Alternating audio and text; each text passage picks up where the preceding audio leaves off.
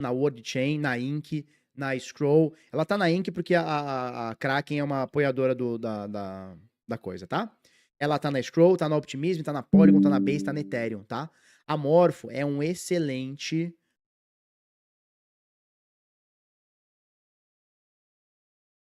Fala, investidor do meu Brasil maravilhoso.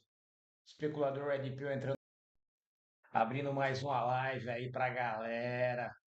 Olha só, vamos ver o que tá rolando hoje. Hoje eu não vou fazer análise não, tá? Ah, a mesma coisa de Bitcoin aí tá aquela tendência de alta, tal, aí dá umas lampejadas, aquela coisa de sempre, né? Vamos ver o que tá rolando, vamos escutar uns besterol aí da postilagem que rola no Brasil. Vamos ver o que tá rolando. E aí a gente vai acompanhando aí a situação, tá? Deixa eu só acertar aqui, né, para começar direitinho. Deixa eu ver aqui,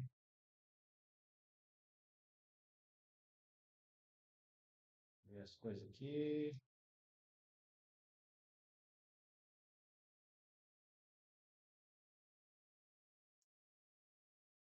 Então, deixa eu ver aqui, o que que tá? Ó, o Bitcoin. Vamos lá, o Bitcoin aqui, rapidinho, né? Quem entrar no vídeo depois aí, vê a análise. O Bitcoin ele chegou lá, ele rompeu aquela região que eu falei, tá vendo? Rompeu a região. Aqui quem tava, ó, foi lá embaixo, pum, aí já sentiu, a galera veio comprando e bum, voltou de novo, tá? Rejeitou, tá vendo? Ele vem rejeitar aqui nos 90 e pouco ele sempre tá rejeitando. Tá vendo aqui, ó? Rejeitou aqui embaixo, rejeitou aqui e já subiu com tudo, tá? Então ele não quer nem para cá e nem também tem força para subir. Então fica nessa aprisionado, tá? Agora já tá meio que querendo cair já de novo, tá? Então vamos ver o que acontece. Se ele vai disparar, eu vou até pôr um alerta aqui, ó, para ficar meio esperto. E parece que vai, tá? Mas vamos ver, vamos ver. Não tem nada certo não, tá? Deixa eu até colocar aqui, ó. Eu vou colocar um break-even. Não precisa arrebentar aqui. Não, aqui embaixo está muito caro. Então, vamos ver aí se ele dispara. Se ele disparar, a gente vai junto, tá? Então, vamos ver, vamos acompanhando. Vai vendo aí a live aí, que você vai vendo aí o desenrolar dele. E o S30 tá fraco, ele vai, volta, vai. Temos algumas operações. Vamos ver se hoje ele dispara aí. Mas ele tá, ó, ele tá meio querendo capengar para baixo, tá? Se ele capengar para baixo, nós vamos junto aí.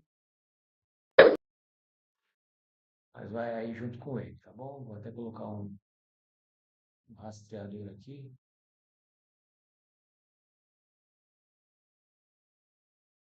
A gente vai junto, tá? E aí os outros a gente, cadê aqui, ó?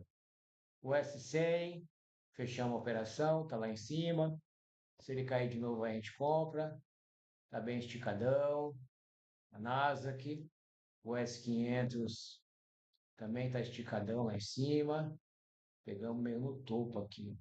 Não quer, equipe não, stop, né? Não queremos perder muito não. Tá, aqui, não quer conseguir voltar, tá muito no topo. Então tá isso, tá? Então vamos acompanhando, vamos vendo aí as besteiradas e a galera falando aí das moedas do milei, né? Só tem golpe também e ver o que acontece, tá? Então o Bitcoin fica por aqui. Se quiser alguma coisa, coloca aí no chat. Beleza?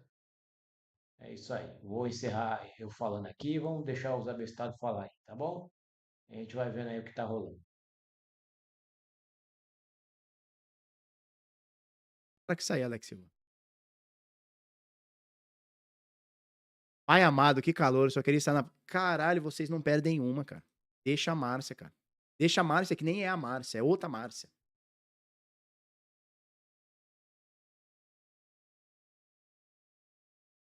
Doutor Cripto Gordaça. Olha lá. Caralho, pior que tá a cara do meu primo Matheus. Idêntico o Matheus. Meu primo. Doutor Cripto Gordaça, se eu tenho cupom para iFood? Não tenho, cara.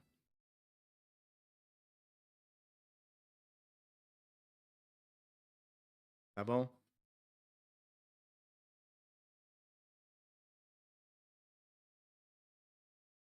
Max Oliveira, pergunta muito boa. Ó, Max, já estragou. Max, tu também estragou meu corte da Fluid, mas tá tudo bem. Para, mas me tira uma dúvida? Tiro. Um endereço que já teve o TXO, agora não tem mais. Se eu enviar um Bitcoin para o endereço novamente, na hora de eu fazer a transferência, vou ser cobrado apenas um virtual byte de transferência? Não é um virtual byte. Você vai ser cobrado o virtual byte por uma UTXO gasta. Sim, sim. Imagina só. Você mandou Bitcoin para uma carteira, tá bom?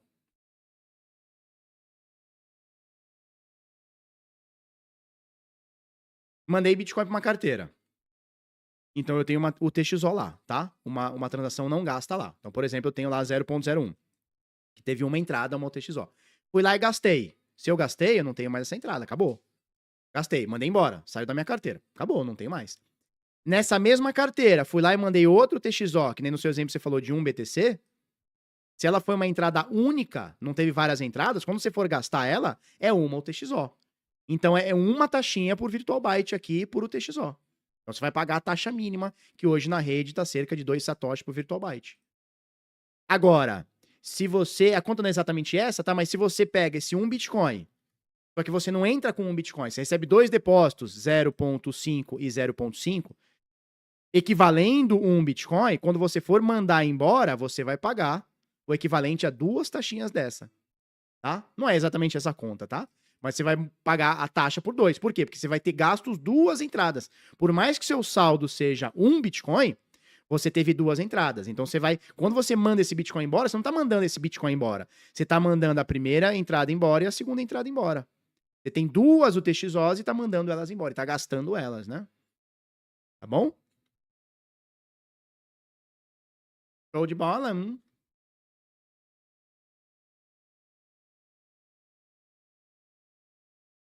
Que isso, não fala assim, fala assim. Tá, vamos voltar aqui na Fluid. Entra aqui, né? Você tem duas opções, o Lend e o Borrow, tá? A parte do Lend eu não entendi bem como é que eles pagam como é que eles pagam para você tomar emprestado mais do que eles pagam para quem emprestar. Eu não entendi essa aba lending, eu preciso estudar isso aqui melhor para entender. Mas, o que eu fiz? Eu hoje de manhã botei uma doletinha aqui, só para fazer um teste. Então eu botei um SDT aqui para fazer um teste, porque, segundo eles estão me pagando um net APR de 9,5% em um SDT. Então eu botei hoje cedo, eu botei exatamente $1, tá? Botei exatamente um SDT e já me rendeu aqui 0,003. Claro, é muito pouco, por quê? Passou 1 ou 2 ou 3 horas aí, né? Desde que eu fiz, e eu botei apenas $1. Então, obviamente, é só pra gente. Só botei aqui pra ver como é que funciona, tá? Mas o mais legal aqui, cara, é quando você usa como a AVE. Então, você vem aqui na aba Borrow, né? Aba de empréstimos. E aí, cara, aí tem sua posição aqui, né? Que eu não tenho nenhuma, mas você tem sua posição. E qual que é o legal? Eles têm 3 redes aqui. Aí eu tava dando uma olhada na rede Ethereum, e a maior parte da galera vai utilizar stablecoin, né? Então a pessoa deixa Ethereum, pega o USDT. A pessoa deixa Ethereum, pega o STC. A pessoa deixa Bitcoin, cadê aqui, ó? Deixa Bitcoin, pega o STC. Hoje tá 6,7%, o que é um juro barato para esse bull market, digamos assim, mas nem de longe é um juro muito alto, né? É muito baixo.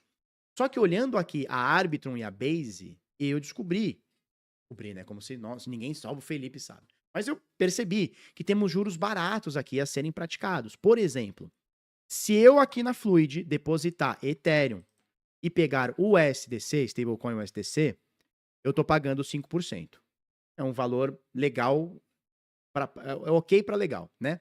Mas, se eu depositar Ethereum e pegar dólar USDT, eu pago 4% na rede Arbitrum.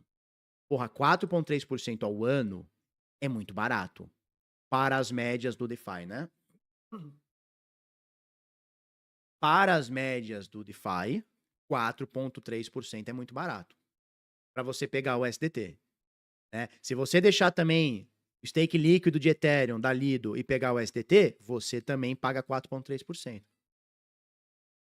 Se você deixar Bitcoin e pegar o SDT, então deixou WBTC pegar o SDT, você também paga 4,3%. Interessante, né? Deixa eu ver se eles têm outro tokenizado de Bitcoin. Eu tinha visto que eles têm o CBBTC. Ah, mas aí é na rede Base. Tá? Então, isso aqui na rede Arbitrum. Achei interessante o APY. 4% é legal.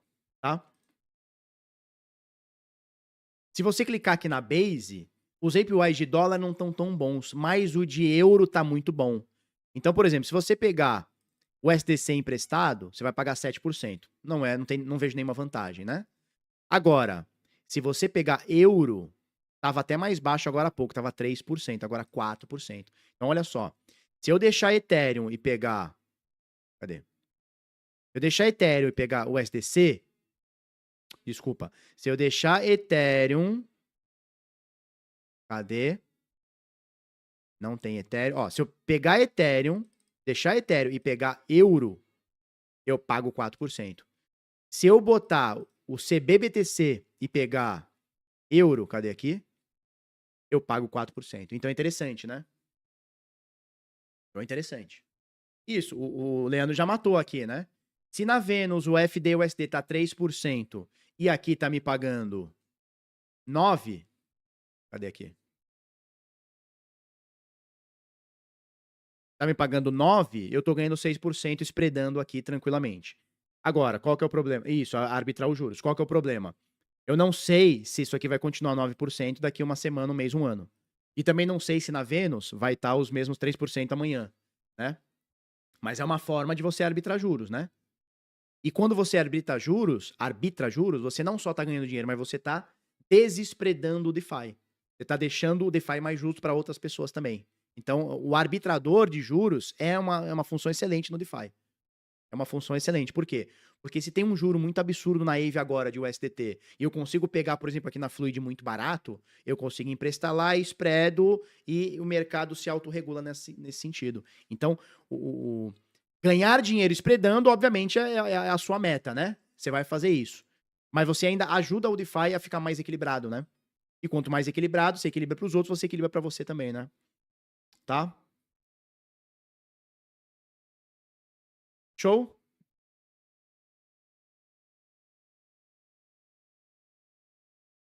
Cadê o Dani Torres? Ah, o Dani tá por aí, né? Tá por aí. Vira e mexe, ele tá aí com a gente.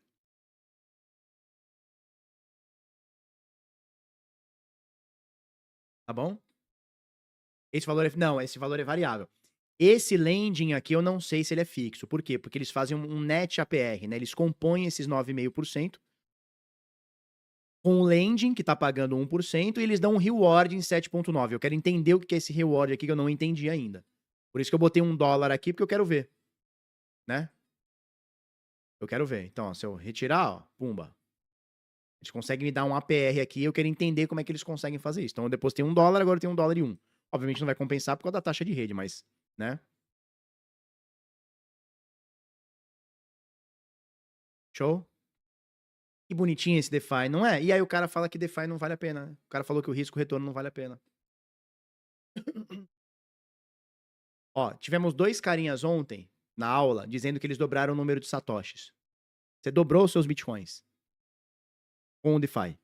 Sabe o que é dobrar seu bitcoin? Você tinha um satoshi, você tem 2. Você tinha um bitcoin, você tem 2. Aí o cara fala que o retorno não vale. Fica ouvindo influenciador que não sabe usar DeFi, aí depois vai vir aqui encher o saco. Barba, DeFi ganha muito pouco. Tô de boa na Itaúsa. É isso aí. É isso aí. Node Lightning ou Bitcoin Core? Por que não os dois? Eu tenho os dois aqui. Eu tenho um Node Lightning e tenho um Bitcoin Core aqui. Ah, caiu a luz, eu preciso até ligar ele. Deixa eu religar ele aqui, a gente abre ele aqui. Liguei meu mini computador aqui.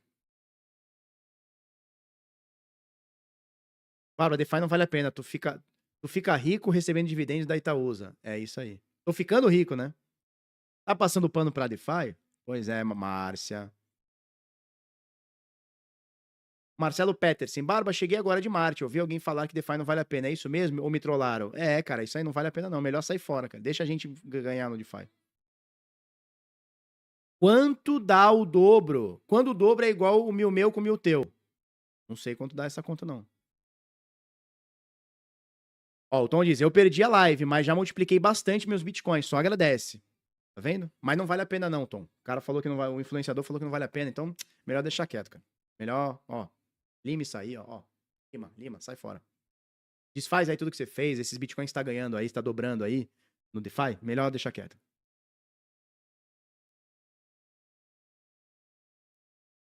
É incentivo da rede pra você pegar ou emprestar por eles. É, mas não é um incentivo em ARB, é um incentivo em USDT, isso que eu queria entender, entendeu? Qual seria melhor? Como assim melhor? Não sei, não sei qual seria melhor. Eu tô te dando uma opção pra você estudar isso aqui, tá? Lembrando que a Fluid é da galera do InstaDepp. Eles têm vários produtos no DeFi e aparentemente muito bons até hoje, né? Para qual a vantagem de ter um nó do Bitcoin? Distribuição da rede, então você está fazendo um bem para a rede. Você tem privacidade para assinar uma transação através de um RPC próprio. E você tem mais privacidade em buscar uma informação dentro da blockchain. Sem contar que você está validando os blocos, né? Então você está fazendo um bem para a rede, né? Mas não tem incentivo financeiro, tá? Não tem vantagem financeira. Barba, ó o Silab Records querendo me pegar na mandinga. Barba, o token pau grosso presta? Não sei, cara. Tira da boca e vê se me fala se presta.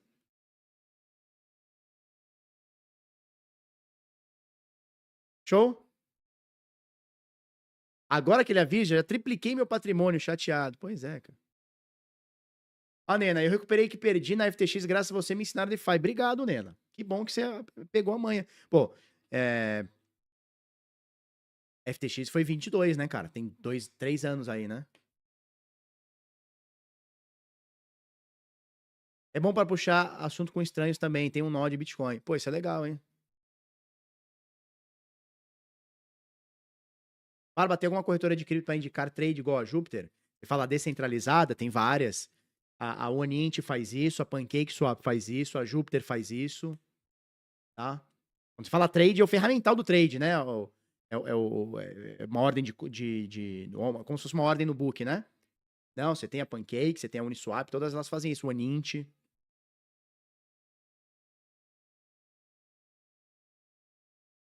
Neymar mete gol hoje, cara. Porra, o jogo, ó, os últimos 2 jogos do Santos foi bonito de ver. Contra o Corinthians, mesmo perdendo. O Corinthians também jogou bem pra caralho, tá?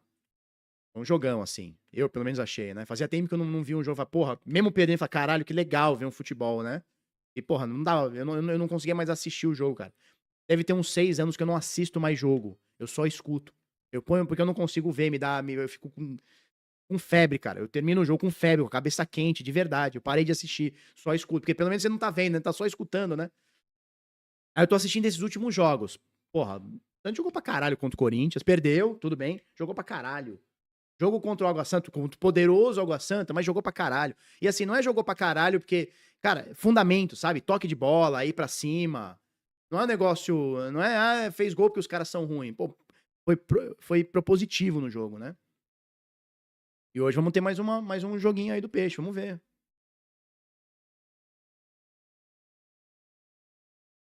A aula de ontem foi gravada? Foi gravada. Já estou subindo, ó. Ó, acabou de me dar de me dar confirmação. Está tudo pronto com o meu vídeo. Gravei hoje, já subi, daqui a pouco já tá lá no nosso coisa, tá?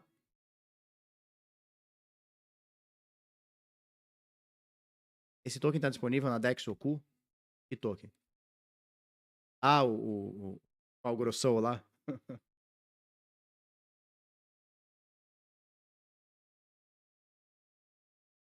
Sai dessa vida, Barba. Neymar e Santos, você tá muito iludido com esse Titanic. Porra, é meu time, cara. Eu vou fazer o quê? Eu vou fazer o quê, cara? É o time que eu gosto, cara. Que eu escolhi, eu vou fazer o quê? Porra. O que eu vou fazer? Vou deixar de torcer? Não vou, cara. Não consigo. Márcia, futebol, Neymar, Larissa, pano, golpe, milei. Caralho, é o resumo da live, né? Se o chat, ó, GPT, resuma esta live em poucas palavras. Ele diria isso, né? Márcia, futebol, Neymar, Larissa, pano, golpe, milei e fluid. Agora tem o fluid, né? Vem pro Vasco, cara. Um dos meus melhores amigos, o Paulo Aragão, cara, ele se fode com esse Vasco. Mais do que eu com o Santos. Ele se fode com esse Vasco, cara. Não, não dá não, cara. O Vasco não dá não, cara. O cara tem que querer sofrer muito.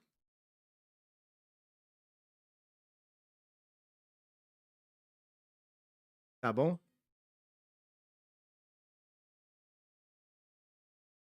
Então vamos pra próxima aqui.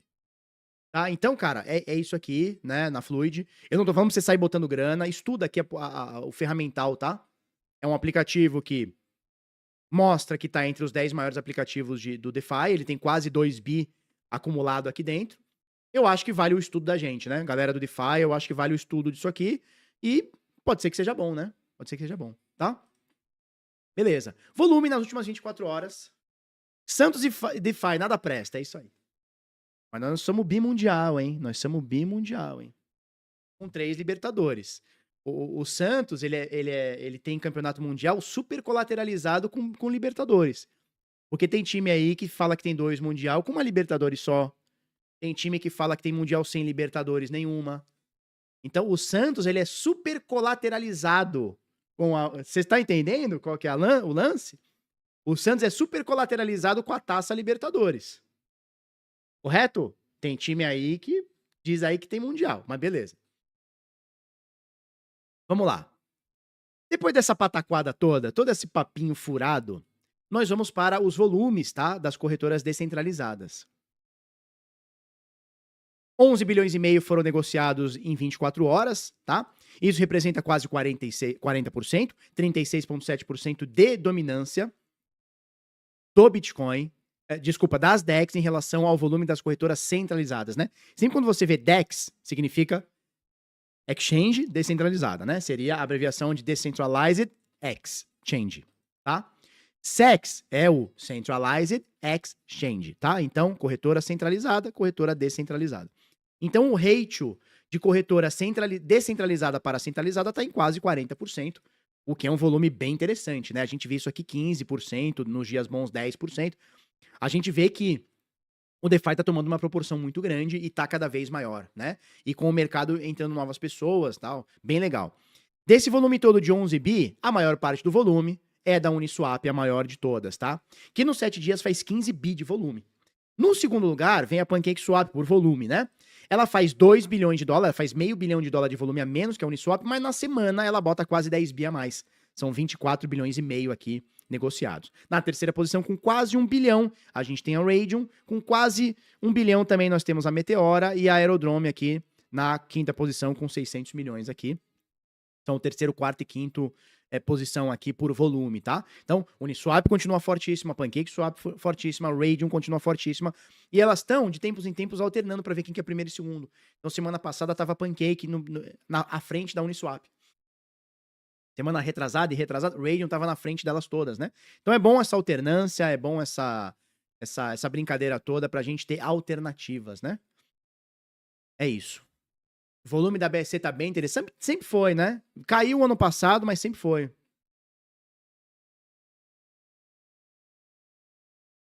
Meu cachorro tá bem, cara. Eu tava vendo ontem que tem plano do sócio rei pra pet, R$ 5. O Dex vai virar sócio rei do Santos, hein? O Dex é a Uni. Ó, olha que legal o Tinder, né? O Tinder do Bitnada. Vamos passar pano pro Tinder aqui também? Mad, eu descobri que te amo. Vamos morar junto? Olha que legal, Mad. Olha que legal. Você, o short term holder, um mural da Larissa Manoela na casa de vocês. Porra, ia ser top.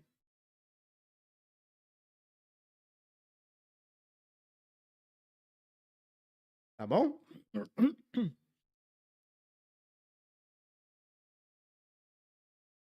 Falando em mini PC, deixa eu ver se religou meu Node aqui.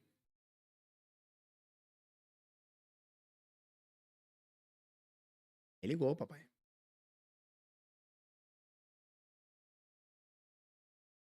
Ó, eu tenho um Node Lightning e tenho um Node Bitcoin. Tô falando isso que perguntaram, né? Dieta da Laé. Olha aí, cara. Aí, umas esfirra atrás. Sabe? Não dá pra fazer o conteúdinho agora, cara. Não consegue fazer teu conteúdo. O cara pegou minhas bochechas e alargou as bochechas. Eu não tenho essa bochecha, cara.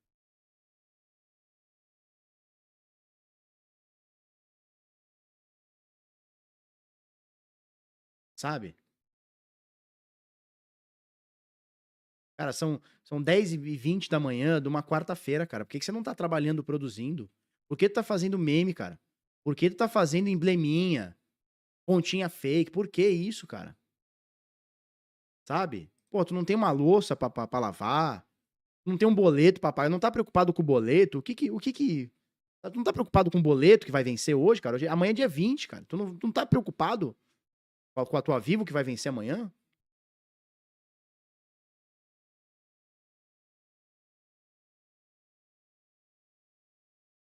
Sabe? Aí fica perdendo tempo fazendo isso, cara.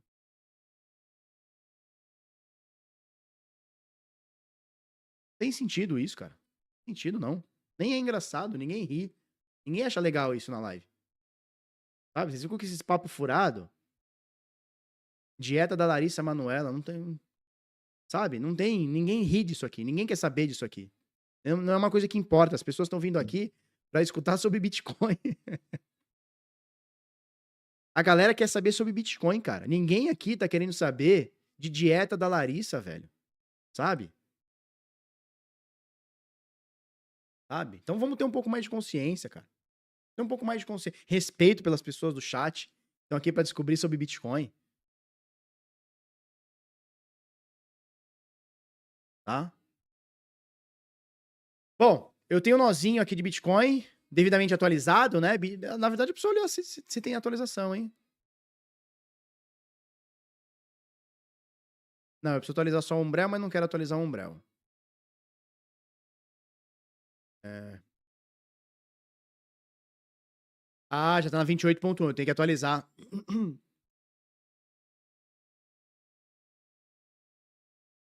Eu tenho que atualizar pra 28.1. Depois eu vejo isso aqui. Tá? Mas tá quase atualizadinho aí, mas independente. Olha, dá pra rodar o DeepSeek. Olha, e o Llama 3 no Umbrel, não sabia. Vou botar aqui pra instalar. Vou botar o DeepSeek aqui pra instalar, depois eu vejo isso aqui. Legal, hein? Deixa ele instalando aqui, tá? Então, perguntaram sobre o nó de Bitcoin. Cara, eu tenho um nozinho de Bitcoin onde ele tá sincronizado com o que tá acontecendo na rede. Eu conecto com mais 10 outros pares, né? Que conectam com 10 outros pares, que conectam com 10 outros pares, ou seja, a gente vai distribuindo as informações da blockchain, tá? Nesse momento temos 3 megabytes na mempool, só isso. Aqui tá marcando 140.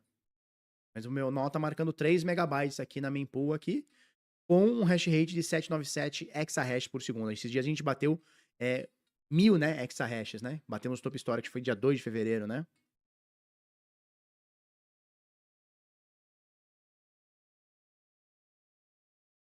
Que papo é esse, Barbas? Eu não sei, cara, que papo é esse dessa galera. Bom, tá instalando aqui. Beleza, depois eu vejo isso aqui. Então falamos do DeFizão nervoso, né? Beleza. Taxas de rede na rede Ethereum estão bem baixas, tá? A gente viu, acho que na segunda-feira, 5 centavos, agora um pouquinho mais alto, 10 centavos, o dobro disso, mas mesmo assim é muito baixinho. Pra quem tá acostumado a transacionar na rede Ethereum, é muito baixinho, né?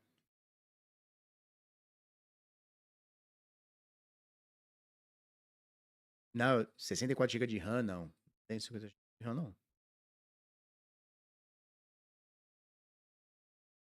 Não tá frouxo nada, cara. Tá direitinho, tá? Então, pra você transferir token Ethereum hoje, um pouquinho menos aqui de 10 centavos. Para você transferir um token RC20 como a USDC, 23 centavos, né? Aí depende também da complexidade desses tokens e tal, mas por volta de 23 centavos. E para você fazer um swapinho lá na Uniswap, 52 centavos. Bem baratinho, né? Já vimos taxas de 18, 20, 30, 50 dólares. 52 centavos tá bem mais atraente, né? Bom, nesse momento temos 3 satoshis por virtual byte para você inserir uma transação no próximo bloco. O último bloco saiu pela via BTC agora mesmo, né? Faz um minuto, com 3.272 transações, tá bom? Ajuste da dificuldade, nós tivemos dia 23 de fevereiro, vamos ter dia 23 de fevereiro previsto, né, para dia 23 de fevereiro, daqui 3 dias, e nesse momento a gente vai baixar um pouquinho a dificuldade da rede, só que ainda tem 3 dias, muita coisa pode acontecer. Lucas Silva e Silva, né, onde tudo pode acontecer, quem lembra disso? Barba, você está recebendo meu superchat? Deixa eu olhar aqui, recebi, ó. Juliano Martins. Barba, você está recebendo meu superchat? Acabei de receber seu superchat. Tô recebendo seu superchat. Tá? Aqui tô recebendo. Juliano Martins, teu cu de patins. Não fala assim do Juliano Martins, cara. Fala assim. Cara legal.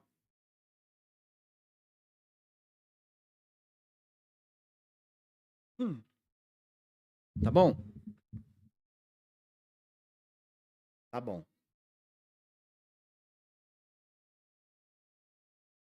Então vamos lá, vamos pra próxima. Ó, carteirinhas na Protege Coin. Aproveita, tá? Pronta entrega. Monkey Classic. Aproveita. Ainda está pronta entrega, mas já tá acabando. Vocês estão comprando muito. Essa paradinha aqui, ó. Seed de metal pra proteger tua carteirinha. Tá bom? Teu saldinho. Tá bom? Beleza. Cara, gráfico do Bitcoin. Eu vou passar direto como a gente fez nos últimos dias. Não tenho o que fazer aqui, né? Não tenho o que falar. Não tenho o que ficar enchendo linguiça aqui. Estamos segurando em 0,236, tá? Na faixa aqui de 96 mil dólares. Ontem caiu para 93, logo voltou. Esses dias caiu um pouquinho abaixo, logo voltou. Estamos aqui, cara, na região de topo histórico e é isso. Não tem muito o que encher linguiça aqui. Né? Tá segurando em 236. Se por acaso der um repique, a gente pode vir a 86 mil dólares. Não descarto essa ideia. Tá? Não descarto, como a gente já chegou próximo em 89. Então 89 para 83, 86 não é muita coisa. Mas é isso. Não tem muito que encher linguiça. Tem que esperar os próximos movimentos do Bitcoin. Seja ele para cima, seja ele para baixo. Vamos ver o que acontece, tá? E aí, se a Márcia permitir, eu vou entrar na notícia. Eu vou falar muita coisa sobre o Javier Milei, tá? Vou falar muita coisa, vamos trazer vídeo, vamos trazer denúncia, vamos trazer muita coisa. Se você não quer ver sobre esse assunto, cara, hora de dar tchau, Teletubby. Mas nós vamos trazer esse assunto. Vou falar da XRP também, tá? Mas antes, eu quero falar essa notícia, né? Uma maguinha. O negócio é tão feio, cara. Que os caras mandam isso aqui pra mim, ó. O cara manda isso aqui pra mim, ó. Imagem bucho. Sabe? Cara. O cara tá aqui incansavelmente no mercado de alta, no mercado de baixa, tentando trazer conteúdo pra você. E aí tu vem com esses papos pra mim. Como é que eu explico pra minha filha? Como é que eu falo, filha, isso aqui o cara fez pensando no papai. Como é que eu explico? Causa trauma, cara.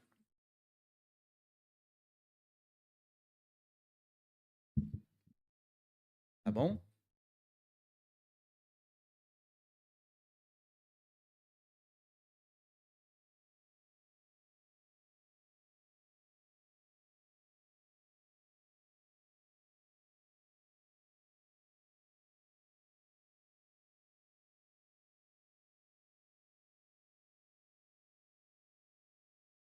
Ó, o Thiago diz, acabei de fazer uma loucura aqui. Acabei de comprar Bitcoin sem ter Bitcoin. Isso é foda, hein, Thiago? A hora que você aprende a fazer isso, fudeu, né?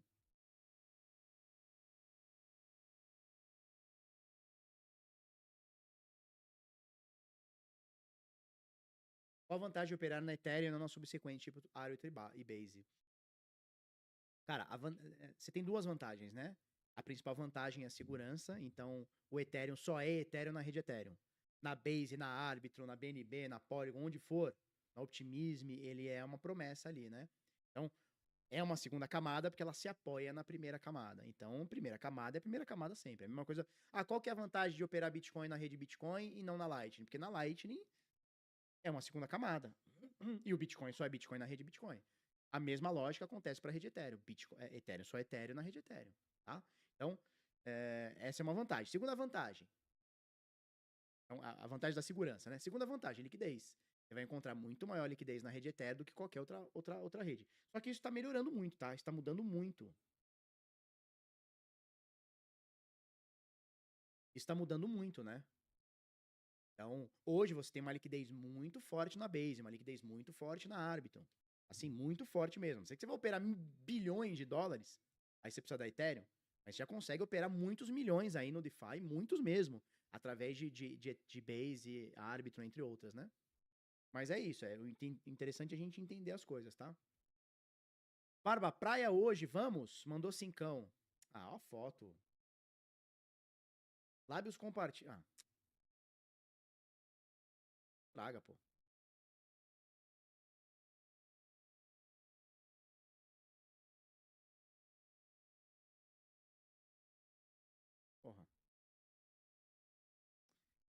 Vamos lá, deixa eu tomar uma água aqui.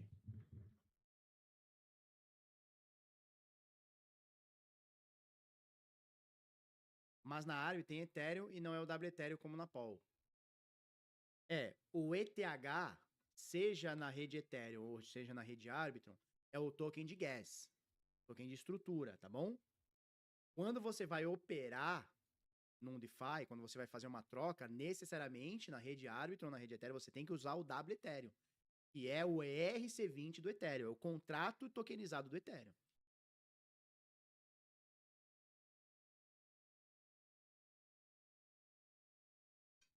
Não vi, Alex Brito, é verdade? A Coinbase postou a Proof of Reserve do CBDC? Não vi. Não vi, legal.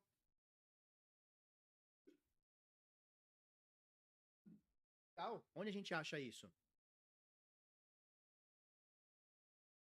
Abriu aqui o Open Llama. Depois eu abro aqui, não sei se vai ter informações sensíveis aqui.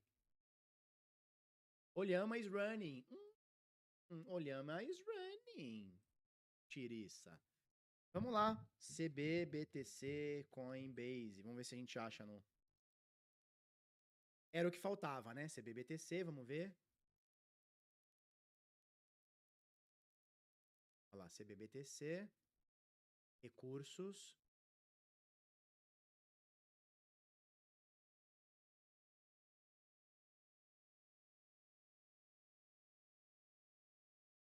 Cadê?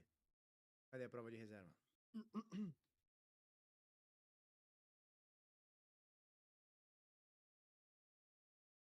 Bom, aqui no site oficial do CBBTC não tem. Pelo menos aqui não tem. Pode ser que eles tenham publicado em outro lugar e ainda não atualizaram essa página aqui, mas aqui na página oficial do CBBTC não tem. Tem um link do X, vamos lá, x.com. Eu ia direto lá, mas achei que os caras teriam colocado aqui primeiro, mas vamos lá. Coinbase, é na Base ou na Coinbase? Vamos ver a Base primeiro.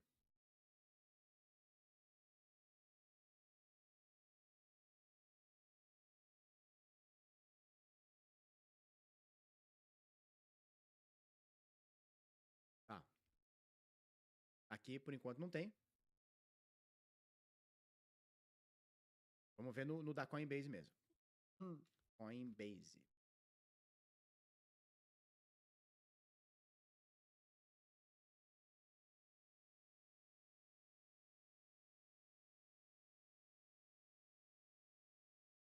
Ah, aqui, ó. Prova de reservas do CBBTC is now live. Deixa eu até já salvar esse tweet aqui. Quero olhar isso aqui com calma depois. Mas vamos ler isso aqui.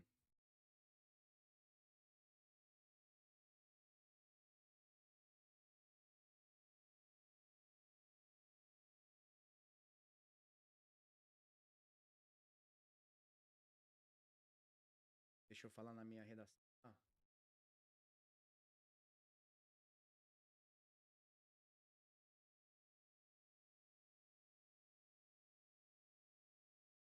Vamos lá.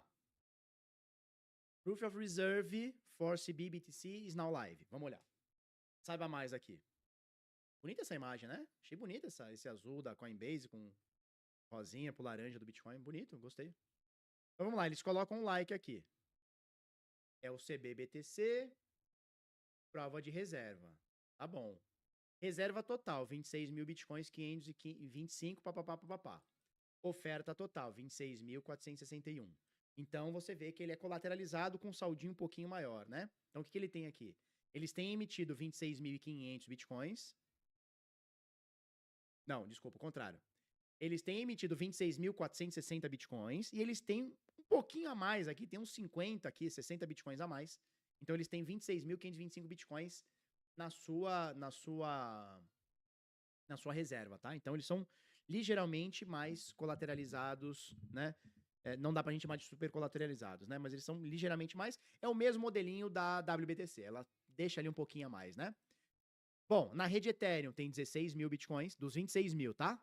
16 mil tá na rede Ethereum, na rede Base tem 7.600, na Solana tem 2.500 e na Arbitrum ainda tem 51, começou agora, né?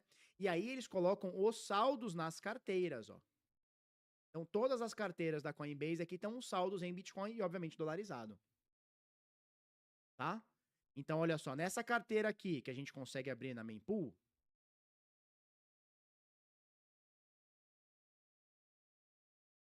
essa carteira da Mempool, eles têm 690 bitcoins com um saldinho de 12,07. É o que eles dizem aqui? 690, aqui é redonda, né?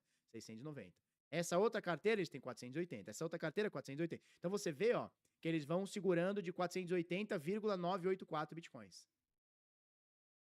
Por qual motivo? Não sei. Às vezes o Brian Armstrong gosta desse valor aqui, 480 mil. 480,984. Jogar no bicho, hein? 480,984. Então você consegue olhar. Então, aleluia, né? Soltaram, era uma coisa simples de fazer. Vamos ser sinceros? Isso aqui era muito simples de fazer, né? Podia ter no D0, né, turma?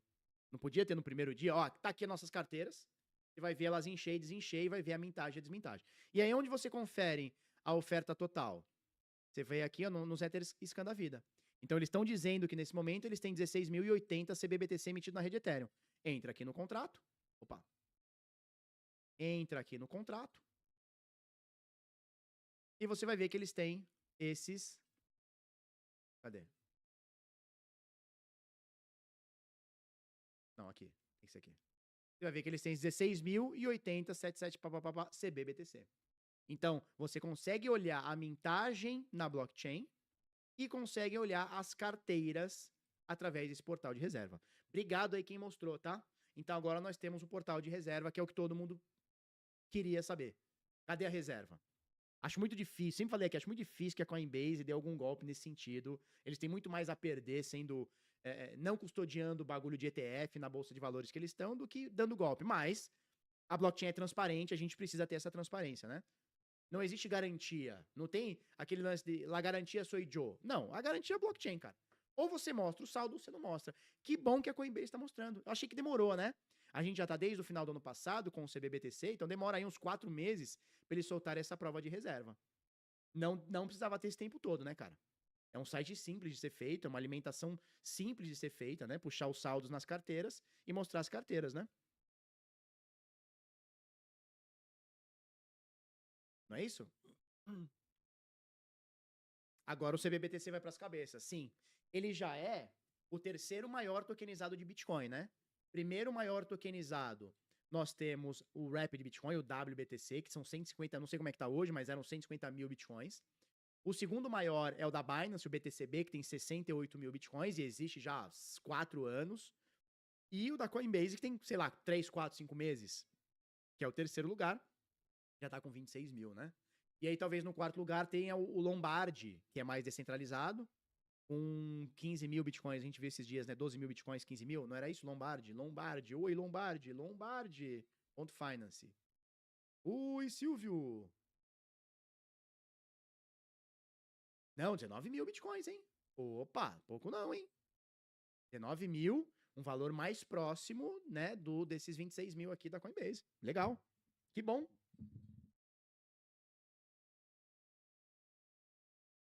Claro, eu comprei uma Ledger Flex por R$ 600. Flex, o que é leal? Que é gasolina? E paguei 1.600 de taxa, ICMS. Olha só, se tivesse comprado com a gente, teria uma carteira melhor, código fonte aberto, ia pagar R$ 900 e ia estar na tua casa. Que loucura, hein? E nem é flex, é bateria e Bluetooth. Não tem álcool nem gasolina, é bateria e Bluetooth.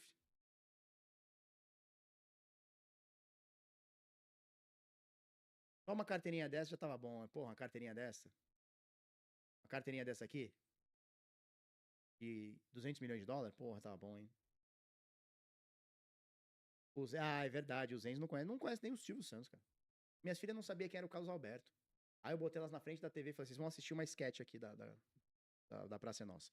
Não é possível que uma pessoa passe na vida e não saiba quem é Carlos Alberto, quem é Praça é Nossa. Não, isso não existe.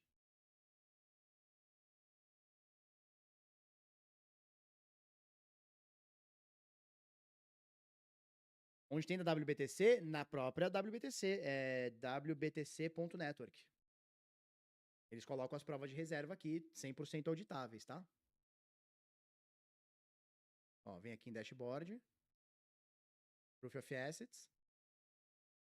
E você vê as custódias nas carteiras.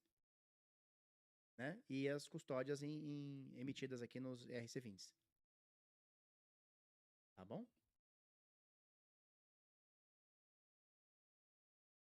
Marília, Memphis Depay, MC Rariel, falando com as favelas. Mandou R$2.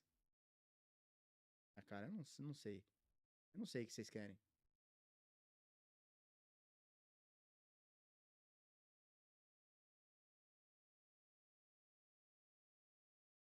Eu não sei o que vocês querem, cara.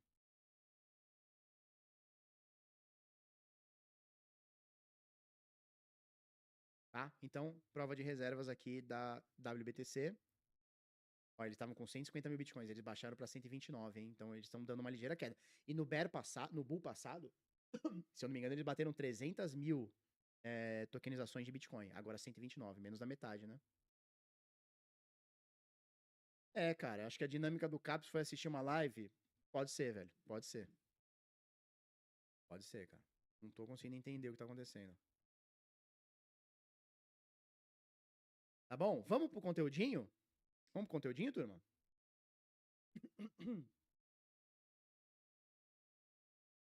Vamos?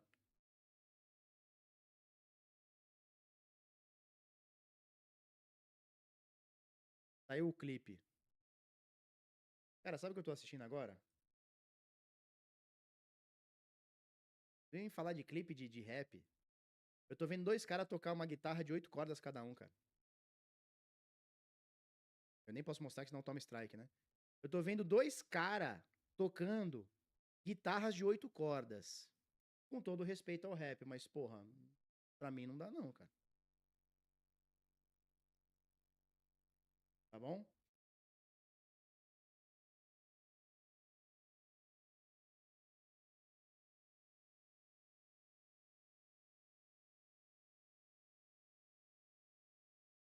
Vai falar do seu exame do pro... Não, já falei, cara. Já faz tempo isso aí.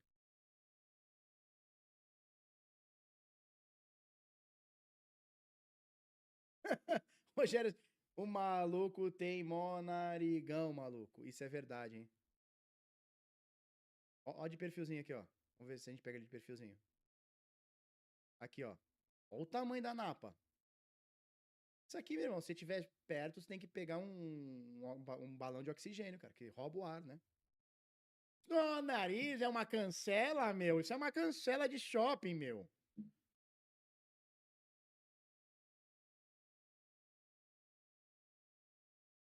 Tá bom?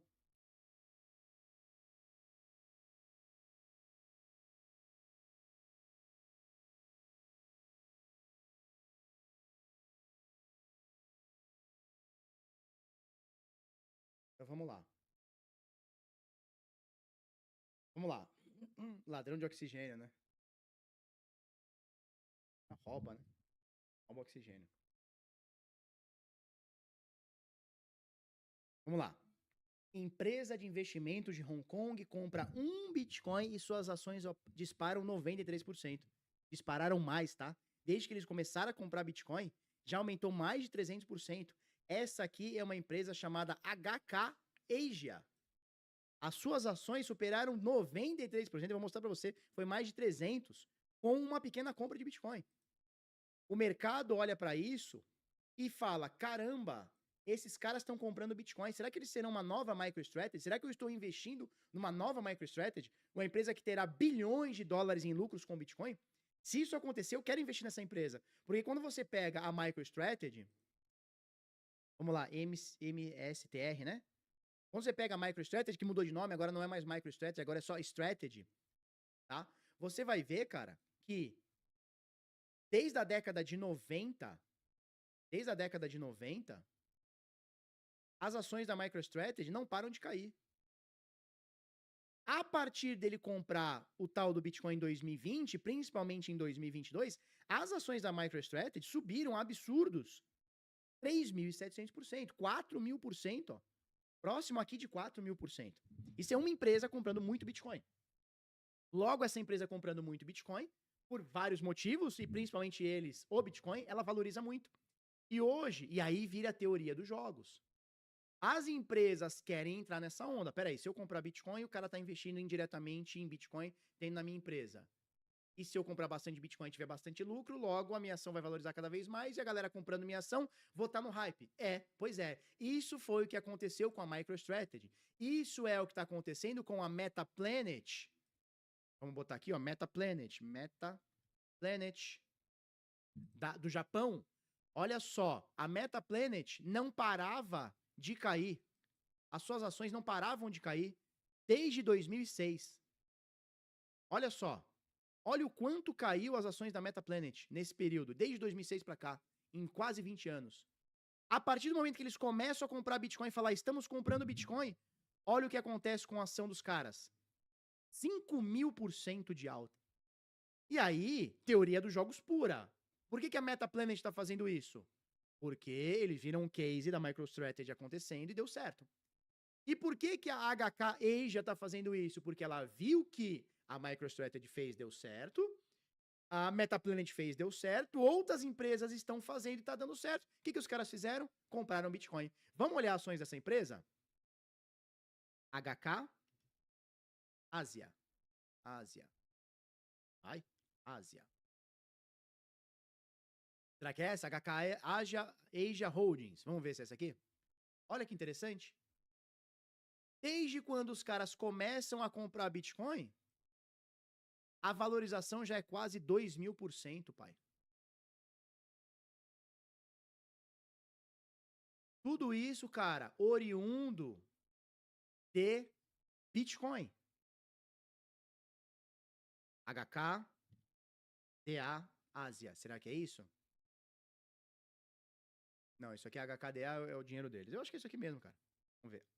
HK, Ásia.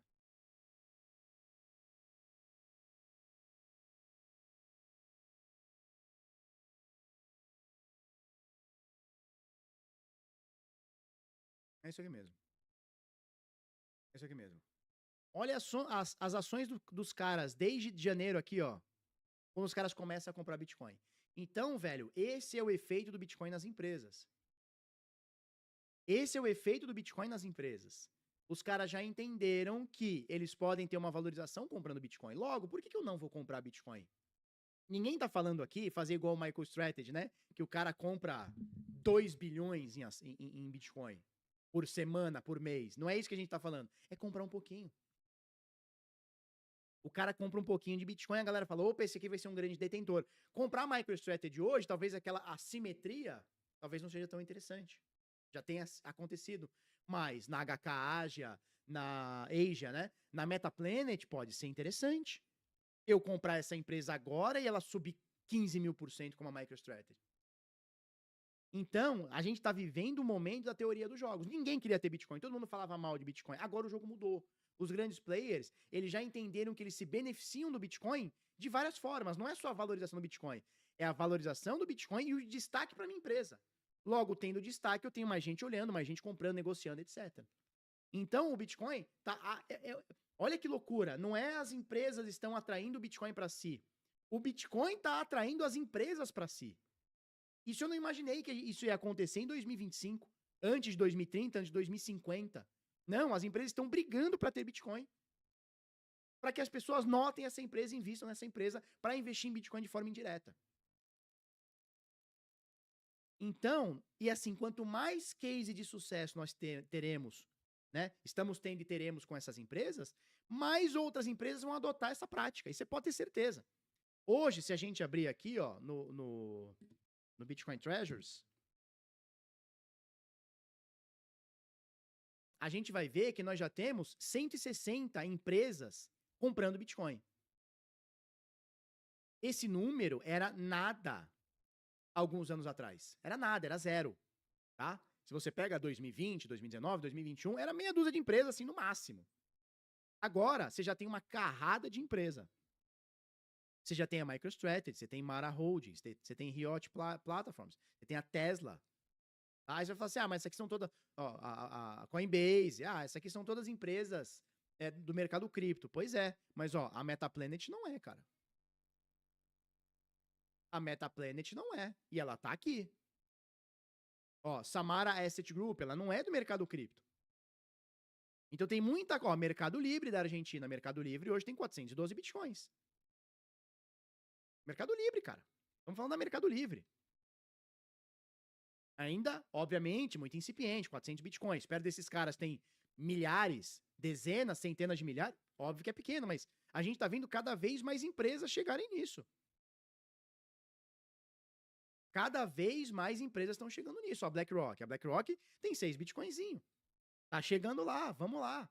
Né? Então hoje, ó, a Reddit tem Bitcoin. Então hoje, cara, nós temos 160 empresas comprando Bitcoin. Daqui 10 anos, nós vamos ter, sei lá, 16 mil empresas comprando Bitcoin. Nós vamos ter banco comprando Bitcoin. País comprando Bitcoin. Como El Salvador. Como Estados Unidos, se aprovar a reserva estratégica lá de Bitcoin. Como o Butão comprando Bitcoin. Como outros, o Brasil aqui, cara. Brasil, a gente tem um deputado querendo fazer uma reserva estratégica de Bitcoin. Deputado brasileiro, chama Eros Biondini, de Minas Gerais, deputado federal. Ele quer trazer uma reserva estratégica de Bitcoin pro Brasil. Então, nós estamos vivendo a era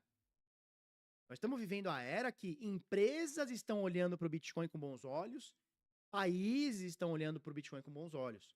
E a gente era quase que inimigo dessa galera, ou melhor, essa galera era inimiga do Bitcoin, né? Era inimiga da gente. Não se falava em ter Bitcoin, empresa ter Bitcoin. Como assim, cara? Eles querem ter dólar, eles querem ter ação da empresa, eles querem ter tesouro direto. O governo é a mesma coisa. Como assim o governo vai adotar Bitcoin? Você tá fumando bosta, Felipe? E falar 5 anos atrás pra mim que um governo ia adotar Bitcoin, eu falo, cara, para de sonhar, cara. Nem no maior sonho Bitcoin isso vai acontecer. Essa adesão, essa adoção. Não vai acontecer. E tá acontecendo. Então o Bitcoin, cara, não é que ele é contra tudo e contra todos. Ele é o seguinte, se a empresa, se o país não a adotar, que seja minimamente, vai ficar para trás. Isso chama-se teoria dos jogos. E quanto mais para trás você fica, mais o seu concorrente cresce, seja um país, uma nação, seja uma empresa. Então a gente está começando a ver um monte de empresa comprar Bitcoin, um monte de ETF comprar Bitcoin, um monte de fundo de pensão comprar Bitcoin, um monte de país comprando Bitcoin, banco comprando Bitcoin, produto de Bitcoin. Não se fala em outra coisa, cara. No mercado financeiro. E os caras já entenderam que se eu comprar Bitcoin e deixar no meu balanço e deixar público isso, claro, a minha ação sobe. Teoria dos jogos. Todo mundo vai começar a fazer. E aí nós vamos ter uma bola de neve pro Bitcoin. Agora eu quero a tua opinião. Tu acha que isso é benéfico pro Bitcoin? Empresas, países, bancos terem Bitcoin? Isso é benéfico pra moeda ou você vê isso com olhos de preocupação? Quero a tua opinião. Fala aí pra mim.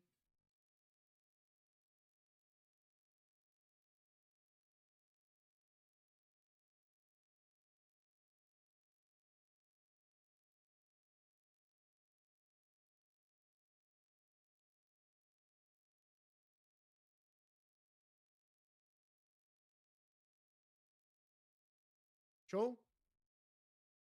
Cara, agora nós vamos falar mais um episódio. Lembra que na segunda-feira eu falei pra você? Isso aqui vai dar pano pra manga? Pois é. Não falei pra você que não ia parar naquilo? Não era só um golpinho, ah, moedinha. Não falei pra você que não ia parar? Parece que o buraco é muito mais embaixo. Márcia, posso, Márcia? Tô autorizado ou não?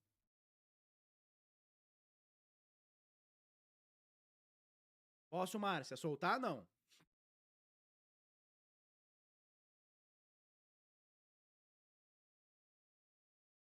Márcia.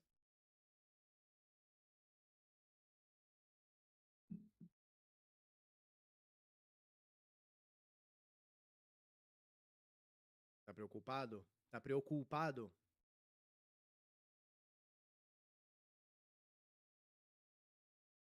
Então vamos lá.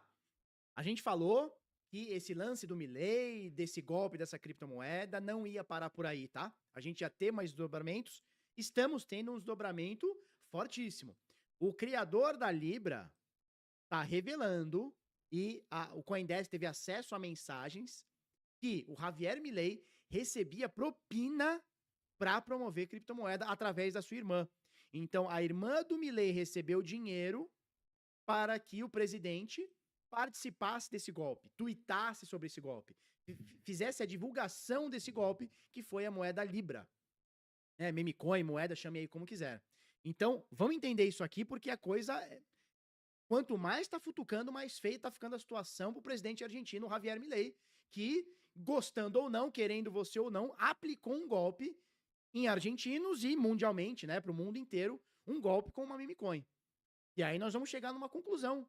Se ele fez querendo, fez sabendo ou foi só um inocente? Né? E aí muita gente fala, porra, inocente não chega na presidente. Bobildo não chega na presidência de um país. Já imaginou o quão difícil é você se eleger presidente? Pois é, nós vamos trocar uma ideia. Então vamos lá. O escândalo da criptomoeda Libra ganhou um novo capítulo. O co-criador da moeda digital, o Hayden Davis, mostramos esse carinha ontem, afirmou em mensagem de texto que comprou influência sobre o presidente argentino Javier Milei. Nós vamos falar, inclusive, da denúncia parecida com isso, ou que corrobora com isso, do carinha da Cardano, Charles Hoskinson, que é o dono da Cardano, digamos assim, né? O desenvolvedor da Cardano, que foi também fundador do Ethereum. Segundo o Hayden Davis, ele enviava dinheiro para Karina Milei, irmã do presidente e figura influente no governo, garantindo que o líder assinasse qualquer decisão desejada. Isso aqui, turma, porque a turma falava até segunda, terça-feira, né, domingo, a turma falava, não vai dar nada pro Milei, não vai dar impeachment. Cara, se isso aqui se confirmar, não só ele será empichado, como ele será preso, porque isso aqui é crime. Receber dinheiro e ter uma posição como um presidente para aplicar um golpe, cara, é uma coisa criminosíssima, tá? Em mensagem revisada pelo CoinDesk, Davis se gabou de ter controle sobre Milei. Em dezembro, ele escreveu, aspas, envio dinheiro para a irmã dele e ele faz o que eu quero. Karina Milei e Davis não responderam aos pedidos de comentário sobre a acusação da CoinDesk, tá? Olha só, o caso adiciona uma nova dimensão à investigação de corrupção sobre a promoção do Libra. Milei chamou atenção para a criptomoeda no dia 15 de fevereiro, apresentando-a como uma inovação para financiar pequenos negócios na Argentina. Entretanto, documentos sugerem que o presidente pode ter promovido a Libra sob influência financeira de Davis. Aí não dá, né? E aí, cara, a coisa fica feia, tá? Eu até peguei aqui uma mensagem do Gonza, tá? Uma thread do Gonza. Ontem, o Javier Milei fez uma entrevista com esse doidão, tem o nome do canal aqui, chama como é que chama? Todo Notícias, tá? Que é lá da Argentina. E ele fez uma participação e na entrevista ele fala, né? Ele fala sobre o token e tal. E, cara, a entrevista é muito ruim, né? Porque ele fala, não, eu não sou... Eu não divulguei nada, eu sou economista, né? Eu não falei como presidente, falei como economista. Aí o cara rebate, né? Ele fala, mas no teu X não tá escrito economista. No teu X tá escrito presidente na bio. Então você fala como um presidente. Se você quisesse um perfil de economia, né? Porra, faz um perfil escrito Javier Milei, economista. Aí, beleza. Mas não, ele fez como presidente. E outra, a figura da presidência supera qualquer coisa, né? Eu não importa o que ele é, se ele é comunicador, se ele é empresário, o presidente é presidente. Ninguém fala do Donald Trump como assim, ah, não, o empresário da rede de hotéis. Não, é o presidente dos Estados Unidos. Porra, o que ele fala como influência de um presidente. E não como um empresário, um dono de hotel, não sei o quê. Concorda, turma? Enfim, e aí, você pega aqui a entrevista, tem trechos dessa entrevista que tá aqui no Gonza, depois segue ele lá, ó, onde você tá vendo isso aqui? O assessor pausa a entrevista em momentos de apuro e ele cochicha nos ouvidos do Milei. Então, cara, complicado, tá? E aí, eu quero botar o texto aqui, deixa eu pausar minha música aqui, eu quero botar... Que isso, cara, que cara bonito. E aí eu quero botar um texto, que é esse aqui, ó. A gente entendendo um pouquinho de portunhol, a gente chega lá, tá? Olha o que a tia fala aqui. Están difundiendo los mensajes que mostró que accedieron distintos medios, o sea, incluso medios argentinos están accediendo los mensajes del creador de Libra, en donde... Aqui a tia tá falando sobre as mensagens do criador da Libra, que é aquele Hayden lá, né? El propio creador de Libra dice que controla a Milei. Ó, o criador da Libra diz que controla a Milei. Que él tiene el control del presidente. Olha só. Eu controlo o presidente. Ele usa outra palavra, né? Ele usa uma palavra feia aqui. Eu controlo o presidente e isso é foda.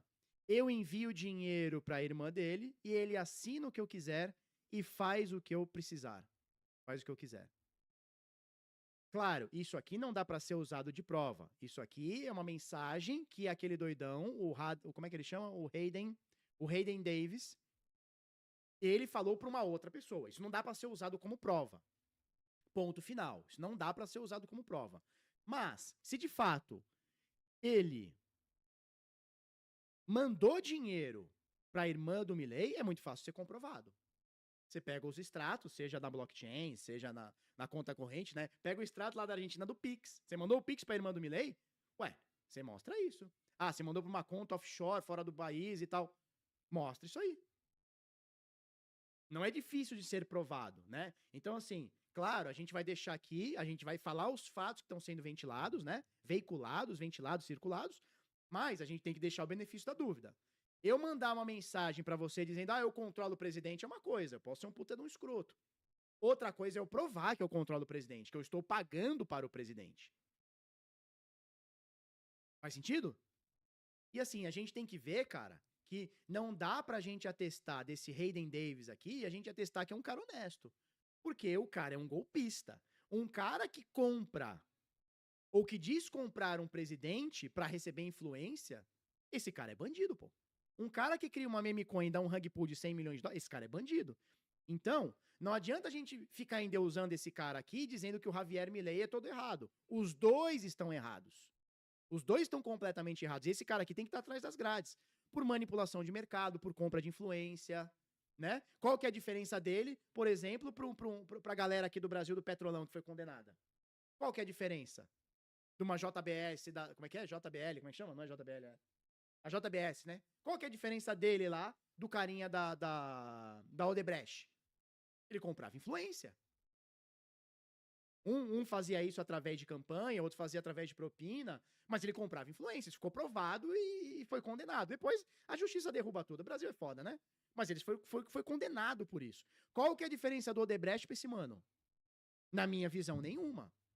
Na minha visão, nenhuma. A Odebrecht tinha, e as outras empresas tinham a finalidade de lesar os brasileiros, ou seja, o brasileiro pagando imposto e eu ganhando dinheiro, e pagando propina pro governo, e a gente vai perpetuando essa parada. E o Hayden Adams, desculpa, o Hayden Davis, né? Hayden Adams é da Uniswap. Esse Hayden Davis é tão bandido quanto. Ele comprava influência do presidente, segundo ele, a gente precisa ver se isso é verdade, pra poder lesar a galera. Aí não dá. Então, pra mim, é bandido igual. Então, não dá pra gente falar que a palavra de um bandido, ela tá, né? Ele tem que provar o que ele tá falando. Ele tem que provar o que ele tá falando. E aí, cara, provando que ele é um bandido, olha só, depois da Argentina, eles já estavam com um plano pra ir até a Nigéria. Eles queriam fazer mais um token desse na Nigéria, ou seja, eles fizeram o Trump e o Melania, deu certo, eles vieram para a Argentina, segundo ele, comprando influência. Deu certo porque eles roubaram 100 milhões de dólares, mas o golpe deles deveria ser muito maior, acho que eles iam puxar muito mais dinheiro com isso. E eles já estavam querendo ir, cara, pra Nigéria. Fazer a mesma coisa lá. Será que comprar a influência do presidente lá? Não sei. Será que ele ia querer depois ir pra El Salvador? Porque você vai ficando forte, né? Você vai ficando forte entre os presidentes, né? Pô, você vira o... Então, assim, cara, esse cara é bandido. Esse cara roubou a galera, né? Deu golpe na galera utilizando o presidente da Argentina e já ia, de alguma forma, tentar utilizar alguma influência na Nigéria. E provavelmente depois ia pra El Salvador, ia pra outros países também. Só fazendo dinheiro e dando golpe na galera. Então esse cara aqui é bandido, cara. Esse Hayden Davis é bandido. Agora, isso aqui que ele tá falando, essas mensagens aqui que ele tá falando, que foi vista pela CoinDesk, estão nesse momento transmitidas aqui pelo Todo Notícias lá na Argentina, isso aqui precisa ser apurado. Porque chegar e dizer pra você, eu controlo o presidente, é uma coisa. Outra coisa é, cara, manda os extratos. É muito simples. É muito simples, manda os extratos. Né? Manda aí a documentação e nós vamos averiguar. Nós a polícia, óbvio, né? Eu não tenho nada a ver com isso. Mas a galera vai averiguar. E se for verdade, cara, Milei não será só empichado, como ele será preso, cara, porque isso é um crime muito forte. No Brasil, que os caras conseguiram segurar, aconteceu a mesma coisa, o Lula foi preso.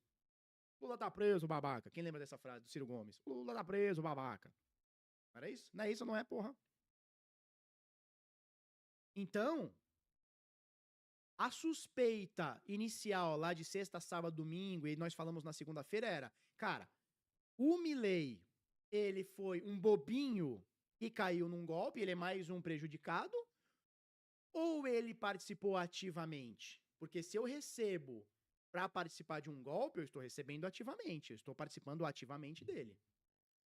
Concorda ou não? Vou deixar ressalva aqui mais uma vez. Carece de provas. Falar até papagaio fala.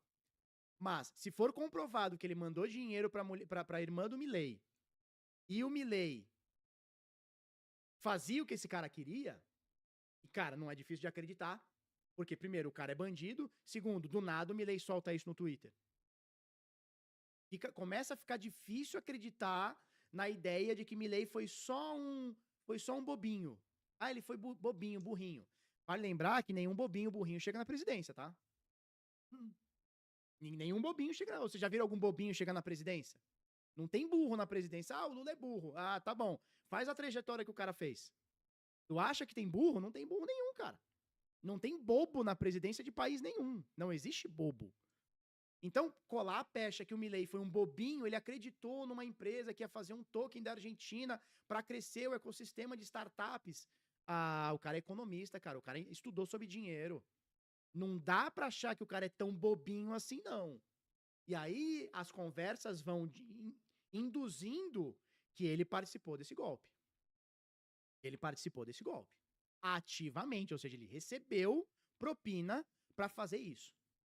Porque, veja, existe a possibilidade dele falar, cara, tem um projeto legal aqui que vai crescer as startups no país, eu vou impulsionar, porque, porra, é importante para mim impulsionar coisas no meu país. Isso é uma coisa. Mas se o cara tá recebendo dinheiro, não é o caso. Se for provado que ele ou a irmã dele, ou algum assessor recebeu dinheiro, aí a coisa fica diferente. E aí, cara, você pode falar, porra, esse Hayden aqui, ele é bandido, então tudo que ele tá falando tem que ser desconfiado e é mentira. Também acho que tem que ser desconfiado. Mas aí nós temos essa notícia aqui, ó, que vai meio que corroborando com as ideias. Olha o que ele fala. Matéria do Livecoins. Fundador da Cardano acusa a equipe de Milei de cobrar dinheiro para se reunir com o presidente argentino. Então, veja, uma coisa é o bandido falar, outra coisa é o Charles Hoskin. Você pode achar o que você quiser dele. Mas bandido esse cara não é. Pode falar, ah, ele fica caçando OVNI, ele não é legal, ele é feio, ele é cabeçudo, beleza.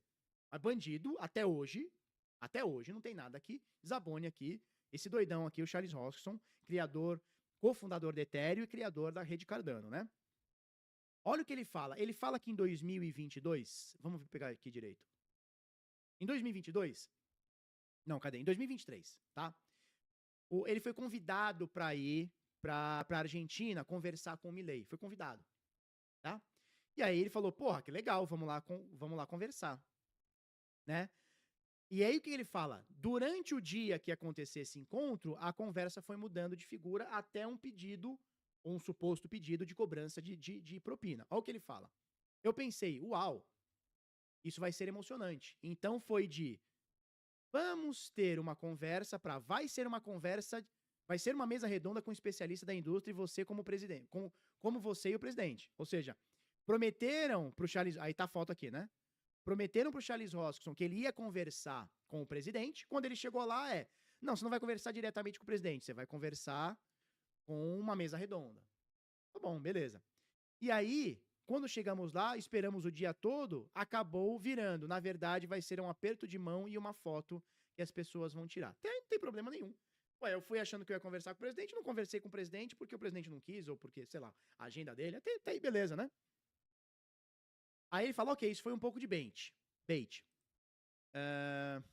Queríamos entender se havia alguma oportunidade de parceria público-privada, porque eu vejo a Argentina como um mercado de trabalho. Continua aspas aqui para o Charles Hoskin, tá? Na verdade, não precisávamos de nenhum acordo com o governo argentino. Estávamos apenas curiosos para saber o que o Milei queria fazer. Ou seja, o Milei convidou eles, né? A produção do Milei, né? Convidou. Então, ao longo do caminho, encontramos várias pessoas que diziam, ei, sabe, se você nos der uma ajudinha, conseguimos uma reunião para você. Coisas mágicas podem acontecer. Então, olha o que o carinha da Cardano tá falando. Bom, eu fui convidado como o dono da Cardano, né? Uma das maiores criptomoedas e maiores redes do mercado. Fui convidado para falar com o presidente argentino, que já tinha histórico de Bitcoin, blockchain, melhorar as coisas, né? Ou ser mais, sei lá, positivista, né? Na questão cripto. Eu fui convidado, eu fui. Chegou lá, pra falar com ele foi um aperto de mão. E as pessoas, segundo ele, assessores, né, diziam o seguinte, ó, se você quiser falar com eles, tem que molhar minha mão. Então, cara, se isso for... E assim, beleza, você pode não acreditar nesse carinha aqui, no Hayden Davis. Você pode não acreditar no Charles Rosson, mas assim, são duas pessoas distintas que não têm ligação nenhuma falando uma coisa meio parecida, ó, propina pra falar com ele, propina pra ele postar alguma coisa. Então, sabe aquele lance de onde tem fumaça tem fogo? Sabe aquele lance de onde tem fumaça tem fogo? Onde tem fumaça pode ter fogo. E as autoridades agora investiguem. E se chegar no Milei como presidente, cara, vai ter que bater palma. Porque o cara com a máquina na mão, um baita de um país na mão, o cara vai ser empichado e possivelmente preso por conta de um roubinho de meme coin. Olha que merda. Olha o que significou a presidência argentina. Olha que merda. Quer dizer, a Libra vai ser o Fiat Elba, né, do Collor, né, do Milei. Será que é isso, cara? Porque, veja, a Libra, os caras roubaram 100 milhões de dólares. 100 milhões de dólares ficou pra galera da Libra toda. O Milei, se ele levou dinheiro, ele levou percentual disso. 10%, 20%, 30% disso. Estamos falando de 10, 20, 30 milhões de dólares que ele recebeu. Cara, a gente viu presidente ser preso e presidente ser empichado aqui no Brasil com valores bilionários. Porra, o Milei tá sendo garotinho, tá roubando pouquinha coisa, cara, tendo um país na mão. Então, cara, é assim, é uma história que é muito estranha, tudo é muito estranho, né? Porra, é quase que uma piada, é um meme, né? Você falar que um presidente soltou uma meme coin pra dar golpe na galera, é uma piada, né? Não é uma piada, é quase que uma piada isso. Me soa como uma piada, é uma esquete de humor. Um presidente dando golpe através de meme coin na Solana. Agora, o mercado cripto, ele em poucos meses, se isso acontecer, né, se de fato o Milei for empichado e tudo mais, a gente precisa dessas coisas mais provadas, né? Eu também acho que não faz sentido, mas não faz sentido, foi juvenil, foi ganancioso demais, excesso eu sou foda e ninguém vai me pegar, não sei.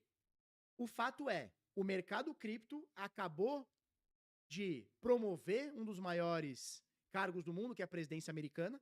Então, o Bitcoin, o mercado cripto, ajudou o Donald Trump a ser eleito e possivelmente, então a gente viu isso, né? O Bitcoin, o mercado cripto, ajudando um presidente a ser eleito. A maior nação, economicamente falando, tá? Que é os Estados Unidos. Não é pouca coisa. E possivelmente a gente vai ver o mercado cripto, aí não tem nada a ver com o Bitcoin, mas o mercado cripto em si, derrubando um presidente em tão pouco tempo. Cara, isso chega a ser bizarro, né? Isso chega a ser bizarro. E aí eu quero sua opinião, né? Quero sua opinião. Eu quero entender a sua opinião.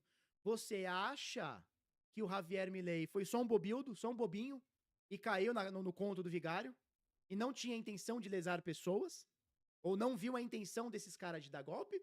Ou ele sim sabia, participou e levou dinheiro? Eu quero a sua opinião. E detalhe, acompanha a gente aqui no canal Bitnada, porque nós teremos mais desdobramentos dessa pataquada. Porque independente dele ter culpa no cartório ou não, você pode discutir se sim ou não, isso é uma puta de uma pataquada. Isso é coisa de menino, isso é, assim, ó, vereador fazendo isso, a gente já acharia, puta, esse cara é um merda, né? Vereador fazendo isso já seria... Agora, o presidente da Argentina, cara, que coisa ridícula, né? Que coisa ridícula.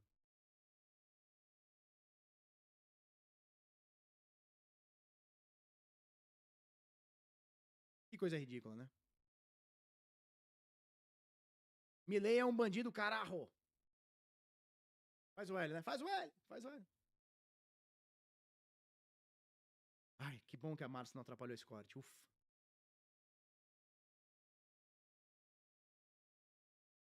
Ó. Falei isso ontem, acho que falei na segunda também, né? Acho, e agora essas notícias, repito, precisam ser provadas. É muito sério, né? Então precisa ser provado. Não é assim, o Milei é feio.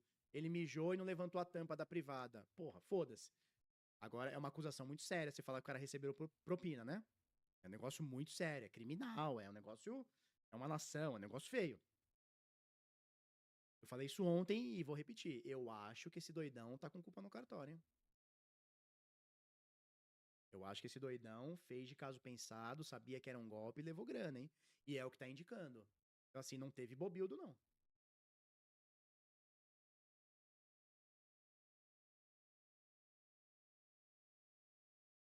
E a denúncia da PGR? Fala não? Qual a denúncia da PGR? A PGR denunciou o milei? Eu não tô sabendo? Hum. É, todo presidente hoje é influencer, né? O cara tem um Twitter e tem a máquina na mão. Olha o Donald Trump, olha o Bolsonaro. Todos eles são influencers, né? Ele tá cercado de argentinos, carajo. Puta, já é um crime, né?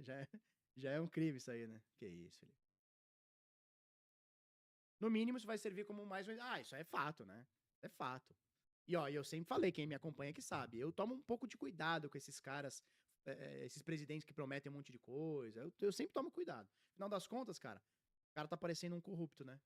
E olha que merda. Olha que merda. E assim, ladrão de galinha, porque tu ser presidente e participar de um golpe de 100 milhões, ladrão de galinha, né? Hein, turma? Vocês não acham que isso é ladrão de galinha? Óbvio, 100 milhões de dólares na minha conta resolvia a minha vida. 100 milhões de dólares na tua conta resolve a tua vida. Mas nós estamos falando de um presidente. Porra, olha aqui no Brasil, os caras roubaram de chavar a Petrobras, as estatais todas.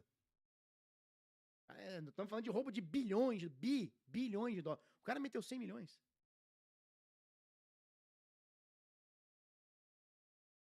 Tem culpa eu, tem culpa todo mundo, né? Que loucura, cara. Cara, que história de trapalhões, né? Parece uns trapalhões.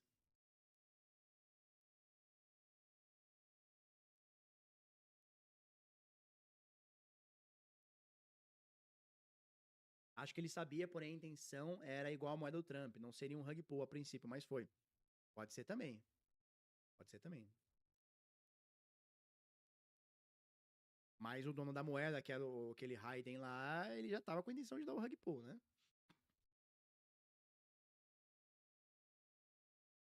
Pois é, e foi se meter onde não sabe, né? Sabe o que acontece?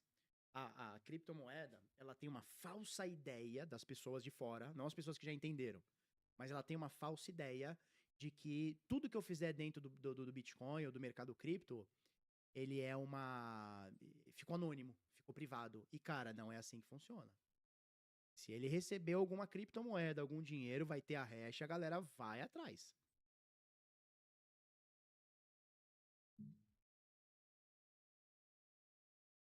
Milei malufou, né?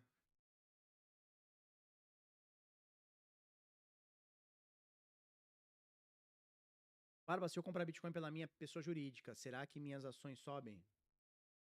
Aí, tá pra testar, né? Tamo pra testar isso aí. Já tô imaginando. Ó, verdade, hein? Que os XBT já se pronunciou sobre? Não vi nada. Ele já se pronunciou sobre? Porque, assim, com toda certeza, os caras estão rastreando pra onde foi esse dinheiro. Porque o doidão lá, o Hayden, diz o seguinte: ah, eu não sei onde tá os 100 milhões. Porra, tu rugou a galera, não sabe onde tá os 100 milhões? Te fuder, né? Será que ele já fez uma thread? Se rouba muito, reclama. Se o cara pega leve e vai na maciota, reclama também. Ô povo insatisfeito, né? Ô povo insatisfeito, né? Rouba muito, reclama. Rouba pouco, reclama. Que povo chato, né?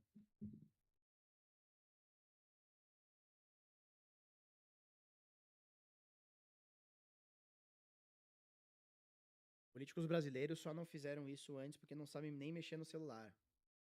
Cara, eu vou te falar que ontem eu recebi a ligação de um parlamentar. Pô, me senti até, caralho, tô importante. Recebi a ligação de um parlamentar. Caralho, o Felipe tá chique, hein? E a gente trocou uma ideia sobre Drex, cara. Trocamos uma ideia sobre Drex, sobre cripto também, né? Mercado brasileiro. Mas trocamos uma ideia sobre o Drex. E, na minha visão, e desse parlamentar também, a gente tem que tentar bater no Drex, cara. Porque quando vier vai ser foda.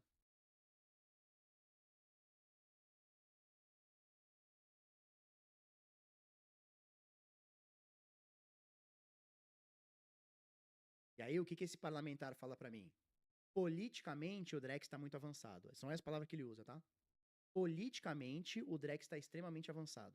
Politicamente. Ou seja, o Estado quer, o governo quer, a Receita quer, a presidência quer, o Banco Central quer, blá, blá, blá. Não falei com a Júlia Zanata, não. Foi um outro deputado.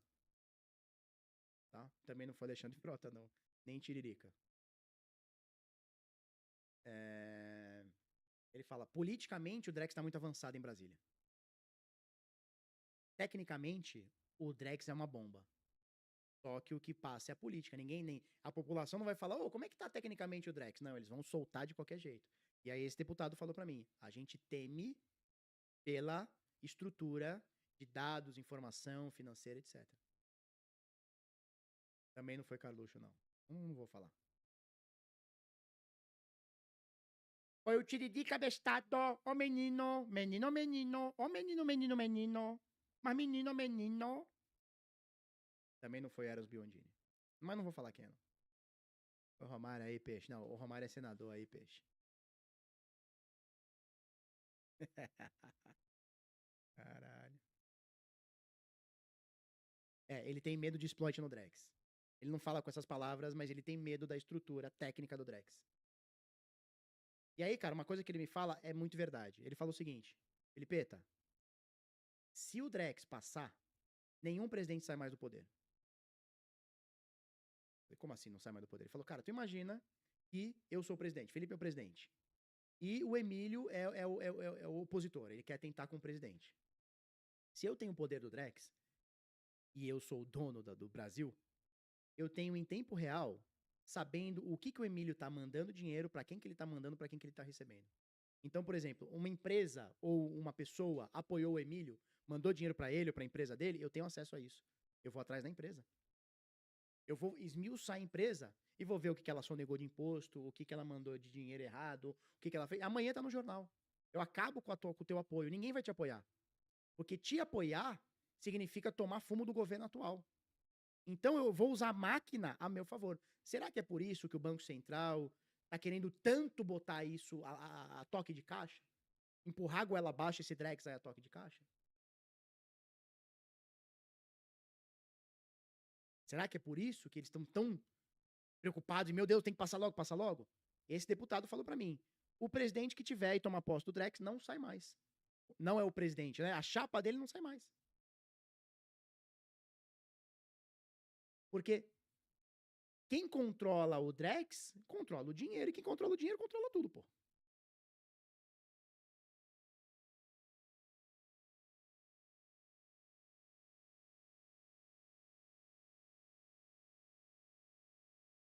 Pois é, o brasileiro não tem nem internet, vai fazer moeda 100% digital como, né? Pois é, cara, pois é. Enfim, estou ansioso pelo concurso público de validador do Drex, né? Cara, vai ter, né? Não vai ter jeito. Olha a sua foto lá no chat do Black Belt. Aí, lá vem.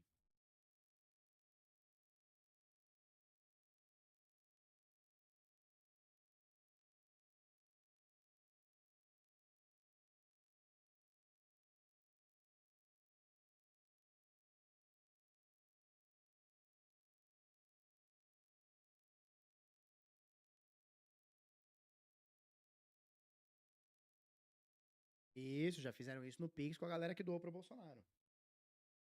Agora, o Pix eles foram saber depois. O Drex vai ser na hora. Mandou pro Bolsonaro, sabe na hora. Mandou pro Lula, sabe na hora.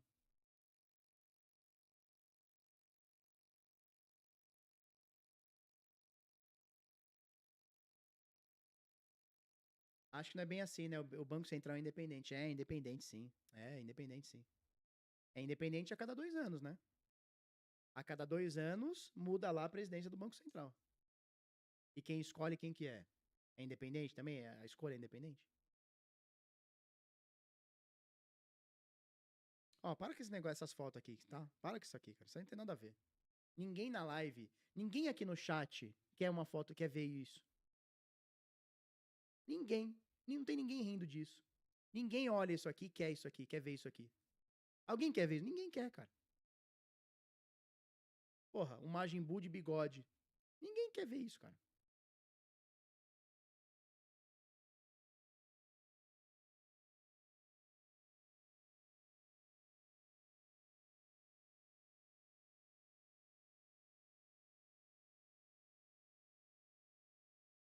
Sabe? Aí eu fico passando isso aí na live.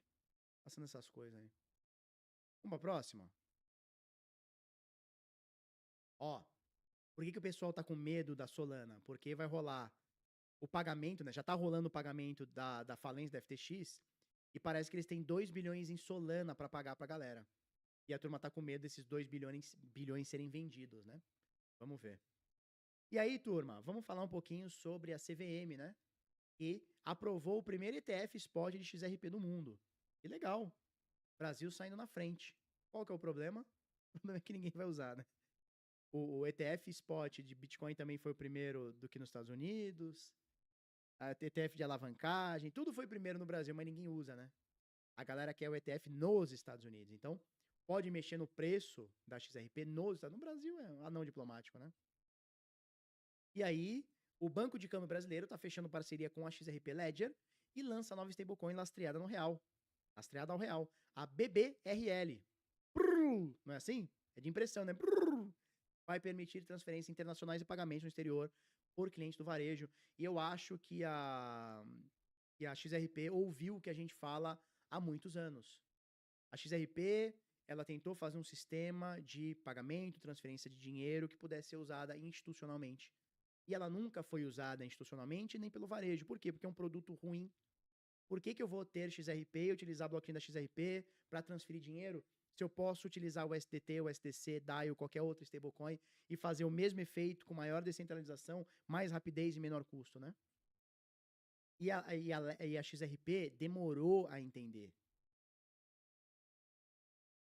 Ela demorou a entender que ela tinha que estar num produto de stablecoin. Aí, o ano passado, de tanto lutar contra, eles entenderam, talvez, que a tecnologia deles não é suficiente, a gente já fala isso aqui há tantos anos, e final do ano passado, eles vieram com a XR, é isso, né?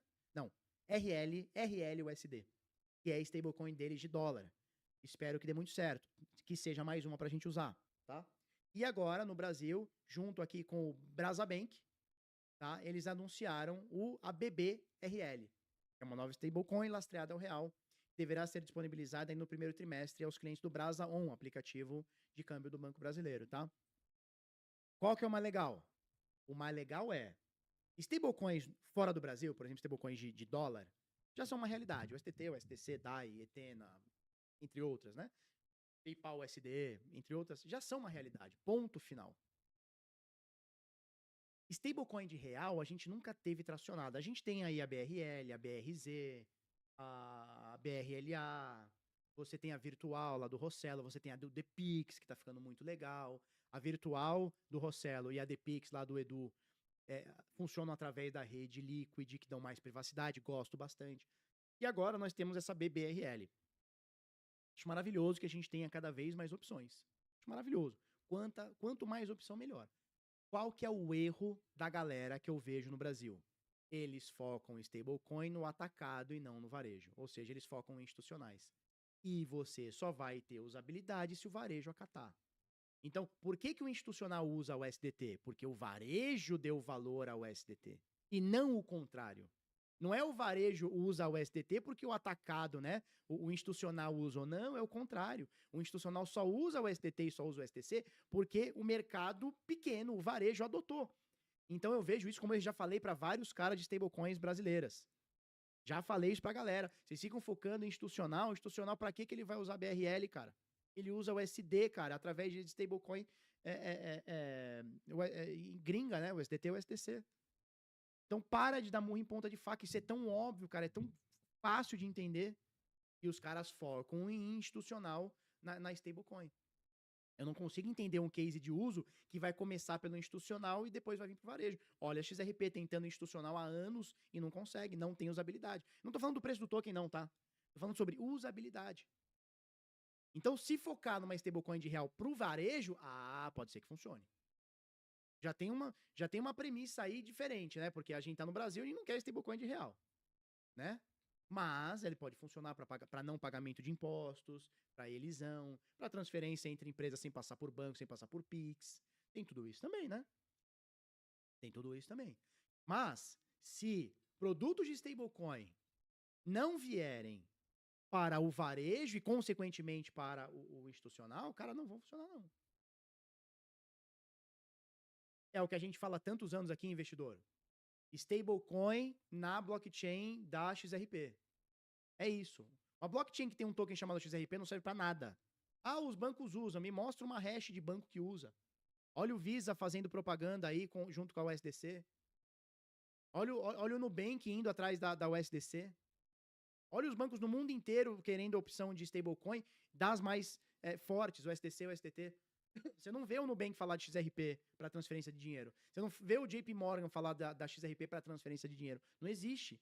Por quê? Porque stablecoin é muito mais legal do que uma XRP que é volátil. Simples, né? Simples. E a gente fala isso aqui há tantos anos, cara. XRP não serve para nada. Agora botou uma stablecoin. Agora muda totalmente de figura. Muda totalmente de figura. E ó, algo que a gente vem falando há anos. Agora muda 200% de figura. Agora ter uma stablecoin, você vai alcançar o mercado. E a XRP, eles lançam, se eu não me engano, na XRP, né, no ledger deles, que ninguém usa ainda, não tem atividade, e também utilizam na rede Ethereum. Então, vai ter mais usabilidade. Agora, se vai pegar ou não vai pegar, só o tempo vai dizer. Mas é um produto agora com usabilidade, não é uma ideia. Ah, eu tenho um negócio aqui que banco usa. Não, qual que é a usabilidade? A usabilidade é uma stablecoin. Então é essa estrutura que o banco vai usar, que as pessoas vão usar, que empresas vão usar. É um produto validado, um produto com utilidade. Porque, turma, fica muito claro eu entender. Por que eu vou fazer uma transferência em Bitcoin? Sendo que eu mando agora o Bitcoin tá $96 mil, quando chegar daqui 2, 3 blocos e o cara puder vender, tá em 95, o cara perdeu $1.000 pro Bitcoin. Não faz sentido.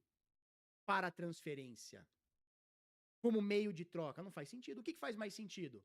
Porra, eu mandar uma stablecoin, que em 15 segundos está no outro lado do mundo e não tem oscilação de preço, porque uma stablecoin tende a valer $1, né? Então, se eu te mandei 100 USDT, daqui 15 segundos chegou para você 100 USDT. Se eu te mandei 100 milhões em USDT, daqui 15 segundos chega 100 milhões em USDT, num custo muito baixo. Por que eu vou mandar XRP ou Bitcoin ou Ethereum para fazer 1 milhão, sendo que se subir o mercado ou cair, alguém perdeu alguma coisa ali, 1, 2, 3%? Não faz sentido, né? Não faz sentido. E o mercado entendeu isso muito fácil. E assim, você não engana o varejo. O atacado, o institucional, você consegue até dar uma enganada. Por quê? Porque o cara às vezes está investindo no projeto, ele quer impulsionar, ele tem participação, ele quer impulsionar. Mas o varejo, cara, o varejo ele só quer produto bom. O varejo só quer produto bom. Se você não tem um bom produto, o varejo não vai usar. É simples. Você não engana o varejo. Você não engana o investidorzinho. O institucional, ele pode tentar parecer que está enganando, mas o varejo você não engana, cara. É muito simples. Ou vocês acham que alguém vai vai deixar de transferir o STT para transferir com Bitcoin? Com Ethereum, com XRP? Não vai, cara. É stablecoin. E a stablecoin é o principal produto do mercado. É o que gera mais volume, o que gera mais receita, o que gera mais volume. É o mais tudo. Tá? Então é por aí.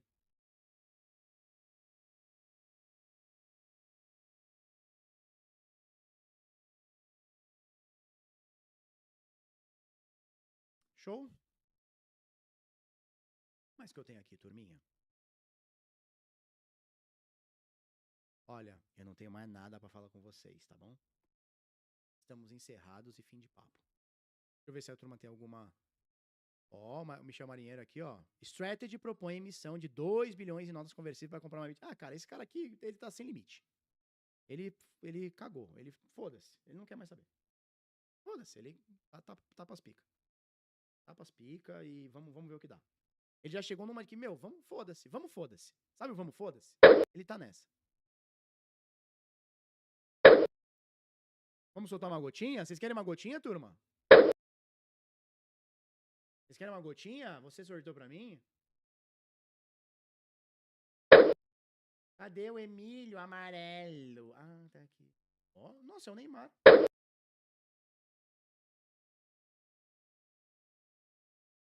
É o Neymar?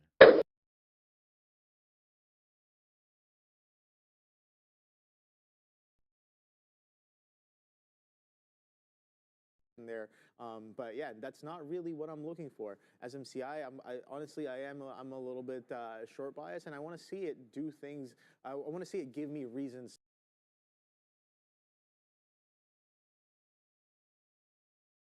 More of them are employed.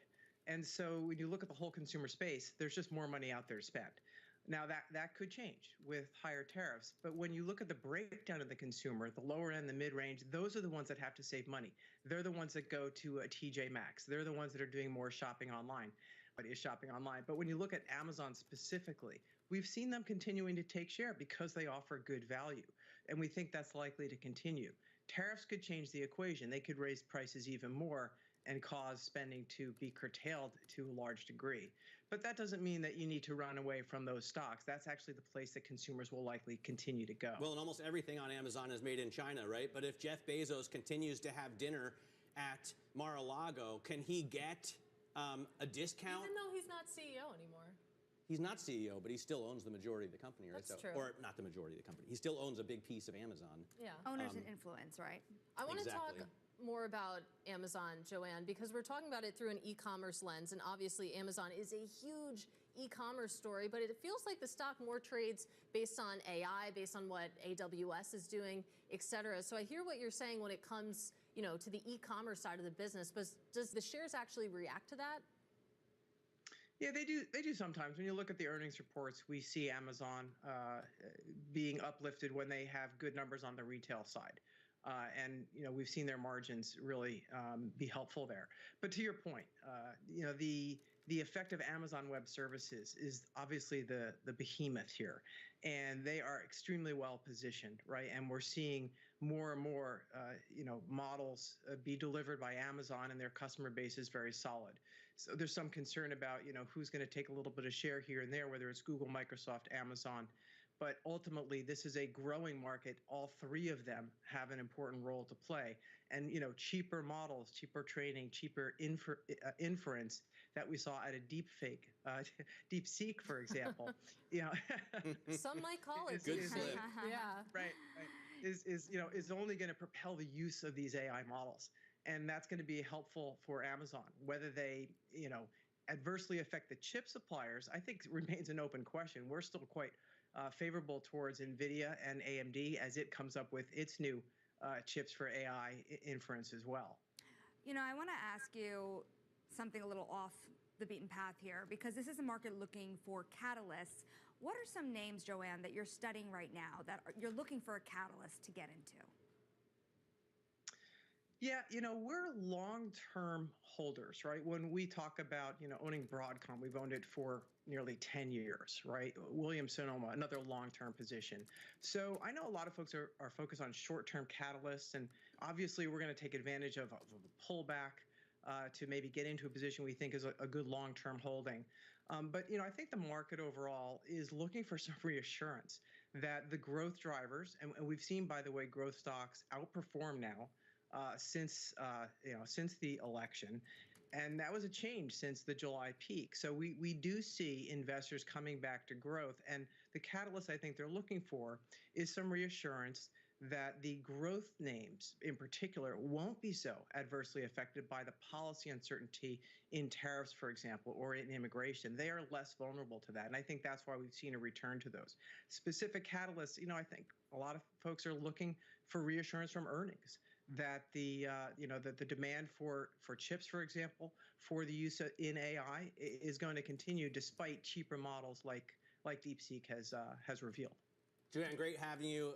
We always love talking to you about these names. Joanne Feeney, they're talking stocks with us from Advisors Capital. We also want to check in on Intel after the stock's blistering run. Here you can see just the last 4 trading sessions up 23%. And a little bit of today.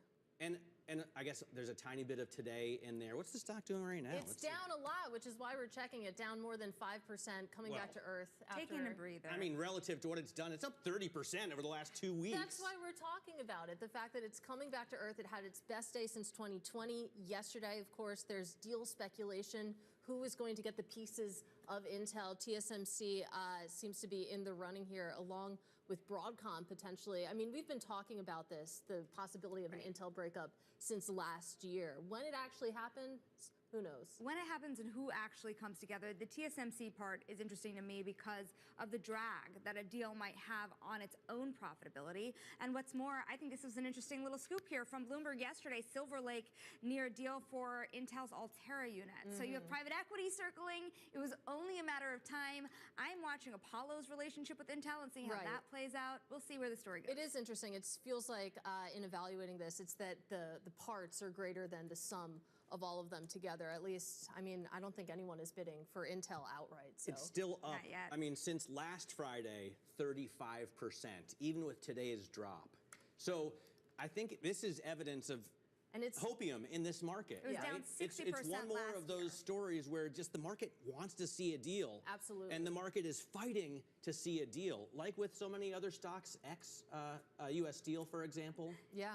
Not X, not Twitter. I wasn't talking about Twitter. But yeah, deals, deals, and more deals. And sometimes the lack thereof them. One fun little fact for me that I was watching this morning was Tapestry is actually your best consumer discretionary stock after the Capri deal. Is that the fell owner of through. Anthropology? Actually, I don't know. Tapestry? Is that?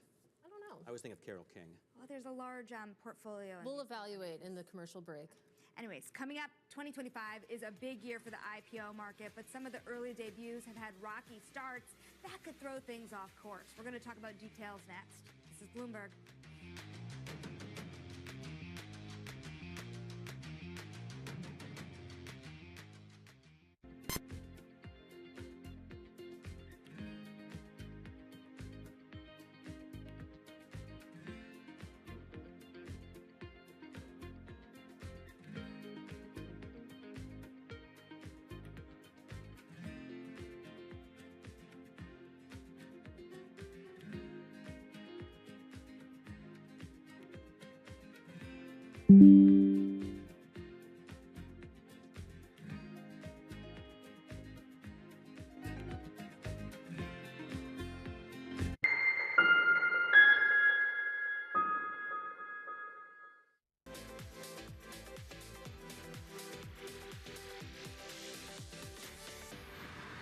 You've released, I think, a Bollywood song, a reggae album, a gospel album. You've done a bunch of different genres. Is there any genre you haven't tried that is, because it feels like this next one you're doing is sort of back in your sweet spot. I did a jazz album that I haven't released yet. It's more or less like spoken word over jazz music. That was a genre that I've always wanted to go into. Quincy Jones hit me to Mr. Mumbles, Clark Terry, which was his teacher. And we had an opportunity to spend time with Mr. Terry, and we did a record together, and that was a genre that I always wanted to venture into because I felt like I had a jazz voice. So your role in a jazz album is just your singing?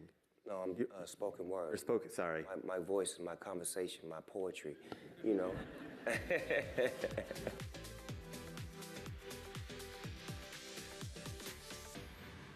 Welcome to the world of decentralized finance. Massive outperformance from Bitcoin. Bloomberg is covering all things crypto, the people. The tectonic shift emanating from Washington. All we're looking for is clear rules and the ability to build in the United States. Crypto shouldn't be partisan. The transactions. Really a record-breaking moment. Crypto VC is back. And the technology. It's really the beginning of a global on-chain economy. And if America doesn't embrace it, we're going to be left behind. Bloomberg Crypto, only on Bloomberg. Bloomberg loves earnings. I know it's like your Super Bowl, right? I can't wait. It's like opening presents in the morning. All right, it will be exciting. Nobody covers earnings like Bloomberg. Key investors, top executives, global innovators. Join me for in-depth conversations with the biggest newsmakers on the day's top stories. Insight with Haslinda Anand, only on Bloomberg. It's the countdown to the market open as we bring you the first trades across Europe. We'll debate the most important stories and what will drive the big investment decisions throughout the morning. I'm Guy Johnson. I'm Kriti Gupta. And I'm Anna Edwards. Join us every weekday morning for the opening trade, live at 7 a.m. here in London. Only on Bloomberg. Context changes everything.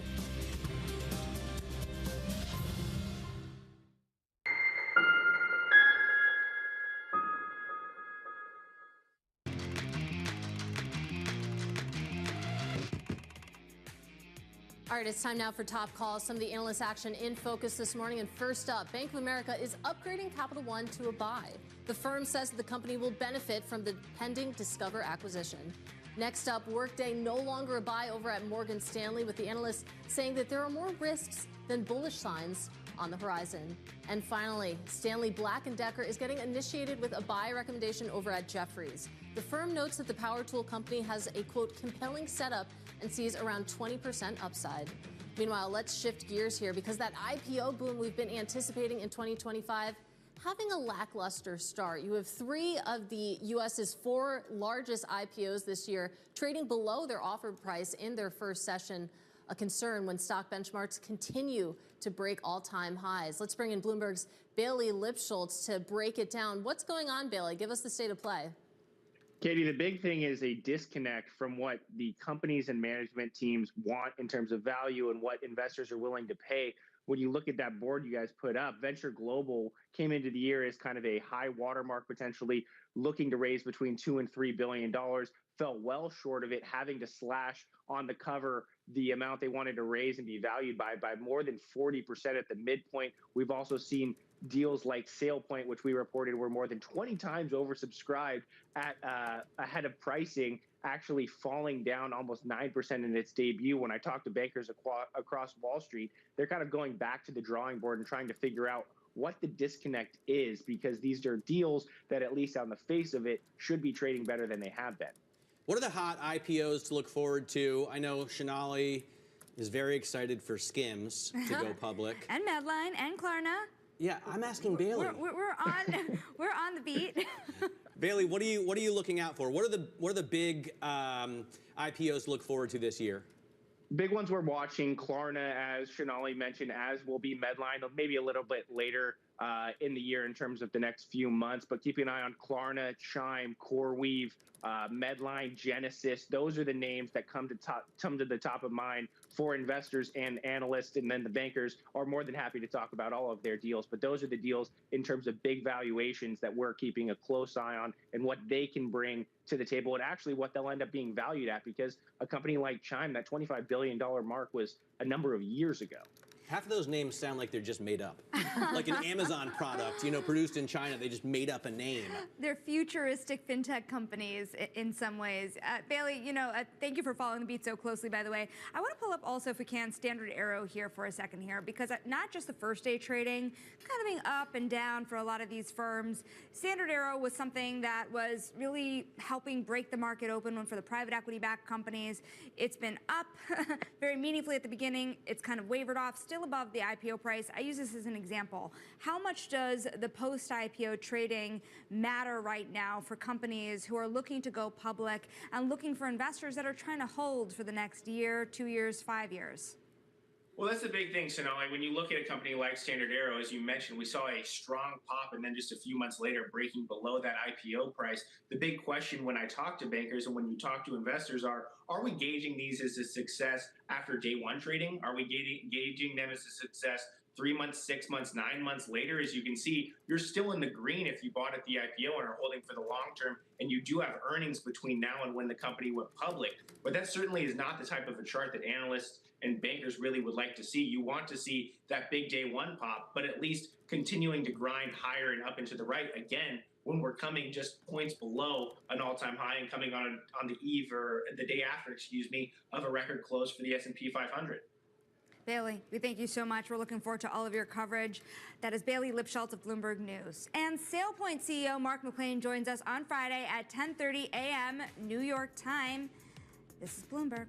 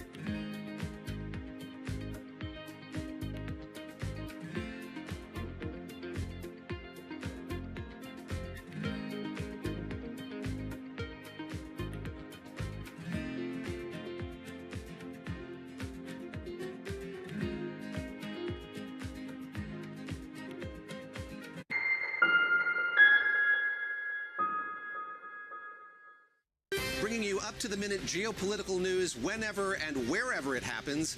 I'm David Gura in Rio de Janeiro, Brazil, and this is Bloomberg. From the world of politics to the world of business, Joe Matthew and Kaylee Lines deliver news, insight, and analysis live 2 times a day, every trading day. Balance of Power at 1 and 5 Eastern, only on Bloomberg. Jumpstart your trading day on Bloomberg Open Interest. 2 hours of single stock stories that are driving the opening bell action. We'll take you to Wall Street, Main Street, the C-suite, and beyond. These are companies that are growing their market. The great companies in the U.S. are the companies hitting the cutting edge. That's a different story. Get the inside track on what's buzzing in markets. With the players who are shaping the narrative. If you have bad earnings reports, you're going to get punished. They're not buying what the industry is selling. Join us on Bloomberg Open Interest every trading day, only on Bloomberg.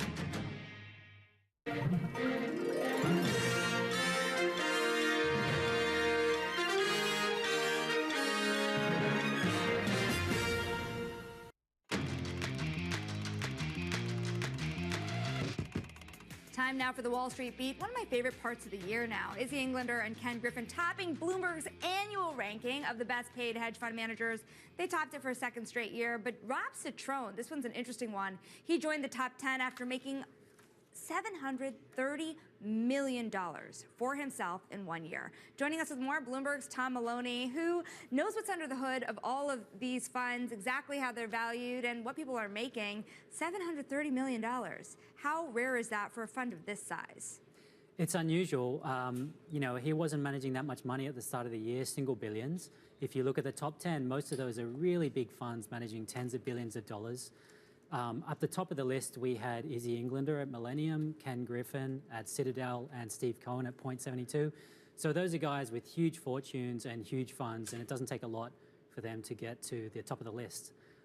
Just crushing it. Yeah, absolutely. Crushing it. Life is not bad at a hedge fund these days. Yeah. Citron got there, though, with excellent returns, 52%, I think, at Discovery. So that's what it takes to get to the top 10. And his fund wasn't very large, right? Last year, was it $1.5 billion? $1.5 billion at the start of the year, that's right. Wow. So also Josh Resnick of Jericho. I mean, we're hearing of names that have not been on this list before. What brought him into the list? Again, excellent returns. So he was at 60%, which is, you know, knocking it out of the park kind of return. He managed a little bit more. I think they're at $4.5 billion now. But yeah, again, look, just great returns for Jericho Capital and Discovery. That's how they got to the list. So do those guys, I mean, when you put up 50%, 60% returns, does that attract a ton of money? Will Rob Citron, for example, have, you know, $5 billion of new money to invest next year? Or does he want to keep it small so he can continue to generate that kind of alpha? That's a really good question. I mean, look, I think the issue with Citron is 2 years ago, they came off quite a bad year.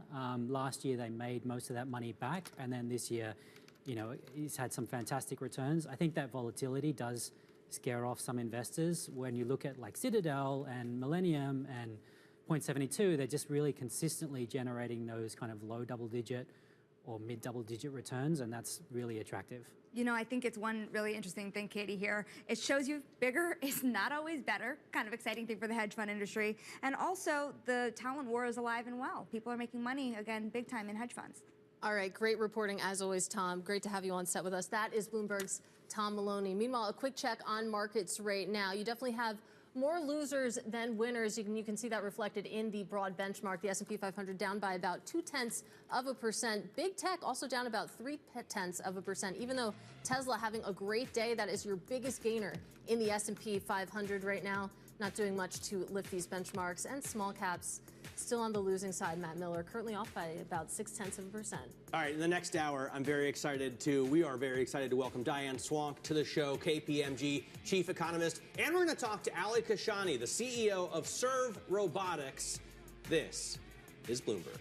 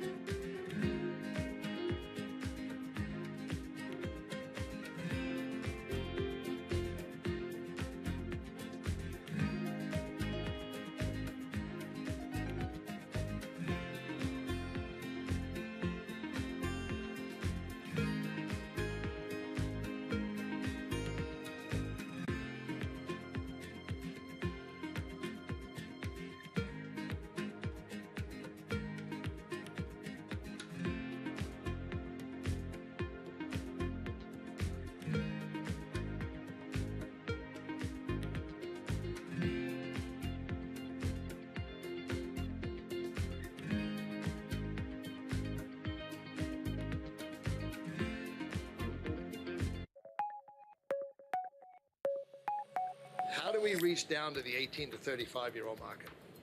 How do we bring these kids, these influencers, this new generation of people interested in the game of golf? There's 738 million people in the world who are interested in the game of golf. Don't play the game of golf, but interested. There's about 60 million golfers.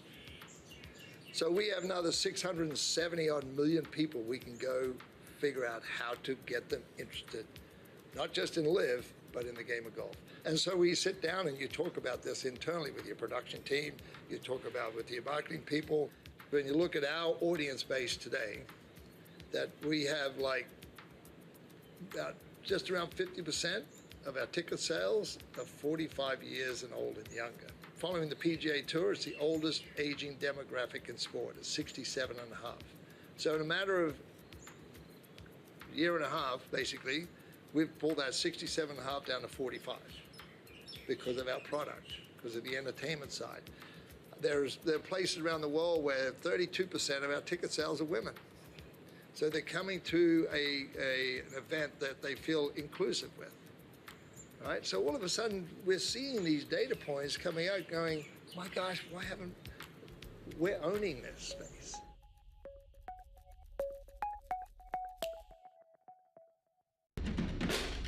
There is this real momentum from Wall Street. We are basically deep in the European earnings season. Take a look at how we're faring when it comes to Asian markets. Bringing you up-to-the-minute financial and geopolitical news whenever and wherever it happens. I'm Francine Lacroix in Davos, Switzerland, and this is Bloomberg.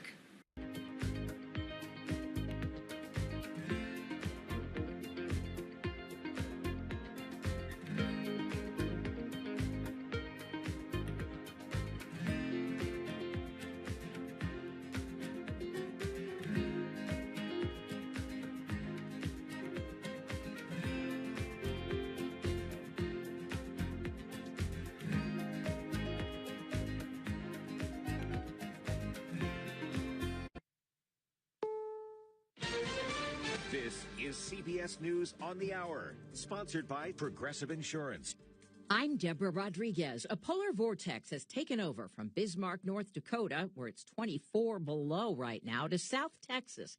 And a winter storm is taking direct aim at the East Coast. With spring flowers already blooming, the snow will be a crocus crusher. Frankie Gaines lives in New Kent County, Virginia. The snow is fine as long as I don't have anywhere to go. People are getting ready for snow and cold in the military town of Jacksonville, North Carolina. Snow shovels, ice melts, faucet covers. Brutal cold will sweep across the middle of the country from the upper Gulf Coast all the way to the U.S.-Canada border. Jim Crisula, CBS News. New York Mayor Eric Adams is due in court today as federal prosecutors try to dismiss corruption charges against him. CBS's Katrina Kaufman. The government needs this judge's leave to actually get this case dismissed. So the judge has a lot of authority here, but it is very rare to go against the Justice Department trying to dismiss a case. However, if this judge thinks that it's in the public interest to allow this prosecution to move forward, he could make that decision. Ukrainian President Volodymyr Zelensky is stepping up his criticism of President Trump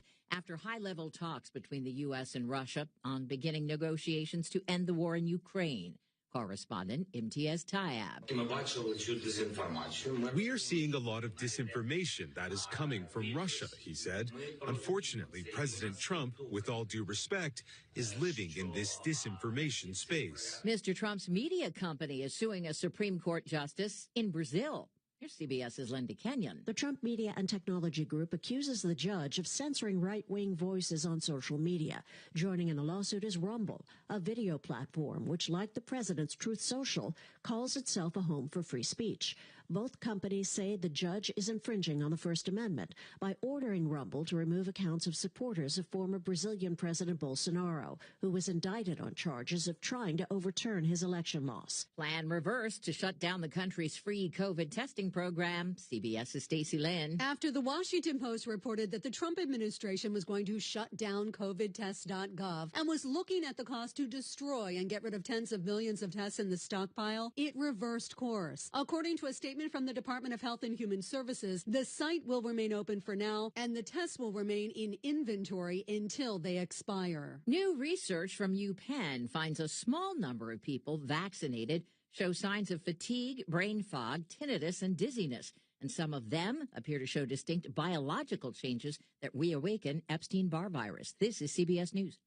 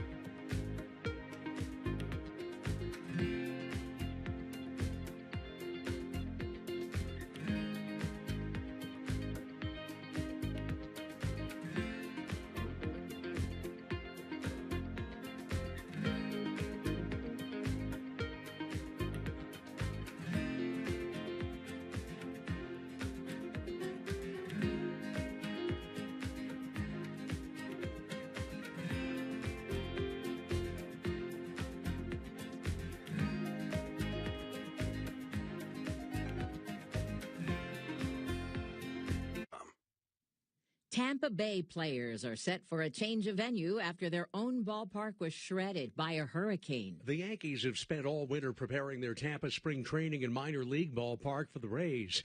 Yankees baseball operations director Matthew Ferry. I think the spaces are major league quality, especially on the home and visiting sides. MLB has certain standards in terms of square footage, and I think we check most, if not all, of those boxes. The Yanks spent 2 years upgrading the park, but Commissioner Rob Manfred says the Rays will have to spend about $50 million of their own to run the stadium during the season. Steinbrenner Field holds only about 11,000 fans. The Rays are trying to make up the shortfall by raising ticket prices. As of this morning, single game prices were not posted on their website. Peter King, CBS News, Orlando. JFK Library set to reopen in Boston. The foundation says it was forced to close yesterday after the Trump administration fired 5 employees. Deborah Rodriguez, CBS News.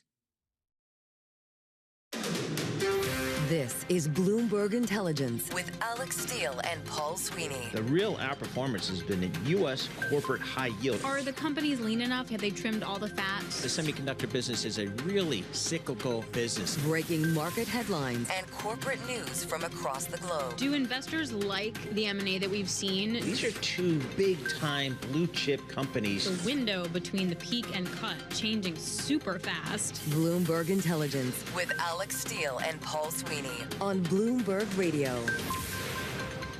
Good Wednesday morning from the Bloomberg Interactive Broker Studio in New York City to our worldwide audience. We are streaming live on YouTube as well, so you can head over to youtube.com, search Bloomberg Podcast Live. That's where you'll find us. Alex Steele is out today. I'm flying solo for the first hour. Matt Miller will join me in the 11 o'clock hour. So a lot to do here today. Starting off, we're going to check in with Vince Signorella, get his thoughts on these markets. What is he seeing out there? What is he hearing from the traders that he talks to? Tyler Kendall, Bloomberg News reporter. She is with President Trump in Miami. The president will be making a speech tonight down in Miami. We'll get a preview of what we may hear from President Trump. Marianne Bartles, chief investment strategist at Sanctuary Wealth. We'll discuss her market outlook. And then we're going to ask Michael McKee to come here and chat with us about some of this economic data. What we're going to hear from the Fed today, we're going to get the Fed minutes at 2 p.m. Wall Street time, get a little preview of what we may hear from the Fed. So we got a busy morning coming up. Markets trading lower here today. The S&P is off about 17 points. The NASDAQ off about 90 points. Let's get a checkup right now with Mateo. You got in this Bloomberg Business Flash brought to you by IBKR. Will the year-over-year change in USD PPI exceed 3% in February 2025? Well, at IBKR Forecast Trader, the yes recently at 39%. What's your take? You can trade your prediction at ibkr.com/forecast. Well, we've got stocks falling this morning. This is after more economic data, but also ahead of those minutes from the Fed's latest interest rate meeting. Let's get to the data first. Housing starts slowed in January after December surge. builders pulled back single and multi-family home construction. A few reasons: growing worries over mortgage rates, unsold homes, also cold weather, and also those wildfires in Los Angeles. We'll start with the NASDAQ, down 0.4%, 91 points. The Dow down 0.2%, 123 points. And the S&P 500 down 0.2%, or 15 points. We have the two-year yield, 4.28%, down 2 basis points. The yield on the 10-year, 4.55%, and that is little change. So commodities, spot gold, 52-week high, so we'll start there, $2,936 an ounce. We go over to the Bloomberg Dollar Spot Index. That is little change.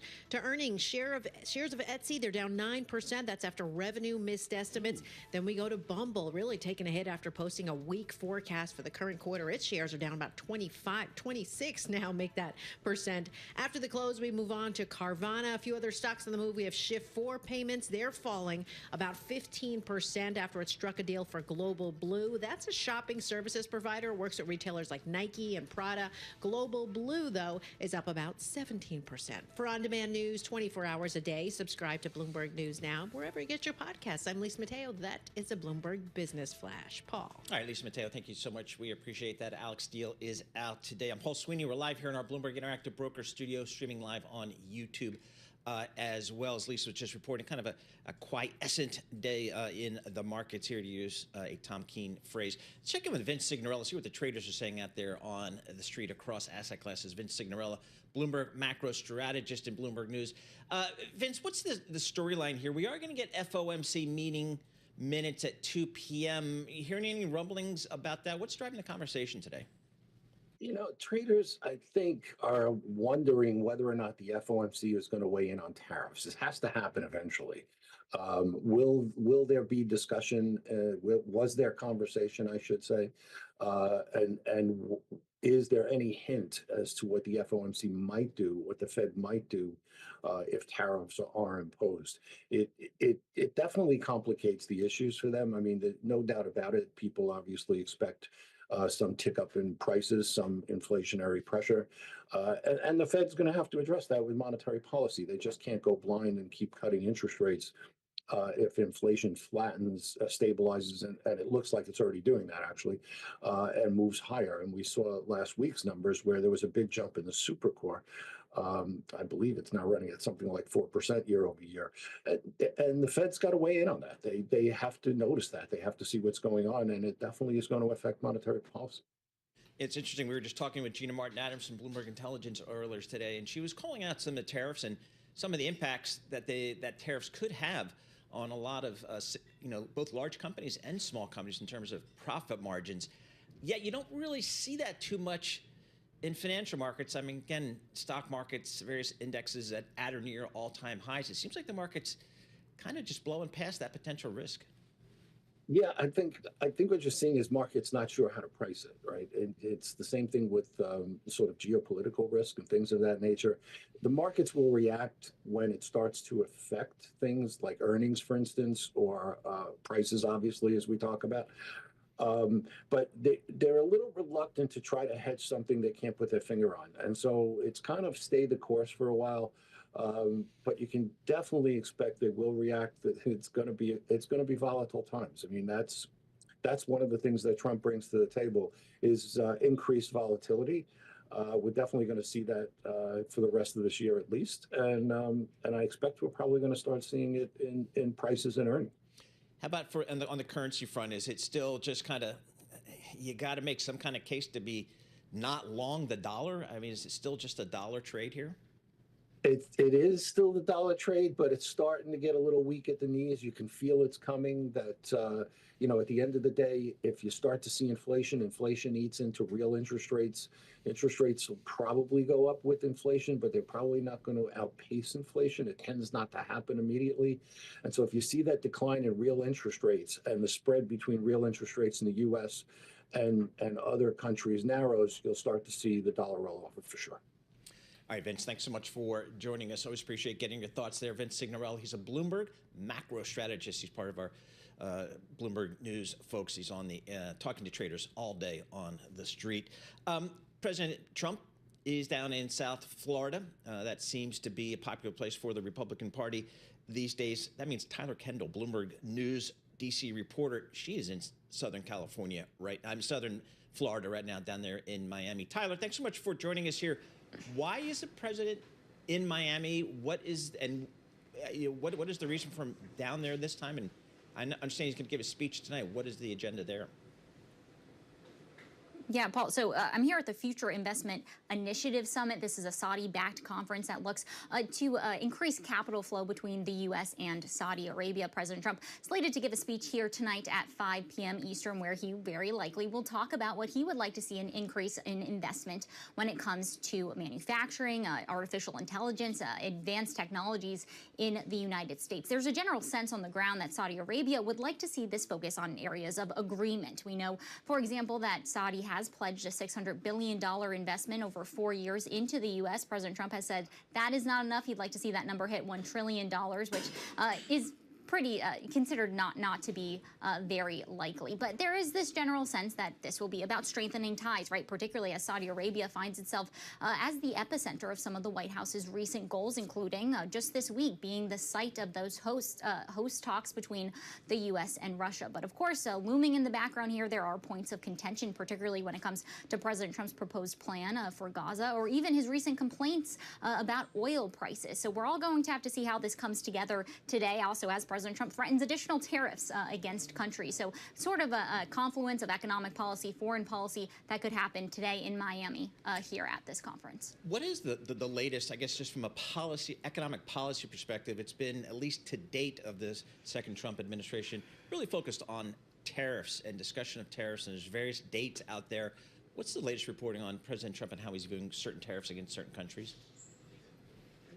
Right. Well, when you mentioned those dates, we have a few dates on the books. The most recent one is April 2nd. That's where President Trump announced yesterday we could get additional details when it comes to up to 25% tariffs on some industries, including autos, pharmaceuticals, chips. That comes exactly one day after April 1st. That is the deadline that we are expecting the USTR, along with the Commerce Department, who we should note officially has a Secretary, Howard Lutnick, confirmed yesterday by the Senate. We are expecting those two agencies to present the White House with their findings of this country-by-country study when it comes to reciprocal tariffs. President Trump said that he set these dates a little farther in advance to give our trading partners what he called a, quote, little bit of a chance to try to move their manufacturing stateside. That was one of the first real concrete, tangible benchmarks of progress that we heard from President Trump when it comes to what he is looking for to ease these tariff threats against countries. Up to this point, we've really just heard him talking about this idea that if they charge us, we charge them. But perhaps if he sees an increase, a boost in domestic manufacturing here, that could help offset some of these. But that timeline raising some questions from skeptics that is actually doable in order to bring manufacturing back to the United States. So, Tyler, it's also in the news in the last 24 hours, 48 hours, 72 hours, just constant news flow out of Saudi Arabia between meetings between the U.S. and Russia as it relates to Ukraine. Is there any feeling within the White House that a meeting between President Trump and President Putin is something that could be in the near term? Well, we know that the White House would like to get that date on the books by the end of the month. So really only a few days left in February. They came out of that meeting. The readout said that no date had actually officially been put on the books, but it did appear that there was progress. We do know that Secretary of State Marco Rubio, for example, has outlined that there will be high-level team negotiating this going forward. So that was seen as a relative positive step. He also confirmed that the European Union will have a seat at the table, particularly when it comes to the future of sanctions against Russia, since Europe is so intertwined financially into this war at this point when it comes to the future of tariffs and holding Russia accountable. Now, President Trump has faced criticism for what has been a reversal in U.S. policy by engaging directly with Russia, but he says that that is helping to ultimately get a deal on the table. When asked yesterday by reporters about Zelensky's concerns, for example, he criticized the Ukrainian president, said that he's been at the table for the last 3 years. So clearly simmering tensions here, a very precarious situation, but comes, of course, on this backdrop of I'm here in Miami at this Saudi-backed conference, all of these talks happening in Saudi Arabia, and we're going to be looking for that future date moving forward. Tyler, thank you so much for your reporting. Appreciate that. Tyler Kendall, she's a reporter for Bloomberg News. She is traveling with President Trump today in Miami, Florida. President Trump plans to attend the Saudi Investment Conference in Miami. Speaking this evening, he is scheduled to. So again, a lot of topics for the president to address, and we'll have full reporting on that. Looking at the markets right here, got a little bit of a weakness, nothing really to write home about. Got the S&P off about 12 points, that's 0.2%. The NASDAQ off a little bit more, off about 75 points, that's 0.4%. The Bloomberg Dollar Index a little bit higher here as well. Yields, really no change in yields. 10-year Treasury getting about 4.55% today, showing no change. In the commodity space, WTI crude oil up 1.4%, that's $1, just below $73 per barrel. And gold just steady here today. It's had such a strong rise. Goldman's out there with a $3,100 per ounce call. We're here at 2,935. And Bitcoin, it's up about 0.9%, just below $96,000 per token. So we'll keep an eye on that. The VIX, Tom Keene VIX, just below 16. We'll have more coming up. This is Bloomberg. Good morning.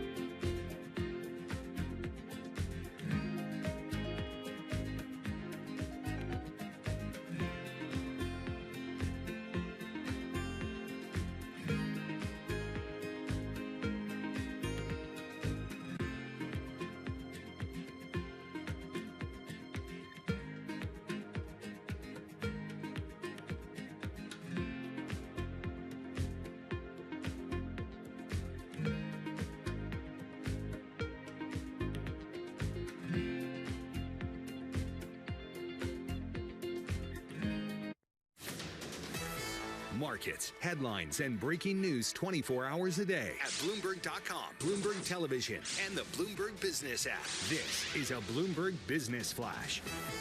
And this Bloomberg Business Flash brought to you by Oracle. Attention growing businesses. Oracle offering to cut your current cloud bill in half if you move to Oracle Cloud Infrastructure.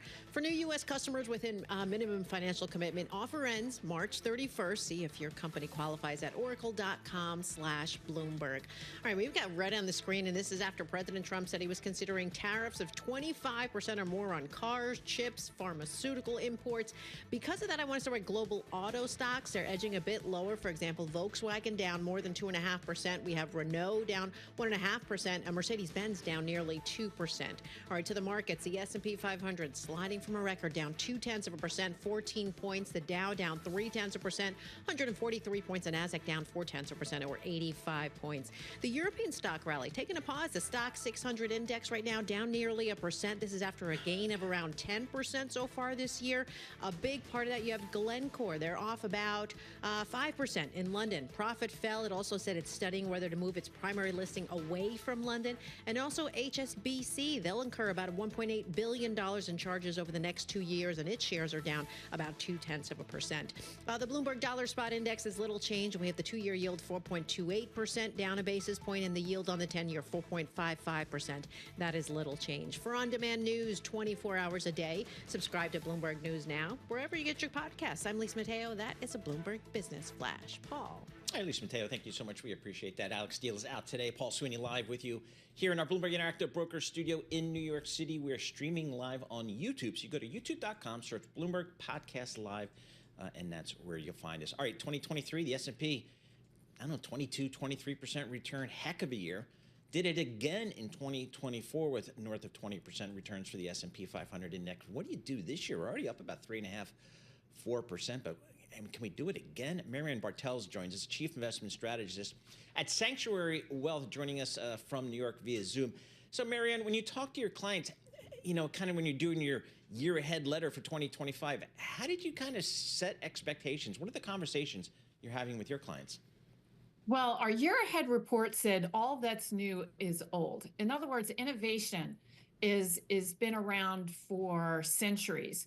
And we're just in another major phase of innovation with artificial intelligence, with blockchain, with the crypto space, also known as Web3, virtual reality.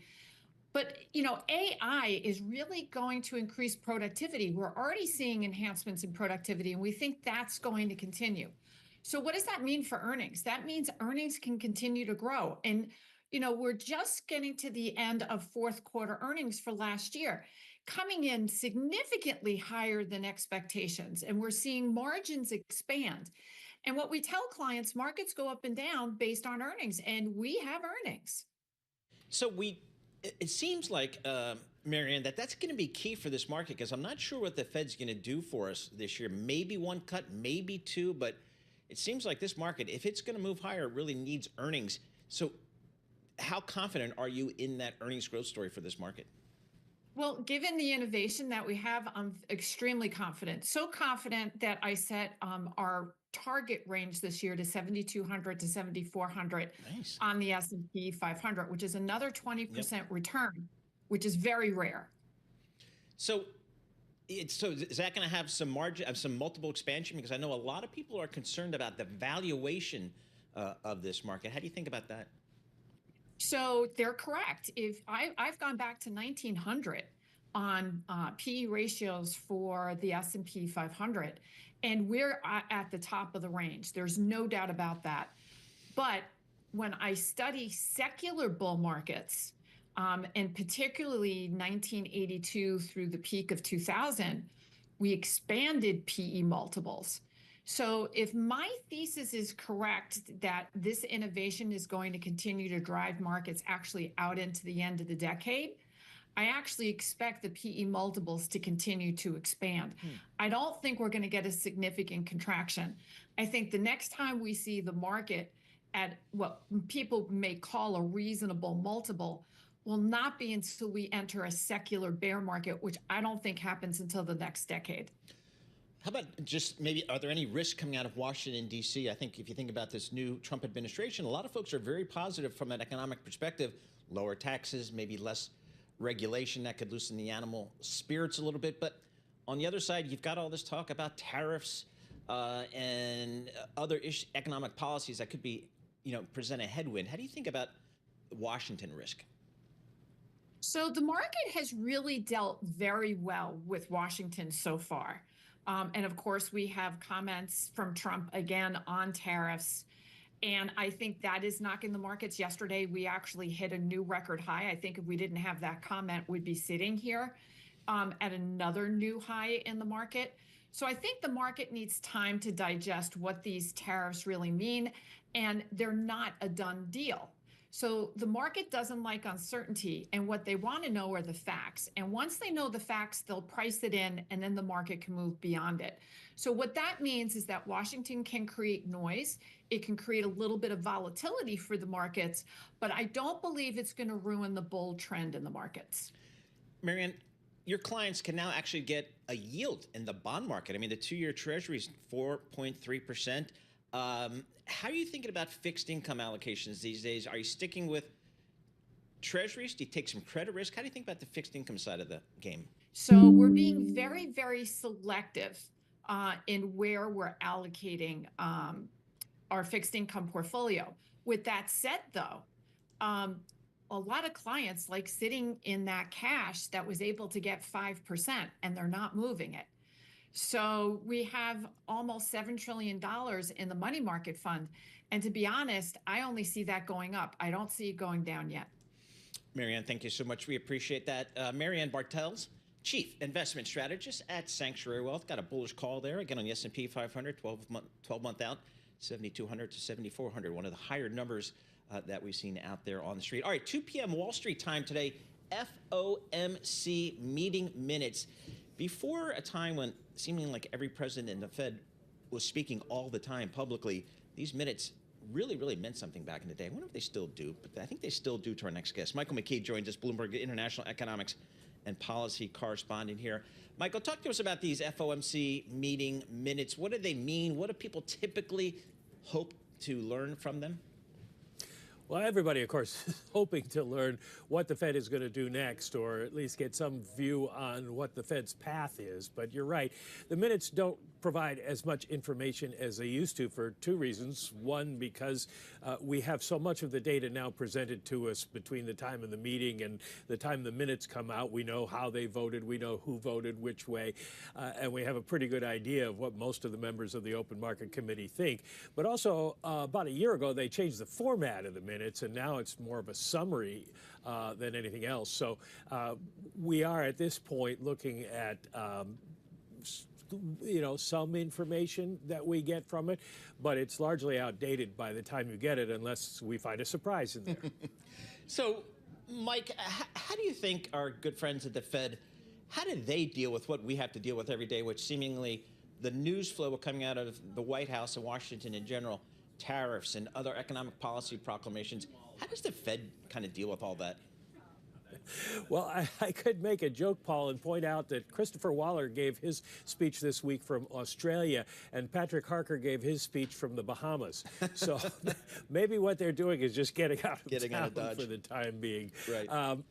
They watch, they wait. It is basically all generalities that we're getting from the administration at this point. The president now, I guess with the 25% stuff he talked about last night, has talked about 6 different tariff programs, but he's only imposed one, and that's the 10% on China. We have these dates down the road. We don't know if he's going to do it. We don't know what extent he'll do it. We don't know what will actually be tariffed. So the Fed is, at this point, completely helpless in terms of trying to figure out what it means for the economy. So they're looking at what real data they have, which is on unemployment and inflation, and they're concluding that unemployment is in good shape at the moment. It doesn't look like it's falling off a cliff. And inflation, while still higher than they want, doesn't look like it's jumping up. So they can just sit there. The Fed funds rate is appropriate for where the economy is at the moment. So looking at the warp function, Mike, it seems like less than 2 rate cuts are factored in here, priced in here for the calendar year 2025. Any of your sources say that a rate hike is actually something that the Fed committee considers? No, they're not considering that right now. They think if the inflation rate continues to come down, we had a bad CPI, but then PPI and import prices suggested that the PCE, which is the Fed's target rate, is going to come down a little this month. If that's the case, then the Fed's going to feel that its interest rates are set at the right level. They're not talking at all about raising rates. If we see a back up in any kind of inflation, or if inflation expectations start to back up even more, then you'll see more talk about it on Wall Street. But right now, it hasn't permeated the Fed. And Mike, just lastly, we did hear, I guess we had some housing start data came in here. Housing starts month on month came in weaker than expected, down 9.8% versus a consensus of a negative 7.3. Anything to make there? I'm not sure if there was some, I don't know, weather or Los Angeles issues into that data. Doesn't look like Los Angeles issues because the West was the only only region rather that saw an increase in housing starts. The fires were sort of in the middle of the month of January, so it's too early to see what rebuilding is going to look like there. Rest of the country saw declines. The Northeast, and of course it was very cold. We had a little snow up here, and the South had those very strange, unusual snowstorms across the region. So the rest of the country saw housing decline. It's not unusual for January, worse this year, so the seasonals didn't quite capture it, but it isn't something we're going to have to worry about. And just looking forward to tomorrow, initial jobless claims, another kind of 215,000 kind of number. Are we ever going to get something that's going to just shock us one way or the other, do you think, on these Thursday initial jobless claims? You usually don't get a shock unless it's COVID or something like that, because we get job cut announcements from companies. We saw Southwest Airlines announce it was going to lay off a number of workers. And so economists can start to figure those things into their guesses about what we're seeing. And we really haven't seen it too much. You look at the ECAN function on the Bloomberg, and there's artificial intelligence that searches for words like layoffs that are used in company calls, and the number's way, way down. It's not something companies are focusing on at the moment. The real question is, what happens with the federal government? Still probably too early for the DOGE layoffs to hit jobless claims. All right, we'll keep an eye on that.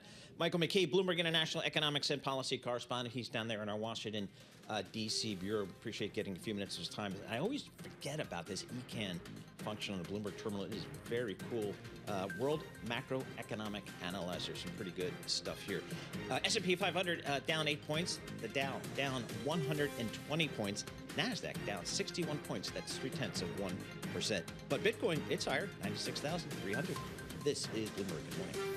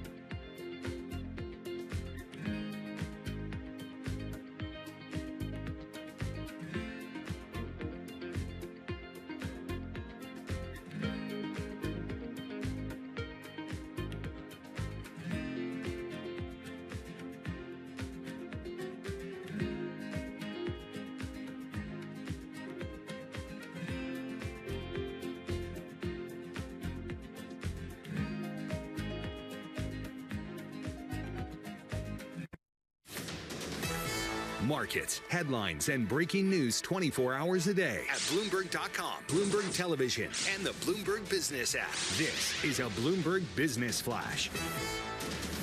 From the Bloomberg Interactive Broker Studio, I'm Lisa Mateo. We've got the S&P 500 sliding from a record down about 0.1%, 9 points. The Dow down 0.3%, 150 points. And the NASDAQ down 0.2%, or 56 points. So take a closer look of the 11 major industry groups. The biggest drag coming from materials. You go again, you see construction materials. At the top is Vulcan Materials. They're down about 2%. They're materials used to build roads and bridges, but also residential, non-residential buildings. Today, well, we got some not so great housing news. Housing starts dropped in January for the fourth time in 5 months. U.S. mortgage applications fell last week for the first time since mid-January. You look at home builder Toll Brothers, their shares down about 5%. Over to the 2-year yield, 4.29%. That's down 1 basis point. The yield on the 10-year, 4.55%, and that is little changed. The Bloomberg Dollar Spot Index is little changed. Companies making news. We have Nikola. It's filed for bankruptcy, plans to liquidate its assets after entering Chapter 11 in Delaware. We move on to Howard Hughes. They say it'll evaluate a revised $900 million offer from Pershing Square. And finally, Elon Musk's social media company X. They are in talks to raise money from investors at a $44 billion valuation. For on-demand news, 24 hours a day, subscribe to Bloomberg News Now, wherever you get your podcasts. I'm Lisa Mateo. That is a Bloomberg Business Flash. Paul. $44 billion. Where have I heard that number before? 2022. Oh, that's the price he same paid. price he I paid see. for Okay, it. I see what he's doing there. All right, Lisa Mateo, thank you so much. We appreciate that. Alex Steele is out today. Paul Sweeney with you live here in our Bloomberg Interactive Broker Studio. We're streaming live on YouTube as well, so you can see us. Go to Bloomberg, go to YouTube. Where did they go? They go to youtube.com and they search Bloomberg Podcast Live, and that's how it all works. All right, we're hearing a lot of news coming out of Washington, D.C., out of the Doge group, Elon Musk group. They're looking for efficiencies. One of the areas that they are finding is I think there's too many people in the U.S. government. We've heard that for a long time, but they're making some big moves, laying people off, firing people across the board. We want to get a sense of kind of what that means for the government workforce. Jessica Kriegel joins us here, Chief Strategy Officer for Cultural Partners. Jessica, I've seen the numbers. We've all seen the numbers in the reporting, but I haven't seen the stories of the people, how it's affecting them, what's happening to them. Because it's odd, because it used to be, boy, if you worked for the government, maybe you don't make a lot of money, but you certainly have job security. That's not the case anymore. No, job security is gone. I mean, that was the choice that we made as young people. Do we want to go into private industry and we'll make more money but be more at risk, or do we want to work for the government and have that job security? Because that's gone now, the only option left for the American people, if they want job security, is to upskill. They have to be better. They have to become top performers in order to claim that job security for themselves. So it's really about taking accountability. And it's sad. It's sad for the people who are losing their jobs, because if those jobs were never needed and if they are wasteful, as the right are saying, well, it wasn't their fault that they had those jobs, obviously, but now they have to pay the price. So, I mean, again, I don't think a lot of people would argue that our government is not bloated, to use a term, and whether that's just overall cost, overhead, whether it's people, that there can't be a lot more efficiencies probably coming out of government, both federal government, local. But the reality is a lot of times that means people and jobs. So again, the message for these folks, if they're, to the extent they're being impacted out of a job, is they need to up their game, don't they? They do need to up their game. And that's what we've heard. We've heard that before when manufacturing jobs were leaving this country over the last 30, 40, 50 years, that those workers will need to find new skills for this new economy. It's kind of a similar story. It's a story as old as time. We have to evolve as industry evolves. The issue here is, I don't think actually that a lot of Democrats are necessarily angry with some of the decisions that are being made, because there probably is a lot of bloat, there probably is inefficiency. No one wants incompetence, no one wants that waste. The issue is the haste with which this is happening. I think there could be more thoughtfulness perhaps in how quickly we move, because these people are getting affected, and we're going to see that. It's going to be a big story with unemployment numbers, as we see in the next few job reports, I'm sure. Yeah, exactly. Do we know what kind of severance plans they're getting or anything like that? I haven't heard much about that either. No, well, we saw that there was the fork option that 75,000 workers took. That was about 4% of the U.S. government. Some of the people who took that severance option then also got fired, and so there's been some administrative issues with how all of this is rolling out back to the haste issue. It's been a little bit messy. You see people being laid off and then being called back later that weekend when they realize, for example, they laid off people who were working on the bird flu.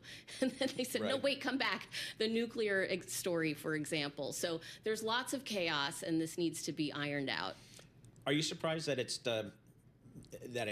I guess Doge being led by Elon Musk seems to be at the forefront of making these decisions? Is that working well? Do we know? Seems to be, right? But then I also saw that now they're claiming that Elon Musk is not making these decisions. Okay. And so really a lot of the confusion is in the massive amount of communications and headlines that are happening all at once. Everyone is trying to keep up.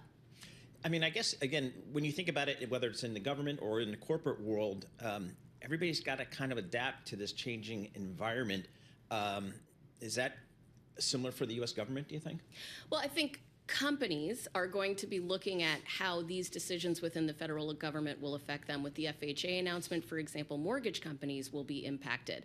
If they're not able to get mortgage insurance for low-income mortgage families that are interested in their first-time home, then they're either going to increase their rates or they're going to give out less mortgages. How does that impact people and corporations? It will have a ripple effect. This economy is a holistic system, and so one change in the federal government will ripple out. So what's the expectation here going forward? Is this something, I mean, one could argue, again, if you think about the U.S. government, it feels like it's something that is ripe for efficiency or greater efficiency. This could be a long-term process.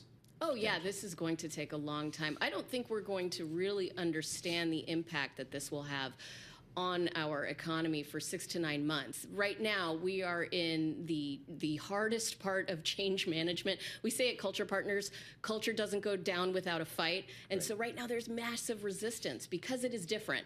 Whether this different is going to be better and more efficient and more economical, we'll have to wait and see. So what are the next steps for people that, I mean, when you're in a government role, you know, that's a whole different idea and mindset to being in the corporate world, the for-profit world.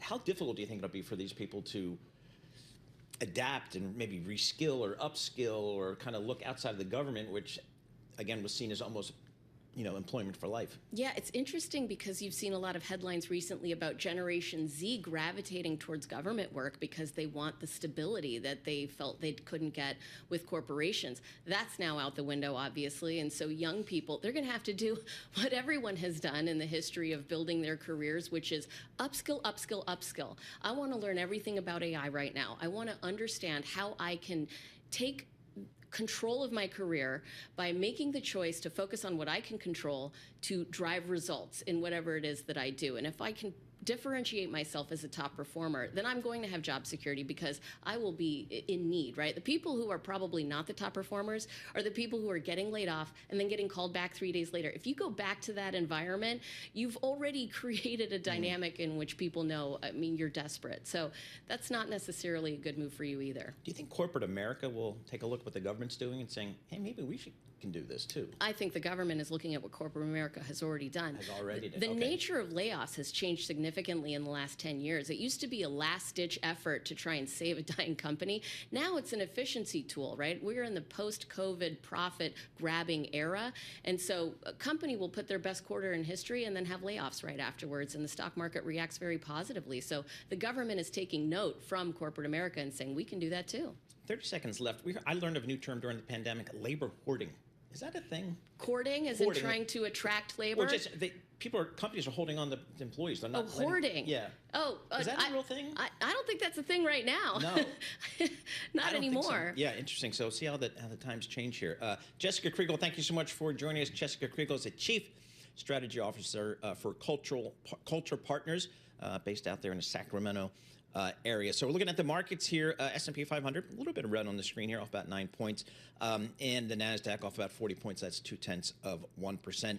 Looking at the Bloomberg Dollar Index, strong yet again today, 1291.23. So again, another day of gains for the U.S. dollar here.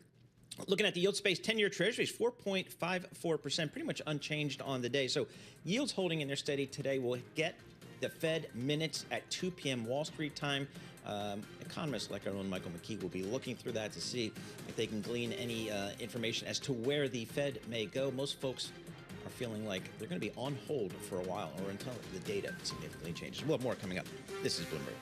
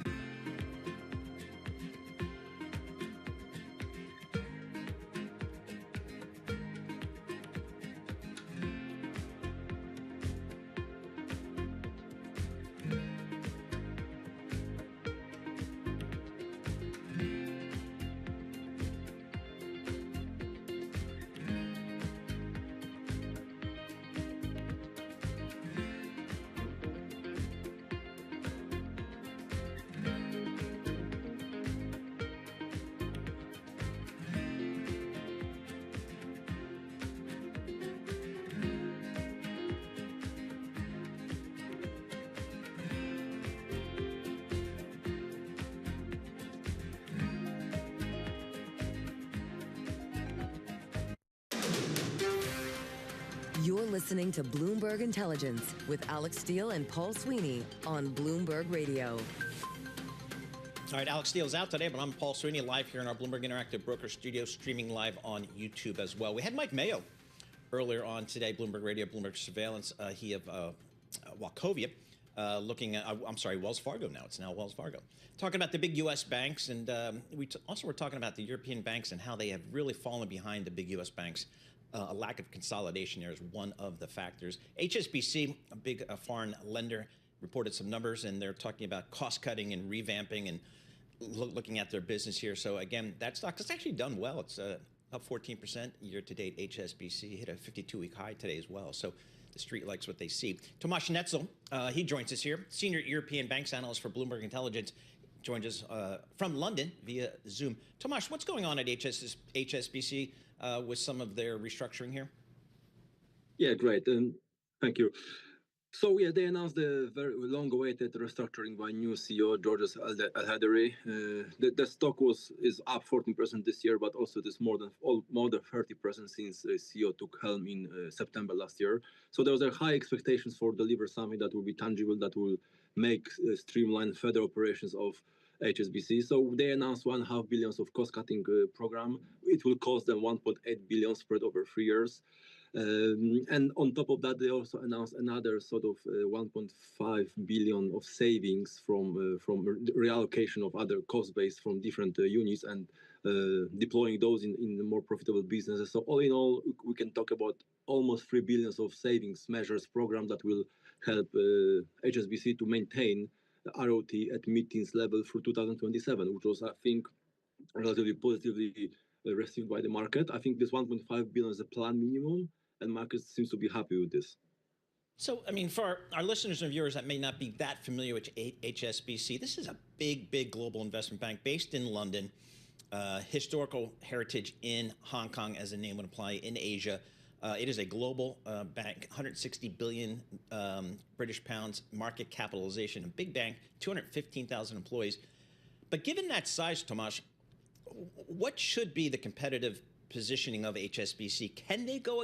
Should they go against the JP Morgans of the world, or should they be more focused? Well, I think you answered your questions with a further comment. They should remain focused possibly, and they want to be focused on the market where they have the greatest presence, which is Asia, right? They closed the European and American and UK investment banking business. They're going to relocate people to different units, and cost savings from there at around 300 million will be allocated into different businesses where they have competitive edge. And they have competitive edge, of course, in Hong Kong, in Asia, but also in Middle East and Eastern Africa. And these are the markets they're going to be focusing on. They've been trying for ages to build their investment banking unit to compete with Wall Street banks. But I think finally HSBC realized they have no power to compete with Wall Street rivals, and they prefer to focus on markets where they have knowledge. Tomasz, how frustrating, if at all, is it for you and European bank investors when you look at the United States and you see some of the big banks that have been built up through acquisitions and consolidation, like the JP Morgans, like the Bank of Americas, and yet in Europe, that's not really allowed from a regulatory perspective? And are people, how frustrated are, investors in financial services companies in Europe? I think it's a good point. I think it will be becoming more and more frustrating for local players, especially that, US is on the derogatory path. And, I think European peers, European regulator will look what's happening in the US and will have to adjust the way they approach the business, right? Of course, we have UniCredit trying to take over some German players and some Italian players, and there's lots of politics and regulatory issues involved in that. But yeah, if you look at market capitalization of US banks and you compare those with the European banks, really it's only HSBC which has sort of comparable market cap, let's say, but it's far less than JP Morgan, right? So definitely fragmentation is not helping to run the business. If you want to run global banking competitively, you have to have a scale, you have to have the poor market share, and that's, I think, what European banks were missing for some time, and they will have to be working hard to start gaining this. All right, Tomasz, your coverage is the European banks. Which one do you think is the best positioned from your perspective, from a competitive position right here? You mean comparing to Wall Street lenders? No, just relative to other European banks. Which one, in your perspective, is kind of best positioned? Well, look at this. HSBC, you call it European banks, but really this is the Asian banks. This is the European banks with a focus on Asia. So if you want to have an exposure to Asia, of course, it's HSBC and Standard Chartered, right? If you want to look at what's happening in Europe, definitely there are some different dynamics which are shaping the industry. One of this is cost savings measures. The other one is positioning to interest rate cuts, how you can develop, how can you defend your margins, etc. So if you look at European banks, UK banks seems to be looking very well prepared for lower interest rates. They have nice structural hedges that help them deliver a revenue growth that is much faster than European peers. If you look at the players that are involved in M&As, definitely Italian banks look quite interesting because there's lots of M&A activity over there. So I would be looking into this region just to find out the players that can actually provide some value. Tomasz, thanks so much for joining us. Really appreciate it. Tomasz Netzel, Senior European Banks Analyst for Bloomberg Intelligence, joining us from our European headquarters, Queen Victoria Street in London, right in the city of London, right around the corner for the Bank of England. You can't get any more City of London than the Bank of England, and our headquarters, our spectacular headquarters in London, our European base of operations based right there. For our listeners in the U.S., a reminder, you can listen to us via satellite radio on Sirius XM channel 121. Access the world's only global audio business network, coast to coast, 24 hours a day. Bloomberg Radio on Sirius XM Channel 121 is presented by Oracle.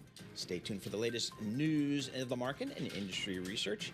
And then next hour of Bloomberg Intelligence will be starting in just a moment. Matt Miller darkening the door. He will join me for the next hour. I can only promise one thing: energy, excitement, maybe a little crypto, maybe a little card talk. This is Bloomberg.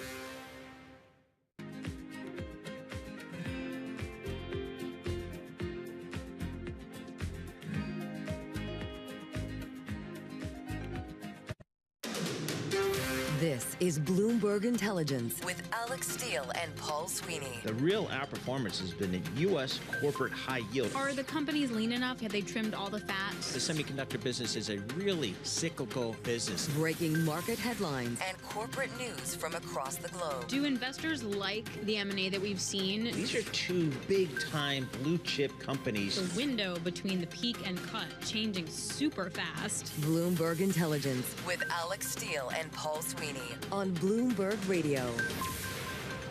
All right, Matt Miller sitting in for Alex Steele for this hour. How exciting is that going to be? I'm Paul Sweeney. We're live here in our Bloomberg Interactive Broker Studio, streaming live on YouTube as well. Coming up, Nathan Dean, our go-to person in D.C. to figure out what's going on down there in terms of policy. He's a Bloomberg Intelligence senior policy analyst. I'm just going to kind of throw up an open question at him saying, hey, what's going on? What can you tell us? Dana Dioria, co-chief investment officer of InvestNet, to discuss her outlook for the markets. Then we're going to check in with Anurag Rana, Bloomberg Intelligence technology analyst. We got to talk about Apple. They got some new products coming out, so we'll get a little bit of a preview there. And Spencer Soper, Bloomberg News, technology and e-commerce reporter on the big take story today. Temu, coming out of China. Its rise was aided by Trump, but now maybe President Trump poses a threat to Temu and to some of these other Chinese companies, so we'll break that down. But right now, let's go to Charlie Pellet for a Bloomberg Business Flash. Hi, thank you very much, Paul Sweeney, and here's what's going on. We've got the Dow, the S&P, NASDAQ, all in the red right now. Stocks are declining as President Trump's latest tariff threats stoke concern about a trade war. S&P sliding from a record. Right now, the index down 9, 6120 where we stand on this Wednesday, down 0.1%. The Dow down 182, down 0.4%, while NASDAQ is lower by 54, a decline of 0.3%. The Russell 2000 index of small cap shares also lower, down 0.6%. The 10-year right now, 4.54%, with the 2-year, 4.28%. Gold down $11 the ounce, $29.25, down 0.4%. And West Texas Intermediate crude, 72.43 a barrel, up by about 0.8%. Bitcoin very close to 96,000 right now, 95,958, up by 1%. As for the market backdrop, Marianne Bartles is chief investment strategist at Sanctuary Wealth, and she was the guest this morning right here on Bloomberg Intelligence. You know, we're just getting to the end of fourth quarter earnings for last year, coming in significantly higher than expectations, and we're seeing margins expand. And what we tell clients, markets go up and down based on earnings, and we have earnings. Marianne Bartles of Sanctuary. Prada working with advisors to evaluate the Versace brand as it weighs a bid for the Italian fashion company owned by Capri Holdings. Prada shares right now down by 1%. Capri Holdings up 2.1%. While we're talking retail and fashion, we got Walmart reporting tomorrow morning. Walmart shares a little change right now, up by 0.1%. For on-demand news, 24 hours a day, check out Bloomberg News Now. You can subscribe wherever you get your podcasts. I'm Charlie Pelleton. That is a Bloomberg Business Flash. All right, Charlie Pelleton, thank you so much. Matt Miller in the studio for the next hour. What are you looking at today? I know you just got off TV. Dude, I got to say that right now, I'm looking at Donald Trump's latest tweet. Which one's this? The president yesterday said that Zelensky and Ukraine started the war. Okay. Which is just a strange thing to say, considering it's on his territory, right? So now he's tweeting out, he says, think of it, a modestly successful comedian, Volodymyr Zelensky, talked the United States of America into spending $350 billion to go into a war that couldn't be won, that never had to start, but a war that he, without the U.S. and Trump, will never be able to settle. It's a very long tweet, but he calls Zelensky a dictator and says he'd better move fast or he's not going to have a country. All right, there you go. So we'll see how that plays out. it's just hard to believe that these things are actually happening.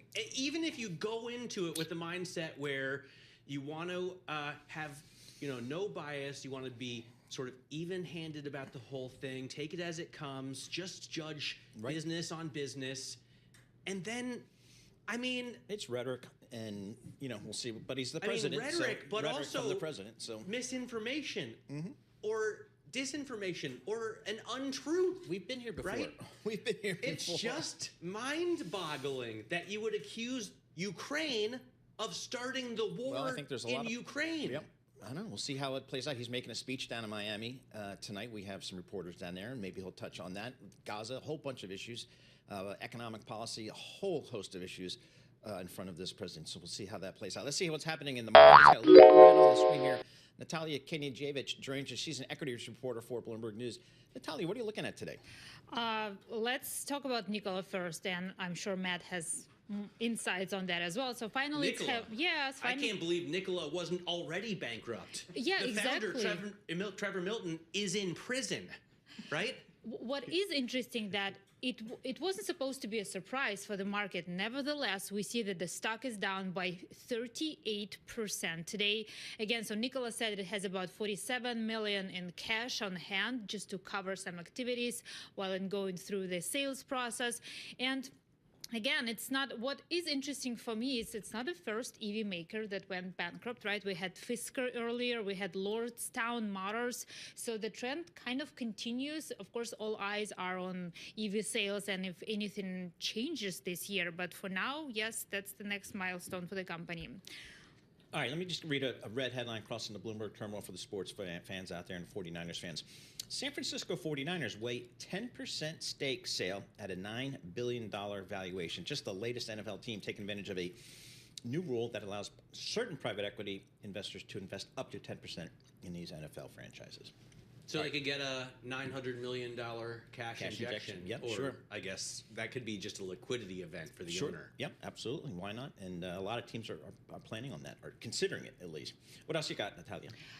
Consumer sector. So we are looking at Etsy today. The stock is currently down by 9%. Earnings were disappointing. I think the key takeaway for many analysts is how this company can make a kind of turnaround, attract more consumers on a regular basis. Because people, I've never bought anything. I was going to say, is Etsy a thing that you use? So this is like, I see it as like an eBay or an Amazon, except for the sellers make the stuff themselves. Exactly. Right? Arts and crafts kind of thing, right? Yeah, it's like handmade stuff that you typically buy for a wedding or when a baby is born. So if you want to buy something special.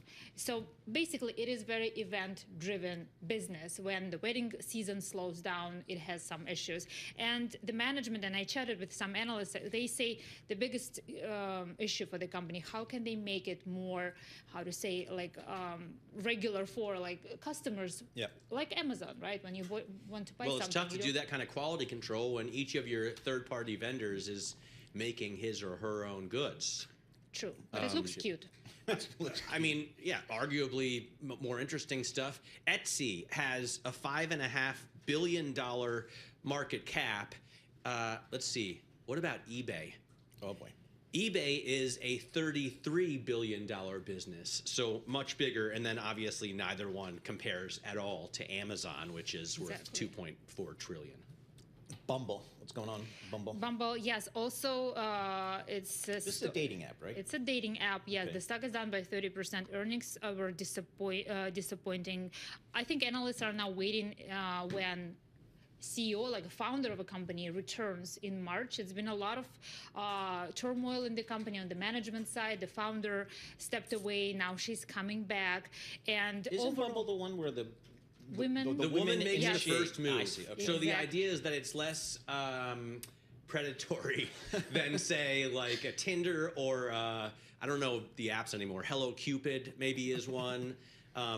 You're not. I'm so concerned. I've never You're not used. a user? I never ever used No? any dating app. I'm Ever so old. in your whole life? Never. I went on a few dates with Match.com. How'd that go? Back in the day. I remember once, well, All right. Well, No, tell Let's us. just say none of them were successful. okay. Yeah. Okay, very good. All right, so that's it for Bumble. Bad day for the folks at Bumble. Natalia, thanks so much for joining us just right there. Natalia Kenijevic, equities reporter for Bloomberg News.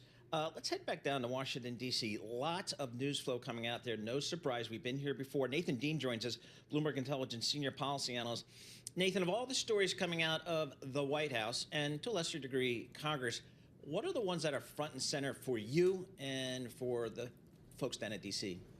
Yeah, you know, so obviously a lot of the geopolitical stuff is driving the news this week, especially with President Trump's tweet about Russia and Ukraine. But for those of us here in Washington, we're certainly paying attention to the Senate budget reconciliation process.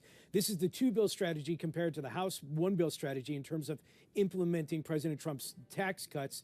And, you know, we just saw President Trump tweet about an hour ago that he is now endorsing the House strategy as opposed to the Senate strategy. So what does this mean? Well, Senator John Thune is actually discussing with Vice President Vance and the senators today about whether or not to proceed with this bill because, you know, the challenge of getting this one big, beautiful bill is going to be extremely difficult. I don't think anybody in Washington truly anticipates that this is going to happen in the near month. So the Senate, on the other hand, wants to move forward with their own goals in terms of border defense, immigration, and also, you know, boosting up our defense by around $150 billion as an interim. So it's a little wonky for those of us here in Washington from the market perspective. The key thing to note is this defense contractor angle, because if the Senate eventually does get their way, you're looking at $150 billion in defense spending boost. So that's certainly the defense contracting industry is going to be paying attention to. It's so surprising to me because you've got this Department of Government Efficiency that's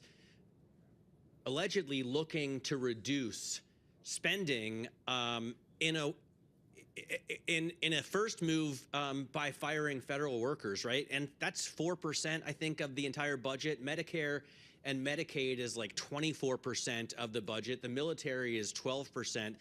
It seems to me that they're looking in the wrong place. Are we expecting down the road cuts to military spending, cuts to healthcare spending? You know, you hit it right on the head. I mean, DOGE obviously is looking at what they are calling the low-hanging fruit. And you just said 4 to 5% of the budget is the U.S. federal workforce. That's not going to get you to a deficit-reducing, status. You know, it's going to be up to Congress through reconciliation and just bipartisan government spending bills to touch other things. And when President Trump comes out and says we're not going to touch Medicare, Medicaid, or Social Security, well, that's not in the House bill. That one big, beautiful bill has a lot of Medicare spending cuts. So this is the challenge the Republicans are going to have is you have, on one hand, DOGE and Elon Musk going around trying to find efficiencies in the U.S. government. That's not going to really get you anywhere in terms of the deficit. On the other hand, you have, you know, the mandatory spending, which, you know, President Trump has said that we're not going to touch. And you also have this idea of tax cuts.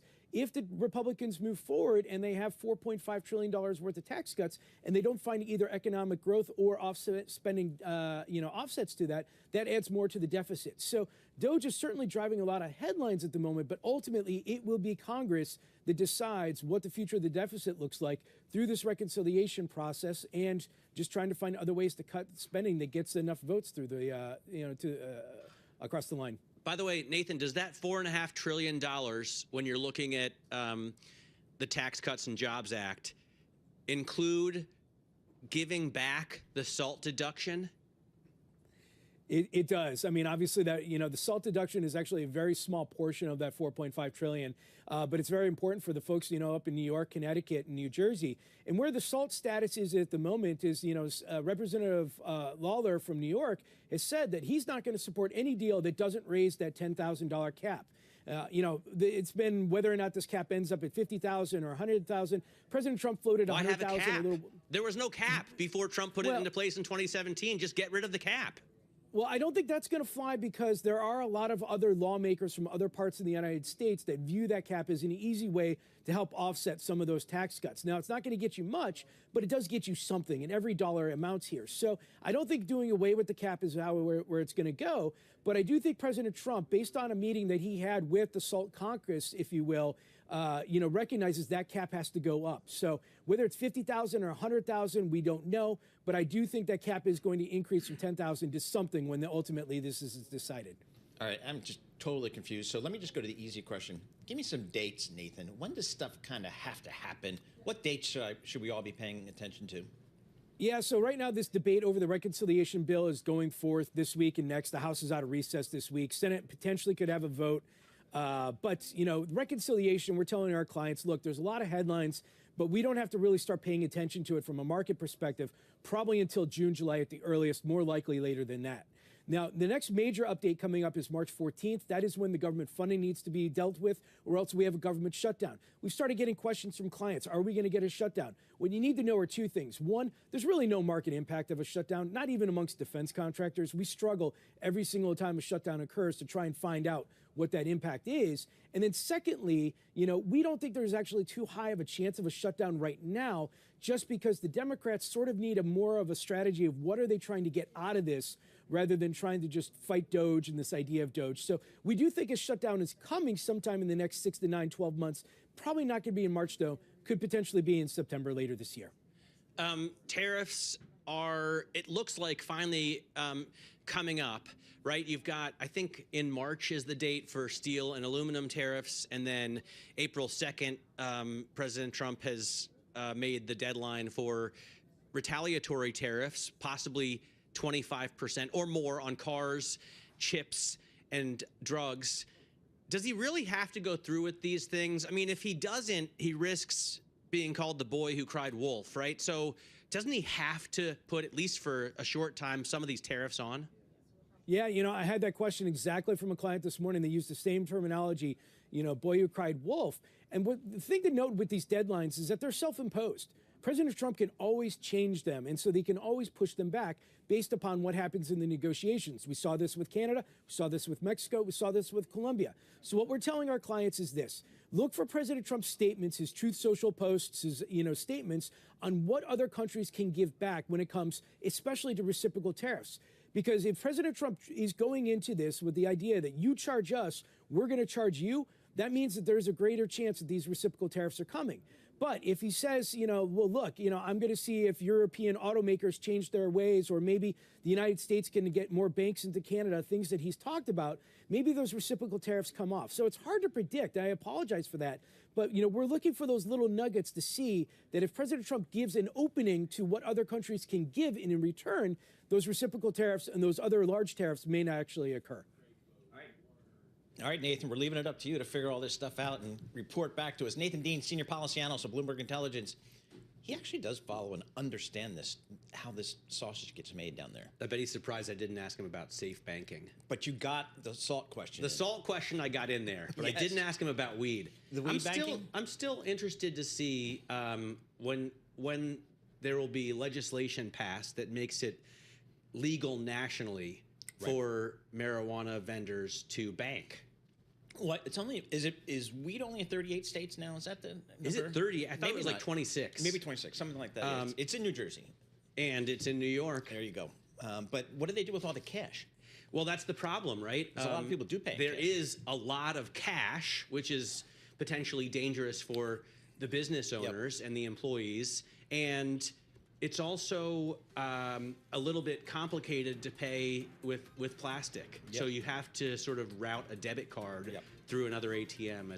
It's an issue that Congress, I think, is working to solve, and I believe the Trump administration is behind it, but the question is when. All right, we'll pay attention to that. Coming up, Apple's got a new, cheaper iPhone. We're going to talk to Anurag Rana, Bloomberg Intelligence, to see if this new phone is going to move the needle. That's coming up. This is Bloomberg.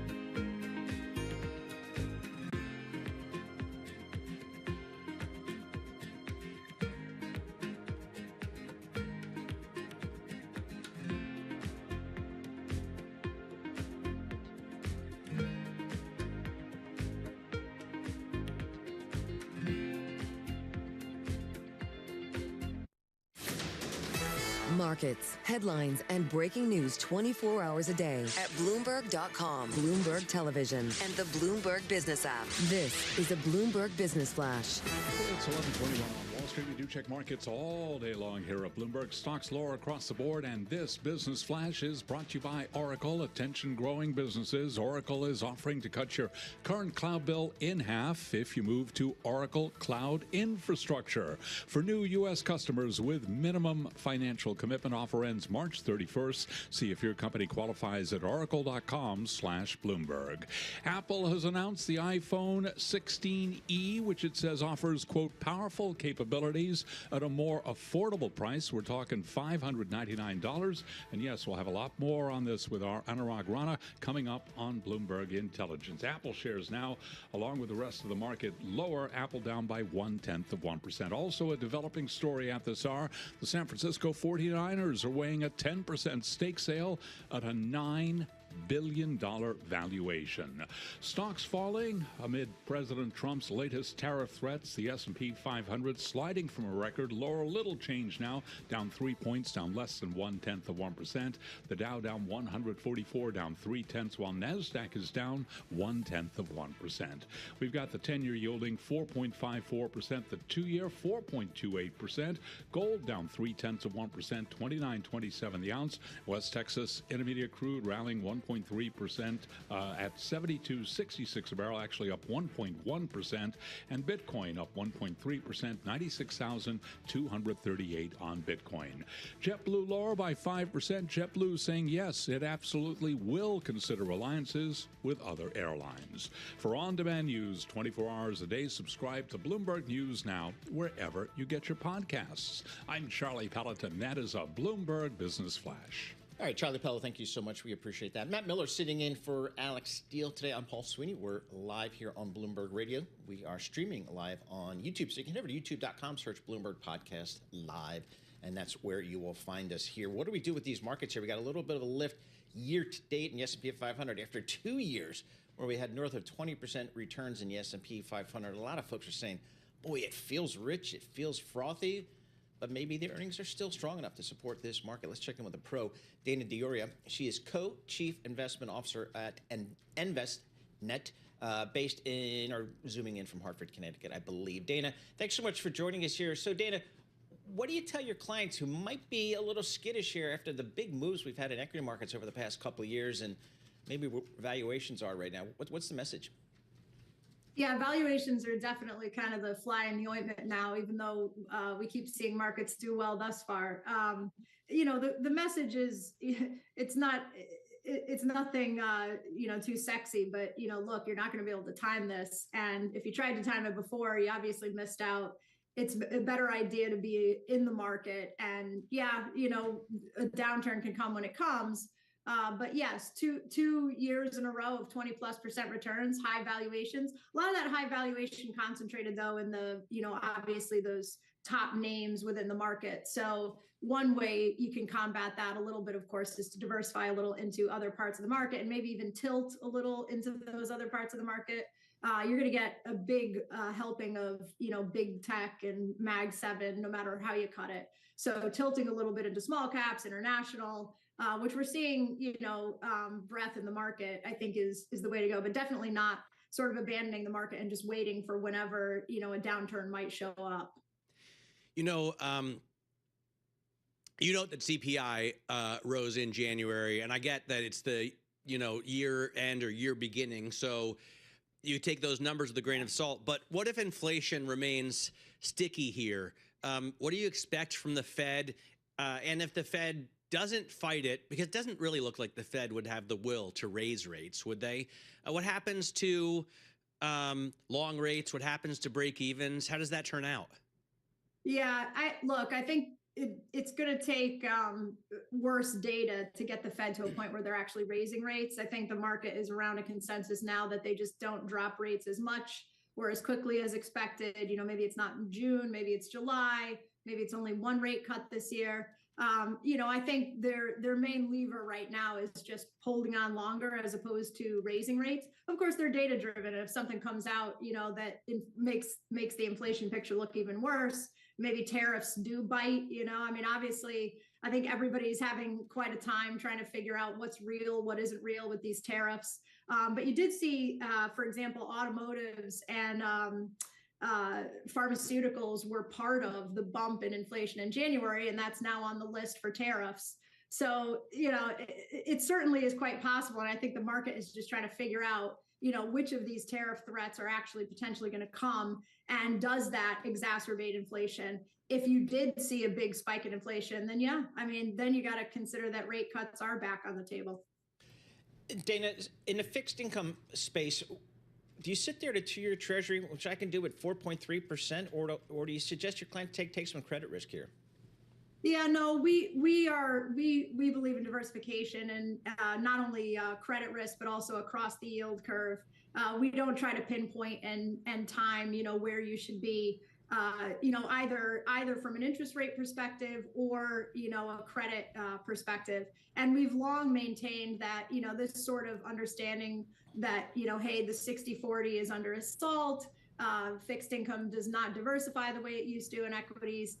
We haven't leaned into that narrative. We certainly do think there's opportunity, especially now in the alternatives market. You're seeing a lot of these alternatives managers focusing their attention down market, and you're seeing sales teams, and we're meeting with many of these managers now who are focused on retail platforms like ours. I'll say retail, for us, it's via advisors, but areas of the market, not the big institutions, not the endowments. And so there's opportunities to diversify even in those other types of structures. But we're believers as well that you need a solid fixed income for a ballast, and diversified across the curve, as well as including corporates, including credit risk.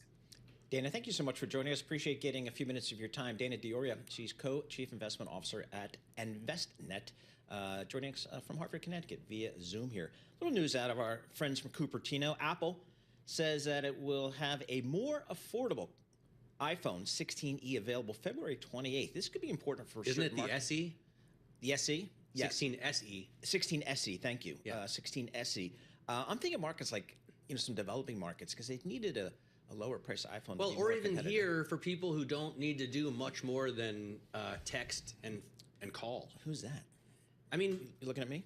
Well, I mean, you and me, right? What are we doing besides scrolling? You've got your doom scrolling on your TikTok or whatever you're doing over there, and then you're texting and making calls. I'm not doing graphic design with my phone. All right, I'll tell you, Anurag Rana, he covers all that technology space for Bloomberg Intelligence. He joins us here. Anurag, talk to us about Apple here. What is this new product? What are they trying to target here? Yeah, it's actually given a bigger screen size for a smaller price. So they've taken the S out of the SE and call it the iPhone 16e, which is essentially the big zoom, big screen, faster chip, Apple Intelligence, much bigger battery life for $200 less. I think that's really the punchline from my side, is that it's $200 lower than the base model of iPhone 16, which actually should help them compete better in China, where they're struggling. So what won't this phone be able to do? I mean, if Paul gets it, is he going to feel like he's not able to achieve as much in his daily life as he would if he got the Pro model, or will he just not notice?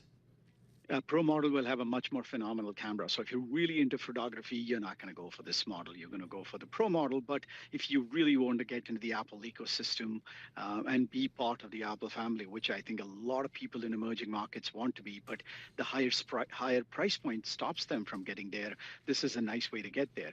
The other thing is the upgrades from 11 to 12. They actually put down a little tab on their release, which shows the battery life of this phone substantially better than the 11 and the 12 and the SE. So for all of those people who actually been hanging around with their 12 and 11s, this is a good way to upgrade without paying a lot more. I got the 16 Pro. I upgraded from the 11, and the battery life is awesome. So much less stress in your life. You don't have to worry about the battery and carrying around a charger. And those pictures that you're taking, Paul. Oh, phenomenal. Yeah. Here's my picture taking rule. If there isn't a person in the picture, I'm not taking it. Yeah. Like I was skiing, not one picture of me of the mountains. Dude, I just went scuba diving for 2 weeks in Indonesia, and for the first time I said, you know what? Screw it. I'm not taking any pictures. In the moment. I'm not bringing a GoPro. I'm just going to look at stuff and see it with my eyes. Anurag, is this going to be enough for Apple? Because I think about with some of the challenges in China, boy, they have to really look even maybe more intently at India. And if you're going to be a player in India, I kind of feel like you need even a lower price phone. What is their India strategy now? No, I think, one of the things that has happened over the last 7-8 years is inflation has really kicked in. And these phones that started with 500, 600 and now priced at 1,100, 1,000, 1,100. So, I mean, there is a bunch of, you could say, ASP going up for these phones. This is Apple's way of saying, okay, I cannot dent these markets with just features alone.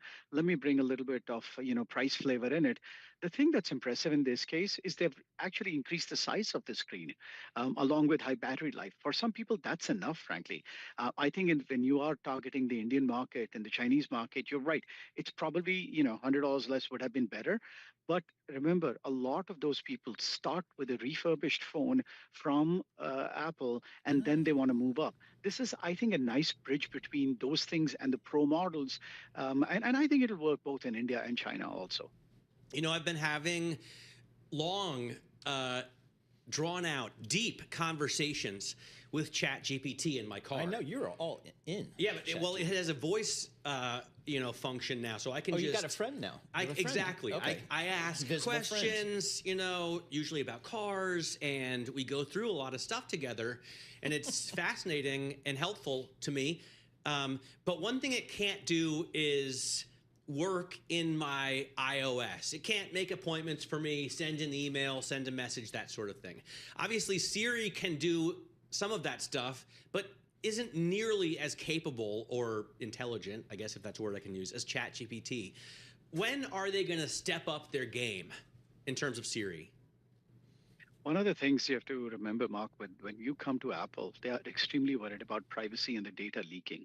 So I am fairly certain over the next 12 months, you will see them using more large language models to do a lot of those things, but they just have to go with their own pace, because one of the things they cannot do is dilute their brand because of some error by some other third-party provider. And I mean, it's just a matter of something coming a little bit later. I'm to be honest, not that concerned. My biggest thing is whether this thing can push towards that unit shipment problems that Apple's been facing for the past 3 years. Anurag, thanks so much for joining us. Anurag Rana, technology analyst for Bloomberg Intelligence, joining us from that burgeoning tech hub that is known as Chicago, Illinois. So you have an imaginary friend now, in a way. It's funny. I'm testing out the Land Rover Discovery right now. And it's pretty impressive in terms of the power plant. Okay. I think the design leaves a little bit of room for improvement. But as I was driving it back from the garage, I hadn't had time to look at the sheet. So I just opened ChatGPT. I hadn't used the voice function. Okay. And I said, I'm driving the new Land Rover Discovery. What power plants are available in this vehicle? And it said, oh, you can get either the 2-liter 4-cylinder or you can get the hybrid V6. And then it gave me the figures for each, and we had a deeper conversation about the market and the industry. Very good. All right, I love it. You're just all in on this AI. I'm not sure I get it, but if Matt's into it, I can spend some time with it. We'll have more coming up. This is Bloomberg.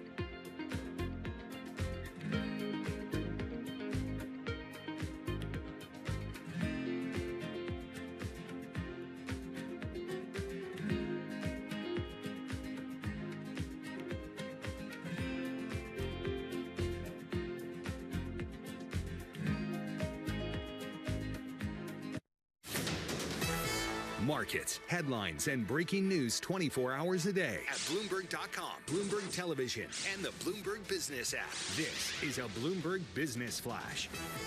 It's 11:40 on Wall Street. We do check markets all day long here at Bloomberg. President Trump has issued his most direct threat yet to Vladimir Zelensky, saying the Ukrainian president had, quote, better move fast to reach a deal with Russia, or he is not going to have a country left. Trump's social media post denounced Zelensky as, quote, an ex-comedian and a dictator.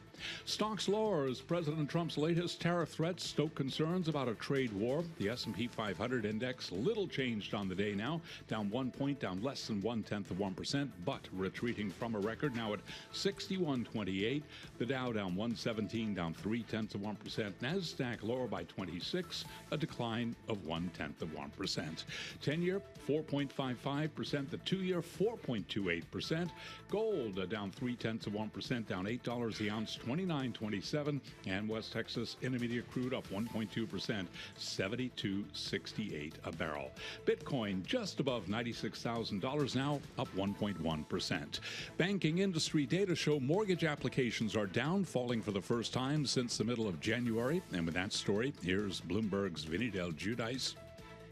The average rate in a 30-year home loan continues to hover near 7%, with the Federal Reserve refraining from further interest rate cuts. That's putting another dent in a rather fragile U.S. housing market. Just today, the government reported starts of housing construction dropped in January for the fourth time in 5 months. Moreover, homebuilder confidence is running at a 5-month low. Vinny Del Giudice, Bloomberg Radio. Toll Brothers leading losses in home builders. Toll Brothers shares down 6.6%. And a new report says Uber and Lyft risk a drop-off in demand if rideshare prices continue to increase beyond current levels. That's according to an analysis by GridWise. Right now, shares of Uber down 1.2%, rival Lyft down 4.6%. For on-demand news 24 hours a day, subscribe to Bloomberg News Now wherever you get your podcasts. I'm Charlie Pelleton. That is a Bloomberg Business Flash. All right, Charlie Pelleton, thank you so much. We appreciate that. Matt Miller is sitting in for Alex Steele today. I'm Paul Sweeney. We're live here in our Bloomberg Interactive Broker studio, streaming live on YouTube as well. So go to youtube.com and search Bloomberg Podcast Live, and that's where you'll find us here. I'm looking at the big take story today. Matt, you got to bring it up on the terminal because it will give you, just vertigo. Look at it's really cool graphics here, but it kind of plays some tricks on your mind. Spencer Soper joins us. He's a technology and e-commerce reporter for Bloomberg News. He's the author of this big take story on the Bloomberg terminal and on Bloomberg.com. He's part of that team there at Bloomberg Business Week. It is featured in this week's Bloomberg Business Week. Spencer, talk to us about a Chinese company called Temu. I think I'm pronouncing it. Temu, thank you. Temu, T-E-M-U. Tell us about this company and how they might be impacted by a trade war between the U.S. and China. Yeah, I'm glad you guys got mixed up on the pronunciation because I'm unclear too. It's short for team up, prices down or something, which is why a lot of people say Temu, but then I've also heard it Temu. But basically, this is an online marketplace full of discounts. It's kind of like a Dollar Tree in your phone. You can find all kinds of products, and the big differentiator here is that they're just really, really cheap in terms of prices.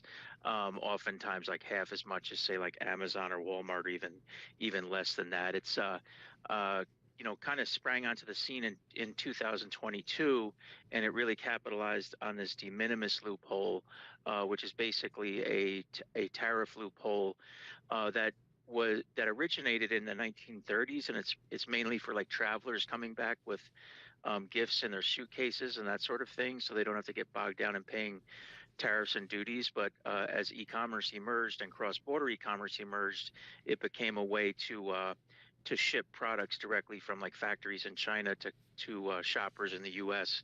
without paying tariffs and duties, which has helped them beat some prices from U.S. retailers. I love the way your story starts out, which is in a town that I'm not going to try and pronounce, but a Chinese town that's twice the size of Chicago with a lot of blade manufacturers. I actually looked on the Temu.com website, and the first thing I see is a sharp sword, a stainless steel sword for $4.75, and a nail clipper. That probably says that probably says more about you because of their algorithm than it does about Temu, you know? Well, I'm looking, to be fair, I'm using the Bloomberg Radio Studio computer. I haven't logged on myself, but they also have a nail clipper manicure set for $1.86, which has 23 different tools in it. So what a price. But you talked to a guy in China who has a clipper company, right? And he said he saw an opportunity during COVID. He used to manufacture, and probably still does, products for other brands, but now he's selling direct to consumer with this. Yeah, and that's the big thing is that the Chinese factories are really looking to diversify on, you know, where they sell. And so this factory in particular, yeah, they made a lot of these components that were used in name brand razors like Wall or Remington, those sorts of things. And then they realized, you know what, we could actually sell direct to consumer, especially during the pandemic when people were giving themselves haircuts at home and getting pets, and they need to give the, you know, groom the pets. So it basically gave life to this you know, direct to consumer push for this company. And they had tried Amazon, and they found that Temu was just a lot simpler for them in the sense that they weren't you know, fighting for every sale on Amazon and paying for all the advertising. And you know, you really have to run a sophisticated business to sell on Amazon, and they found it a lot easier on Temu in sense where they could just send the blades to Temu, and Temu took care of everything. So what's the fate or the expected fate of this international tax exemption, this loophole, this $800 loophole? Because that seems a central strategy for Temu in terms of undercutting Amazon and pretty much everybody else. That's the million-dollar question right now. I mean, it's not the only advantage Temu has. It's certainly one of them, and it certainly helped them be a differentiator. And we're still not exactly sure what's going to happen. You know, Trump made this mandate to eliminate the loophole, but then backpedaled on it. You know, they have to figure out exactly how this is going to work. And once we know exactly how it's going to work, then businesses are going to look for potentially other loopholes or that sort of thing. So all of this stuff is still shaking out. The bottom line is you could see consumers take some price increases. You could see factories taking a little bit less to try to share in the pain. Retailers cutting their profit margin. So generally when these kind of things hit, it's not like a one-size-fits-all solution. We'll see this. We'll see the pain of any of these tariffs applied differently, you know, throughout all the players, depending on the position of strength that they're in.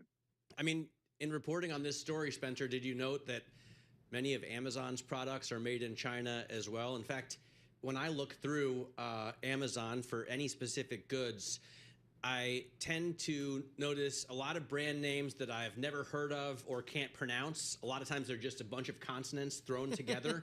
And those products are all made in China. So Jeff Bezos or, you know, the other shareholders, he only owns 9% now, are also going to fall victim to this tax if it's enacted. Yeah, but the difference here is Amazon wants to offer you quick delivery. So oftentimes what you buy on Amazon is already in a warehouse in the U.S., meaning it was, you know, put on a big cargo container, shipped into a U.S. port, and the value of that cargo container was above this de minimis loophole, so they paid the tariff on those goods. The difference here is it's being, you know, packed in China to be shipped directly to you, in which case, you know, that individual item is coming in under this $800 de minimis threshold, in which case no tariffs apply. So that's the big differentiator. I mean, so much stuff is made in China, whether you buy it in the store or on Amazon or whatever. The you know, source of a lot of these goods is still the same. It's just a matter of the you know, how it navigates into the U.S. Great quote in here from one of the sources. Some people are saying you shouldn't shop on Temu, but Amazon is selling literally the exact same product for double or triple their price. So there you go. Spencer Soper, technology and e-commerce reporter for Bloomberg News, joining us from Seattle via Zoom. You can read more of this story on the Bloomberg terminal or at bloomberg.com/big take. Some great graphics, some great reporting, as we always get from these big take stories. And this time taking a look at the giant kind of online dollar store, if you will, from China called Temu. That's how we're going with the pronunciation, and how it competes against Amazon. S&P 500 absolutely unched on the day. Nothing happening. Dow off 100, NASDAQ off 16 points. We'll have more coming up. This is Bloomberg.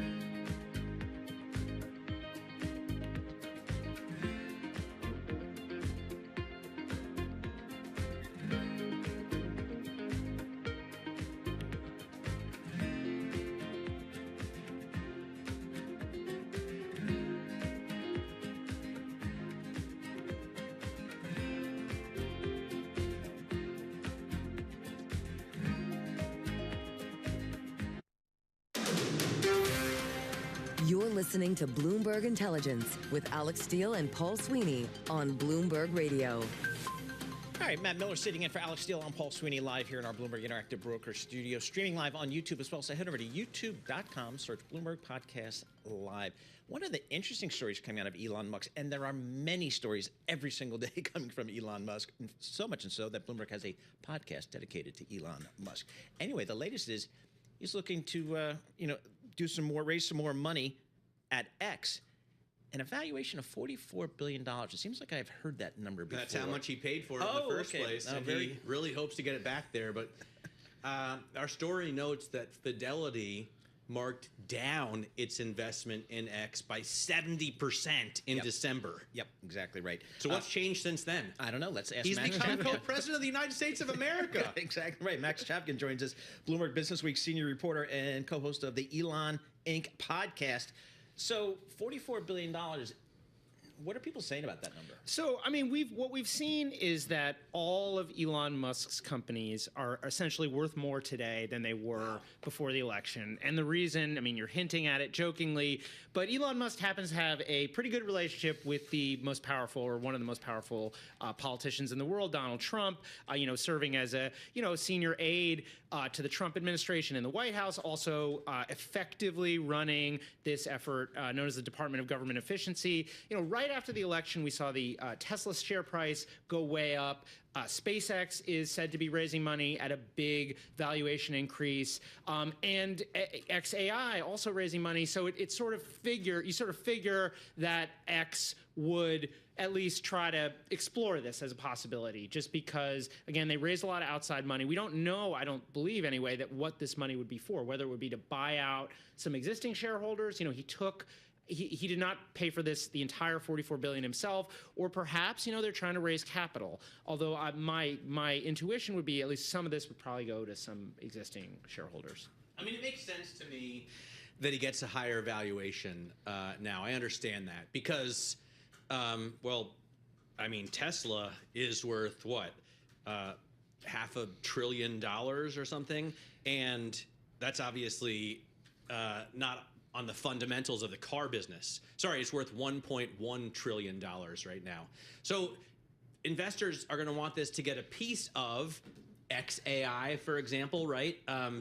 Twitter owns, I think, a big stake in XAI, or maybe some kind of robotics that he's going to make, or I don't know, some other business that he's in. So we know that some Twitter shareholders have, or that there is some ownership stake in XAI that at least earlier shareholders are able to take advantage of. I'm not sure that these investors, I don't know exactly what they're buying here, or how much of XAI they would be getting. But you're right that XAI, which is Elon Musk's AI thing, is this fast-growing chatbot competitor to ChatGPT.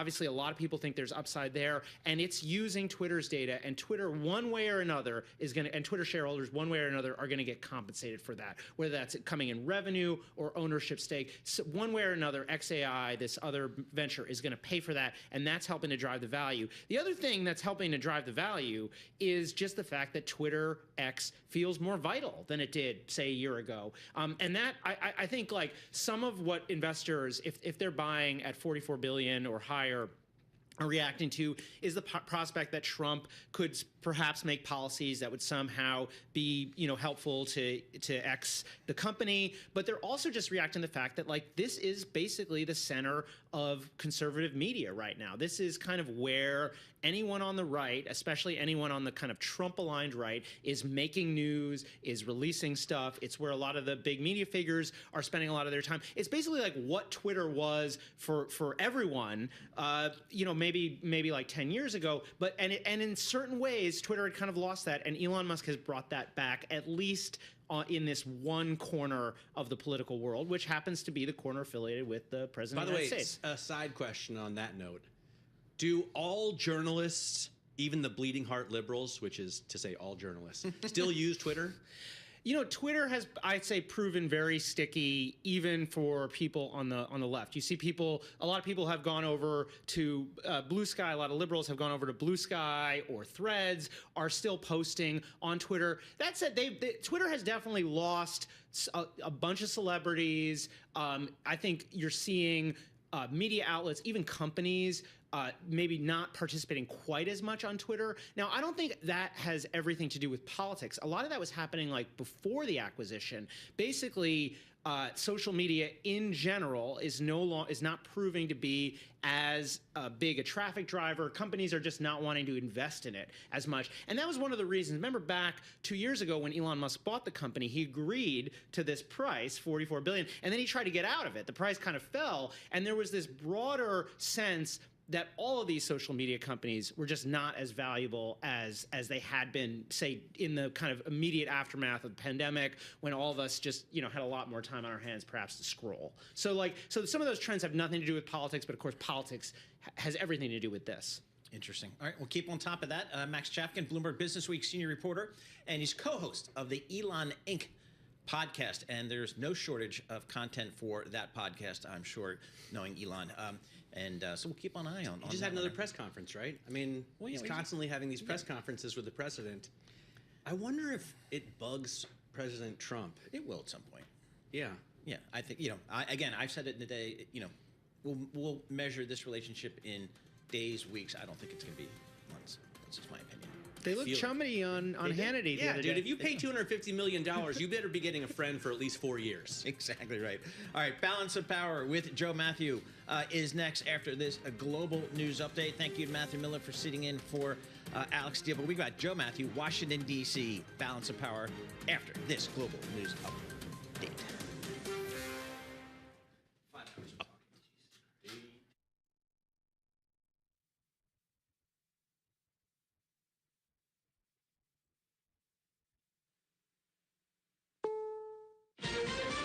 This is CBS News on the Hour, sponsored by Progressive Insurance. I'm Peter King. Ukraine isn't just fighting Russia. Now its president is in a war of words with the American president. Here's correspondent Imtiaz Tayeb. Zelensky has said President Trump is trapped in what he described as a, quote, disinformation bubble after the president appeared to blame Ukraine for starting the war nearly 3 years ago.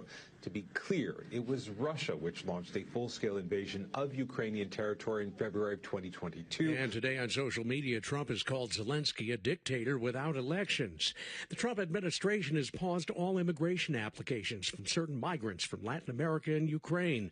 Immigration reporter Camilo Montoya Galvez has more on this CBS News exclusive. If you already have temporary protective status, you will not be affected, but it is critically important to note that the Trump administration is in the process of scaling back many TPS programs, including the one for Venezuela. They say it's about security and fraud concerns. Several federal prosecutors have quit rather than carry out the Justice Department's orders to drop corruption charges against New York Mayor Eric Adams. A judge hears arguments from both sides in about 2 hours. Loyola law professor Lori Levinson. The judge has to give the final say as to whether this case will be dismissed, whether it will be dismissed without prejudice, which means that Adams could be prosecuted down the road, or maybe even dismissed with prejudice, which would make Adams free to do whatever he would want to do. Last weekend's heavy rain and flooding have been followed by heavy snow in Kentucky. Governor Andy Beshear. In eastern Kentucky, the snowstorm is significant enough there where we're not able to get a number of vehicles out on the roads, so that's going to delay some of the road openings in counties. That system stretches into North Carolina and the Delmarva region. The latest on Pope Francis includes a diagnosis of double pneumonia and some positive signs. CBS's Seth Doan. We understand from a Vatican source that he's breathing on his own, that he does not have any heart problems, and he's not just in bed, he's able to get up and get into an armchair there in the room. Italy's prime minister visited this morning and says the Pope is alert, responsive, and funny. With 2 recent commercial airline crashes, you might think Americans are wary of flying. CBS's Linda Kenyon. The Associated Press NORC poll finds 64% of adults believe air travel is very safe or somewhat safe. That's down from 71% in a previous poll. The decline suggests Americans are somewhat rattled by recent events, including the mid-air collision between an American Airlines passenger jet and an Army Black Hawk helicopter in Washington, D.C. Wall Street, the Dow is down 90 points. This is CBS News.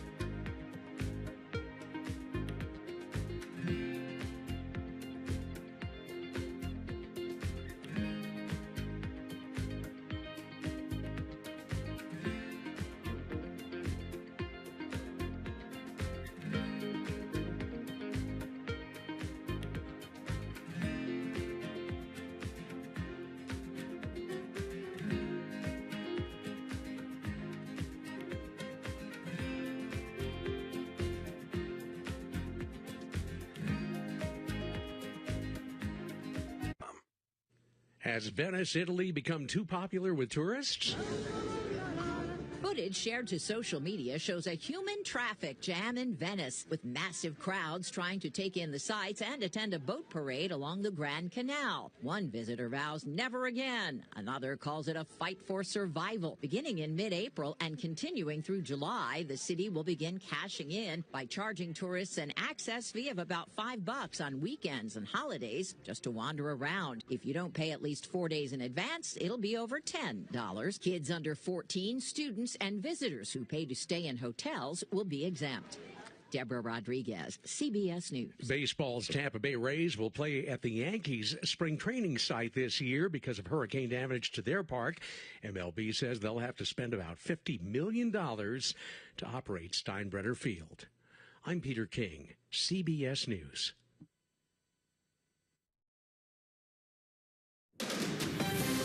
From the world of politics to the world of business, this is Balance of Power.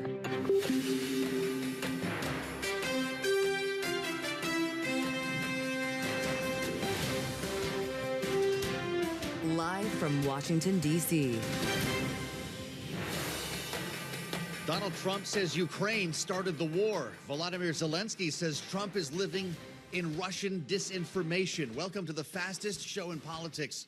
As the rhetoric swirls here after the first talks between the U.S. and Russia aimed at ending the war, we'll discuss with our geoeconomics expert Jenny Welch from Bloomberg Economics. And we'll have a live report from the Future Investment Initiative Priority Summit. This is the big financial conference sponsored by the Saudis happening today in Miami Beach. Donald Trump will be speaking there. Senate Republicans move to start debate on a budget resolution. It's actually happening.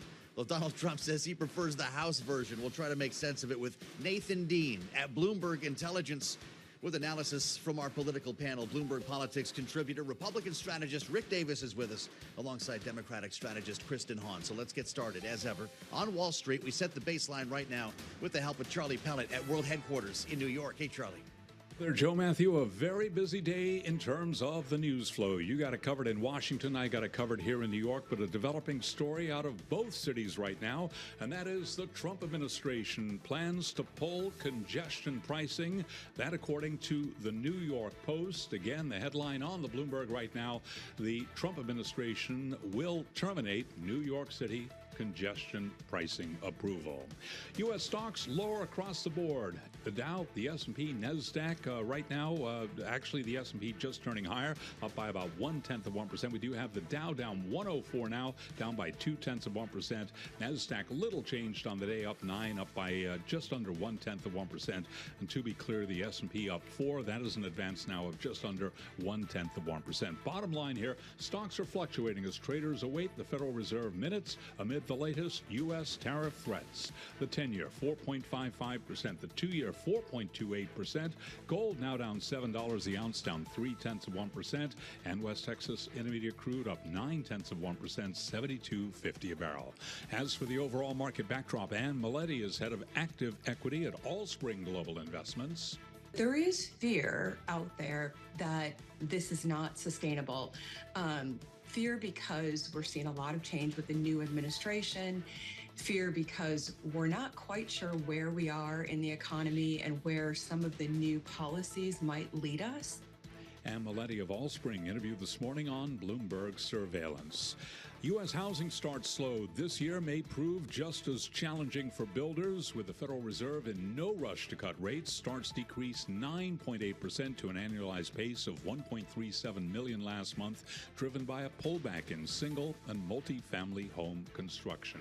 Among home builders, Toll down 6.9%. That's after earnings. Lennar down 2.6%. KB Home down 2.9%. For on-demand news 24 hours a day, subscribe to Bloomberg News Now wherever you get your podcasts. And Balance of Power continues. Right now, back we go to Washington. Once again, your host, here he is, Joe Matthew. All right, Charlie, thank you so much. Charlie Pellet at World Headquarters in New York, the voice of the New York subway system as well as Wall Street.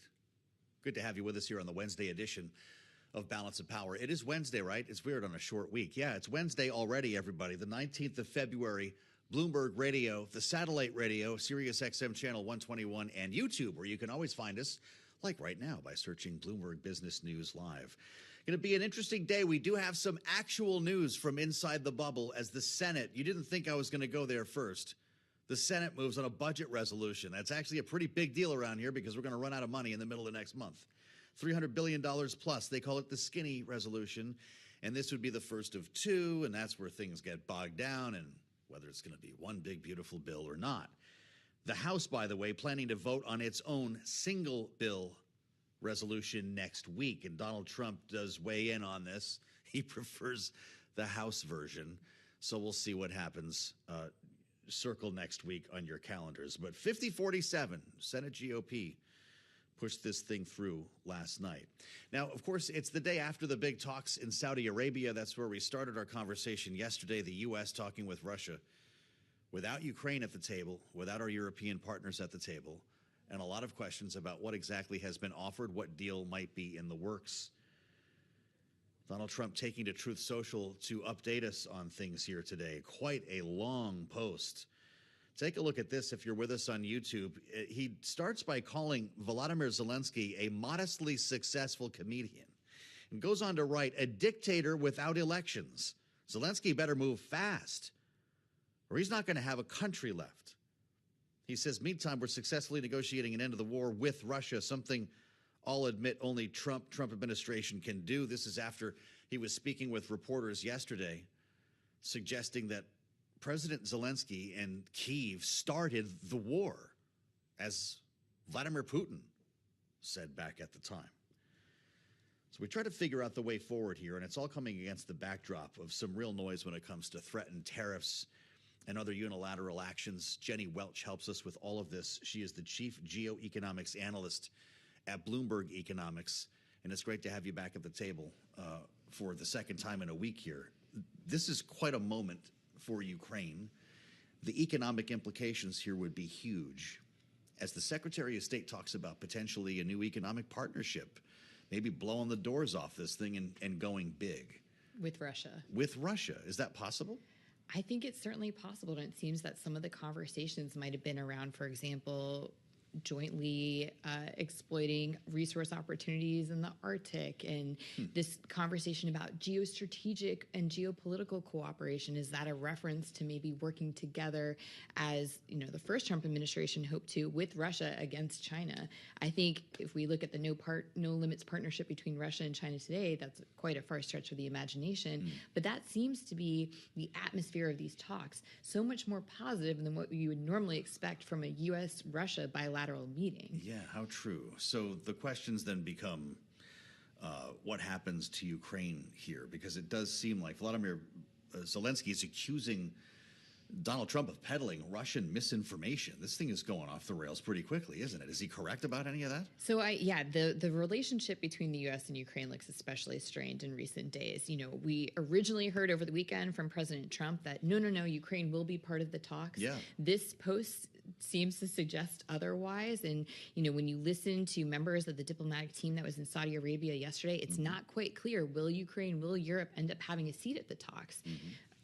Theoretically, they would need to be there for Ukraine to agree to any kind of deal, for Europe to be involved in any deal on sanctions relief and footing the bill as the U.S. wants them to for Ukraine's security. But it's not clear what voice they will have in the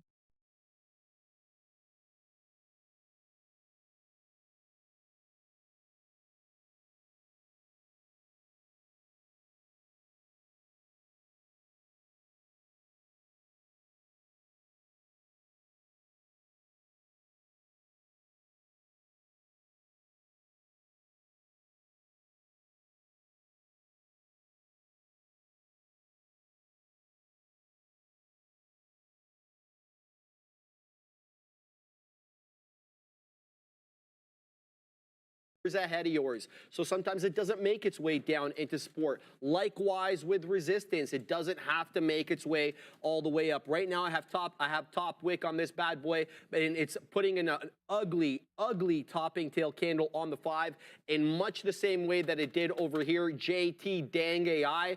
It's a bamboozler. You're gonna have to be super quick with it. The money fill obviously was this 580 area. You don't have to be a chartered market technician to see that it held up twice in and around 580. This is why I suck as a trader. I could have put that 580 order there and then, you know, given it to the $0.75. Alas, I did not. So we're looking to scalp here near the highs. Now, let me tell you, we still have technically a lower high. So even though this one is on one currently, looking to take out 7, if you were to base it off the previous area high, which is 715, this 695 is technically a lower high. So definitely still a little bit of, you know, a bit of pressure to the high side here on JTAI, but this is in play. It behooves you to use resting orders as well. I had resting orders, hence why I was able to get top wick on this one, because it doesn't hang out in the price level for all that long. That's just the nature of these beasts. They move awfully quick, and unless you're Speedy Gonzalez or whatever, you're not going to be able to catch these. Well, I can't. Maybe you can. So I'm keeping my eye on it because right now it's putting in another higher low here on the 5. So the previous low on the previous 5-minute candle was 47s. The current one that we're on right now, 65s. So we've got higher lows, even though we have pressure from the top side here at around 7. I'd say the pressure really comes in fast and furious in the mid 80s to low 90s. JTAI on one right now. Definitely looking at getting back in. Just got to get in at the appropriate level. So I think if we squeeze above 715, all hell is going to break loose. As we've talked about, there is definitely an interesting level in and around there on JTAI that we've been holding for a period of months. And here we go again. So the buying coming in really aggressively. Low 90s we go, and pressure comes in again, pushing us back down in the 80s. But this one could be breaking out now as I watch the amount of volume come in on JTAI. Higher lows in play as well, guys. This one is on one. If you like small cap gappers, this has to be one of your focuses right now. But I'm about to get stopped out of my other position here. IBRX just lost VWAP. That is not what I want. That is now we're about 5 pennies out of the money on this one, and I just got stopped out of that one. So IBRX will take our first L on the day. Keep your eye out on that one. I'm not interested in picking it up unless and until it gets above that 4 1/5. So we've had higher lows, umpteen amount of higher lows on IBRX since, allow me a second over here, since this area over here, which got into about 415. So it's been a symphony of lower highs on IBRX. So somebody with, you know, with intent looking at pushing this bad boy down. Now it's breaching VWAP. However, if you're still involved, I would say to you, 380, that's the area trough that we kind of double bottomed off. Previously to that, we had we had resistance at around 380. That took us to around 940 and 945. So even though I got stopped out here, I'm still interested in this bad boy if it does hold that 380, 375, and then curls back up. Back to JTAI, because this one's still talking about taking that $7 area. We do have a double top, though, on the 5-minute. 695 high, 695 high. So 2 candles in a row right now on JTAI on the 5-minute chart, topping out at 95s. So even though I didn't see the selling come in on the level 2 in real time, I can tell you that there is a seller of a note at 95s, obviously, because we've topped out there twice. Keeping an eye on this one, Adair. What do you? Oh, we have a super chat. Oh yeah. Tuan Vu, 500 something or another. We'll find out what that is in a second. What do you guys think about LAES for today's quantum play? Great question. One name that we know very well on the show, as we've reported on it many times. LAES. Let's have a look. Show yourself. Reveal yourself. Yeah, clearly. All right, so what are we doing on the day here, Dara? We got 14%, 13.74%, it's a $3 name. We're still below local highs, obviously, so you're definitely going to encounter some local resistance into that 4.25, 450. Let's flip to the 5. This is the 4-hour currently on LAES. Okay, so it looks like this is as if it's respectful of the 10 exponential moving average on the 5. And it doesn't have to stay that way now that it's kind of topped off at that $3.50 area. But as you can see, since we broke out at the beginning of the show at 11 o'clock when we got that quantum news, I don't know if it was on Rigetti or what, but this one rocketed up and it's been respecting the 10 exponential ever since then, both on a close and a wick basis. However, this is the most prolonged area of consolidation we've had since that breakout at 11. So does it mean that it respects the 10 exponential every single time? Probably not. Does it do it this time? It might. We'll keep an eye out on that one. I like it possibly a little bit of a deeper retracement, maybe that 3.25, give or take. But we did have that short report on I was just thinking so about let's that. talk about that just to let everybody know. Yeah, so there's a short report from a short seller I've actually never heard of before called Blue Orca Capital. And I'm just going to read you guys the whole tweet. We are short Teladoc Health, and then they have the ticker, which is TDOC, because evidence shows that patients on the BetterHelp platform pay for mental health therapy from licensed therapists, but with meaningful frequency, they unknowingly receive, quote, therapy from AI. We think this is rotten. So I want to read more about this report here. Apparently, you have to actually give your email to read the report. So, I might be short Blue Orca for that. I don't like that. Because I do have to shout out, you know, RIP Hindenburg. The guy's still alive, don't worry. But the company is not. He decided to close it. So Hindenburg, though, you didn't have to log in to do anything. Same with Hunter Brooks. So I do have to give a little bit of a Brian Nichols shrug or side eye there to our friends at Blue Orca. I also want to thank Shahar for the super chat. Great channel listening all day. First YouTube donation. Well, Shahar, we are honored to be your first YouTube donation. We are pleased as punch. And we thank you very much for your support for the channel and everybody's support for the channel and everyone for being here. No question. No question about it. Yeah, I mean, that's what we do over here. MSTR. Like, Michael Saylor and I are going to have words. No, I'm joking. But my strategy with MicroStrategy, I guess now known as strategy, was I liked this low day breakdown short. It wicked me out the first time. Try it again. Now, I knew this was going to be a little bit of a tricky one because, and I'll pull up my trading view again so I can show you guys, just because I have the line written up. That is my pal Lily. But look at this line in MSTR. This has been huge support resistance over the last few days, this 331 level. I was like, well, maybe it'll be 330 will be a better level, so I'll just wait. Yeah, that didn't happen. I went from over $1 in the money to out of the money in a second. But then MSTR was like, oh, actually, never mind. I want to keep pushing lower. And I was like, thank you, MicroStrategy. We appreciate your service. That being said, I still want to recognize the fact that it does like that 331. So I'm going to be taking out 30% of my position there. The rest, though, I actually don't have like hard profit takers on. I want to wait and see what happens. I was involved in the same yesterday, and I traded it long, and I traded it short. So I know what levels it kind of respects. That 328.30s actually would be interesting. I would definitely be looking to take some profit out there. What I found, though, with regards to, I think sticking to your plan is huge, but what I'm trying to do is I continue to evolve as a trader. The parts of my plan that I should be emphasizing the most, okay, we just got to peace out, let's go, are going to be my entry and my stop. My profit takers, or I'm going to be a little bit more, I don't want to say loosey-goose with it, but I want to, as long as the trade's still working, I don't want to force myself out of the trades. I do not want charts that look like crayons because I have so many outs that I've just like stabbed with it, right? I want to make sure I'm breathing, taking my time, and just chilling out in the trade. MSTR, my stop is still, I haven't moved it. It's still 332.50s, and I'm comfortable keeping it there because of how violent this one has been today. I would love to see us Michael Saylor away with some profits, but unfortunately, it has been so loosey-goosey that I think you've got to keep these stops a little bit loosey-goosey in response. So I always love this here. I'm trading like MicroStrategy. You're trading this small cap. Very distinct worlds over here, distinctly different styles of trading. But if it works for you guys, it works for you. So shout out to everybody here in the chat. Come on, NVIDIA, push, says Mad World. Show yourself, we'll take a look NVIDIA. at there. Show yourself, NVIDIA.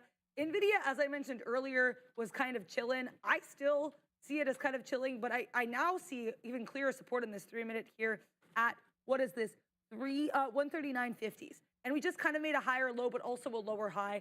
I think, as someone said here, push. I think NVIDIA has to choose a direction. I don't know if it has yet, so I will say with NVIDIA, be patient, wait and see what happens. I think if we make a higher high here off that 140 area, of course, 140 a pretty key level, I think that would be a great look. And I have to shout out Joe, who I know is a trader of NVIDIA.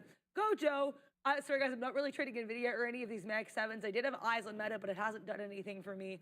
I really have moved towards basically purely trading my spready stocks. I don't want to change my strategy for the sake of the show. So speaking of strategy, we are still in that short. We're going to see what happens there. But I do want to shout everyone out. JCB Sports Card, before I send it back to Sharif, saying, hey, y'all, Bat, did I miss any catalyst causing this to get so much volume? You did not miss any catalyst, JCB Sports Card. We do see sometimes with these small caps, once they kind of have those parabolic moves before, they do get some retail attention. And Bat, I guess, is back up to bat there, taking its turn at the small cap gapper mill. This analogy ran out of steam. How are you doing? Okay. Good look right now on JTAI. Yes. We're back involved in this one. Let's see if it wants to take 7 again. I'm layering the orders. We're showing mid-90s. I'm long, low 80s. Here we go. Let's take out a little bit over here. See if this one wants to weasel back up. Showing me 95s now. We're layering in front of 7s, but the print is not forthcoming, so this one did topping tail into 7 1/3, 738 technically, but it did hold the previous high or the previous low. So the previous low on the candle of 1215 was 65s. This one held 69, so technically a higher low. Let's see if this one wants to squeeze back into the high side. As I mentioned, I'm waiting the high 90s, but this one's got a seller in the mid 90s, so we're unable to take any more prints, and I don't want to take any more out over here and exhaust all the outs. Andre, I missed that. Sorry, brother. What'd you say? Ad read. Ad read. Okay, you got it? Yeah, I've got it. Yeah, sorry. We will hear way more about JTAI there after we hear about concussions. Thank you to our sponsor, OGEN here, Orgagenics, because each year, 3.8 million concussions are reported in the U.S., but there's still no FDA-approved treatment. NYSE-listed Orgagenics, OGEN is changing that with its first-in-class intranasal drug designed for rapid brain access. With the concussion treatment market projected to reach $8.9 billion by 2027, Oragenics is uniquely positioned to lead the way. Learn more and schedule a meeting today, and I do apologize to Oragenics for my mispronunciation of your name, but shout out to OGEN, generating some awesome treatment there for concussion. So that is serious business. So shout out to O, the G to the E to the N, and I will send you back to your small cap. Yes, no worries. All right, so we took in everything, or sorry, not everything. We've taken out almost everything, 2 more outs. It's back into my entry. My out will be exactly where I said, 69s, because, well, obviously I'll have to lose a little bit there, but that is the previous candle low. So if it doesn't hold the previous candle low, then I want no smoke. So let's go ahead and throw that bad boy on there right now. We're going to go ahead and wait at 67s. You know, give it a little bit of room, whatever. No big deal, no big deal. So we'll throw that bad boy there. In case this one flushes, I've given it about 10 pennies worth of spread. Now, if you're wondering what I'm talking about, these small cap gappers, they can take out levels, and I'm talking about 5, 6, maybe 10 levels in a row. What does that mean? Each price here is a level. So 87s, 88s, 89s. With these small cap gappers, when they get a big seller of note, they can wipe out, like, say, 5, 6 levels in a row. So unless your spread on your stop accounts for that, accounts for the possible illiquidity that could result in an event that somebody big sells, you won't get stopped out. And then you'll be sitting there with your stop just showing up on the screen, not having triggered. So avoid that kind of bad trading habit and give yourself a good amount of room in between your trigger price and your stop price. I really can't stress that enough. So we're a little bit out of the money right now on this bad boy, but we've already taken some profits into 7. So I'm feeling comfortable. Even if I do get stopped out, it's all good there. We won't give too much back. So again, it's going to have to hold this area right here. As you can see, there we go. Just got stopped out. And I hope everybody watched that in real time. And if you didn't watch that in real time, please rewind and look at exactly what happened there. It took out all the levels in a quarter second. And that's what these small cap gappers can do. They can take out levels very aggressively. So if you don't have proper stop placement, proper techniques for your stop placement, you won't get triggered, and then you'll be out of the money even more. So make sure you are thinking about that if you're going to trade these small cap gappers. Now, I'm interested in possibly getting in and around, again, on JTA, even though I don't want to give too much back here, at around 650 to 640. The reason I say that is because there was a whole lot of chop and churn with that 640 acting as resistance. We've cleared it by a substantial amount, having gone to 738. So almost $1 clear of it. Now, do we use it as support on the way down? I don't need to be first. I don't have to have a resting order at 640, at 650 in order to get in. What I need to see is drop down to that level or anywhere around that level, find buying, and then move back up. By definition, you give some profits back by doing that because you don't have the best price. But that's fine with me. It's a trade-off I'm willing to make in order to get that confirmation. So I'm keeping my eye on JTAI right now because it's the best looking one so far. Sadly, a lot of the ones that I was looking at are no longer tradable. Let's bring in the side charts and complain about them. Let's do it. Right, OSRH below VWAP, not tradable under my system, and it's been putting in lower highs too. This one looks like it's gonna flat bottom break through that 7.25, maybe $7. I'm talking about OSRH. IBRX got stopped out of that one for the remaining amount. It's also putting in lower highs and looking like maybe flat bottom breakish there through 380, 375. So that displeases me. RXRX as well gave up the ghost at VWAP. It gave up the ghost at price action support, and now it's trading into local area lows. So that one displeases me as well. JTI, you guys heard enough about, so I'm not going to wax poetic about that. SLDB, this is the one that I feel very bad about myself for not having traded. I can kind of make myself feel a little bit better in the sense that I complained about the fact that it was an inside day, and I didn't know how we would react once we got into the highs, because you have to make the assumption there are bag holders holding this from yesterday at 7.5, 7.75, even 8. This one weaseled all the way up into about 840. So that was my concern about this one. It looks like that concern was unwarranted because it continues to trade with higher highs and higher lows. In fact, much closer to the highs is SLDB than it is to the lows. So I think I got that one wrong. The one that I even got worse wrong is this one, HIMS. A bit of a more expensive one. This one I started looking at like $69. It got all the way up to 73. So this was a bull flag breakout. I mean, you don't need to be a chartered market technician to see this. Big move up, directional, you know, that's the flagpole, and then we actually have the flag itself. And this is this consolidation area over here. And again, look, it looks clean. It looks super clean with the lower highs, and then you get the decided trend break. I know Neil always draws these local trend lines connecting area highs and area lows, and if they break the trend, he gets at a dodge. I didn't do that. Should have done that with HIMS, was concerned about the price, didn't want to give too much back. That's on me. But it's still trading well. I'll submit to you an interesting area for support on HIMX, $70. Not just because it's the whole dollar level, not just because it's the $10 level, but look how many times we danced with 70 as resistance. We danced with it as resistance. And then we even consolidated a little bit at 70 once we reached it after dropping all the way back to 66. We didn't immediately break it. We had about a 15-minute area consolidation before this big boy candle came in here at 1140. So HIMS in focus, Adara. RSLS continues to be in focus. This one, though, a bit of a problem. Given the price, underline that, given the price, it has a wide range per candle. I've talked about this before. I'll talk about it again for those who don't know. That means, you know, relative to the previous candles, I don't know what it had been doing before, the price ranges, the range, the top end of the candle to the bottom end of the candle is quite wide. So you need to account for that. Obviously, it's price-based. Relative, to price-based.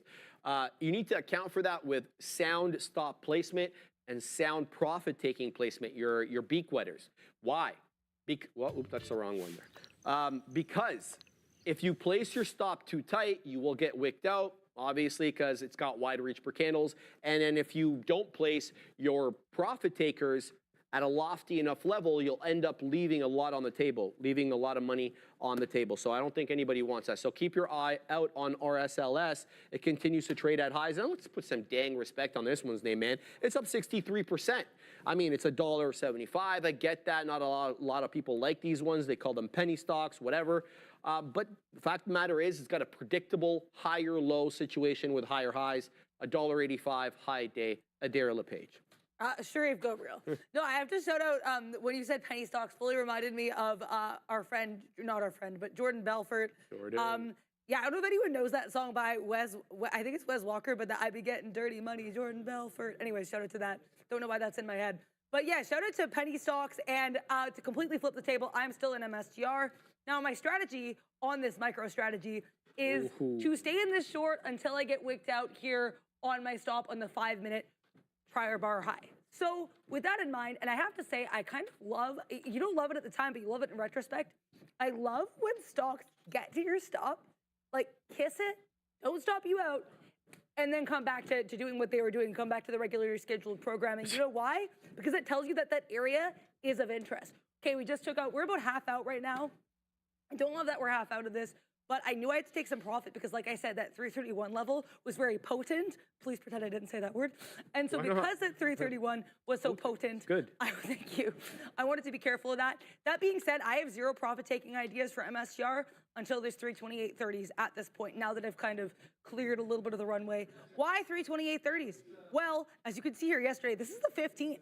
We bounced off it once. We bounced off it twice. We bounced off it thrice.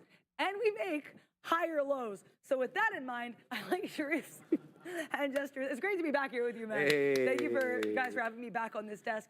But with that in mind, I want to see the 328.30s. Once we break below 330, I'm going to start getting some profit takers ready. I want to get that beak a little drenched. But when you get the beak wet, you have to be very careful, Sharif, that you don't get rinsed in the process. You don't want to do that. Yeah, you don't want that, right? Don't do that. So that's going to be on watch there. Mark Westhoff saying, I'm glad she has not mustache. I'm also glad I have not. Yeah, I'm pretty sure she's happy. I'm happy. Most people around here are going to be happy about that. Sorry, I just got to kick out of that. I had to read that comment. Shout out to you, Mark. Also, I was joking about this to Sharif too at the time, but if you guys have seen our 500,000 subscriber video they put on YouTube and Instagram, and thank you guys to everyone for helping us get there and for being the reason we got there. I was saying to Sharif, it's so funny. There is a shot in that video where Sharif has no facial hair, and for a second, I was shook, and I knew him during this period. We were on this desk during the period. Yeah, you're like, I forgot there was that period where you had no facial hair. I'm telling you, my eyes like lit up. But yeah, shout out to 2 New York Cent. I'm happy to be back here with the energy. What are other people looking at in terms of tickers? Because I don't want to continue to wax poetic about my MSTR. AppLovin I've actually had up here, and you might be like, Adara, AppLovin? AppLovin honestly was probably earnings day 1 and day 2 for APP. I was telling Sharif about this. This was like probably maybe my trade of the month, like some of my favorite stuff I've ever looked at here. This APP, I had it up on my side chart for earnings day 3. It is not done, or I guess now it's day 4. It hasn't really done much for me, but I just think it's interesting. These higher highs, higher lows, kind of bouncing at VWAP, but not doing too much right now. But I just wanted to pull up APP. I think it's interesting too. This almost $500 ticker doing $2.5 million in volume on earnings day 4. So I got to give it props for that. I'm not looking at much else right now. Garmin is still uptrending though. Garmin, not a ton of volume, but I think it's one to watch out for, pun intended, because I do watch this. But yeah, I like these higher lows, higher highs, but not as pushy to the upside as I would like. Maxi Jr. has 14 shares of AppLovin, so shout out to you. That is a great look. If you had that before earnings especially, I mean, shout out. That is fabulous. They were like $30, I think, away from all-time highs. So we'll take a look at SoFi right now here for Anish. SoFi needs to break to the downside or the upside, because right now I have to say it does look a little bit hockey stick-esque, as the pal to the right of me, Sharif would say, because you've got this base, we have this VWAP projection, and then we have these lower highs with this bottom. Now, to be clear, the bottom is not as flat bottom as you might want for this break, but it's certainly pushing to the downside. I'm going to look at a daily on SoFi, because SoFi is a chart that I have to admit I'm not that acquainted with. This looks like a zigzag. We had this beautiful, I have to say, beautiful uptrend. Then we kind of crack it. We start making lower highs, lower lows. Then start of the year, we push to the upside, make this high, then putting back to the downside. So on a wider time frame, still, I mean, I think in the new year, we've got these higher highs, higher lows, but SOFI certainly removed from this clear resistance of 1850 on the daily chart. With that in mind, I have to go 10 to my MSTR because I think I should have moved to stop there, but I'm going to see how you're doing. All right, man. We're just on one today with JTAI. Got in at 73s there. Scalp into the 90s. Got everything out. Then this one was continuing to be strong. Got in low 90s again. Scalped up on the break of 7. This one is trouble though. It has a lot of resistance at 7. You know, I just won't be convinced otherwise. I wanted to hold north of 7. In fact, I actually had my next beak wetter right over here, right where I fat finger. Well, I didn't fat finger. I got in there on purpose at 7.15, but this one wasn't having it. And you can kind of tell with these small cap gappers after you trade them a while, once the tape starts slowing down, that you know the selling is coming in, right? A lot of the momentum with these small cap gappers really has to do with how the tape and the book are moving. When they flash a certain way, when the level 2 and the time and sales are really coming in aggressively, and I've mentioned this before, I use colors on my time and sales for a specific reason. I want to see buyer exuberance or seller exuberance. So on my time and sales, on every screen, whether I'm trading small cap gappers or not, when you see orange like you're seeing right now, right there, that is people buying above the ask. And what that tells you is that buyers are very exuberant to get in. When you see blue, that means people are selling below the bid. That means they want to get the hell out of there. So when I see flashes of orange coming in and, you know, speed pick up, we call that tape teleportation, then I know that there is support for the move up. When I don't see that, in fact, when I see that and then it stops, I'm concerned. Because usually that means the sellers are coming in or the buying that was really pushing this one is drying up. In either case, I don't want to hold it, right? So that's why I got the hell out of there. And we've got top wick so far on this bad boy. I'm going to continue to try to trade this Adara because it really does feel like it's building in for that 7 break. It's putting in higher lows, whether you're looking at the 1 minute time frame or the 5 minute, the higher lows are definitely in play with that. You could say the pre-market lows around 4 with, you know, the after the bell low right at around 10 or so was at 5. Then we held 6 for a while there at the volume weighted average price. And now we've got an area low of 6.5. So I feel that the higher low situation is in play, but the selling at that $7 area is still overwhelming the buying into that page. So, or into that level, excuse me. So I'm keeping my eye on it. Definitely interested in taking it more to the high side, but it's gotta set up the right way. Let's see what the chat is up to here. I haven't been looking. What's up, Obi? CVS has news. Obi says the director bought 30,000 shares. That's it.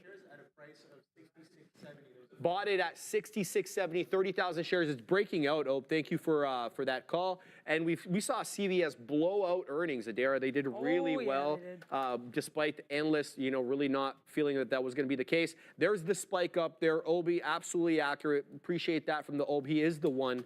Knob 66. We were hanging out. There he is, saying, "Oh boy," as he typically does. Oh boy. 66. We were hanging out at a high day right now. 67.17, guys. So good breakout there on CVS. I was going to look at the chat there. Apologize, I digressed. UCS FCU. Thoughts on IBRX? I'm in at 395, brother. I like IBRX. I like your entry, but I'm going to tell you this. My humble opinion is you get the hell out of there if it breaks this area low. I'm talking about that 380 area low. Now, I mentioned this already. This double top over here at the initial open, 377, essentially same crap as 380. Ooh. Yeah, you know what I mean. I was going to drop the Katita Man liberties there, but I don't have that. The 380, guys, is what I'm looking at there.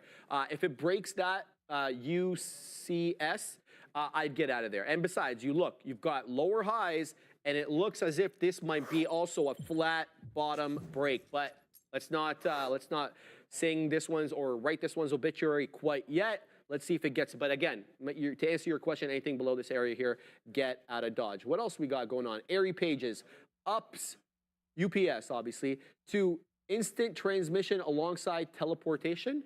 Ups? Oh, I think just saying big ups. Oh, gotcha. I appreciate you. Okay, I thought you were talking about UPS there. Can I tell you about my friend in law school? He was so funny because it was in England, right? Yeah. So he came from here because there was like 50 Canadians that were in the same law school, right? nice. Yeah, because they bring people from Canada. They recruit openly. That makes sense. Yeah, so hold on. So he's like, he was a little younger than me, so I'll give him a little bit of leeway there. You told me that. And he's like, yeah, we have this company over here in Canada too. It's called Ups. I'm like, bro, what'd you call it, bro? Well, Ups. Anyway, Big he never ups lived to that him. down. He never lived that down. There's Anyway, some he was things you don't. Russian, and the walls were super thin. He always talking to his old man on like whatever Skype or whatever back in the day, like pa pa pa ka, pa pa pa ka, which means okay, dad in Russian. But like over and over. And over, so he was known as Ups and Papa Paka. Shout out to Papa Ka, whatever. Papa Powell. Having a good time. New York cents a dare. Let's see what he's saying up here. Nice. What are your thoughts on a short on Intel at 26? I'm gonna leave that one for you. Thank you. Yeah, I definitely want to look at that. To New York cents, I will get to that. I want to quickly talk about VZ though, Verizon, for our friend Cameron in the chat. So I literally responded to Cameron. I said, "Oh, look at this. I love this chart because I mean, we get our second pushback of the day here for VZ. Sharif, this is a flat top break if I've ever seen one. This is beautiful. Push to the upside.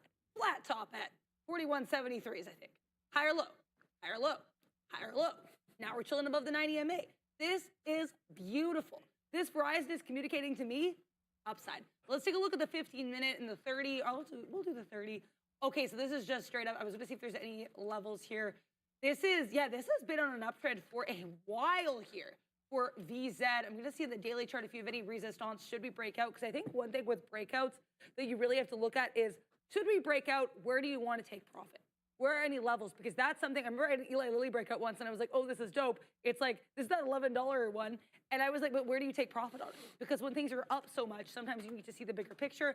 For me, the bigger picture on VZ is this 42.25 area. We've had a couple wicks into that. If you want a little bit lower, I'm seeing that, I guess this 42 level in general, it's a whole dollar level. We've had wick after wick after wick into it. So I would say be cautious of 42. Should we break out? Then that 42.25 also seems like it could be a level. And you want to like say things could move infinitely. Verizon's already up, not even a point on the day, but just be aware there are some potential areas that you could watch out for on the daily. But then we have Intel short from New York cents. I mean, I want to show it Obi because Obi has been the Intel whisperer as of late. He said bye-bye to Amazon. He's like, Amazon, who dis? Wow. And move it over to, no, I'm joking. I'm not trying to disrespect. This Intel, okay, New York cents. I think I see what you're seeing. Correct me if I'm wrong. But like we got wick after wick after wick into this $2.72 level. And now we're rejecting, not only rejecting 26 Sharif, but we're also rejecting VWAP. I gotta say, I don't hate this as a short. I don't want to give no advice. And the thing is too, with this trade, I would say, if you're gonna give it, quote, real risk, I would say you kind of have to give it to VWAP. So you're giving it 20 to 30 cents. So not insignificant, but keep an eye out for this one here for INTC, because I think if you break that 70s, there are some potential areas. That being said, give me my money, boy. Give him his money. This is basically a one-to-one trade because you're risking 30 cents and you're making maybe what, like 30, 35. So I would be cautious of that. That being said, if it sets up, if it's good probability, get involved. Andre, what was the ad read for? I got it. Okay, perfect. Sharif has that. After that, I'll talk about MSTR because that thing has been wild to watch. All right, calendar. We're gonna go into the calendar, Adair. All right, here we go. Allow me a minute, guys. I do apologize for trying to do that. Here we go. With an FDA-cleared proprietary database of over 77,000 brain images, Firefly is transforming healthcare with AI-driven diagnostics, providing a clear, data-backed understanding of brain health. After more than a decade and over $60 million in investment, Firefly is advancing commercialization of its Brain Networks Analytics Platform, BNA for short, bringing the technology to clinicians and pharmaceutical partners. Firefly is enhancing the diagnosis and treatment of conditions such as depression, dementia, anxiety disorders, concussions, and ADHD, while also accelerating drug discovery and early screening for conditions just like Alzheimer's. As Dara, I'm going to say this, I say it all the time, I champion that cause. Anything like that, obviously, we're going to give you the nod on. Just hope you succeed in what you do. We're talking about Firefly. Obviously, these conditions afflict my family. I don't know about yours, but that's the situation there. Adara, here's what I was yelling about. Please tell us. I'm sorry. But yeah, not Firefly, JTAI is on one, boy. New high a day into 745. We got long 709, scalp, all the way up into 730. So pleased with this one. I'll get back in. I've been trading this one all day. I'll get back in, set up the right way. I'd like to see it defend a 7. I'd like to see it move back up, maybe to 740s, and then come back in and give me a predictable level of support. I'm talking about that $7 area. It's had all sorts of trouble staying above 7. I think this is the longest we've stayed above 7 since I started watching it on the day. So this one, on one right now, pleases dang punch. Let's see exactly what happens there. What? Are you kidding me? What? Neil? Is that real? Huh? Really? Oh, I thought he was going to be on the show. Oh, okay. Yeah, good thing I didn't say that out loud. I appreciate you sending me that, Neil. What am I missing? Is Katina going to be here? He better be here, bro. Who Should I say it? Should I say it? Should I say it? What are we doing? Brett freaking Favre is going to be on the show tomorrow, man. Adara's like, who? Sorry, Adara. He's a quarterback, yeah. Okay. Green Bay Packers. Okay, he's Sean's boy then. Because Sean Obi, likes I the get. Packers. Go Sports. Well, I don't blame you too much. He's a quarterback, bro. You know that? You know that position? Brett freaking Favre is gonna be on the show tomorrow. Oh, I gotta tell my buddy. Oh, because he's an avid Green Bay fan. He's so annoying. I'm messaging him right now. Drew. Brett Favre is gonna be on my show tomorrow. Good times. But yeah, that's You can't wild. come. You can't come. Some people are saying sell the news on that. That's pretty funny. Oh, man. Carlton 75068. Have you interviewed anybody like Brett Favre? Get out of here, bro. Anyway, so that's good news for us. Very excited, obviously, for that. Neil just texted me that in the chat. I thought he was just going to talk about Firefly. I thought he was invested in the company. He was going to go on CNBC, talk about it. Maybe that was it. No, he's coming on the show with That's amazing. Very pumped about that. That is honestly, yeah, I'm really excited for that. I do not know Brett Favre, but I will have to look him up. I'll do a deep dive into Brett Favre. I'm also happy that he is not the football player dating Taylor Swift. So with that in mind, sorry, Travis Kelce, I can fully support you, Brett Favre. Also, you know what I support? Lily doing a breakout. A little chip chopped on my pal Lily earlier, and most of this chip chop had to do with the fact that the slippage on this was not good. I got long because we were kind of curling here. I liked how we were holding here with that. We were holding at the 90 MA at the time, and then what happened was I get in, it drops. That's how it goes with slippage sometimes. What I probably should have done was wait for the breakout of this 877, but I got involved about 25 points earlier based on levels I liked in the 15. That's not the point. The point is LLY is currently hanging out here. This 873.18s is holding on the bid. But the ask is creeping to the downside, which is a bearish look for me. So if the bid can kind of stabilize itself, if we push higher, I want to see us break above the 874s. I will risk a current bar low in the 15, which is 873.08. That is actually for LLY. For Eli Lilly, that is very reasonable RR. We're going to wait and see what happens here. I'm going to keep this order book up while we take a look at MSTR because I didn't get to tell you guys here. I actually got stopped out of this, but my issue here is not the stop out. It is the violence that happened in the book immediately after I got stopped out. So like I said, I was like, oh, I have to move my stop. I moved my stop to the power bar 5, then immediately got wicked out. So I was short 332s, got stopped out here the last piece, 331.67. The stop was at 42, so a bit of slippage, but with MSTR, you have to expect that. That is not the issue, though. The issue is I get stopped out. I'm going to see if I can find the 1 minute because this was crazy. I looked it up, and there was no news on this. Look at this 1 minute candle. This was real movement, too. So we go up as high as 332.10s, then we wick as low as 330s, and then we push immediately higher. This is wild. I have no context for why we did this. I couldn't find any news on it, but MSTR looking like it was possessed and having this whole like, I don't know. I have to watch The Sixth Sense tonight, apparently, because MSTR, I don't know if it saw dead people, but I saw something on the chart. I also saw a reason to get involved in Eli Lilly, so I'm going to punch in to this LLY. Sorry to make you laugh there, Sharif. That was good, Sarah. How are you doing? This is the guy right here, by the way. We can show it super quick. That's the guy. Nice. So he ended his career with the Jets, but he played most of his life with the Packers. He went away for a little bit to the Vikings, where I think they went to the NFC Championship. Yeah, the purple guys, exactly. But most of his life was with the green team, who Katina, I'm sure you know. Those are his boys. They're his boys. Exactly. So Katina, Katina's going to be losing it tomorrow, man. Yeah. Oh, wow. That's awesome. All right, guys, JTAI is absolutely on one right now. We are at highs, 777s, and I'm not talking about the airplane, baby, at the high of the day right now. I'm not punching in here, but we are really starting to move aggressively. We're up 90% now, about to take maybe 100 awfully soon. $8 in focus, 778 high a day. I'm gonna stop talking about the high a day because it keeps changing. 85s now. We'll see if this one can take out 8. Good movement here as we squeeze past that level. We talked about the shorts on JTAI. About 11.8% on a float of 1.87 million shares. So small float and a bit of a larger short float as well. So you've got both those factors working to your advantage here to kind of move this to the high side. We're almost at 100%. We are at the day's high right now. So I'm going to keep my eye out on this one. No question about it. People are yelling about SMCI. Wow, Smicky. It took out, it's at the day high, 64.50. SMCI is going.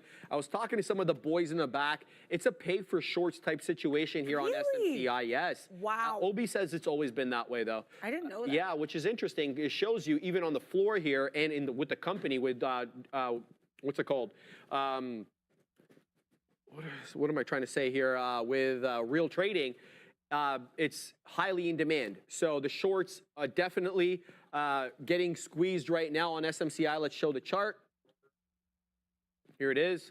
It's been, wow, we don't have a red candle, Adira, on the 5 since 12 o'clock. So the better part now of 55 minutes straight Greensville. No pullback into the 10 as well. This was a beautiful flat top break at 60.5. Definitely didn't have eyes on that. I did have SMC on the side chart, but I really wasn't, interested in trading it all that much. Just kept it on there as, something to keep there if nothing, if there were no small cap gappers to my liking. So SMCI definitely on the high side right now and breaking possibly into local high. So keep an eye out for that. I'm still keeping my eye here on JTAI, trying to work into this one, but not going to do it quite yet. I want to let you know that there was a new small cap gapper that did work on its way into the scene here. It goes by the name Edit, E-D-I-T. Editas.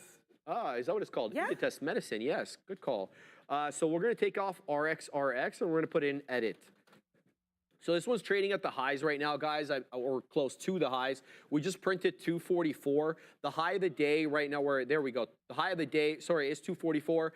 We're printing 238. This one seems to be respectful. I would perceive this to be of the 20 exponential moving average. I'll show you guys on the side chart over here because I don't have my moving averages on eSignal quite yet. But this one did pull back after breaking that 2 1/3, did pull back into that 220, held the 20 exponential moving average, then made its way up into 244. So this one could be one of those ones that's destined for a 250 break. It's up 36%, 36.5%, and I'll give you the details on this one. So we'll find out the float and the short float. So larger-ish float, about 76.5 million shares, but an even nicer short float, 22.5% of the float for Edit is being borrowed for short.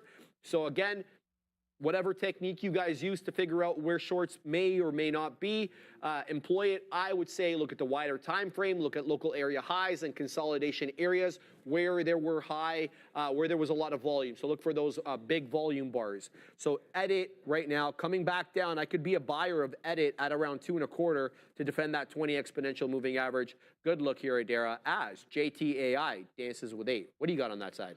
I'm in Lily again here, and she's doing something. The spread is widening in a way I don't love because that suggests some more slippage. But honestly, I risk less than $1 on this. So even if I get slipped, it's not going to be world-ending. I will say with LLY, why I liked it as a long is we broke above this previous level of resistance at that 874 area. I got long 874, which is the bottom of the 15-minute candle, which was 873.08. We broke below it on the bid, to be clear, just now. We got to like 872 halves. but because of the spread, we're good. Now, the one thing that deeply concerns me, but not enough to get me out because I haven't gotten stopped out, is the fact that we're doing a bit of a creep on the ask here on 874. So when I say ask creep or bid creep, what do I mean? I like trading spready tickers, and with them, I like to whisper to it a little bit. I like to see what they're saying to me. And how do spready tickers talk to you? Well, like Sharif's tickers, his small caps are going to be like, they're yelling, they're very loud. But spready tickers are very quiet. This is great, Adira. They'll be like, they'll creep. So what do I say creep? Well, we were at 874 on the bid, and then 874.86 on the ask. And we just sat there. We just chilled there.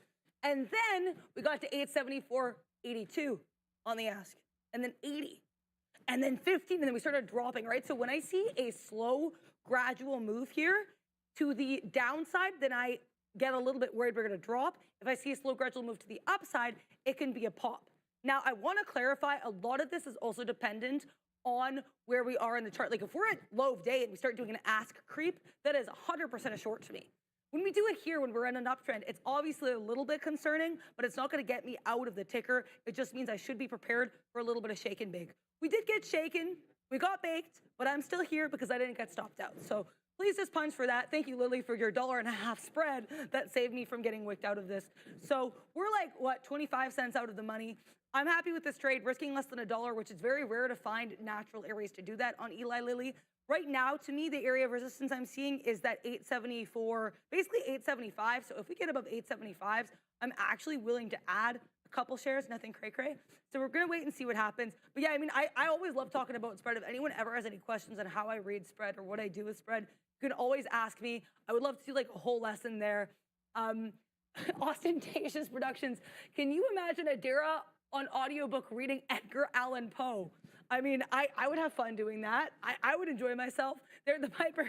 Sorry, dear, but you're nuts with a little face. Yeah, I mean, I'm cool with that. I'm happy to be here, right? It's so great to be back on this side of the desk. So thank you, Sharif, for having me here. Thank you all for being nice and having me up. Before I send it back to you, Sharif, yes, ma'am. NVIDIA, I was saying, NVIDIA's not that directional. I don't know what it's going to do. And NVIDIA just was like, yeah, Dara, you think? Broke 140s, broke 141s. We're almost at 141 halves. So I apologize to the NVIDIA heads that I undoubtedly offended. I was just waiting for it to break out. It clearly chose a direction. That direction was to the upside. So shout out to anyone who was long NVIDIA, including the person that put in the chat, come on, NVIDIA, push. Clearly, NVIDIA did push to the upside. I am pleased as punch for you. Congrats on that. Lily's probably going to stop me out here with this $1.50 spread, but I'm just going to chill because you know what? You can't be emotional in trading. Absolutely. I have my levels. I'm not going to get shut down on this, so we're going to wait and see what happens. Very nice. How you doing? Good. We're in edit. Taking some prints here to the high side. I'm setting up now at 42s. It's showing me 40s as we try to work back into high days. Double top though, guys, on the 5-minute. Topping tail candles, double top at 244. I'm not exactly sure what that means. I wasn't watching it at that level, nor can I see the full size posted at 44 until we get a little bit closer. We're currently showing 39s. But all the hype, and rightfully so, is on this bad boy here. JT Dang AI, 837 high day. It's pulled back into 8. This thing's up almost triple digits. It's up 97%. The volume is really increasing here. We're closing in on 100 million shares. We're about 81 and a half, a little bit less than that. So keep your eye on this one. I don't think this one's done, man. It's still hanging out near the highs, but it's getting extended away from that 10 exponential moving average on the 5 that I use as an informal gauge of overbought and oversold conditions on these small cap gappers. I like to see them pull in a little bit closer to the 10, whether that means they consolidate for a little bit of time before moving up or they pull back. Whatever the case is, it's getting a little bit too far. And so what I mean by that is, I'll show you exactly what I mean. There's JTA, bottom left corner, and you can kind of see that green line, that highlighted green line there. That's the 10 exponential moving average. And when we get away from it on the 5-minute chart for these small cap gappers, I get a little concerned that, we get a pullback. It's not a hard and fast rule that I live by, but it's one that I've perceived over the years that usually is true. So I'm keeping my eye out on this one. It's still doing the dance with 8. It's not really giving up 8 nor clearing 8 by all that much. If I had to choose, I think it's still heading to the high side, simply based upon the higher lows. So each successive 5-minute candle has a bit of a higher low here, so we haven't even got into the consolidation area of things quite yet. The current low on this 5-minute candle is 87s, where the previous one is 58. So you get it. Every successive low a little bit higher. That means buyers are buying it up at higher and higher levels every time. That translates to me anyway as buyer exuberance. So we'll keep an eye out on this one. I'm absolutely okay with trading it. It's got to set up my way though. I don't want to punch in at highs, even though it keeps going higher and higher and making me feel all sorts of FOMO. Now I'm waiting on edit here. Oh, oh, oh. Oh, oh, oh, oh, oh. Sorry about that, guys. Sorry, I started to Chuck. I got really criticized for singing the other day. Really? And Joe didn't back me up. So 42, I'm playing. 342 is what I'm waiting for right now, guys. We're showing 41s. Let's see if we can increase a little bit more. I'll be waiting at that 42s. All right, guys, we got the new tickers up, and you can tell Adara is back at the table because I see LLY. I'm just clicking LLY for you know what and giggles. So Lily up there on the poll, getting your vote now. Afternoon rundown with your boy Obi. He is the one, Kenobi Enya. Yeah, shout out to that. And I have to say, I debated putting Lily on there, but she's up 2% and she did have a catalyst. Oddly enough, not a positive one. The catalyst on Lily was basically, they apparently filed with the SEC saying that if the Trump trade things that he wants to do go through, they actually might be in trouble. So that is not a great look for Lily. I do think it was a technical breakout though, and I'll show you why once again here. That basically we broke above this AVWAP from earnings beautifully there to the upside. I have to say that was a textbook spread breakout. I watched it happen. Like I said, I didn't take it because I knew I had to move over to this desk, and that's not an excuse. It is what it is. I learned a lot from just watching it. So I will stand by that, and that, you know, it is what it is. And what actually is great about that, you only had to risk $2 if you're risking to prior bar 15-minute low, and it gave you 13 points. That is a crazy trade. You get that. That's a once in a blue moon trade. So I'm going to journal. I'm going to aggressively journal about that Lily trade, even though I didn't have it. I got stopped out of the Lily trade I was just in for only 30 cents of spread or slippage. Because I was telling Sharif recently, Lily likes to give you some crazy slippage recently. I was in a Lily trade recently, $2 slippage. I'm like, girl, what are you doing? With like size where you don't want that slippage. I was like, okay. But anyways, not the point. LLY here. I liked this long breakout. It gave it to you for a second, then it didn't. It is what it is, you know. You can't get emotional about this. As Sharif's pal in the three-piece suit, Alfred, does say, you got to be dead inside for trading. MSTR, speaking of dead inside, I joked here that this one was communicating with some extraterrestrial beings or something, because I'm going to switch back to the 1 minute. Someone asked me in the chat, are you still short MSTR? I'm not, for one reason only, and it is this insane 1 minute candle. You can see a volume spike. I went on X because I knew people would be freaking out about this. I was correct. They were. Everyone is like, what is it doing? No one knows what it was doing. But I'm telling you guys, we were around 331. We wake up to 332s. I got stopped out on the way up there. We get as high as 332, I think 20s on the ask. Then we get to 330s. We get to a new low of day in the same 1 minute candle. And then we go back to trading our regularly scheduled programming. I've not ever seen anything like that on a ticker like MSTR, and that includes when we have Bitcoin-related catalysts. So that's massive. That being said, if we break this 330, I'm actually cool shorting this again. The only thing that stopped me from getting back in is I don't have a good stop. I don't have a good stop level right now. So we're going to have to wait and see. I think shorting 330 makes sense. Maybe you short to the top, the current bar on the 5 minute or the 3 minute or 5, but I don't like doing that because at that point, it just feels like it's kind of arbitrary, especially with something that's as violent as MSTR. So I apologize for not being in any new trades here, guys. Just waiting to see anything set up. Lily, so my rules are I don't like going, and I kind of borrowed this from Obi, I don't like taking the same trade in one direction more than 3 times in one day. So I've taken 2 longs on Lily. By my rules, I can try a third. So if we break that 875 and things set up accordingly, I might try a third time on Lily, but I don't want to try just because my rules allow me to. I want to try because it makes sense to do so. I'm going to keep an eye on that. I also want to look at Celsius because I put it on our list of rundown vote tickers, and I actually forgot to look at it. Oh, okay, Celsius, get another pushback. Sharif, this is beautiful. Okay. I miss when this was like spreading $100 and I could trade it. Like, come on now. This is beautiful push to the upside. We make these kind of double, well, right now maybe a bit of a double top, but this gorgeous little swoop here, break below VWAP, ride that 90 MA, and then we'll have to see if we bounce off the 90 MA. If we break below the 90 MA with that double top, could be a bit of a short, but the way Celsius has been moving, I'm tempted to think we continue to ride that pony to the upside, chug that Celsius. I have to say, as an energy drink person, probably shocking no one, I've got a lot of Celsius in my fridge right now. So I like the new little baby cans they're doing because a lot of the energy drink brands are not doing little baby cans. So Celsius has small cans if you don't want like all the energy, if you just want like a little like of energy. So go Celsius. I'm going to send it back to Sharif. Do you get good deals on them?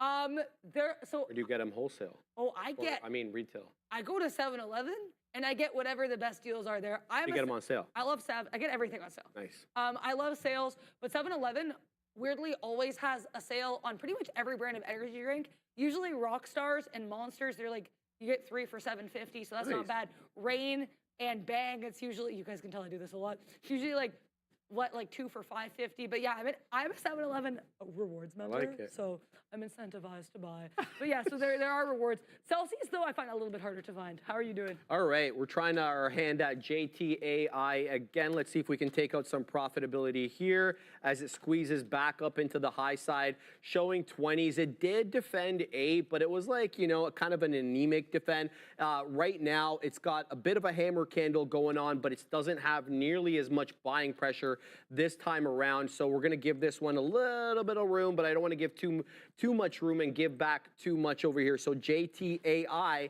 bit of a hammer candle, breaches 8, and like there is somebody selling at 11s over here. You can kind of see that. So being a little bit careful, but you're not seeing that kind of movement to the high side again. So yeah, definitely either we're going to kind of consolidate here as I was talking about with this extension away from the 10 exponential, or we're going to break down. It looks like we are going to break down over here. I like it all the way into 780, especially if it bounces off aggressively, like wicks down into 780, because this was a consolidation area. We'll see exactly what it does. We're out of the money right now. I was able to squeak out some profits. I don't know if adding into 8 here is the right move. I could add into 8, but this one does look like it does want to give up 8 for the moment. I don't know. I'm going to put maybe a little bit lower. That's exactly what I'll do. I'll throw it out over here. That way I'm able to get a bit of a better price if it does come down. So let's see exactly what it does. Dancing with 8 right now. I'm still involved in edit, but I don't think I'll be involved for too much longer because we're 5 pennies out of the money there, and it's coming in to the 20 exponential moving average. So packing my patience on this one over here. But definitely keeping an eye on both these bad boys. All right, let's take out some profitability if we can in the high 90s over here, as this one is zigging and zagging. It does look like this one wants to sell off a little bit, so I might flatten out here if we get lower prints. I'm going to also stack the, I'll throw out some orders in case we pop up and get a bit of a liquidity grab to the high side over here, but I am concerned about this one giving up the ghost. It does look like it wants to break down below that 780. Just wick below 780, now back into the mid 90s. There we go. Right back into the high side and taking out my orders. Goes JT dang AI. I'll take out a little bit more there. Still waiting. Boom to the high side again. Let's put some more at 10s. Let's see if this one wants to reclaim that level. It's got a hammer candle right now on the 5. There goes 10s. There is 10, baby. Now we're waiting at 25s. Let's see if this one wants to zig and zag with that 25s. We've got 84s right now. You bet your bottom dollar that I'm not going to allow anything below 80s. JTAI is the gift that keeps on giving on the day. We're waiting at the $quarter. How many outs do I have left on this monster? JTAI, we got a few more outs, so I can wet my beak a little bit over here, take a bit more off the table. I don't want to take my eyes off this because we know how this bad boy can trade. I can find myself completely out of the money in a matter of a second or even less. But I definitely want to keep my eye on EDIT because we got a position there as well. And this is a 20 exponential hold. So that's what I'm doing here. We're adding into this one. Let's see what we get, and we will not get upset. Adara, what do you got on that side over there? Don't get upset, Sharif. I won't. But yeah, right now I'm actually looking at Tesla. Okay. So I used to, if you remember, like the, summer 2024, to do a little bit of a throwback, on the midday, I used to trade Tesla violently. I was looking back on my old charts on Tesla recently, and I was like, what am I doing? So I actually found one of them in my Google Drive. to show you all. I'm going to find the right. There we go. I thought I moved this somewhere. Yeah. So I thought I opened this new tab. Maybe I didn't. Anyways, here's this Tesla, and this is like hilarious. Like I'm telling you, this is all in 3 hours. Why was I taking so many entries? So this is a throwback to how I used to trade Tesla, where the goal is to not do that today. You know, like this is what easily 100 fills on TSLA in a 3-hour period. So don't do that. This is just a throwback because, you know, you want to reflect on growth. This is just one Friday. So let's not do that. But TSLA, why do I like it? And it's kind of increasingly changing my mind.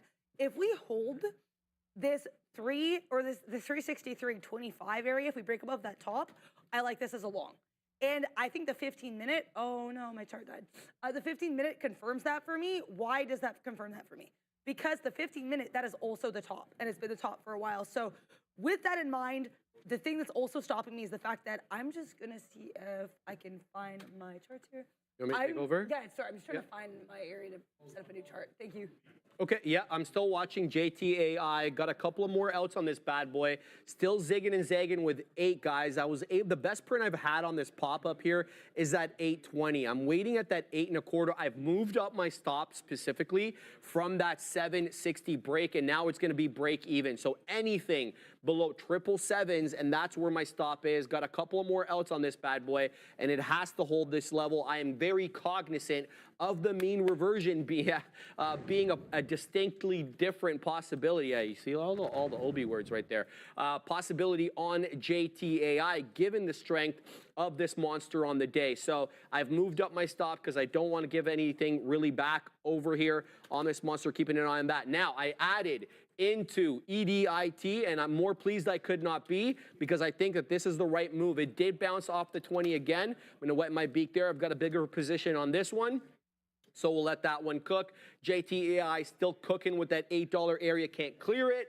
Can't break down below it. I'm assuming this is going to be a flat bottom break because we've got umpteen amount of lower highs with that 780 area being support. And I mentioned this, man. I said 780, that this was a consolidation area on JTAI, and that's why I added at that level. And then we gave it to, you know, the midpoint there. I initially gave it to the break of 60, and then I moved up my stop into break even. So that's the situation. What are we doing over here on edit? Still chopping and churning at 76. Somebody's selling up a storm at 36s, excuse me, and that's where I'm waiting.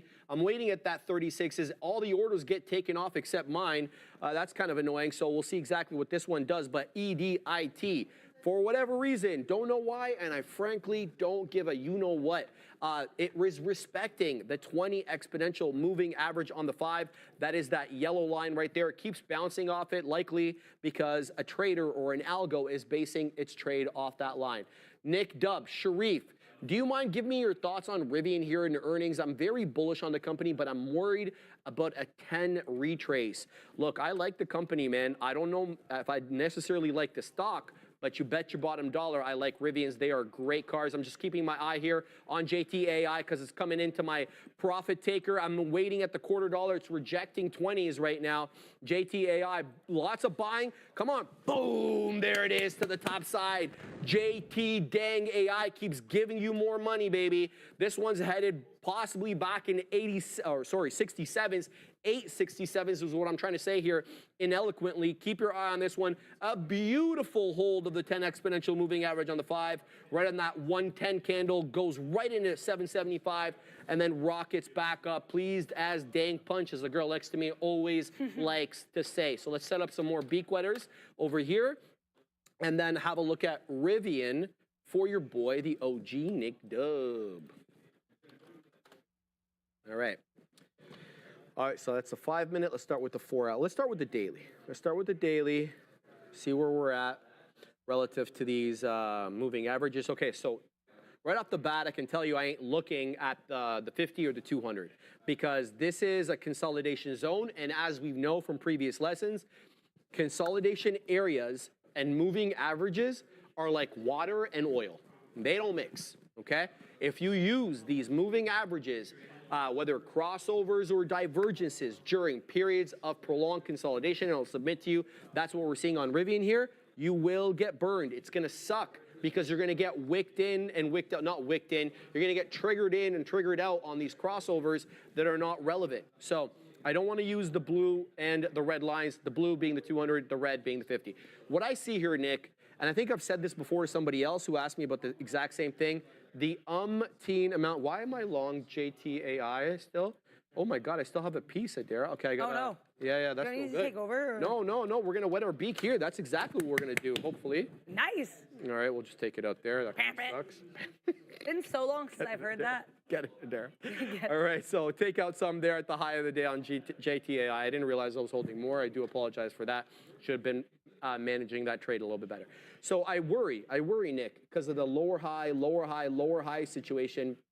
Now locally, you do have some higher lows, like take into consideration this area over here back April of 24, we kind of bottomed out there. And then when we bottomed out over here between October and late November, that was a higher low. So from a technical sense, it's not doing it for me. Now, that's a technical, that's a chart. Do I like the company? Do I think the company has an opportunity? Yes. But they got to get that R2 out, okay? You've got to have a car that's not $100,000 as a base in order to get, obviously, a wider or larger total addressable market, that TAM. That's what we concern ourselves with, because if you don't have a big TAM, well, then obviously your pool of buyers are much more limited. Now, what's the likelihood that we see that R2 come out soon and come out in numbers that can move the needle? That's the question, and I don't have the answer to that. So from a technical sense, I don't like it, but if you like the car and you feel, or you like the car company and you feel that, that R2 could move the needle, and then probably in 27, that R3 could move the needle even more, wet your beak at every incremental level. You have multiple levels. Right now we're trading at what are we at, 14 and change? I'd put something around 13, 12 and a half, because there seems to be an area low there. I'd also be putting something at 10s, but work your way into the name. I think it's giving you opportunities because you're getting lower highs. So it's not like this thing is rocketing up and you're having to chase it. So that's my, my 2 cents there. Maybe we can have Randy on. He can give us an idea of what the R2 looks like, or what the R2 is like, I should say. Everybody knows what it looks like. He was just at the car show, but they wouldn't even, they roped it off. Can you believe I know. He said that he wasn't able to access. Thing. I don't get it. People are and the gravity, the lucid gravity as well. The gravity is being delivered to people in California. Why are they roping it off? Right? It's not like we don't know what it is. Yeah, it's so frustrating. They do that to kind of get everybody's attention. Oh my God, we can't see the car behind the rope. Exactly. Right? It's so annoying. I hate that kind of thing, but hey, it's got us talking about it, right? So maybe they're doing something. Sorry, Nick, Dub. From a technical sense, don't like Rivian. The chart is ugly. It's lower highs, and you're not necessarily getting higher lows. It's in a consolidative area as well, so you can't really use these moving averages. I'd say either look at a momentum oscillator like the RSI, like the MACD, the stochastic oscillator. They perform better during consolidative markets, or just work your way in incrementally if you like the company from a fundamental sense. I really hope that helps because, well, it's a tough one to judge right there. Adair, what do you got?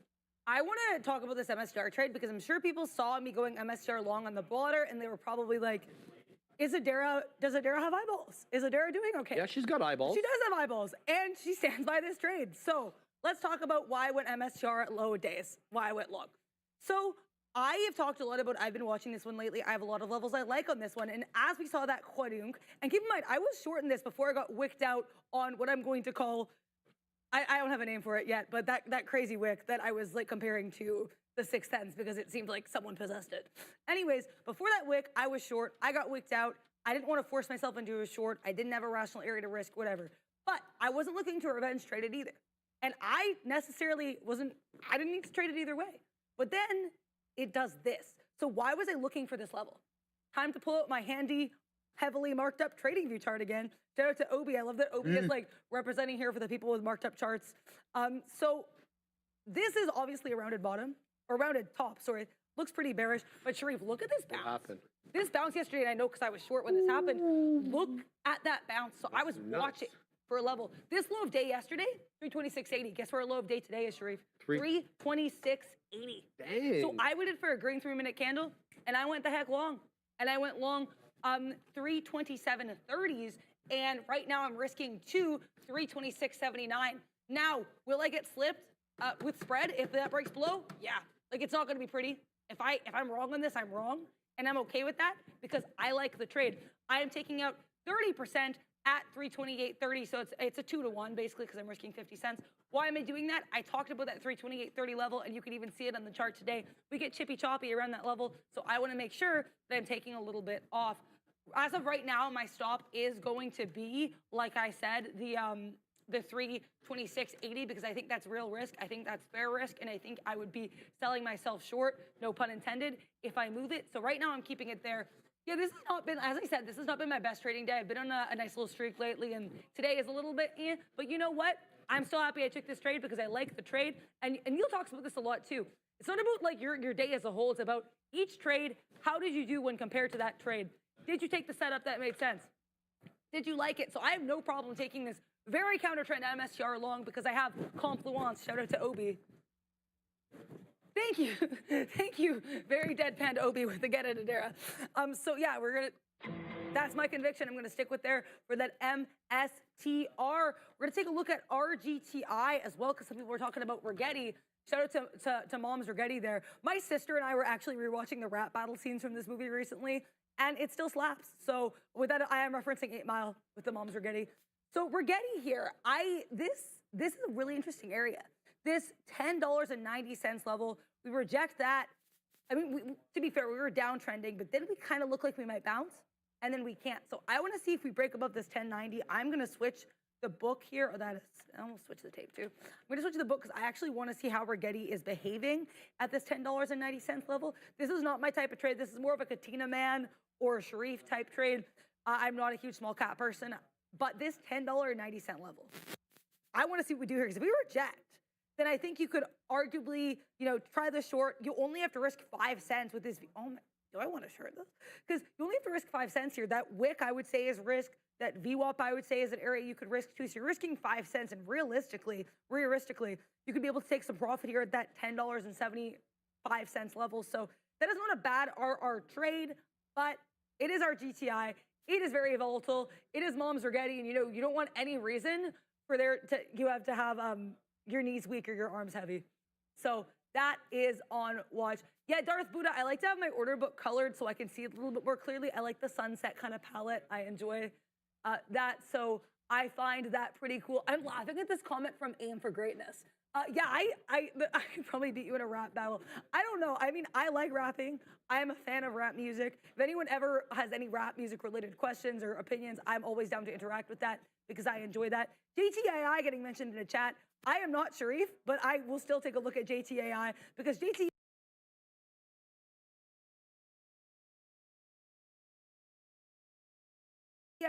this is gorgeous. Also, I am pleased as punch to announce. What happened? We took some profit on MSTR. So we are out 30% of the position. This was a planned beak wetter because I am very cautious of that. Not cautious is the wrong word. I'm cognizant of the 328.30 level. I want to see if we break above the 90 MA, but I'm not going to sweat it. I wasn't going to move my stop, but now that we're actually kind of pushing to the upside, I think it's a little bit foolish to keep my stop at 326.80s. So I'm going to be at this point moving it to prior bars on take out half of the prior bar break in the 3, take out everything at the prior bar break in the 5. So I am pleased as punch with this trade. Sometimes you have to take the counter trend idea if it sets up, because if it sets up and it looks good to you, it's not counter trend. It's the idea that you want. It's the trade that you have in mind. It's your levels. You charted it. So I've got to shout out MSTR. Thank you, Michael Saylor, for causing me a lot of confusion and grief and this weird possession candle. We're moving in a good path. How you doing? You know that individual that we talk about sometimes? Ram? Yeah. She's not here today, I could have been anyone the way you started that. She's not here today. Has she been Duolingoing? Well, no, but that's a separate story. Yeah. Well, are you really surprised with that, Adara? No, seriously though. Her food back there, she's got eggs. So if you want to take her food, because I know that jerk chicken probably won't be down here. Oh, thank you for letting me know. I didn't realize she had eggs. I don't know why. That individual that we talk about sometimes. Guys, JTEI is doing the same thing with 9 as it did with 8. Let's see if it can bounce back, just drop below 9 again. There is some support at 8 2/3. I want to say 8.5, 8 2/3. This is the consolidation area that we kind of danced with for a little bit. Now, again, it's kind of doing the same thing where it gets extended away from the 10 exponential moving average on the 5 and then rockets back up. So let's see if this one wants to come down possibly into 8.5. 8.5 would bring it a little bit closer into that 10 exponential. And then the possibility, obviously, is that just doesn't give a you know what, about 8.5 or the 10 exponential, and then moves along its merry way to take out the high of the day, which is currently 944. I'm going to take my shot. Or I've had a whole bunch of trades on this one today. I'm going to wait at 855s. Okay. No, that would be a little bit higher than the 10 exponential, but that's okay. I can give it a little bit more room there. I'll wait at 851, okay? That's what I'm going to do with this one. And the point is to catch this one, maybe if it does come back into this consolidation area to kind of just wick it, get a liquidity grab, then rock it back up. That's going to be my move. Anything, though, I'm going to have a super tight stop on this. So anything below 820, so we'll risk about 30 pennies on this monster to possibly make $1 and change. Because if it takes out that high, again, if it does the same thing that it did with 8, with 9, then I think we'll easily get that $1. So we'll keep an eye out on that. Day trader cut. Bring Adara back for more midday shows. Killing it. People, you're getting love in the chat. Thank you very much for the support. Happy to be here, guys. Nimit, you are joking. Wins 8 times out of 10 trades. I don't know who that... Sharif never gives the right stock, says Mav Fatim. Maybe we don't trade the same names, brother. Like I don't think I've ever seen, you know. Well, you don't trade these small caps, do you? You trade these small caps? Do you trade small caps? Yeah, I mean he's busy looking at Amazon. Right, so that's the look there. I think everybody just trades a different book, right? Adara likes her spready tickers. Yeah. You know, the Katina man's always on the Mag 7, brother. So I don't think it's really about the wrong trades or the wrong names. I trade them in a different way that you may not have the capacity to trade unless you practice. So give it an opportunity and don't make such declaratory statements without any real, you know, understanding of what's going on. So keeping an eye out on this, keeping an eye out on JTAI again, Adara, as it gets into that high of the day, close to that high of the day, but I'm sitting here like a schmuck, waiting at around 8.5, thinking that this bad boy is going to pull back into that 10 or into that 10 exponential $1/2 area where it kind of consolidated for a little bit. It's not giving that to me quite yet. So I'm going to pack my patience, see what we get there. What else we got over here? There's a bunch of other ones. I'm still involved, believe it or not, in this piece of crap. EDIT at 32s. We're break even on this one, Adara, but this one is, I think, going to break down below that 20 exponential moving average. I can get out here for break even. This one is putting a lot of lower highs, despite the fact that I tried to wet my beak there at 40s. It didn't cross, so I didn't get the print, sadly. So that's the situation. Let's see if we can weasel out of this one without too much damage. What do we got there? TS Booger, flex for me. No. JF Trader, don't listen to the haters. Yeah, brother. You know, we have a little fun with them. Neil, declaratory, all over school words. I don't know if that was that good of one, Neil, but Ali, SPY bearish divergence on RSI on the 15th. Okay, good call out there. Oh, crap. You know what we forgot to do? Oh, yeah. No, we got to do it. We got to do it. So let's just do it right now, Adara. I'm going to do it. If you can log in the thing, and then we can send it into your friend there. Where do Joe, we log this? Just put it anywhere you want, and I'll just send him the document. data, and then Okay. he'll throw it in. So the SPY, guys, 611.81, Adara. 611.81. So we're going to take profits at 613.81. And then we're going to get stopped out at 610.81, which will be a little bit above VWAP, which I kind of don't like. We're holding VWAP, and we're at the day's high. So hopefully this does okay. We'll see. We'll keep an eye out, definitely, on the SPY. So shout out to you. Thank you for asking me about that. But I don't really trade the SPY, to be honest with you, Ali. So not much I can help you with there. Nimit, new one is BSLK. Check if you can. Absolutely. Let's have a look at BSLK. I still have that order out, I believe. Yes, on JTAI at that top end of the consolidation. So we'll see what this one does. BSLK. Ooh, that's a good look. But you know, Nimit, I don't have eyes on this one. Well, I just got eyes on it because it broke 85 pennies. So I filter out my small cap gappers south of 85 pennies. So if you're trading south of that, I won't have notice. The reason I did that 85 penny thing is to kind of get notice of the ones that are moving close to that dollar. So this one, high date, 88.50. Shout out to you, Nimit. This looks actually quite good. It's without a catalyst, though, not that I can see anyway. Today's the 19th. Nothing coming in on the 19th on this bad boy, but there was a whole bunch of entries yesterday. Here's what the entry was for anybody who's interested. Bolt Partners, which is the name of the company, Bolt Projects Holdings, with Goddess Maintenance Company, partners with Goddess Maintenance Company for groundbreaking beauty launch. So if anybody cares about what the headline is, that came in yesterday at around 4:05. So it looks like it was after the bell there. So keep an eye out on that. I'll keep it on the side chart in a minute because it's a good look right now, especially if it breaks through that dollar. This could be really, really good. I'm going to replace IBRX because that's been trading below VWAP for a hot minute. BSLK. We'll throw in BSLK. There we go. Now we got on the side chart. Hopefully this one continues. So the high side, I shared only when it crossed 85. My man knows what's going on there. Shout out to him. Adara, what's going on with that MSTR trade? I mean, so I actually am really proud here of this out. Like, this was beautiful. We just kiss it, we get in. Then we got stopped out the rest of it about, basically I got stopped out with slippage, actually, interestingly, basically where I set my initial stop. So I have no problem with that. Then we broke to the downside. I definitely should have been scalpier with this, taking everything out, but you're not gonna see me upset because I took the plan and I traded the plan. The one thing I should have done was move the 5-minute stop, but just the way we were quadruking, even if I had moved it, I suspect it would have been just too quick, just how fast we were dropping. So that's okay. Also, it's worth noting Bitcoin not moving the same way. So someone mentioned this in the chat earlier. I think it was Smoky Love. Talk about how MSTR and Bitcoin are not moving the same way. That is true to an extent, but there are sometimes if you have a massive little push in Bitcoin or a drop in Bitcoin, MSTR will react. Right now, that's not the case. This is just a technical breakdown, in my opinion, from that 326.80 level, which again, I'll pull that up for you guys one more time. On this chart, because my god, we have this hold here, like rounded top, we bounce off the 327, which is why I got long. Now we break below it, and as of this point, this is interesting. Now we're trying to bounce off of another level. This was the open on Friday, Sharif. MSTR loves its history. So, like, this thing is... A history buff.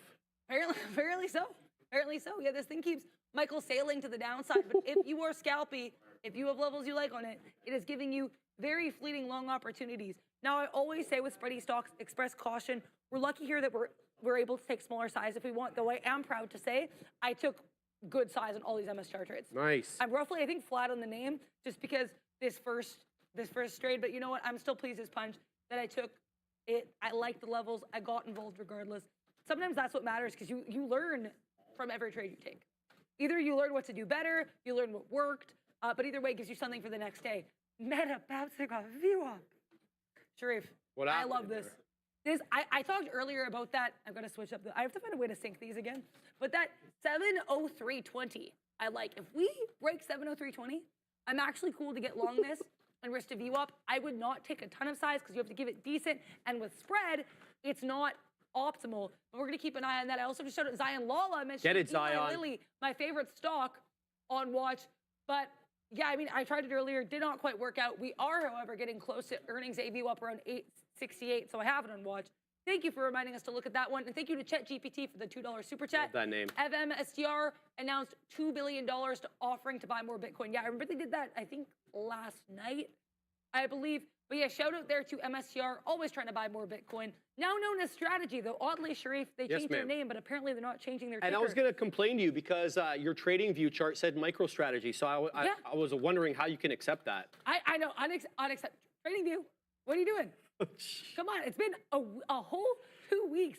What is going on? Get it together, Trading View. Adara, I got to talk about this one. Please do. We're back in at JTAI at the exact same thing at the 10 exponential on the 5. Literally is bottom wick. This thing is respecting the 10 exponential like a damn glove right now. Dang, excuse me. So now I'm waiting at 82s. I've scalped out. We took a nice position here into the mid 60s. Here comes 75s. I'm waiting at 82s. We'll see if this one wants to give me some more over here. 79s flattening out. Pleased as dang punch with this trade. It's very consistent, at least so far. Basically, it really gets extended away. Let me show you exactly what I'm talking about here, man. Just 1 second, Andre, because this is a very interesting repetition on this name. Every time it comes into the 10 exponential after getting extended, defends. Same thing over here, topping tail into 8 2/3, comes back into that 10, defends. 944, pulls back in to the 10, defends, and gives you another move up. So JTAI keeps doing the same thing. Keep trading it until it doesn't do it anymore, but hopefully you've racked in some profits on that so you don't have to worry too much about when it does, and it will likely pull back some way, somehow. I don't think it's going to $1 million a day or so. There's going to be a pullback sometime, some way. What do we got over there for that? I'm just laughing at that. I don't think it's going to $1 million. Shout out to you, Sharif. Get it, Sharif. But also get it, eSignal. This part of the show is brought to you by eSignal. New traders, listen up. First month, free.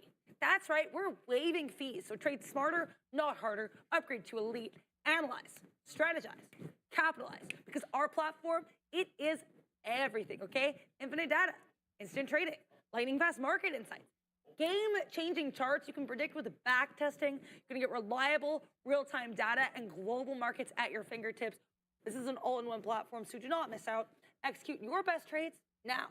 Thank you very much to our friends at eSignal. I will let you go back to GTAI, which I know you said is not going to reach $1 million, most likely. I'm done. I took out everything at the 80 penny area when we got up there. It's zigging and zagging with it right now. Still lower high though, guys. So the winds of change may be coming. That 130 candle has a high. Excuse me over here. I'm not sure why it's not updating the JTAI highs and lows. It's so bizarre. Just allow me a second to figure that out. The high there at 888, so 888 on the previous 5-minute candle that closed at 130, and then the current candle has highs of 884. That concerns me. You're talking about like basically nothing. We're talking about pennies here, 4 pennies between the highs. But why that matters is because, well, we weren't able to get back to that high, so are the sellers now at least locally in control. So I'll keep my eye on this one. If it breaches the 10, I won't be trading it, but it'll have to maintain its position above the 10 exponential. Moving average on the 5 for me to stay involved in this one. I am still keeping my eye on BSLK. That's the one that Nimit pointed out to me. It's got an 88.5 penny high, trading at 84 pennies right now. I'm interested in this one because it's a different trade north and south of that dollar. And I want to be, you know, have eyes on it if it's going to trade in that way or it's going to trade into that level. BSLK. Let's look at the 5-minute on this bad boy. So this was in play yesterday, as I mentioned. It did have a headline after the bell, but didn't really move. It did that zig and zag, yeah. So it did pop up the algo pop there after the bell, but the best trade, obviously, on this one was in the morning before the headline came in. Let's just have a look at when that headline came in, man. That's a bizarre one. When did that spike come in? We got that spike right at 9:30. Okay, so that could just be an opening print buy, and we don't have any headlines in the pre-market there for yesterday. So that's interesting. Let's go. Another piece of the puzzle falls into place. This was a holdover from the 13th. So the day before Valentine's Day, we had a big move there from 30 pennies, and we did break that dollar into $1.26. The only reason I know that I traded is because I have this ticker labeled over here because we don't have the automatic label. So it was a lower high, lower low situation on BSLK. It's trying to reach that dollar again. I mean, it did it before. It didn't hang out above the dollar all that much. So again, you know, we'll keep an eye on it. If it does take that dollar, I'll be all ears and eyes or whatever else. Otherwise, I'm just going to stay away from it. Nick, CRUS. Let's have a look at CRUS. That's what this one is up to. Super light on volume, Nick. Can't trade that. I don't even know how many. Cirrus Logic. I can't even tell what the volume is on the day on this one, but it's above VWAP. It's $113 name, so definitely not going to look at that one for a trade. I forgot to mention, I did get stopped out for about a 3-penny loss on EDIT. It did break the 20 exponential moving average, and you're going to say, well, you know, you don't usually get out at the 20 exponential moving average, and that's right, I don't, because these small cap gappers don't typically base their support off the 20 exponential. This one did, and it did for a while and then didn't. So the reason I got into the trade was for a 20 exponential hold. The reason I got out was for a breach. So I'll keep my eye on this one. 244 the high on EDIT. It's dropping in volume though, and the volume is already a little bit light on the day. It's $2 1/3 in value. It's only done 18 1/3 million shares. So that may seem like a lot, but price action, but based on price, and not so much there. Keeping an eye still on JTAI as it's putting in higher lows now on this 3-candle setup. So JTAI could have more in the tank, especially if we get that break above 888s and eventually obviously 9s, with the whole dollar level being a psychological area of resistance.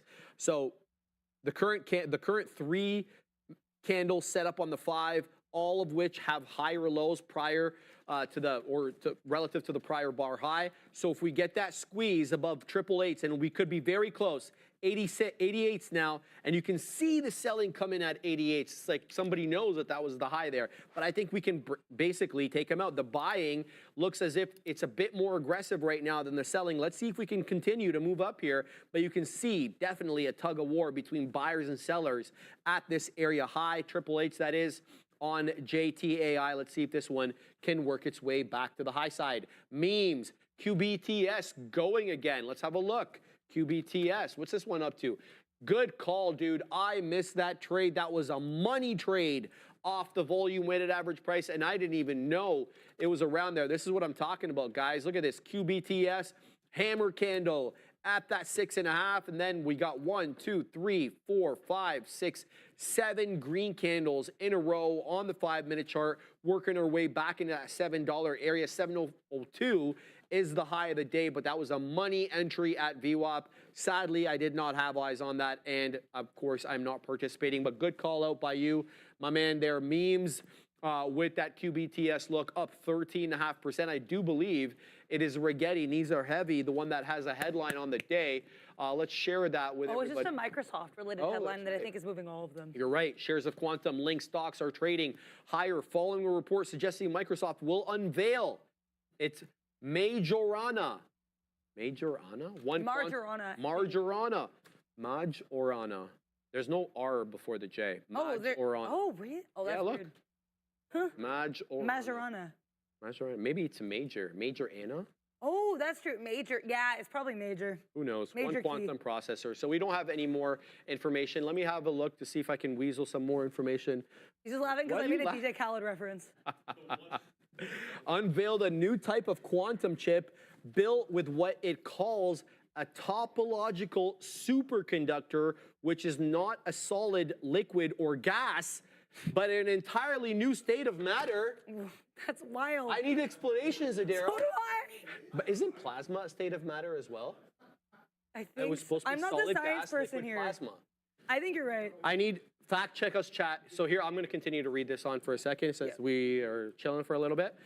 So there, I'll zoom it in so you guys can go along. Quantum stocks edge higher following the revelation. The new chip dubbed Majorana 1 features a topological core architecture that it expects to speed up the usage of quantum computing to solve industrial scale problems in the coming years, not decades. The company says, throw in the kibosh right at Jensen and Zuck. Throw that shade, baby. We took a step back and said, okay, let's invent the transistor for the quantum age. What properties does it need to have, says Chatan Nayak, Microsoft technical fellow. And that's really how we got here. It's the particular combination, the quality, and the important details in our new material stack that have enabled a new kind of qubit and ultimately our entire architecture. That's impressive, man. Not that I understood most of that, but that's okay. Sounds impressive, Adara. So we'll keep an eye out, obviously, on Softy. Not really moving the needle for them, but they are positive on the day, up 0.5%. They are, yeah. So shout out there to our friends at Softy. Shout out to Satya Nadella and his pals. Also, Tesla, you don't get a shout out. I tried this long. Now, very clearly this was a topping tail candle, but because that wasn't really part of my thesis, I was like, you know what? I'll try the trade. I gave it to prior bar low in the 5, and we got wicked out. So why did I like this long? Because I like this breakout. And I have to say, regardless of the top and tail, so we get there, we push up, then we come back, and we just sit so pretty on the book at 360, 370. So I said, you know what, Adara, risk the 60 cents, risk to prior bar low on the 5. I think it's worth it. Tesla did look like it was going to fight a good fight, but as the market dropped, Tesla could not resist the peer pressure of its market friends, and alas, that's dropped to the downside. But You know what? Honestly, guys, like I'm just so happy I got to be here today with you all. That's overwhelming. Like, not my best trading day. I'm like flat on MSTR, red Tesla, red Meta, red Lily. Like that, obviously I don't like that. But you know what? That's not even the point because I'm so happy I got to be here with everyone. I got to take some trades. Really proud of that MSTR long that I had off the low. So let's tell everybody what you've been doing. Yeah. So Adara obviously has been at the big desk. I think everybody kind of knows that. But what people don't know is that you're trading up a storm. I do. On that big desk. I do some trading. Some trading. Calm down there, bro. Stop trying to underplay it. So we always communicate our trades. And like there are certain times of the day where I'll interact with Adara because then I'm coming on the show. She's on a break, whatever. Yeah. And so she's always telling me about her trades. And I got to say that the amount of money you're taking, I don't know the quantum because we don't talk about that, but we talk about dollars or dollars in the money or out of the money, seem to be getting a little bit bigger every time. It was like $5 winner. Then they moved up to 7 and 8. Now they're 10. Now they're 15. So you've been trading quite well. I really want to tell everybody about that because I feel a lot of people may get that benefit because they watched you learn in real time. Thank you. Yeah, I really appreciate it. Thank you very much, Sharif, for the shout out. Get it, Sharif. But yeah, no, I think the thing is, it's like about finding your niche. That is huge. And so I talked about this a little bit. I had a profitable October, profitable November, and then December was a little bit weaker. And that's because I was trying to find new things. And shocker, what you learn sometimes from discovering new things is you kind of learn to go back home. And by that, I mean, I like trading spread, so I just focus on my spread. Lately, I've been trying to trade different times of day beyond the midday. So just about finding developments, my focus is always on the news, always. So with that in mind, you are sometimes going to miss trades, but it's, you know, like, that is what it is, because if I'm able to take opportunities, if I'm able to get involved, and I honestly find I'm more involved in the news and in the market when I've got trades, when I've got my screens up, right? Because you're actually part of it.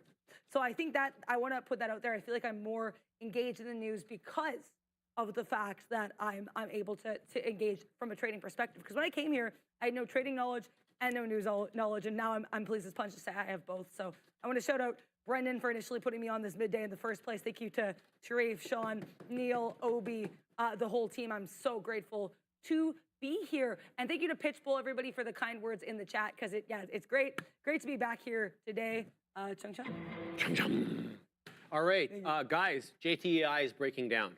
So now we've been talking about the umpteen amount of respect that it's had for the 10 exponential moving average on the 5-minute chart. That respect got broken a little bit right now as it wicked below and hasn't quite closed below. But believe it or not, this is the first wick below the 10 exponential. Now, what I see here is a bunch of bottoming tail candles all manifesting at around that $8 area. So somebody, I don't know who, but somebody's buying up a storm here in and around $8. So could this be the first price action support we've seen on JTI, because it hasn't been really respecting price action like, you know, area highs, area lows, whole dollar areas. It's been respecting the 10, as we've made very clear. So a nice, I want to say, triple bottom there with bottoming wicks, albeit on the one, of course, the 1-minute chart, that is, at around $8. And currently the 5-minute candle is a bit of a hammer candle with a longer lower wick than an upper wick. So I'm not exactly sure if I want to take this trade with about 10 minutes left on the show,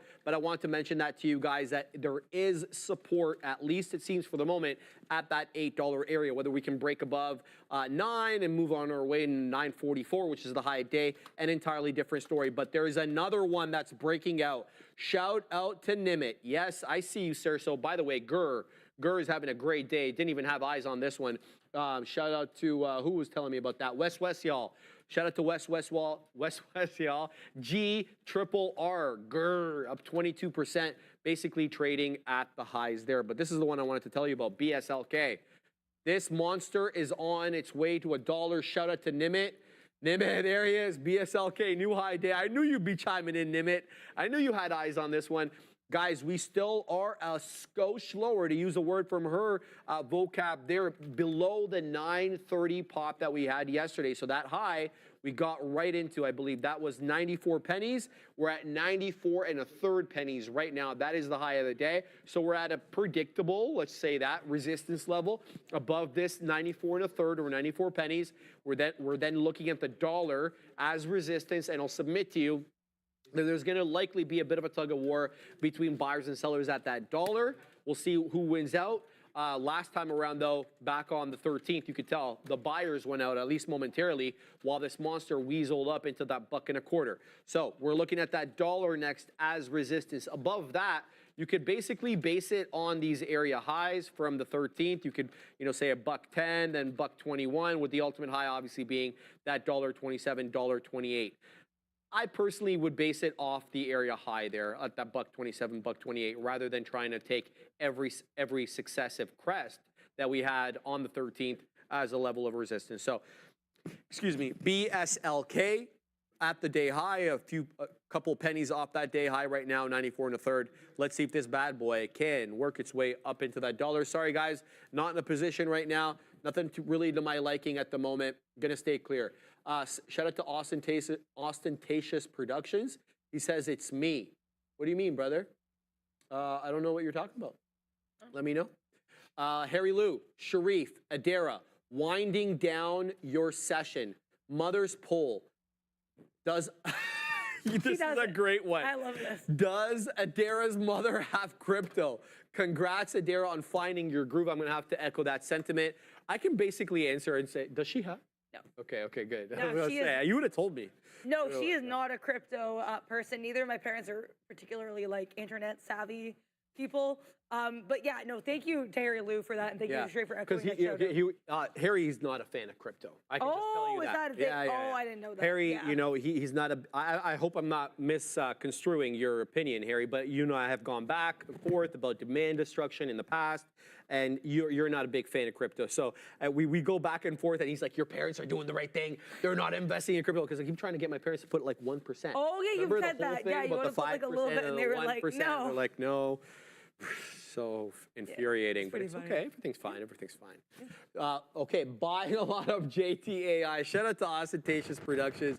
Shout out to you, my man. We have a higher low right now, Ostentatious, on the 5 on JTAI. Let's talk about it, because they're both hammer-looking candles. So this one could still have more in the tank here for JTAI, despite the fact that we're off highs. This is what I'm talking about. So you get a bit of a hammer candle here, testing 8, and then the subsequent candle, a higher low. So are we going to get a higher high? To get a higher high, we got to break that 855. Are we at that high yet? Yes, we are at an equal high. So 855 equaling the high of the previous candle with a higher low. I think JTAI's got more in the tank, but it's got to clear and hold above 9, and then we could really squeeze in to that $10 area. We're already in triple-digit worlds, already being up 108%. So fantastic look for whoever was trading JTAI today. I hope you guys traded it carefully, traded it with stops, and you had a plan about what you were executing on, why you were getting in, where you were getting out, where you were wrong, if it ended up going against you. I hope everybody, obviously, at there, as I always say, is that the store? What do you got?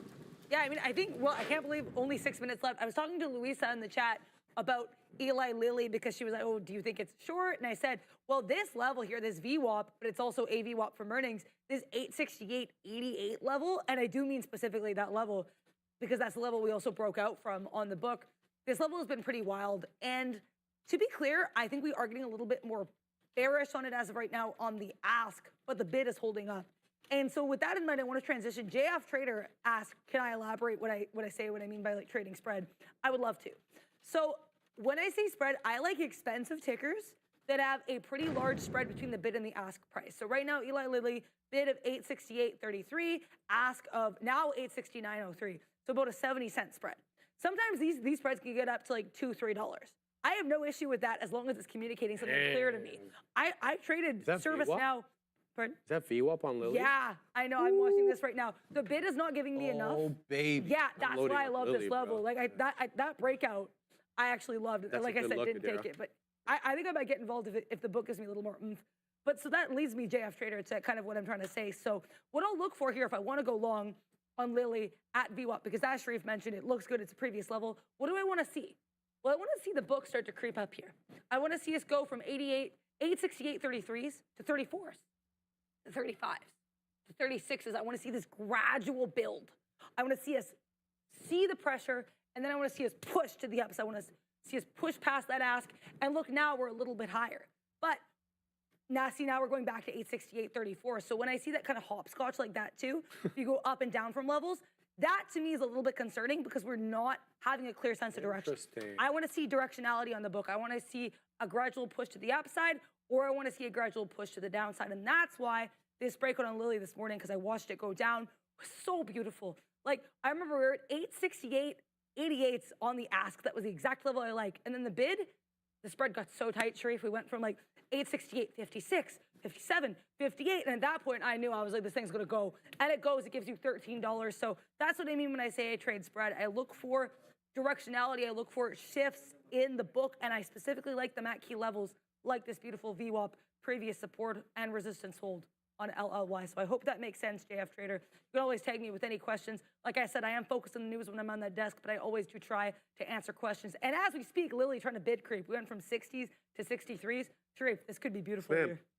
Interesting take here. I was reading about the dead one right now, and the new phone that they dropped. It looks as if they're dropping Qualcomm, which they've been, the chip that they've been using for Qualcomm. We know that's one of their suppliers. They're dropping Qualcomm's chips on this new 16E. They're calling it they're not calling it the SE anymore. They're calling it the 16E. Qualcomm traded higher. Why the hell would Qualcomm trade higher on that? Unless it was like, you know, people were anticipating that there would be a drop in them as a supplier, but maybe not to the extent that the street was expecting. So the Qualcomm is higher. It's up 0.8%, but I don't think it's higher because of that. So here's the headline. Qualcomm traded higher on Wednesday after Apple confirmed that the iPhone 16e would have an in-house modem chip. Now, we've been hearing about Apple making their own in-house modem chips for a long time, but they actually extended their contract with Qualcomm, at least for the 15 and the 16. The San Diego-based company has provided the modem for chips for Apple devices for more than a decade. However, in March of 2023, Qualcomm CEO or Chief Executive Cristiano Amon said the company had no plans to make modems for Apple in 2024. Several months later, in September, the two companies extended their agreement for Qualcomm to supply that I remember. It's Snapdragon 5G modem chips for smartphone launched in 24, 25, and 26. So you're going to get at least into 26 Qualcomm chips and Apple products. Maybe not for the 16E, but for others. Apple has spent years trying to develop its own in-house modem offering, only to have run into various setbacks. In June of 22, TF International Securities analyst Ming-Chi Kuo said that Apple had run into issues with its development to replace Qualcomm.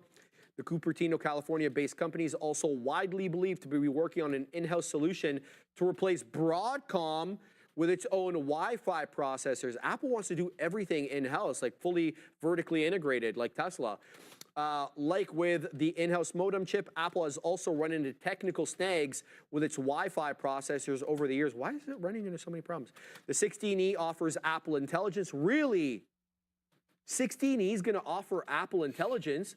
Hold on. I was reading some rumors about that. I think that's maybe why, because I think it was kind of priced in, because I know 9 to 5 for Max. $699, bro. You have to ante up the 15 Pro prior to that, which was like $1,500. That's actually really interesting. Which is like, that's half the price. Obviously US dollars, not Canadian dollars right here. You're gonna get better battery life with that A18 chip, where the 16E is gonna have A18, up to 6 hours longer than the iPhone 11 and 12. iPhone 11 and up to 12 hours longer than all generations of the previous iPhone SE. 48 megapixel camera, 2-in-1 camera. It's available in white and black colors, 128, 256, 512, 599. It starts at February 12th. They're launching that product. So February 12th. No, do you know what time it is? I do. It's 2 p.m. Is it? It is already. That means the show's done? That means the show's done. That's crazy. All right. Well, I mean, we had a lot of fun. Thank you so much for being back here with us, and thank you guys for letting me sit at this here desk. I am pleased as punch to be back. But right now we're going to go back to the guys. So same bat time, same bat channel. The Shirobi Show will be here tomorrow. And I'll see you guys at the news desk post-haste. See ya. Adara, thank you very much, Sharif. We do have, it is Fed minutes coming out here, so just a couple of things already hitting the wire. Fed want further inflation progress before adjusting. Much, Sharif. We do have, it is Fed minutes coming out here, so just a couple of things already hitting the wire. Fed want further inflation progress before adjusting rates, can hold policy at restrictive level if economy is strong, and I need to, now that I have the stream up, I need to mute it so that I don't listen to the ad that is currently playing, because I'll listen to music. So a couple of notes there from the Fed. 2 participants believe the risks to achieving inflation mandate outweigh risks to employment mandate. All participants agreed to hold rates steady at the prior meeting, which I guess we all knew already. So, we're just getting a few things trickling in here. I don't think, look, we're not expecting anything, outside of the pocket here. When it comes to the Fed. So obviously the fact that it was unanimous, the last one, I think is going to make a heck of a lot of sense. It has been the SMCI, oh boy. What are we even calling this? Relief rally of the ages. A lot of people saying, why is SMCI going? It doesn't matter why SMCI is going. No, I think it was one of those reversals where it was a hefty short, definitely was a short this morning, and then it just liquidity grabbed and then ran to the upside, to the point that you were just talking about an argument between some traders. Yeah, you're just having a conversation discussion about where the best long would have been. Yeah, I'm just having a conversation with Wayne and Yanni about potential probabilities of the price action, where things became higher probability, what kind of action. We were all looking for the short off of the open, but the fact that I think the trade was a little bit crowded, and a lot of eyes definitely looking at it, but I don't know. At the end of the day, we hold prior day high really well. We start to consolidate on top of VWAP, and then we break the downtrend off of the opening range highs as well, off the lower high, off the 60. So like in and around that VWAP hold, maybe again we're talking about like maybe no one's getting along on that prior day hold. Maybe someone is. Maybe someone's looking for that crowded trade. Maybe someone's looking for that push back up and a lot of anticipatory shorts to get blasted out. Maybe some people are looking at a higher time frame. We saw what it's doing on the daily.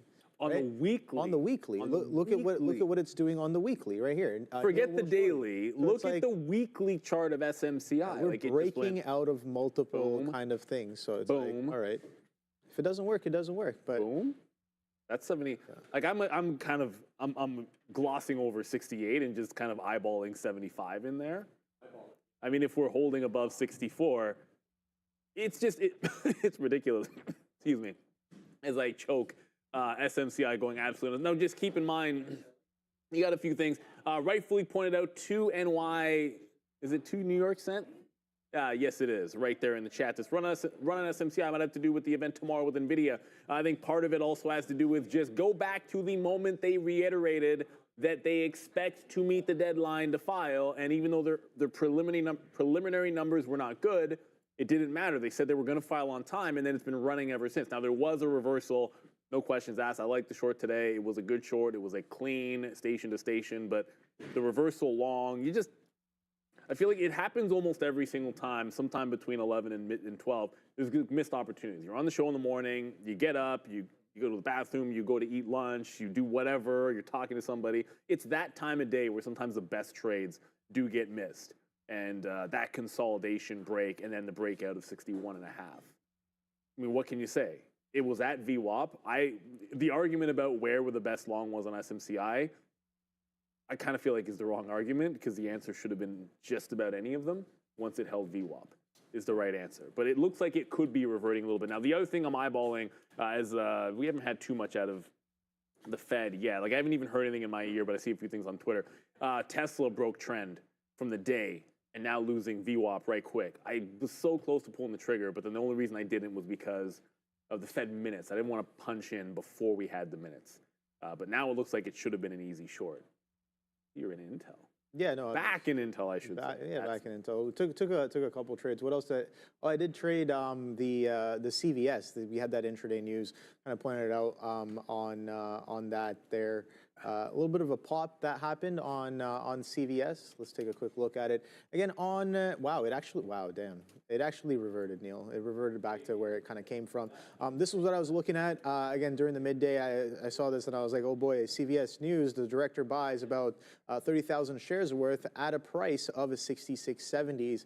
I was kind of watching it, saw the push up through that 67, and then it can't really continue. It fails, it stalls, it comes back in through 67. I'm like, all right, well, maybe we do a reversion, because looking back at it, this is a bit of an area where we've seen some supply back to back over the past few days, and if it's going to stall on a strong push up into that level, I like the reversion, and it happened to come all the way back down to 30s I think I covered most of my position in the 50s, in the 60s and 70s as it just pushed in. But it was absolutely wild. I tried to hit the bid on 67. Insta wipe of the bid. I end up hitting 90s instead of the holes. I was like, oh boy, my risk suddenly went up by 10 pennies unintentionally. But I was like, all right, let this trade work. Maybe risk a little bit tighter. I ended up working out, but I did get out a little too early. I got out, like I said, in the 60s. It comes down all the way to 30s, giving you about 30 pennies more with wicks down to 20s. So pretty much almost just coming back into VWAP after that news. No real effect after the fact. Just reverts and kind of goes back to doing what it was doing. And yeah, if a news catalyst, again, you see some of the news catalysts in this market. Some of them are moving things very aggressively, and we're getting that continuation. But if something fails to follow through right away after getting that news, and that volume stalls, the tape stalls, and it's coming back in, yeah, I mean, hey, I got a little lucky with that reversion. Happened to work out. Yeah, but that's, you know what? Those types of trades, it's like it's just playbook. Speaking of playbook, before we go up to and we're going to go up to Sharif in just a quick little second here. NVIDIA, from the time of the high of the day here on NVIDIA, it did pull back. Let's see if I get filled at 50s. I'm not sure I'm going to get the fill. But anyways, pull back, lower highs the whole way through. It just broke the trend and closed it out above. So it looks like I'm not going to get the fill at 50, which means I will try to nibble above 60 for a little bit less and then see if we get the 50s after, as I don't want to chase this too far. But it's just like a trend reversion trade for me. That's what I'm hunting on NVIDIA. Trend reversion back into the highs as it's up 1% and looking relatively strong. You can't say incredibly strong when SMCI is doing what it's doing. NVIDIA looks relatively strong is the best way to think about it. So nothing crazy out of the FOMC minutes. We didn't really get any move on the odds, Fed fund rate odds. I believe Sharif is ready. He and Randy were just having a solid discussion there. I'm going to guess about EVs because it's always about EVs. Oh, yeah. Yeah. Of course it is.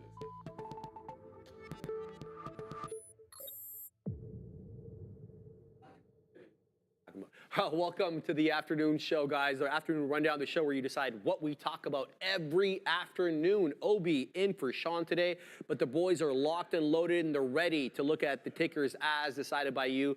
But the only way to get your tickers up there is to join us on the How to Trade show during the midday and get into that chat and vote for your favorite tickers every day. But only the top few make it on, and you got to be a subscriber to get involved in the chat. So make sure you're liking, subscribing, and sharing. Here's a look at the triple Qs. The NQ and the ES marginally green at the moment. We got 0.04 for the NQ, 0.06 for the ES. The Dow and the Russell, though, decidedly negative, with the Dow being down 1/3%. The Russell 2000 in the small cap world getting hit a bit today, down a little bit over 0.5%. There's a look at NVIDIA. It's positive on the day, 0.75% in the green, despite this news headline this morning that Trump is looking to announce even more tariffs on chips, pharmaceuticals, and auto imports. We were worried that would have a negative effect on NVIDIA. In fact, guys, it went red to green, but it's green right now, up 0.75. Not last. Okay. But oh, my trend line's gone. You guys get the idea. No, it's a similar looking chart to what we saw in, nothing is directly similar to SMCI, but in the sense that it was a V-shaped recovery off the bottom to a consolidation to a breakout. It then trended down, lower highs, lower lows, and then I took the break of that trend, which, just to give you an idea of the execution, there you go. There's a close above, the break of the prior high. If we lose this level here, just underneath the third, we'll risk about 30 pennies on this, looking for a push back into 141 and then the high of the day. Don't actually even have any orders out yet. Make sure we'll do that, get out in front of 141. Just see where this can go. It's trending up. I think there has to be at least a little bit of concern. I know we didn't really talk too much about the futures there because Fed minutes didn't really do much of anything, but there is to be considered. You are, failing's the wrong word, but on the NASDAQ, you're casually rejecting the afternoon high from yesterday and then the morning range on the Qs, and then several times we've rejected it, but it's still in an upward trend. So I think strong stocks can remain strong stocks for at least a little bit here. But yeah, just right now with the reversion trade, I said this morning, like the VWAP short on NVIDIA, SMCI is my best stock today, but the VWAP short, getting out of NVIDIA was probably the best trade, just not taking that hit. You know, ultimately, you can take the shot at it. It was trending down. I like the continuation off VWAP oftentimes. That's a great setup when it continues to trend, but it's one that you've got to get out of dodge. When NVIDIA decides to go ham and you're short, there's no averaging in, there's no fighting it. There is just getting the heck out of its way when it wants to trend to the upside. We've all seen it do it before. Yeah. Still like it on the daily chart overall, but you'll see it's just more of a trade into the highs. Yeah, I think it's solid. I was talking to Jose in the back, and he said he sniped that long off of the 137s area right there. Again, a little bit of a key level on my chart as well. It was a prior secondary all-time high, I think, if I'm not mistaken, one of the all-time highs of the past, in and around here, and then we just bounced cleanly off of that there. So shout out to Jose for having that one. But yeah, nice little consolidation on top of VWAP for that continuation. But didn't really get too far. Again, yesterday was pretty strong off of the open, and we faded off all day. And coming in today, we saw some more of that fade coming in. But pretty much sideways on top of this pre-market range right now on NVIDIA. So don't really know how strongly we have reacted to these potential tariffs, but NVIDIA within range. Again, I think it's still kind of headed towards that 150 mark. We'll see what it has in store for us. Don't forget, next week is earnings. Before we go back, oh no, SMCI is on the list. SMCI is breaking trend right now down. I might end up short this stock. Oh boy. Get it, Neil. All right, guys. TSLA up next, up 2%, well off the highs, though. Several headlines today. I'll focus the ones really talking about India. So Tesla's India launch, well, basically they're preparing Indian expansion or to expand into the Indian market. They're looking for showrooms. They're looking also to staff those showrooms with salespeople and administrative staff. But this analyst doesn't really care about the India expansion. In fact, he doesn't think it's going to move the needle for Tesla in terms of deliveries. How come? Because he says Tesla's cars are priced outside of the average Indian salary. He doesn't think that they're going to be able to sell too many of those there. It doesn't account, though, this article about the new, cheaper Model Q, Model 2, whatever you want to call it, that we're expecting, guys, in the second half of this year. Yeah, I think ultimately this is a good thing. Expanding to India, you can say all you want about affordability and all that. That tends to work itself out in a market that big. Like, they make money making vehicles, which almost nobody is doing. So as a matter of fact, I just think it's a great opportunity for them. Like, everyone seems to understand that that's the next big market. So it's only completely logical. It'll probably take some time. So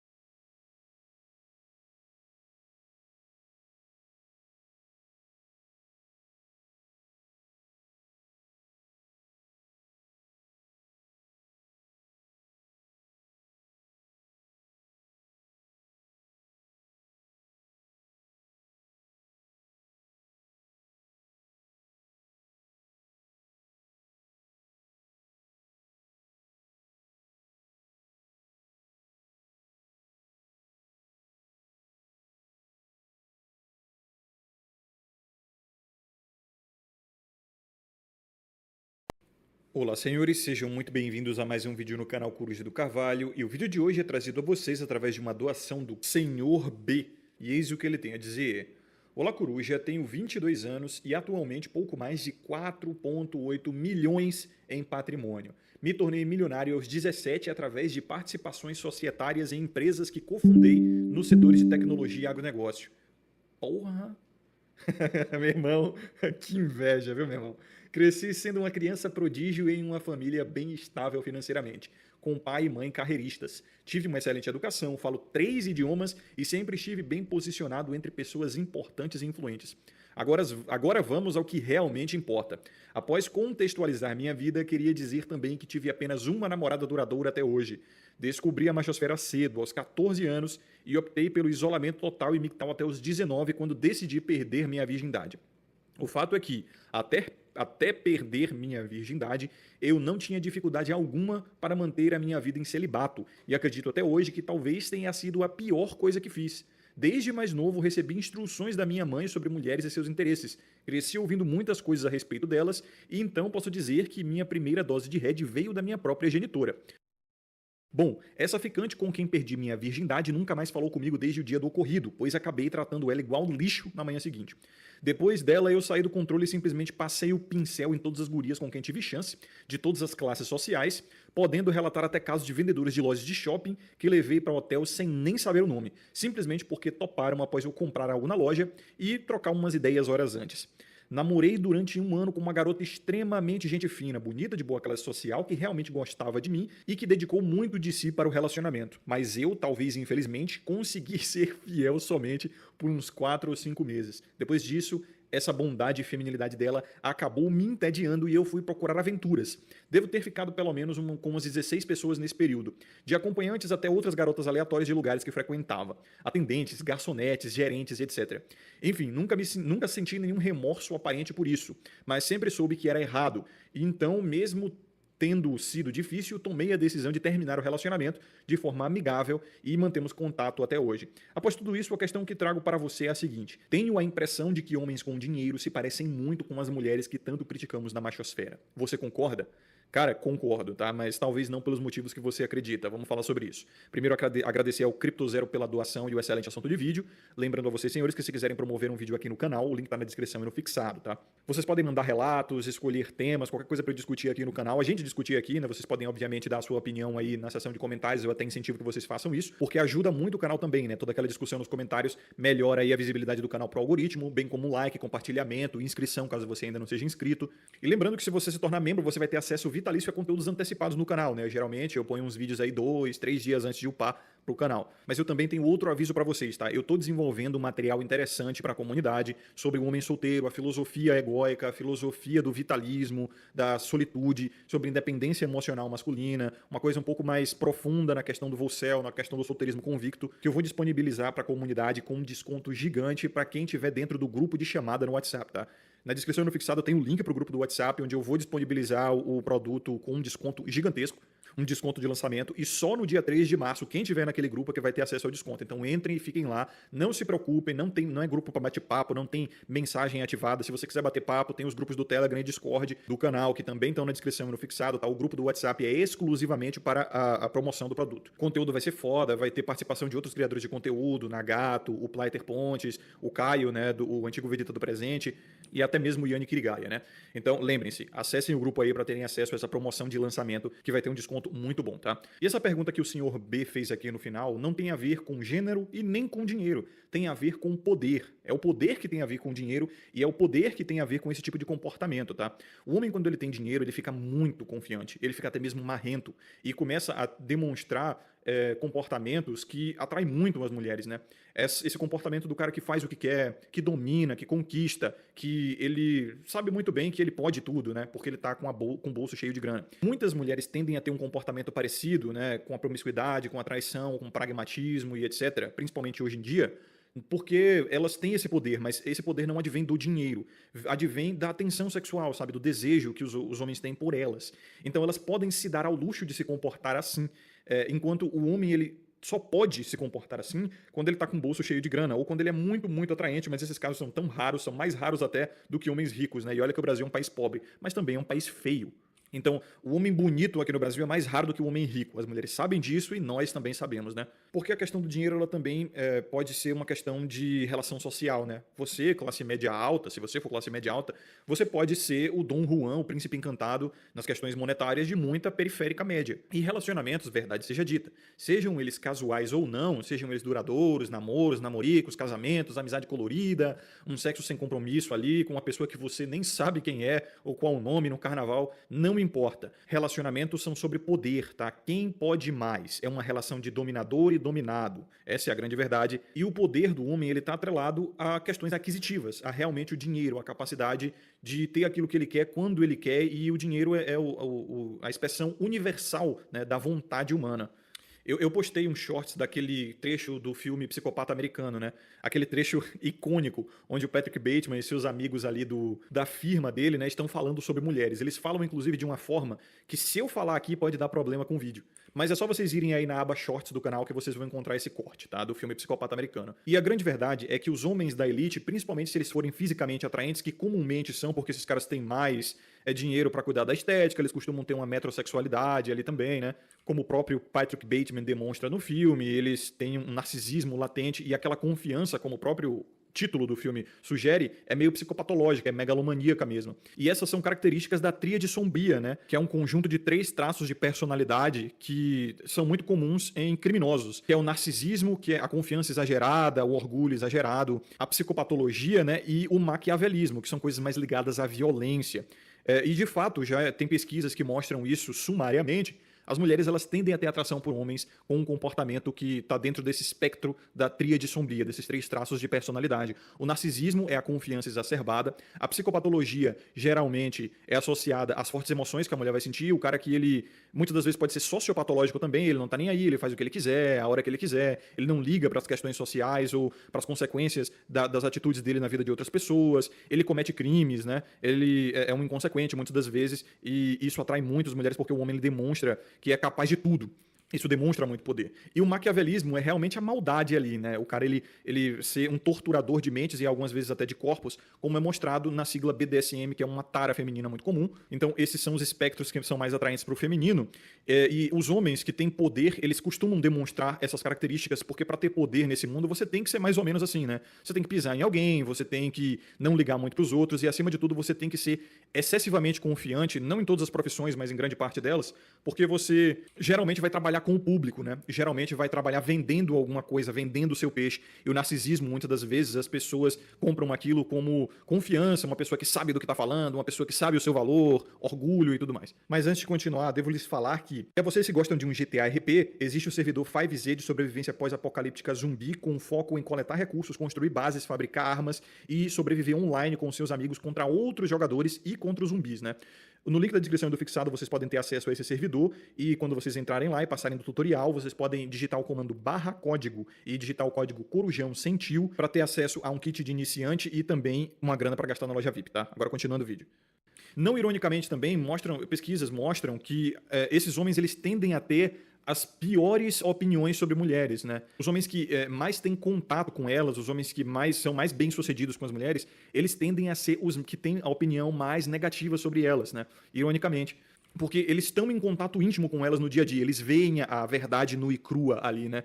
E quando uma mulher está com muito desejo, muita atração pelo cara, ela muitas das vezes deixa a máscara cair. Ela vai fazer jogos, intrigas, ela vai dizer o que o cara quer ouvir. E o homem, quando ele é inteligente o suficiente, quando ele já teve contato com mulheres o suficiente, ele vai começando a catalogar esses comportamentos, né? Isso se assemelha muito àquele experimento que o Douglas Flamino fez no canal dele, onde ele começou a ser um cara malvado com as mulheres que ele estava fazendo o experimento, né? Mulheres, inclusive, de boa aparência. O cara também tem uma boa aparência, né? Para os padrões de beleza exigidos para os homens. Mas quando ele demonstrou esses 3 comportamentos, psicopatologia, maquiavelismo e narcisismo, ele começou a ter respostas melhores das mulheres, né? Ele começou a, inclusive, ver que as mulheres estavam oferecendo aquilo que os homens geralmente querem delas, que é o sexo. Então, quando ele passava a ignorar ou fazia críticas à aparência delas e tudo mais, o que acontecia é que elas mostravam nudes para ele, né? Elas ofereciam sexo e queriam marcar encontros com ele. Então é como se fosse uma recompensa por, entre aspas, bom comportamento, bom no dicionário delas, né? E é claro, estamos falando de um comportamento geral do público feminino, né? Para tudo existe exceção nesse mundo, mas eu estou fazendo de fato uma generalização, eu estou pegando o conceito geral, tá? O errado seria se eu totalizasse e dissesse que todas, sem exceção, são assim. Mas a gente tem que concordar que a maioria demonstra esse comportamento. Mas aonde eu quero chegar com essa análise? É que os homens que têm poder e os homens que eles começam a ter um excedente sexual, eles podem se dar o luxo de agir da forma que eles quiserem, inclusive de uma forma libertina, inconsequente, né? Que, ironicamente ou não, tende a ser um ciclo vicioso, onde ele começa a ter comportamentos mais maquiavélicos, mais narcisistas, porque as mulheres começam a inflar o ego dele, o cara começa a realmente ficar com um ego muito grande. Isso atrai mais as mulheres e, assim, mulher que nem dinheiro, sabe? Quanto mais você tem, mais você quer, como diz aquela música do Racionais MCs, né? Estilo cachorro, mulher é dinheiro, dinheiro é mulher. Quanto mais você tem, muito mais você quer. E não só, quanto mais você tem, mais você ganha. Quanto mais rico você é, mais rico você fica. Quanto mais mulher você tem, mais mulher você consegue. Não é à toa que o homem ele gosta muito de trocar dinheiro por sexo, dinheiro por mulher, né? Eles adoram isso. Não é à toa também que o homem ele fica muito mais confiante quando ele tem dinheiro e, com dinheiro no bolso, os resultados sexuais dele melhoram. É como se dinheiro e mulher no dicionário do homem fossem sinônimos mesmo. A gente sabe, a lei de Piton, né, como diria o Jaqueline Manda Brasa. Se você for ver, cara, ao redor da sua vida inteira aí, se você derivar as coisas que você tá vendo, é basicamente tudo porque homens estão querendo comer alguém. O cara compra carro para comer alguém, o cara compra casa para comer alguém, o cara se veste de uma maneira específica para comer alguém, no estilo Clube da Luta, né? Trabalhamos em empregos que não gostamos para comprar coisas que não precisamos para agradar pessoas que não conhecemos ou sequer gostamos. Isso é o que o Tyler Durden fala no filme, isso é engraçado. E aí você vai olhando ao redor, né? O seu chefe, muitas das vezes, está trabalhando para sustentar 2 casas. Ele tem uma família e tem um caco de vidro, como é chamado no RJ, né?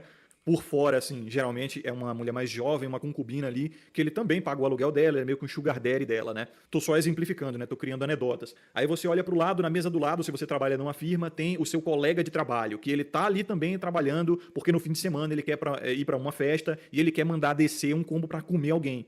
Ou então ele tá a fim de comprar uma motinho para chamar a atenção de umas gurias ou mesmo virar o famoso porteiro de escola, né? Eu digo isso porque é muito comum aqui na minha região. Aí no seu trabalho você tem que ir para casa de um cliente, seja lá o que for que você trabalha, você tem que entrar em contato com o cliente e você vê que o cara, um exemplo, está requisitando os seus serviços para que ele possa trabalhar melhor, ganhar dinheiro para ele manter o VSM dele, né? Ou aumentar o VSM dele com as roupas da moda e cortando o cabelo todo fim de semana para ficar na régua, comprar uns perfuminhos importados e botar um relógio no pulso, porque isso vai fazer ele comer mais gente. Aí você volta para casa e dá um problema na sua internet, você tem que chamar o gordinho da Oi, que está ali trabalhando provavelmente porque ele tem uma missão em casa que ele quer fazer feliz, ele quer sustentar para ele poder molhar o biscoito. Então essa é a cultura principalmente do Brasil, tá? Não que não exista isso em outros países do mundo, mas isso é muito comum no Brasil. Então no fim das contas tá todo mundo atrás de poder, né? Tá todo mundo querendo demonstrar uma atratividade e tá todo mundo louco para entrar num relacionamento onde a outra pessoa esteja caída de joelhos. No fim do dia, as pessoas que querem namorar ou que ainda celebram de alguma forma essa coisa da monogamia, que ironicamente é algo que tá em decadência na nossa sociedade, mas as pessoas elas ainda têm a monogamia como algo de estimação, né? Uma prática de estimação na nossa cultura. Por mais que as pessoas não entendam mais como é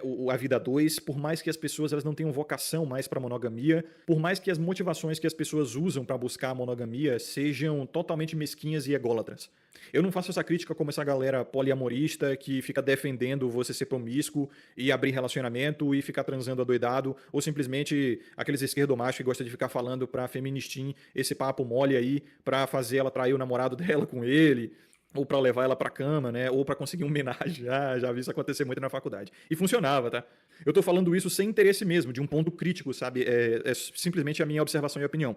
Daí, derivando tudo isso e concluindo tudo isso, a gente vê que o homem, quando ele tem poder, cara, ele age da maneira que ele sempre quis, né? O cara, como eu falei, o gordinho da Oi, que tá trabalhando lá, consertando tua internet para dar boa vida para uma emissora, que foi o máximo que ele conseguiu conquistar. O seu chefe, que está sustentando 2 casas aí com uma concubina, dando uma de sugar daddy. Seu colega de trabalho, que está querendo comprar uma moto, aí está trabalhando e batendo meta para conseguir ser contemplado no financiamento. Todos eles estão atrás de poder, cara. E no fim do dia, tudo que eles querem é justamente ter a capacidade do que o senhor B tem aqui, sabe? Ter uma namorada, trair ela na surdina, pegar aquela atendente ou aquela garçonete que você achou gostosa, ali convencendo no papo mesmo, em poucos minutos, e levar ela para, sei lá, o banheiro do shopping ou em algum outro lugar obscuro para fazer o doce. Fazer mulheres rastejarem por ele, né? Realmente demonstrarem vulnerabilidade, fazer com que elas permitam que eles satisfaçam suas fantasias e fetiches, que podem não ser eróticas, inclusive, tá? Podem ser sociais também. fazer ela pedir para ele ficar, tá? Inclusive, se você for agora no Google e botar as seguintes palavras, como fazer homem ou mulher, a recomendação de pesquisa imediata do Google vai ser correr atrás, né? Então você vê que isso é uma coisa comum de ambos os gêneros. Os homens estão querendo convencer as mulheres a correr atrás deles e as mulheres estão querendo convencer os homens a correr atrás delas. É isso que sacia o ego do ser humano, tá? Isso não é mais uma questão de gênero. Eu tô falando, obviamente, para homens, então eu uso exemplos de homens. Mas as mulheres também têm essa fome do ego, tá? A diferença é que o homem, quando ele tem poder, ele, por incrível que pareça, e como diferente do que a sociedade nos quer convencer, ele é mais bondoso com uma mulher do que o contrário. Porque quando você demonstra vulnerabilidade e põe a mulher em poder na relação, cara, tu vai comer o pão que o diabo amassou, ela vai pisar em você, ela vai cuspir em você. E vão ser casos aí como o do Beta Gaulês aí, né, que eu gravei um vídeo para membros ontem, não lembro. O maluco vai fazer das tripas coração por ela, o maluco vai dar milhões a ela, o maluco vai sustentar, vai botar ela na academia, vai pagar a academia, vai pagar a personal que provavelmente está traçando ela e tudo mais. E quando ele não for mais conveniente, ou simplesmente quando ela saciar as vontades dela ali com aquele cara, ela vai simplesmente sumir, né? E tem uma coisa também que não se fala, que é que pessoas cansam umas das outras, tá? Tanto homens quanto mulheres, talvez as mulheres até mais rápido do que os homens, mas as pessoas cansam até mesmo do cheiro, da forma física, do rosto, né, das outras.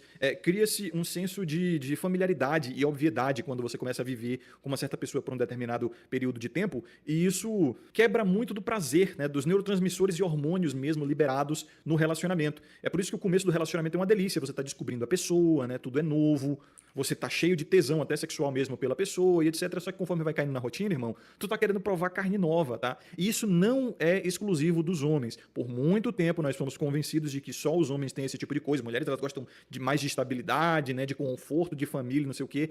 Tudo mentira da cultura romântica, tudo mentira de Hollywood, tudo mentira das comédias românticas aí, dos trovadorismos modernos e de uma narrativa ginólatra mesmo, né? Uma narrativa favoritista ao feminino para, de fato, convencer os homens de que elas são melhores do que eles, ou que elas são mais puras, elas são mais virtuosas e tal, e fazer eles enxergarem elas de uma maneira melhor e até mesmo fazer eles abaixarem as guardas para ficarem mais vulneráveis. Lembrando, tá? Lembrando, toda relação é uma relação de poder. Lembre-se do que o Oscar Wilde falou.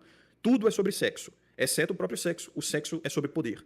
Então é isso que eu tô dizendo, né? Teu colega de trabalho, gordinho da Oi, teu chefe, teu cliente, todos eles estão atrás de sexo. E sexo é sobre poder. E sexo é propriedade feminina, né? Elas decidem quem vai fazer sexo, quem tem acesso ao sexo delas. E aí, saibam, nessa relação, a menos que você seja um cara como o senhor B aqui, cheio de dinheiro, que pode mogar mesmo, e olhe lá, tá? E olhe lá porque a gente tem exemplos também de famosos que estão tomando na tarraqueta daquele jeito bonito, como o Johnny Depp, como o Neymar até, com aquela tal Nájila Trindade que era uma plebeia e conseguiu, porra, abalar a carreira do maluco, né? E vários famosos, principalmente os famosos de entretenimento de baixo QI, tá? Tipo futebol, música, que você sabe que o cara é besta mesmo, o cara é burro. Ele faz conteúdo pra gente burra e ele é burro. Esses caras estão tomando naquele lugar gostoso, então tomem cuidado, porque até o senhor B pode tomar uma pernada aí um dia desses, tá? Então, senhores, acho que eu concluí o assunto, lembrando a vocês, né? Entrem no grupo se estiverem interessados no desconto, no produto. Vocês vão ter um desconto brutal, tá? Quando sair. Lembrem-se de ter sabedoria e consciência sempre. Vejo vocês no próximo vídeo. Aqui é o Curso e até mais.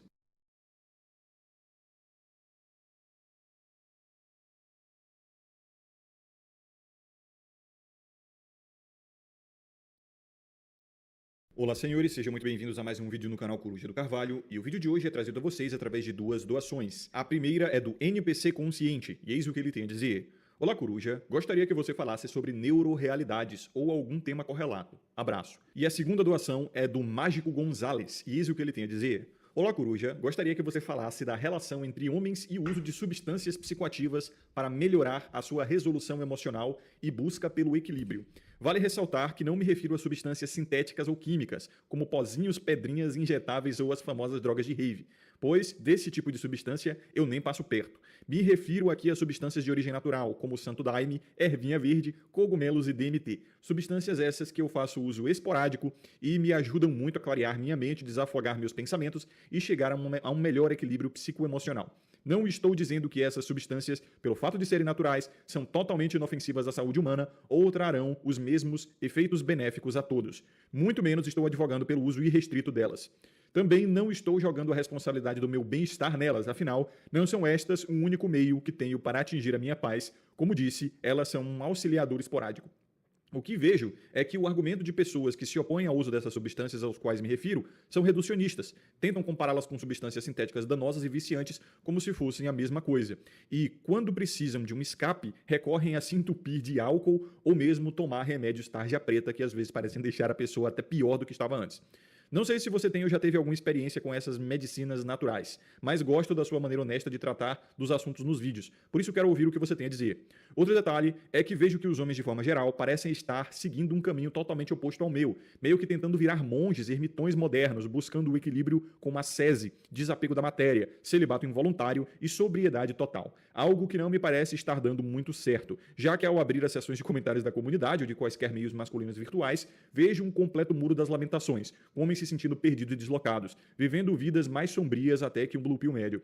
Enfim, deixo o assunto em suas mãos, gostaria de ouvir sua opinião, seja ela qual for, e um abraço. E ao NPC Consciente e Mágico Gonzalez, eu agradeço muito a doação aí ao canal, ajuda demais o conteúdo a permanecer de pé e gratuito a todos os homens. E se vocês quiserem apoiar o conteúdo, vocês podem fazer uma doação aqui no canal e escolher um tema de assunto livre aqui para eu tratar em vídeo, tá? Isso ajuda demais o conteúdo e também ajuda deixando um like, se inscrevendo, ativando as notificações e ficando à vontade na seção dos comentários, como sempre. Também compartilhando o vídeo, né? Vamos falar sobre esse assunto rapidamente. Porque meio que o Mágico Gonzalez deu dois assuntos aqui, né? Eu vou fazer primeiro a ligação entre o assunto do Mágico Gonzalez e a do NPC Consciente, que é das neurorealidades. Eu nunca consumi nenhum psicoativo, nenhum alucinógeno, nenhum psicotrópico, nada do gênero. Porém, eu tenho uma curiosidade, tá? Eu tenho uma curiosidade de consumir talvez um cogumelinho aí, uma parada dessa, porque as pessoas elas dizem que você tem visões e que a trip, né, ela é muito boa para entender a si mesma. Porque, veja, a maior parte das pessoas que consomem esse tipo de coisa é uma galera meio good vibes que, na verdade, não é good vibes porra nenhuma, só é good vibes quando tá usando essas paradas, quando fica meio maluca da cabeça. Não tô dizendo que esse é o caso do Mágico Gonzalez, né? Mas o que é engraçado é que o povo que consome essas coisas, no geral, eles acreditam que eles estão com uma conexão mais forte com o cosmos. Eles são meio xamanistas, eles usam isso como se fosse uma forma de religião, né? Isso não é de agora, tá? Várias tribos indígenas, vários nativos de várias civilizações realmente acreditavam nisso. Mas veja, a minha perspectiva ela é muito mais neurocientífica. Quando você consome esse tipo de coisa, o que acontece de fato é que algumas partes do seu cérebro elas têm uma mudança, né? Algumas são, vamos botar assim, desligadas, né? Ou atrofiadas, como é o que acontece com o álcool, né? Que no caso do álcool, acho que 5 ou 10% dele é metabolizado no cérebro e tem efeito principalmente na área do cérebro responsável pela vida em sociedade, né? Pela vergonha social, pela inibição. E é justamente por isso que quando você bebe, você fica mais soltinho, né? E se você exagera na bebida, você começa a passar vexame muitas das vezes, né? A não ter vergonha de nada, então isso é bem complicado. Esses psicotrópicos, eles tendem a ter efeitos parecidos. Eles mexem com certas áreas do cérebro, melhorando a eficiência, a grosso modo falando, tá? Mas melhorando a eficiência de certas áreas e piorando a de outras. Então, no fim das contas, todas as visões que você tem, as alucinações, a sensação de conexão com o cosmos e com o universo, é mais você se conhecendo e indo mais fundo na sua própria mente. Eu sei que é muito mais romântico, principalmente pro jovem xamanista, o jovem good vibes, aquele jovem astrológico também, que adora uma pseudociência e tal, para ele acreditar que ele tá realmente em contato com o logos, né, com contato com o cosmos, mas muito parecido com o álcool, né,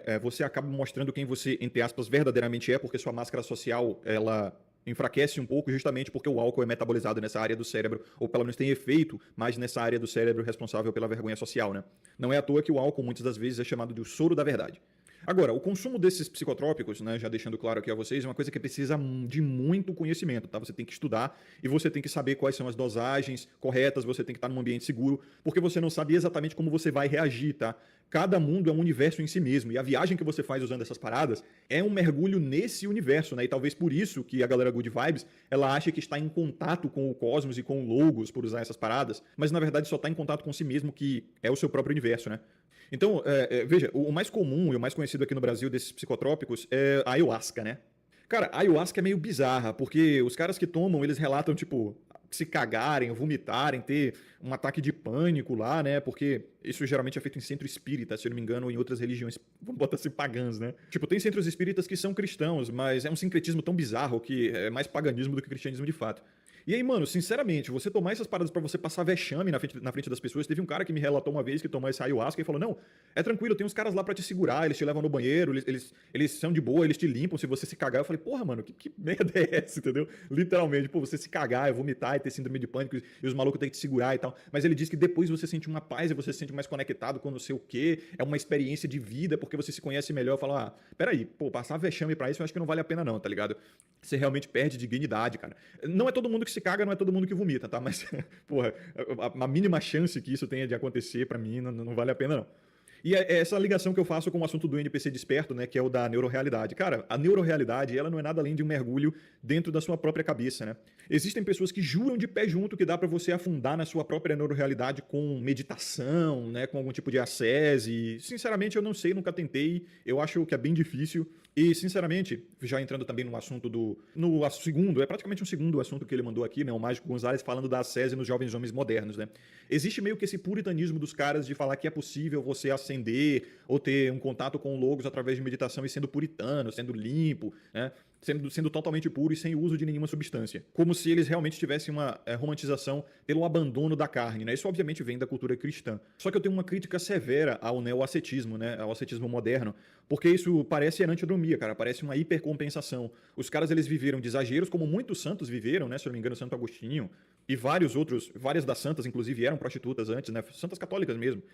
Viviam assim de exageros totais e por conta de um arrependimento foram para o outro extremo, né, que é o extremo da escassez. Vivia de excesso e foi para o extremo da escassez. Claro, isso dentro da cultura cristã, isso é muito bonito, isso é celebrado e tal. Eu, particularmente, gosto do caminho do meio, tá? Eu gosto do estoicismo mesmo ali, aquela coisa que é, inclusive, presente na Bíblia até certo ponto. Mas eu sou o tipo de cara, por exemplo, que pratica o celibato voluntário, mas não por questões religiosas ou por algum voto ou arrependimento de nada. Eu simplesmente tenho outros focos na minha vida. E o sexo, da forma que ele é praticado na nossa sociedade de hoje, o sexo casual, ele não é exatamente o que eu tô procurando. Bem como o sexo dentro de relacionamento, seja ele duradouro ou curto, também não é o que eu tô procurando. Sim, eu sou heterossexual, gosto de sexo sim, mas não é essa coisa toda que as pessoas tendem a dizer que é uma maravilha, que é tudo lindo, que é delicioso e que isso vai te incrementar em alguma coisa, você só vai ser homem se você praticar. Pra mim é só uma coisa a mais, tipo um entretenimento, um hobby talvez. E a situação do voo céu pra mim é mais porque eu tô na minha condição agora de focar nos meus objetivos e sexo pra homem ele costuma ser bem custoso e distrativo, né? Então, veja como dentro de narrativas mais puritanas isso pode parecer até muito santo, né? Muito bem visto. Só que eu ainda consumo pornografia sem problema nenhum, masturbação, não tô nem aí. Falo sobre a disponibilidade de homens também usarem brinquedos sexuais. Então, assim, eu sigo o caminho do meio, tá ligado? Eu tô muito mais limpo do que muito safado por aí que anda correndo atrás de rabo de saia, mas eu também tô fornicando, né? Segundo a narrativa cristã. Mas antes de continuar o vídeo, vocês já sabem, né? Quem curte GTA RP aí, saiba que existe o servidor 5Z, focado em sobrevivência pós-apocalíptica, onde você tem que construir suas bases, coletar recursos e fabricar suas armas e sobreviver junto com seus colegas e amigos aí contra outros jogadores e os zumbis, né? No link da descrição do comentário fixado, vocês podem ter acesso ao servidor e depois que vocês passarem pelo tutorial, vocês podem digitar o comando /código e digitar o código Corujão Sentiu para ter acesso a um kit de iniciante e uma graninha para gastar na loja VIP e sair na frente dos outros jogadores. Agora, continuando. Eu tô percebendo que o ascetismo e o neopuritanismo nos jovens modernos, ele tem a ver realmente com um desgosto com um mundo muito sujo e ele não quer fazer parte disso, ele quer ser o extremo oposto. O problema disso, né, é que geralmente não funciona, porque eles estão motivados pela enantiodromia, né? A enantiodromia é essa hipercompensação. É tipo quando você termina um relacionamento e você foi fiel, você focou na sua dudinha, mas ela te traiu. E aí seu sentimento é aquele, poxa, eu me dediquei a ela, eu fui fiel e ela não foi fiel a mim, agora eu vou compensar, vou cair na esbórnia, vou pra festa, vou encher a cara, e o arrependimento sempre bate. É muito comum eu ver isso nos caras que praticam nofap e têm recaídas frequentes. Eles estão tentando se limpar, mas eles não percebem que a motivação deles é fraca demais. Ele não está fazendo nofap, por exemplo, para melhorar alguma coisa na vida dele. Ele está fazendo nofap para ele se sentir melhor consigo mesmo, provar que ele consegue ficar sem pornografia e masturbação, provar para as outras pessoas que ele é mais limpo, né? E, inclusive, se sentir melhor na internet mogando os outros, falando, você é sujo, você tem que largar isso porque você está viciado e eu sou melhor que você. No fim das contas, ele está querendo dizer isso, né? Ele está com uma motivação fraca, uma motivação do ego. Não é à toa que os criadores de conteúdo nofap, eles gostam muito de apelar pela moral e pela vergonha, né, dos ouvintes ali. Você está se ferindo, você está praticando uma blasfêmia contra Deus, você está alegrando Satanás, toda vez que você toca seu pênis, você é a mão de Satanás no seu pênis, uma coisa dessa, entendeu? É por isso que os caras, eles ficam nesse martírio e caindo toda hora, recaindo, e fica muito parecido com aquela narrativa de vendedor de curso mesmo, né? De curso para pegar mulher, do tipo, faça isso aqui que você vai pegar mulher. Se não funcionou é porque você não aplicou todas as práticas do curso corretamente, a culpa é sua, né? Foi porque você não fez a coisa certa, e aí compre o módulo 2, compre o módulo 3, compre o módulo 4. Isso entrando no assunto do NPC desperto é uma neurorealidade, perceba, como a programação neurolinguística e como o indivíduo ele vai se moldando a partir dessas percepções, ele vai criando uma ideia para si do mundo e de si mesmo que acaba moldando a realidade do cara. Tipo, você é o que você consome, tá ligado? E isso não é uma verdade só materialmente, isso é também uma verdade psicológica e emocionalmente. Os homens, eles têm sentido, de fato, um nojo, sabe, da sociedade, um nojo das mulheres em si. Eles estão vendo, por exemplo, o OnlyFans, e o OnlyFans ele tá tirando um monte das honradinhas do colo deles, né, o que eles achavam que iam ter no futuro. Tá tirando, de fato, o prospecto deles de conseguir uma boa esposa. E eles têm muito medo, muitos deles, né, principalmente os conservadores, têm muito medo de acabar se relacionando com uma mulher que parece santa, que parece certinha, mas ela teve um passado de OnlyFans, um passado de prostituição, de hiperexposição, né, e não saber, porque eles estão vendo que várias dessas atrizes pornôs e de criadoras de conteúdo, elas estão vivendo hiper gostoso, né? Pega Riley Reid, pega aquela Mia Khalifa e Jay Applegate, várias outras aí que tem aí, né? Que se casaram e tiveram filhos e estão de boa, estão vivendo o sonho conservador de muitos que viveram em retidão, né? Muitos homens estão vivendo em retidão e não estão conseguindo casar e ter filhos com mulheres corretas, e tem mulheres que estão vivendo na esbórnia e estão conseguindo realizar o sonho que era desses caras. Então muitos deles estão querendo proibir a pornografia, achando que vão resolver o problema, né? Teve um tweet que viralizou lá no Twitter, obviamente, de um cara pedindo ao Nicolas Ferreira, né, que é o deputado conservador mais conservador que nós temos hoje, para você ver a merda, pedindo para ele passar uma petição que proíba a pornografia no Brasil ou algo assim.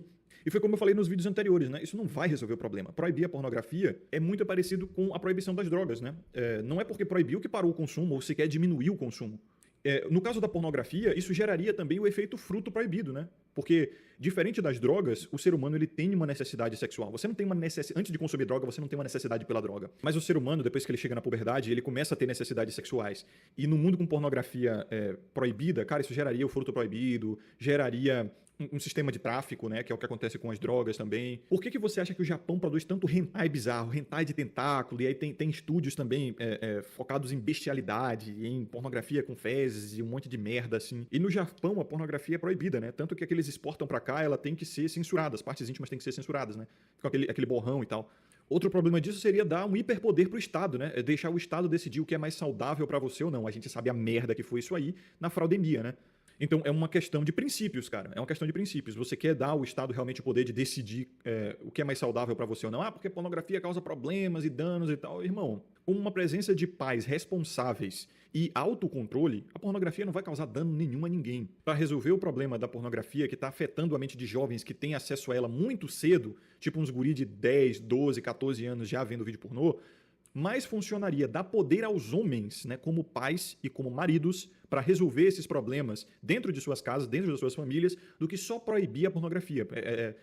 Medicina aleopática, né? Tentar resolver a causa atacando o sintoma. Então o conservador médio, o ascético médio, o puritano médio, ele faz de tudo para não dar poder pro homem, né? E olha que esses conservadores no geral são homens, mas eles foram de tal forma sodomizados, vaginizados por uma narrativa feminista, literalmente, né? Marianista mesmo, que a maior dor deles, no fim das contas, é ver mulheres jovens e bonitas, né? Atraentes de fato, as quais eles imaginam assim, poxa, ela poderia ser esposa de alguém, talvez até a minha esposa poderia ser santinha e tal, vendo elas vendendo seus corpos em redes sociais e convencendo outras mulheres a vender esses corpos. Eu acho que o conservador, e como eu vejo, né, pelas próprias manifestações deles em redes sociais, eles sentem um horror muito grande ao ver esses vídeos e fotos de Martinas Oliveiras da vida falando sobre quanto ganham, né, no Privacy, OnlyFans, e vendo aquela parede de comentários de mulheres falando, poxa, se não fossem os meus pais, eu faria isso. Poxa, se eu não tivesse vergonha, eu faria isso. Poxa, por que eu não escolhi isso quando estava jovem? Nossa, me dá uma vontade. Ai, por favor, Deus, tira essa vontade dentro de mim. Mulher costuma falar nesses termos mais jocosos mesmo, né? Coisa engraçada. Daí o conservador médio fica extremamente doído quando ele vê, assim, que de fato a pornografia está cooptando as mulheres jovens. O problema dele não é nem com os homens em si, né? Essa tara de proibir a pornografia veio muito mais por conta da ascensão da prostituição digital. E, cara, te ser sincero, se tornar um monge no puteiro não vai resolver o teu problema, cara. Não vai resolver o teu problema. Tem alguns caras também que estão caindo no êxodo ascético, que é fugir de grandes centros urbanos e morar no mato. Ou então consumir só carne, ou beber só água mineral, tirar todo o plástico da sua vida e tudo mais. E veja, eu gosto do caminho do meio, né? A coisa do consumo de carne, excelente, eu também pratico, só que eu não como só carne, né? Eu consumo também vegetais de baixo amido, frutas de baixa frutose, e de vez em quando algumas massas. No fim de semana eu gosto de meter o pé na jaca, comer uma pizza, uma parada dessa, assim, um hambúrguer, uma coisa até mesmo mais industrializada, porque é gostoso de fato. Mas muitas das vezes os caras eles chegam mais a exagerar, né? A romantizar, por exemplo, a vida na roça, que é extremamente difícil. Puta que pariu, a vida na roça, meu irmão, é trabalho a todo momento, a toda hora. Você acorda, tem coisa pra você fazer e você vai dormir sem poder fazer as coisas do dia, deixando pro dia seguinte. E é sempre assim. E eu, particularmente, não gosto dessa ideia, né? Eu gosto de tecnologia, cara. Eu adoro tecnologia, na verdade. Eu gosto da conveniência, do conforto que a tecnologia me traz. E veja, eu não tô aqui para dissuadir os caras de ir pro mato, eu não tô aqui para dissuadir os caras de se tornarem freis, padres ou de irem para um monte Athos, ou seja lá o que for. Eu tô aqui para dizer que você tem que experimentar e se conhecer, tá ligado? Você tem que se expor a certas coisas para saber exatamente o que você quer. Eu não fiz tanta merda na vida quanto os jovens médios fazem, tá? E se orgulham de fazer. Eu tenho sorte por isso. Hoje eu vivo uma vida confortável a qual eu não quero mudar. Pelo menos o estilo de vida eu não quero mudar. Eu quero melhorar muitas das coisas. Eu quero sim aumentar a minha qualidade de vida, com certeza, mas eu acho que encontrei pelo menos a direção que eu quero seguir, sabe? A partir daqui é só acúmulo de qualidade, vai melhorando a qualidade e até ad infinitum, né? E a verdade verdadeira mesmo é que quem está seguindo o caminho do ascetismo não está na internet e não está bravejando isso aos quatro ventos. E muito menos está tentando convencer outras pessoas a seguir esse caminho. Ele vai seguir esse caminho em silêncio. E no geral, os caras que estão aqui com esse neopuritanismo e tudo mais, eles estão, na verdade, tentando satisfazer o ego deles, né, de uma forma narcisista, se provando mais puros que os outros, né, mais limpos que os outros e tentando mogar as outras pessoas. É chato pra caralho, mas é isso aí, né? Isso prova muito, muito mais que eles estão sujos igual pau de galinheiro. Então, disclaimer final do vídeo aqui. Muitas das pessoas elas acabam usando esses psicotrópicos e drogas como uma forma de fuga, né? A pessoa está com depressão, a pessoa ela sofreu algum trauma e tudo mais, e por conta de drogas como álcool ou mesmo alucinógenos oferecerem uma distração, uma atrofia de certas partes do cérebro que acabam por calar certos pensamentos, né? Pensamentos dolorosos e tal, o cara ele vai lá e se afoga no uso de verde, por exemplo, fuma maconha pra caralho, a tal ponto que, por exemplo, um cara que eu conheci, ele teve que literalmente comprar o pelo de outra pessoa porque ele fazia atividade remunerada, né? E a carteira dele precisava ser renovada. E para isso ele tinha que fazer o exame toxicológico. Então veja que ele estava viciado em maconha. Ele estava viciado porque ele não estava conseguindo, de fato, ficar sem durante um tempo e aquilo estava prejudicando o trabalho dele, o ganha-pão dele, né?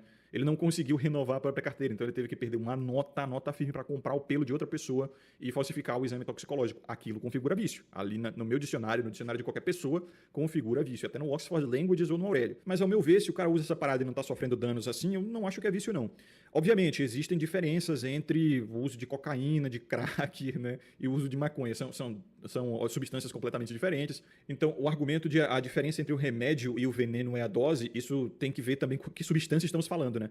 Tem substâncias que a mínima dosagem vai te matar, como, por exemplo, Césio 137. Então, eu, particularmente, eu gosto de álcool, tá? Eu bebo um esquinho de vez em quando, eu bebo uma cerveja também. Eu parei com gin, porque gin é uma bebida muito doce, enjoa com o tempo, né? É bebida de moça. Por que eu uso sem nicotina? Porque eu sou cagão, sinceramente. Mas tem pesquisas que mostram que a nicotina até aumenta a testosterona. Mas também existem pesquisas que dizem que a nicotina não aumenta a testosterona, na verdade, diminui a testosterona. Então, eu vou no caminho do meio, no equilíbrio, né? O álcool é uma bebidinha que, porra, me solta, lá ele, né? De vez em quando, assim, quando eu tô bebendo socialmente, eu fico mais conversativo. E eu gosto de evaporar, então eu uso vape sem nicotina. E, tipo, é engraçado porque quando eu exagero no álcool, eu fico calado. Eu vou pro contrário, eu fico quieto na minha, pensando, e eu também não tenho perda de memória e nunca tive uma ressaca na vida, né? Isso é perigoso, inclusive. Não ter ressaca é perigoso, porque isso pode fazer o cara exagerar, porque sem medo de consequências, né? Ah, não vou ter ressaca no outro dia. No máximo eu fico com um gosto amargo na boca, né? Por conta do exagero do álcool, mas não tenho tontura, não tenho mal-estar no outro dia, não. Perda de memória também nunca tive. É engraçado, né? O exagero do álcool me deixa quieto, calado, e eu fico com sono, muito sono. E depois eu vou dormir. Então eu fico nessa. Eu gosto de beber, ficar levemente ébrio, sabe? Aquele ponto que você fica mais alegrinho, dá aquele sono gostoso, você dorme de uma maneira que, porra, o sono do álcool é o mais gostoso, cara. É muito bom. Então eu bebo umas bebidas fortes e eu gosto de fazer fumaça porque o vape ele tem um gostinho, né? Que tira o gosto amargo do álcool, aquele retrogosto, e faz a bebida ela descer muito mais gostoso. Lá ele. O FDP do Estado ele proibiu o maldito do vape, né? Dizendo que faz mais mal que cigarro. Mas tipo, porra, você acha mesmo que o Estado ele tá ligando pra sua saúde? Se ele ligasse pra tua saúde, ele botaria o SUS pra funcionar, né? Isso é obviamente uma mentira, porque as pessoas estavam preferindo o vape do que o cigarro. Isso estava prejudicando a indústria do tabaco, que a gente sabe que é assim, ó. É unha e carne com o Estado, né? Então o lobby mandou proibir, né? Até mesmo sem nicotina, até mesmo os que só tem glicerina vegetal e glicol, que glicerina vegetal é para fazer fumaça, né? Coisa que tem na comida, nas comidas industrializadas, e o glicol é o gostinho doce, né? Que geralmente vai ter de banana, de um monte de fruta aí, e outros sabores, tipo chiclete. Então eu tô tendo que pegar na mão do moleque piranha, né? Porra, tá foda, mas é isso aí, aumentou o preço, né? Por conta da escassez, mas paciência, o Estado é filha da puta. É isso que eu digo. Esse é o problema de ficar dando poder pro Estado para decidir o que é melhor para sua saúde ou não. Ah, a pornografia é ruim para sua saúde, dê poder pro Estado para proibir isso, porque eles sabem o que é melhor para tua saúde. Porra, tá de sacanagem, né? Então, para finalizar, senhores, se vocês estão passando por esses problemas, como abuso de drogas, vícios e tudo mais, eu vou recomendar acompanhamento profissional porque é o mais correto a se fazer, né? Geralmente, abuso de drogas e vícios tem a ver com algum trauma, alguma má resolução emocional que você tem, uma tentativa de fuga disso aí. E isso um psicoterapeuta pode resolver. O psicoterapeuta que eu recomendo é o Plaiter Pontes, criador de conteúdo da comunidade, amigo pessoal meu que conhece muito bem a mente masculina, ele é focado na mente masculina e nos problemas dos homens. E no link da descrição vocês podem ter acesso a descontos e bônus com ele. Eu tô sempre falando dele justamente para tentar resolver os problemas dos caras, que são problemas que os homens não falam a respeito, problemas emocionais. São problemas que a sociedade estimula que os homens eles mantenham calado, né? Mantenham dentro deles para que eles não se tornem ferramentas defeituosas. Então, assim, é meio que cala a boca, engole o choro e continue trabalhando, né? Então, a vocês, senhores que acompanharam até aqui, um forte abraço. Lembrem-se de ter sabedoria e consciência. Sempre vejo vocês no próximo vídeo. Aqui é o Curso do Carvalho e até mais.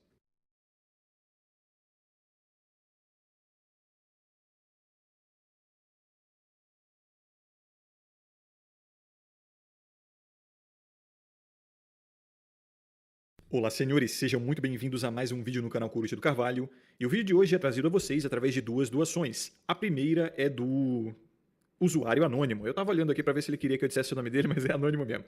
E ele diz: Olá, coruja. Na verdade, tem que manter a tradição, né? E eis o que ele tem a dizer. Olá, coruja. Quero agradecer pelo canal e trazer mais um assunto à mesa.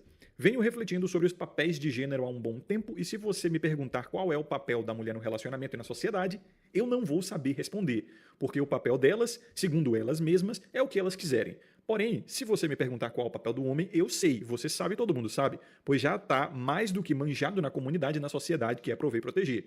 Prover você já falou inúmeras vezes em seus vídeos, mas proteger ainda é o dever obrigatório dos homens. Não é cobrado só nos relacionamentos, como também na sociedade. Vou explicar o que eu quero dizer. Desde o surgimento da sociedade humana, o princípio para que ela e o Estado sobrevivam é que hajam homens leais que a defendam. Sem homens para manter essa sociedade dominando o território e impondo leis, a própria não irá garantir o direito que promete a seus cidadãos e, consequentemente, isso irá se desfazer por outro Estado mais forte ou vai se fragmentar em Estados menores.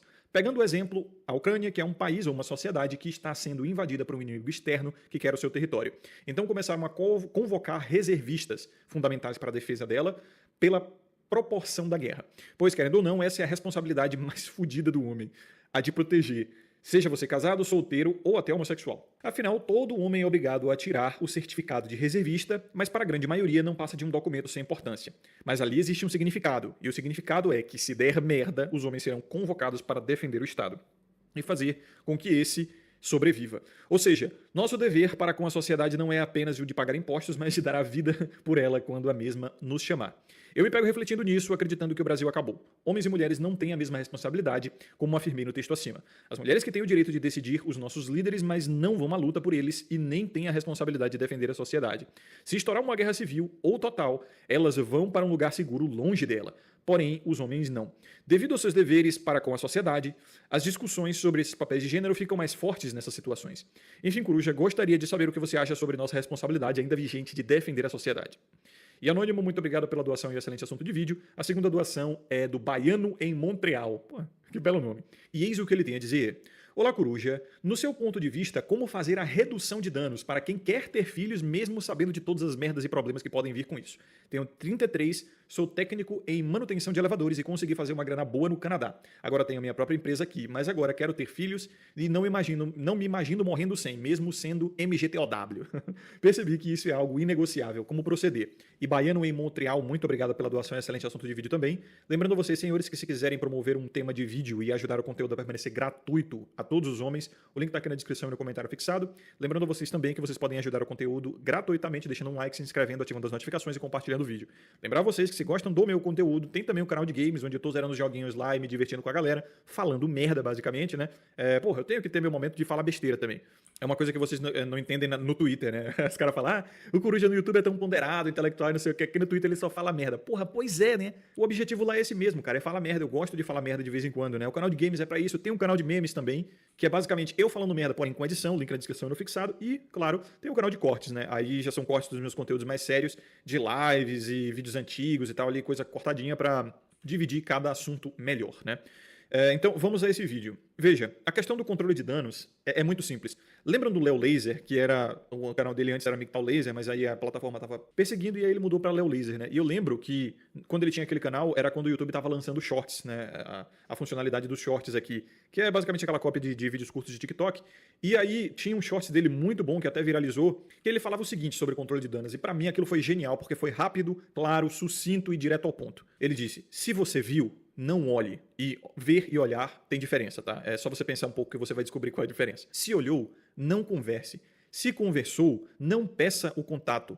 Se pediu o contato, não chame. Se chamou, não leve para sair. Se levou para sair, não troque intimidades. Se trocou intimidades, não assuma o relacionamento. Se assumiu o relacionamento, não coabite. Se coabitou, não case. Se casou, não tenha filhos. Se teve filhos, não divorcie. E assim vai, entendeu? É esse o esquema do controle de danos. Se fez uma merda, não faça uma merda maior. É simples assim. E quando você entende que a situação das relações com as mulheres hoje tá literalmente uma guerra de trincheiras, onde vai se dominando uma trincheira e os homens eles têm que recuar porque eles não têm mais poder de combater, eles não têm autoridade legal, eles não têm autoridade social, não têm autoridade cultural, eles não têm apoio de nada nem ninguém, eles não têm o que fazer, eles só têm que retroceder, é realmente uma estratégia de pressão cada vez mais, né? Quando você entende isso, cara, você vai retrocedendo, não tem muito o que fazer. Se dominaram o âmbito dos casamentos, você não se casa. Se dominaram o âmbito da paternidade, você não se torna pai. Se dominaram o âmbito da coabitação, até do namoro sequer, você não faz nenhum dos dois, entendeu? Mas antes de continuar, tem um aviso para dar a vocês sobre o servidor 5Z de GTA RP, que é um servidor de sobrevivência pós-apocalíptica zumbi, onde você tem que construir suas próprias bases, coletar recursos, fabricar suas armas e acampamentos e sobreviver, obviamente, com os seus amigos contra outros jogadores, né? Se vocês são interessados nesse estilo de gameplay, o link para o servidor está aqui na descrição e no comentário fixado. E ainda tem um bônus para vocês que são inscritos do canal, que ao digitarem o comando /código, depois de cumprirem o tutorial do servidor, vocês podem digitar o código CORUJÃO, sem tio, tá? E vocês vão ganhar um kit de iniciante e uma graninha para gastar na loja VIP e já sair na frente dos outros betinhas jogadores e moga geral. 5Z, link na descrição e no fixado. Agora retornando ao vídeo. Já falei, o que os homens estão conseguindo agora, os que estão conseguindo levar algum tipo de vantagem sem perder muito no processo, é basicamente os que estão conseguindo tirar a última carne dos ossos da trincheira dos relacionamentos casuais, né? É o famoso solteiro convicto, leitado e ghost, não sei o quê. Conheço caras que são medianos de aparência, também não são ricos nem destacados, mas eles estão conseguindo sexo fácil aí, claro que não é com tanta frequência quanto se gostaria, mas eles conseguem ali uma vez por mês um sexo com alguma, né, marmitinha aí, alguma casual, conhecida assim de Instagram, não sei, ele leva pra sair e paga barato, tá? Mais barato até do que com GP. Paga um açaí, vai beber um chopp, às vezes quando ele gasta mais ele vai comer um japonês ali, e se ele quiser ele paga a primeira conta, não tem problema, às vezes sai 100, 150 conto à noite, né, no total, o que em alguns casos, né, vai sair até mais barato que uma GP, e ele tá nessa, né, ele consome as GPs também, mas a lógica dele é o que sair mais barato eu tô levando. Se essa casual aqui não tá fazendo doce, vai sair menos do que 200 à noite, que é geralmente o que eu pago com GP, cara, eu vou nela. Mas se essa daqui tá fazendo doce demais, né? Porque, vamos convir, né? Tempo também é dinheiro. Ou ela quer me levar para algum rolê onde ela vai querer que eu pague a conta, é um rolê caro, vai sair mais de 200 à noite, eu prefiro chamar a Fatal aqui, né? Fatal Model e, sabe, descarregar o saco. E tá tudo bem. Agora, já vou lhes adiantando, essas trincheiras estão também sendo dominadas, aí estão jogando água com merda na trincheira, afogando todo mundo no mar de séptico. O GPzismo também tá todo gentrificado, porra, tá caro, tá com a qualidade baixíssima, tá com, como é que é, propaganda enganosa também. Os malucos estão dizendo que a mercadoria tá chegando avariada lá. Estão havendo anomalias aí, como eu já falei a vocês, né? Anomalia do, como é que é, cara? Você não paga por hora, você paga por finalização. Cara, essa foi a coisa mais escrota que eu já vi em toda a minha vida. Você pagar por finalização. Porra, que sacanagem. Outras anomalias são GP de luxo, né? Acompanhante de luxo. Como é que é? OnlyFans também. Tipo, você vai pagar só pra ver o conteúdo, né? Virtual. Não vai nem sentir o cheirinho, cara. Aquele cheirinho de bacalhau, né? Pô, que brutalidade, irmão. Mas é isso aí. Ah, e parece que em alguns países, e talvez no Brasil nos próximos anos isso aconteça, o Estado tá querendo se meter, tá? Botar carteira assinada, não sei o quê, fazer cafetinagem, basicamente. E isso aí, né, meu parceiro? Quem tá conseguindo tirar a última carninha dos ossos, tá levando. O casual também tá cheio de problema, falsa acusação, não sei o quê, a flexibilização do abuso, né, do conceito do que é realmente o sexo forçado, também a flexibilização e abrangência das violências, enfim, tá uma merda, tá tudo fodido. É isso aí. Eu juro pra vocês, eu não estou vendo homem nenhum levar vantagem dentro de relacionamento sério, tá? Na verdade, eu não tô vendo nem eles saírem no 0 a 0, eles estão sempre perdendo. Eu tô vendo os caras eles saírem mais no 0 a 0 ou até em alguns raros casos levar vantagem no casual. E, assim, homem mente pra cima, né? Homem descarado, mas eu tô ligado porque eu vejo que realmente acontece, né? Eu não confio só no gogó dos caras, porque o homem adora mentir sobre essas coisas. Mas eu vejo que tem alguns caras que realmente estão conseguindo sair no 0 a 0, tipo, esse conhecido meu, acho que o próprio Caio, do canal Nômade Brasileiro, né? Que já fez live aqui no canal, o antigo vídeo do presente, acho que ele já abriu pra comunidade lá, ele tá nessa, né? Ele tá conseguindo molhar o biscoito, levando a guria pra tomar um drink, ou pra comer um rango barato, e depois casa dela ou dele, ou um tetel. E se um dia não tiver pintando nada, ou mesmo as que estão pintando, elas estão, sabe, querendo dar golpe, estão querendo fazer de contatinho gourmet, estão querendo cobrar caro, estão fazendo doce, ele joga Fatal Model do país ali onde ele tá, porque ele é nômade, né? E, cara, eu conheço esses caras que eles estão levando no 0 a 0, assim, né? Tipo, não tá levando vantagem porque a mulher também tá tendo prazer, então ele não tá necessariamente marcando um gol. Ele pode até estar marcando um gol porque ele tá transando, mas fica no empate, né? Verdade seja dita. Tem alguns caras que eles estão conseguindo levar vantagem no casual, cara. Tipo, o famoso comeu e sumiu, né? Ou o famoso a guria às vezes paga pra ele come.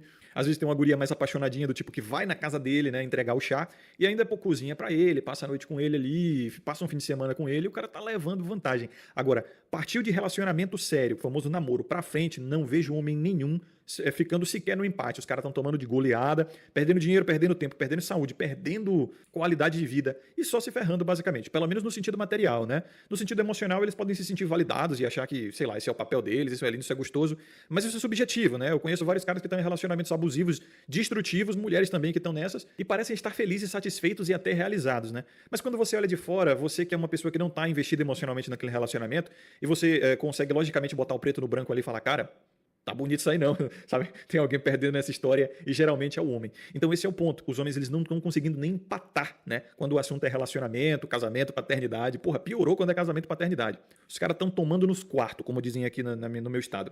Então essa é a questão, né, baiano de Montreal. Você quer realmente reduzir danos? Não faça merda. Agora, se você promoveu esse vídeo achando que eu vou te dar uma pílula do tipo barriga de aluguel, ou tem um país que você pode ir onde ser pai é mais respeitado, onde dá pra criar os filhos de boa e tudo mais, cara, eu não vou te dar essa pílula porque eu não acredito nesse tipo de coisa, tá? Na verdade, eu sequer penso nisso porque não é o meu objetivo, não faz o meu tipo, eu não gasto neurônio com isso. Já fiz vídeos sobre paternidade e já desmistifiquei bastante o porquê os homens eles têm essa vontade de ser pais, né? Muitos deles, eles veem filho como se fosse um pet, realmente, um cachorrinho, né? Eles querem ter alguém para depender deles e tal. E também já desmistifiquei essa falsa virtude, tipo, mas eu quero deixar um legado. É possível deixar legado sem ter filho. Na verdade, filho nem é um bom legado, porque ele pode muito bem decidir não seguir o teu legado e falar, olha, eu quero uma coisa diferente. E você se ferrou, você não pode fazer nada quanto a isso. O ser humano, por definição, ele é incontrolável, né? Herança, também já desmistifiquei essa parada da herança. O cara, mas eu já construí tanta coisa, eu vou deixar para quem? Vou deixar para o Estado? Tem Bitcoin, você pode doar para instituições de caridade. Sabe, quando você tira a questão emocional do homem ele querer ali ter o sangue do seu sangue, ter uma criatura igual a ele ou parecida com ele, você, usando a lógica, consegue esmiuçar tudo ali para, no fim das contas, encontrar alternativas para todas essas, vamos botar assim, desculpas, né? Para não dizer golpe mesmo, que te levaria a querer ter um filho. Desculpas do tipo, quem vai cuidar de mim na velhice, né? Veja, essa é uma desculpa muito comum e nem é uma garantia, né? Filhos, no geral, principalmente hoje em dia, estão muito abandonando seus pais, a velhice, né? Eu sempre recomendei a vocês a irem no asilo aí mais próximo da sua cidade e você vê o tanto de velhinho ali, você vai ver só homem praticamente, e o tanto de velhinho ali que tem família viva ainda e está lá abandonado. Para um tempo, senta com alguns deles ali para conversar e ouve a história, tá? É claro, você só vai estar ouvindo o lado deles da história, né? Mas já é alguma coisa, melhor que nada. Só pega esses relatos e medita sobre eles, e depois eu quero ver o que é que você vai pensar sobre paternidade. Sem falar que o dinheiro é o melhor amigo do homem, né, cara? O dinheiro compra tudo, o dinheiro pode comprar enfermagem. Você pode pagar gente para limpar tua bunda. E se você tem menos de 40 anos, eu acredito firmemente que quando você tiver caquético, né, lá para os 80, 70, 80 anos, já vão ter robôs para fazer isso. Sem falar que se você tiver responsabilidade com a tua saúde de verdade, é bem capaz de você chegar aos 90 anos bem tranquilo, tá? Fazendo coisas de casa, botando lixo para fora, conseguindo andar, conseguindo, cagar e mijar sozinho, sabe? Sem ninguém ter que limpar tua bunda, conseguindo fazer sua comida e repito, se você tem menos de 40 anos, quando tu chegar nessa idade, cara, a tecnologia vai ter avançado a tal modo que tua vida vai ficar muito mais fácil. Então, aonde eu quero chegar? Repetindo já aqueles vídeos, né, que eu fiz sobre paternidade. Quando você tira o lado sentimental, o lado emocional, não estou dizendo que você tem que parar de sentir e deixar de ser humano, mas para exercício lógico aqui, quando você tira o lado emocional da coisa, né, toda essa sensação, essa vontade, esse desejo de ser pai, que é muito romantizado na nossa sociedade, mas não passa disso, um romance, né? Que existe para manutenção do substrato social, né? A reprodução, e também a economia, porque pais gastam mais, famílias gastam mais. Você vai chegar à lógica crua, e na lógica crua você consegue ter a visão de que todos os, entre aspas, benefícios que você teria tendo filhos, você consegue ter até melhor de outras formas alternativas. Como eu falei, né? Herança, não quer deixar para ninguém? Bitcoin. Quer deixar para alguém? Instituição de caridade. Legado, escreve um livro, abre um canal no YouTube, abre uma empresa, né? Quem vai cuidar de mim na velhice? Dinheiro. Se você tem menos de 40, nos seus 60, 70, já vão ter robôs aí para fazer isso. E se seu terror é morrer sozinho de fato, olha, deixa eu te contar a verdade, tá? Você nasceu sozinho, você vai morrer sozinho. Mas eu quero ter a mão de alguém para segurar enquanto eu estiver morrendo. Cara, eu te garanto que não vai fazer a situação ser menos pior, tá? Muito pelo contrário, você só vai... Se essas pessoas realmente te amarem, você só vai aumentar o sofrimento. Você vai espalhar o sofrimento, né? O que, filosoficamente falando, é uma coisa até bem egoísta. Você querer ter alguém que te ama, vendo você morrer, segurando a sua mão enquanto você morre e fazendo elas sofrerem, não só com a sua morte, mas também com a sua falta, né? Se é só por isso que você quer alguém que te ame do seu lado, enquanto você tá velho, enquanto você tá morrendo e tal, vou te dizer que filosoficamente isso é bem egoísta e bem bizarro. Mas, bom, quem sou eu, né, para dizer que isso é errado e tal? Eu só tô dando, obviamente, a minha opinião, a minha visão, tá, senhores? E isso me leva à promoção do anônimo, né? Que é essa coisa do papel do homem na sociedade. Deixa eu ser curto e grosso, cara. Teu papel é viver gostoso, é viver para si mesmo e acabou. A sociedade, o que nós vemos hoje, a pós-capitalista, né, a sociedade de consumo, cara, ela virou prazer pelo prazer, sabe? Enquanto ela estava sendo construída, veja que é engraçado. A sociedade, ela foi construída pelos nossos pais, avós, bisavós, ancestrais em geral, e eles tinham aquele senso de responsabilidade, de sacrifício para as próximas gerações, justamente para que nós pudéssemos viver gostoso como estamos vivendo agora. Porque pense, é para isso que o ser humano trabalha. Ele trabalha para deixar de trabalhar, né? É para isso que você faz investimentos, é para isso que você faz economia, é para isso que os seus pais, avós e bisavós trabalharam, para você ter essa liberdade, esse egoísmo até, no bom sentido, é claro, porque o egoísmo ele é muito usado de forma pejorativa por pessoas mais egoístas ainda, né? Criticando você por ser egoísta, porque elas querem que você sirva a elas, que você cancele a si mesmo, né? Cancele o seu ego para favorecer a elas. Então não tem nada de errado em ser egoísta, o problema é ser narcisista, é você prejudicar outras pessoas para exercer o seu egoísmo, esse tipo de coisa, tá? Mas voltando, os nossos ancestrais trabalharam para isso. Eu sou muito grato a eles, tá? E agora eu, em respeito ao trabalho que eles fizeram, estou usufruindo de cada segundo que eu posso vivendo da melhor maneira possível. Porque, convenhamos, chegamos num ponto da sociedade onde o sacrifício não é mais necessário. Onde casar ou não vai melhorar o mundo. Se você casa ou deixa de casar, o mundo não vai ser melhor ou pior por conta disso, né? Se você deixa de ter filho ou não, o mundo não vai ser melhor por conta disso. Nenhuma comunidade vai se favorecer ou desfavorecer por conta disso. É mais um fetiche das pessoas, uma vontade de ficar repetindo métodos tradições, né, que os nossos antepassados fizeram. É mais uma coisa de reprodução cultural, sabe? É uma coisa que todo mundo já fez e continua fazendo e estão aí. Não é à toa que... Veja o que é engraçado. As pessoas se casam hoje por prazer e se divorciam por falta de prazer. Porque o que importa é ser feliz, né? Essa positivação romântica aí vem justamente por conta disso. Ah, o casal que se ama, o casal que se deseja e está escrito nas estrelas e não sei o quê, e casa quando tem química e foda-se, né? As pessoas não casam mais com interesse de se sacrificar pelas próximas gerações ou para cumprir um papel social ou coisa do gênero. Elas casam porque é gostoso, porque elas acham que vai ser gostoso, na verdade. Paternidade e maternidade é a mesma merda, cara. Ninguém tá realmente preocupado com taxa de natalidade, ninguém tá realmente preocupado com o que o mundo vai ser, as próximas gerações. Foda-se. Olha, por exemplo, o próprio baiano em Montreal aqui, né? Ele quer ter filho porque ele acha gostoso, porque ele quer ter um menininho andandinho ali na casa dele, onde ele possa ensinar, passar o seu legado, ser um clone dele, e olhar pra cara do guri, o guri crescendo e ficando parecido com ele, e ele praticar o auto-amor, né? O amor do ego. Ele pensar assim, porra, me reproduzir. Olha a minha genética aí. Eu finalmente tenho um outro eu. O cara, ele se ama, né? Até certo ponto isso parece legal, mas ele se ama de tal forma que ele quer um outro dele. E tipo, era lindo e parece virtuoso quando se reproduzir era um sacrifício pelas próximas gerações, porque havia muita mortalidade, né? Porque precisava-se de pessoas, de homens e mulheres na sociedade para a sociedade crescer mais e blá blá blá. Cara, essa não é mais a situação, tá? Ah, mas realmente cuja taxa de natalidade está indo pro caralho. Foda-se, os robôs estão chegando aí e vão substituir as pessoas em trabalhos que nós mesmos não gostamos de fazer, entendeu? Então, assim, cara, responsabilidade social de cu é rola, eu quero que se foda. Porque é assim que a sociedade me trata, entendeu? E até onde eu sei, eu tô sendo só recíproco. E reciprocidade é uma virtude, né? Pelo menos no meu livro, pelo menos na minha filosofia.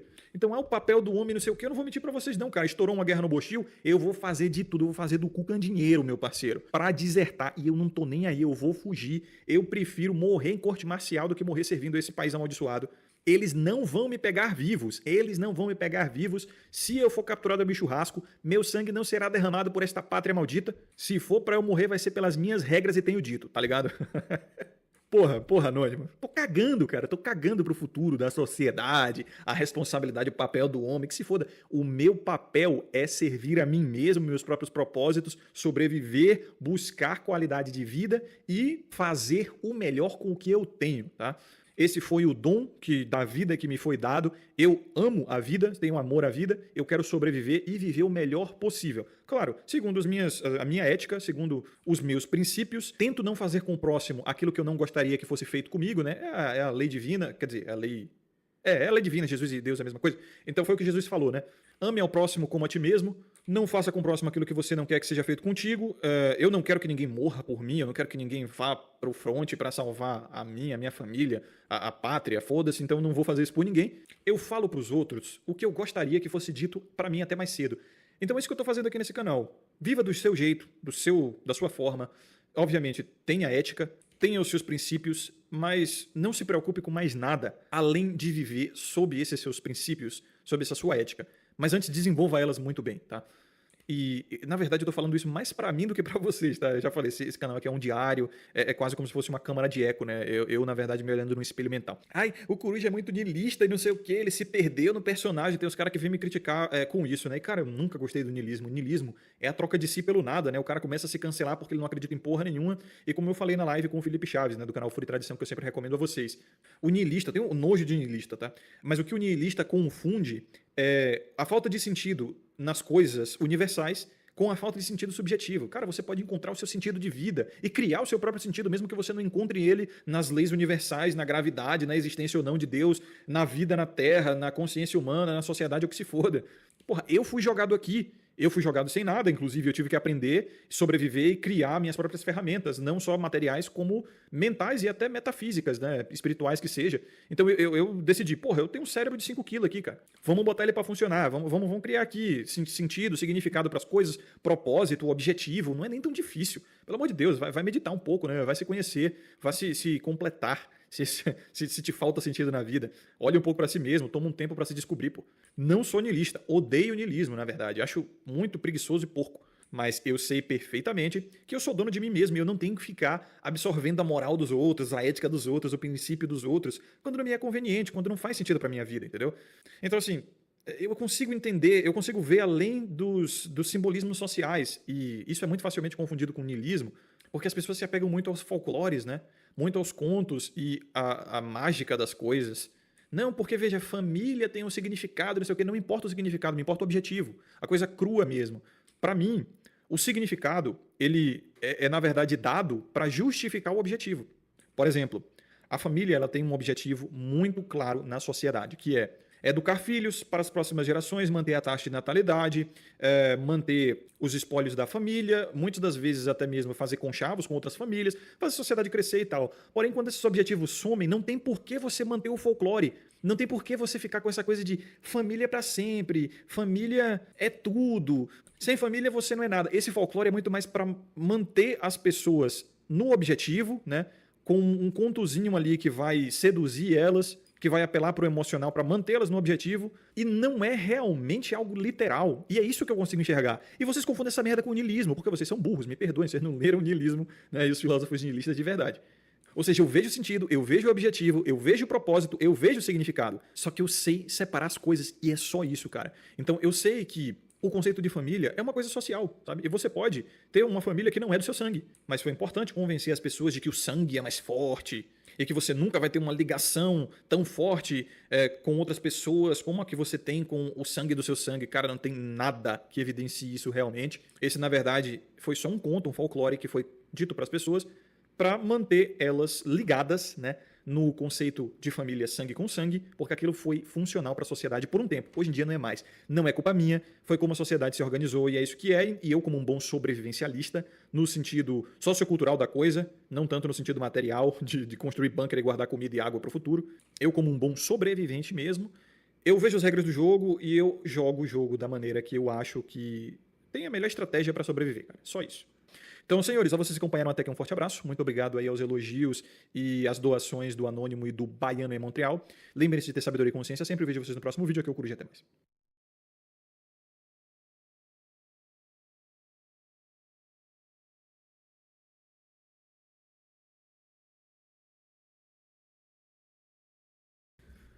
Olá, senhores, sejam muito bem-vindos a mais um vídeo no canal Curso do Carvalho, e o vídeo de hoje é trazido a vocês através de duas doações. A primeira é de um usuário anônimo, e eis o que ele tem a dizer. Olá, Coruja, muito obrigado pelo seu conteúdo. A companheira do meu pai pediu separação, querendo metade de tudo que ele tem, inclusive o patrimônio que ele tinha antes de conhecer ela. Ele está com uma doença neurodegenerativa irreversível, onde ele voltou a ser criança, perdendo todas as funções de um adulto e precisando de ajuda para tudo. Não tenho certeza se o vídeo foi seu, mas já faz um certo tempo que eu vi um vídeo que alguém comenta sobre um advogado que defende os homens, onde ele conseguiu ganhar uma causa de uma moça que não tinha grana e os pais dela tiveram que pagar a causa da própria filha para o cliente dele. Esse advogado foi muito elogiado no vídeo. Se não foi você, me desculpe, é que eu acabo consumindo muito conteúdo e acabei me confundindo. Mas com o seu network e conhecimento, você teria alguém para me indicar que tem essa especialidade? Desde já, muito obrigado, graças ao seu conteúdo e do finado, entre aspas, finado Trunks do futuro, do EPI, Fúria e Tradição Kodami Davi, nunca vou passar o que meu pai está passando, sem palavras para expressar minha gratidão a vocês. E Anônimo, eu que agradeço a doação e o excelente assunto de vídeo. Eu não me lembro se eu gravei um vídeo elogiando algum advogado ou falando sobre esse assunto, mas o advogado aqui da comunidade, vocês devem saber, é o Renan Bruno, né, do canal A Lei dos Homens. Eu até recomendei para o Anônimo aqui, respondendo a esse e-mail que ele me mandou. O Renan Bruno, ele abriu um nicho que é muito necessário no Brasil, no ramo da advocacia, que é o nicho do direito dos homens. Ele atende no Brasil inteiro por WhatsApp.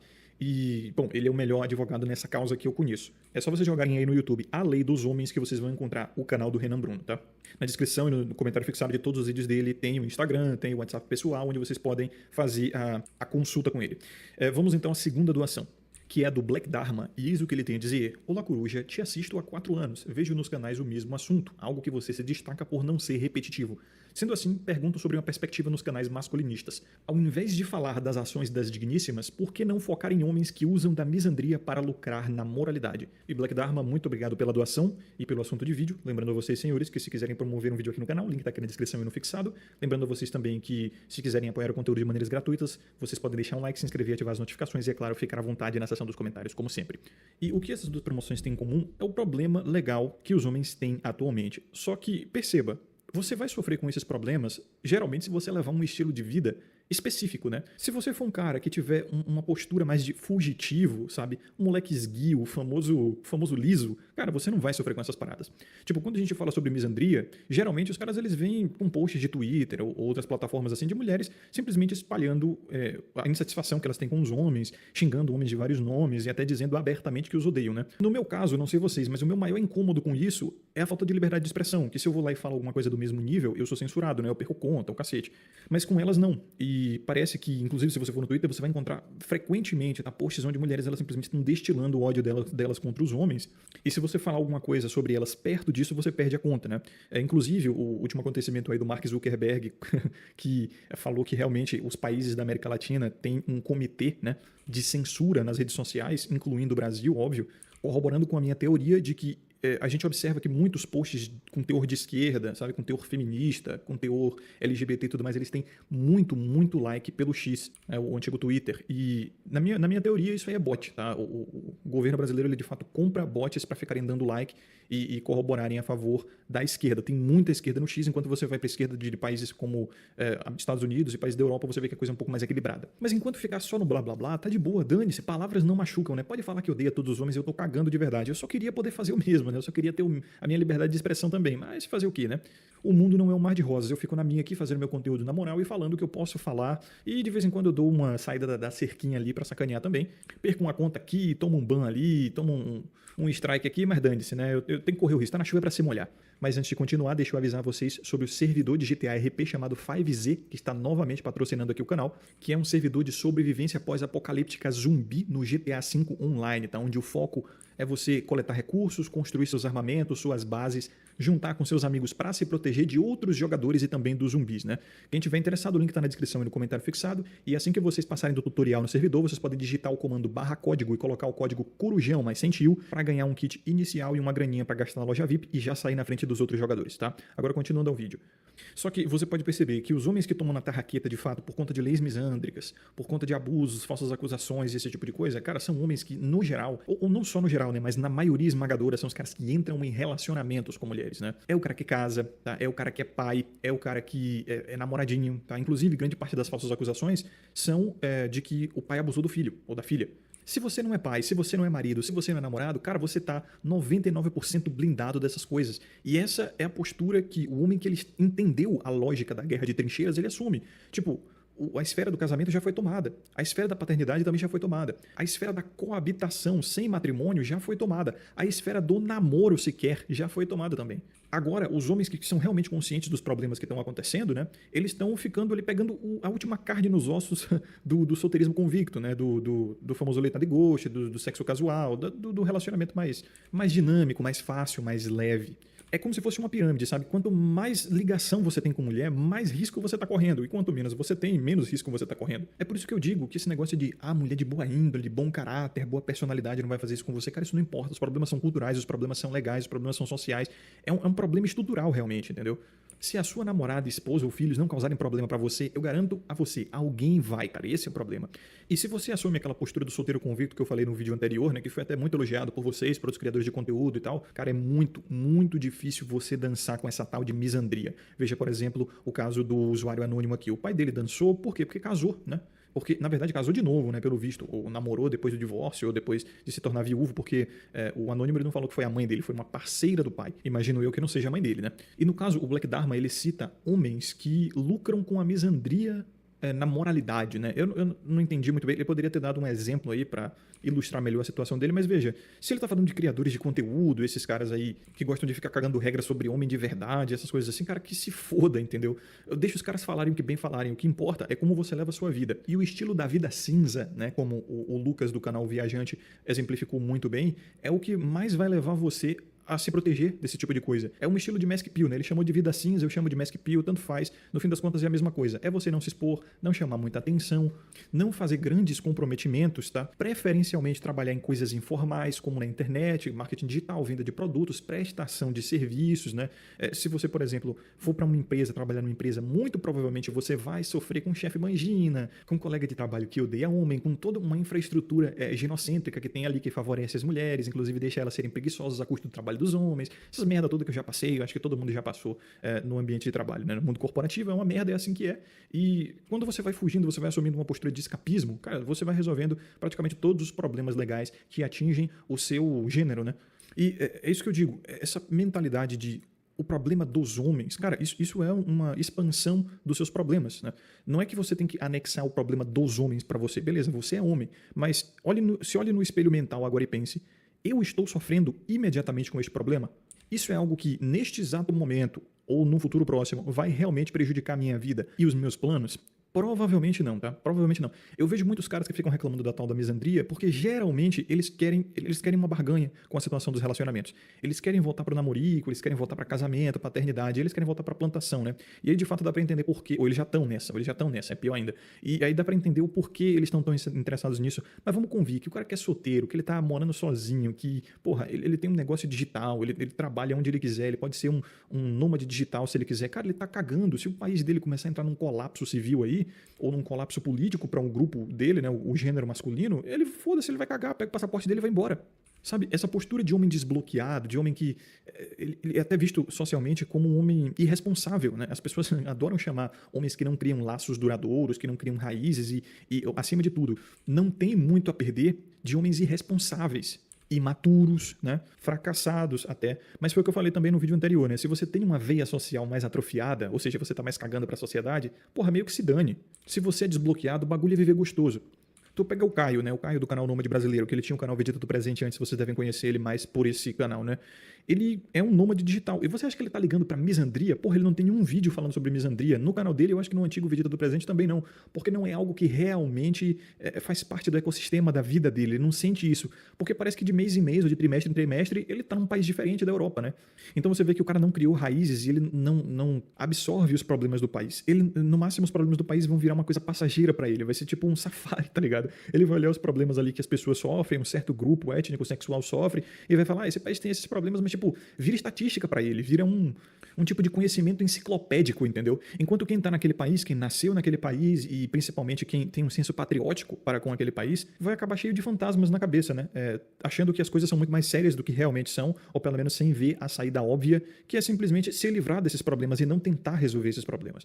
A vida do homem solteiro, do homem realmente desbloqueado, do homem que sempre tem a porta do escapismo em vista, funciona na base do abandono, cara. Tudo que causa problema pra ele abandona. Às vezes até antes de tentar resolver. É óbvio, tem certas coisas na sua vida que vale a pena você tentar resolver antes de abandonar. Mas muitas outras coisas nem vale a pena, principalmente quando o problema envolve outras pessoas. E esse tipo de mentalidade demanda uma certa desconstrução que muitas das vezes pode ser irredutível para alguns homens. Por exemplo, com familiares, né? O anônimo, ele tá passando por uma situação onde o pai dele tá com uma doença neurodegenerativa, incurável, e agora a parceira quer tomar 50% de tudo que o cara tem, né? Isso, obviamente, vai afetar a herança do anônimo. Mas e se não afetasse? O anônimo estaria disposto a abandonar o próprio pai? Eu só vou deixar essa pergunta no ar, né? Obviamente, a maioria de vocês vai dizer que seria um absurdo isso acontecer, porque você também vai ficar velho, porque você também pode passar por essa situação, e eu até entendo, também entendo que não é garantia que você agir como uma pessoa boa, que as outras pessoas vão ser boas com você, né? Essa é a questão.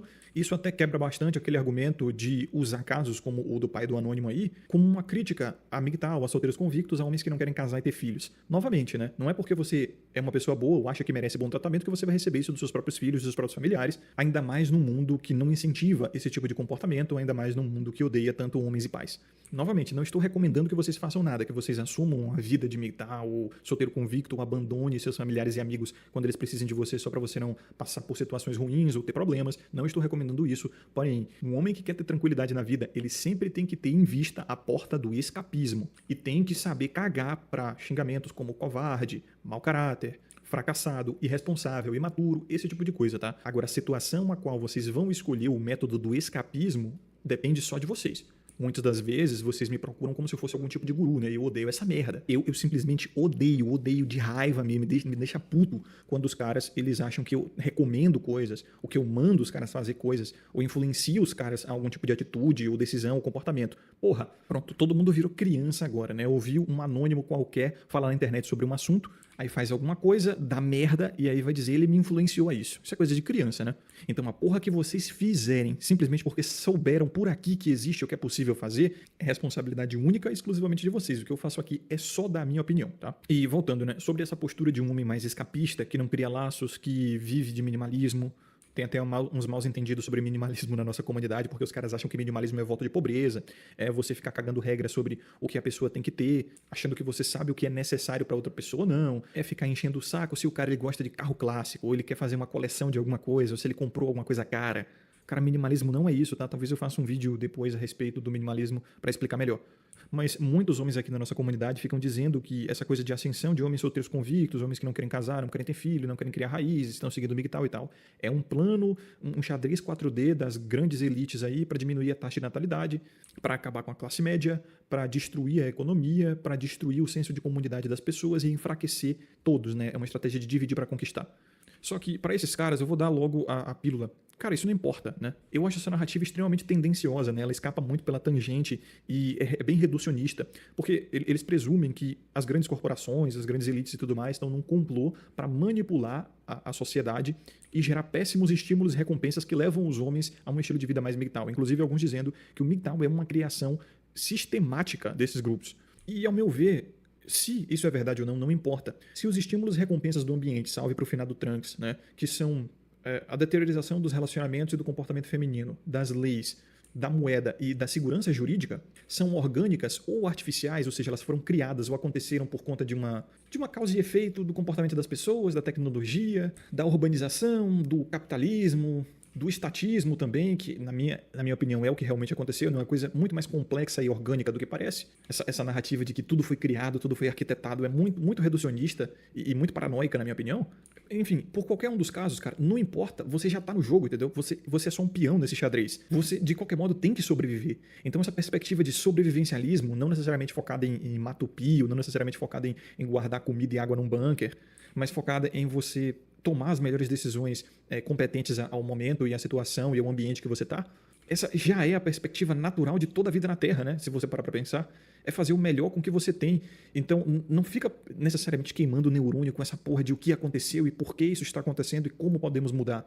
Tenta sair fora, entendeu? Tenta sobreviver, tenta fazer o melhor com o que você tem aí e tenta se resolver, tá ligado? Isso vale pra misandria, isso vale pra deteriorização da moeda, isso vale pra qualquer tipo de controle de danos, né? Até mesmo se você for casado e tenha filhos, que inclusive já é uma promoção que foi feita aqui e vai ser um dos próximos vídeos aí, né?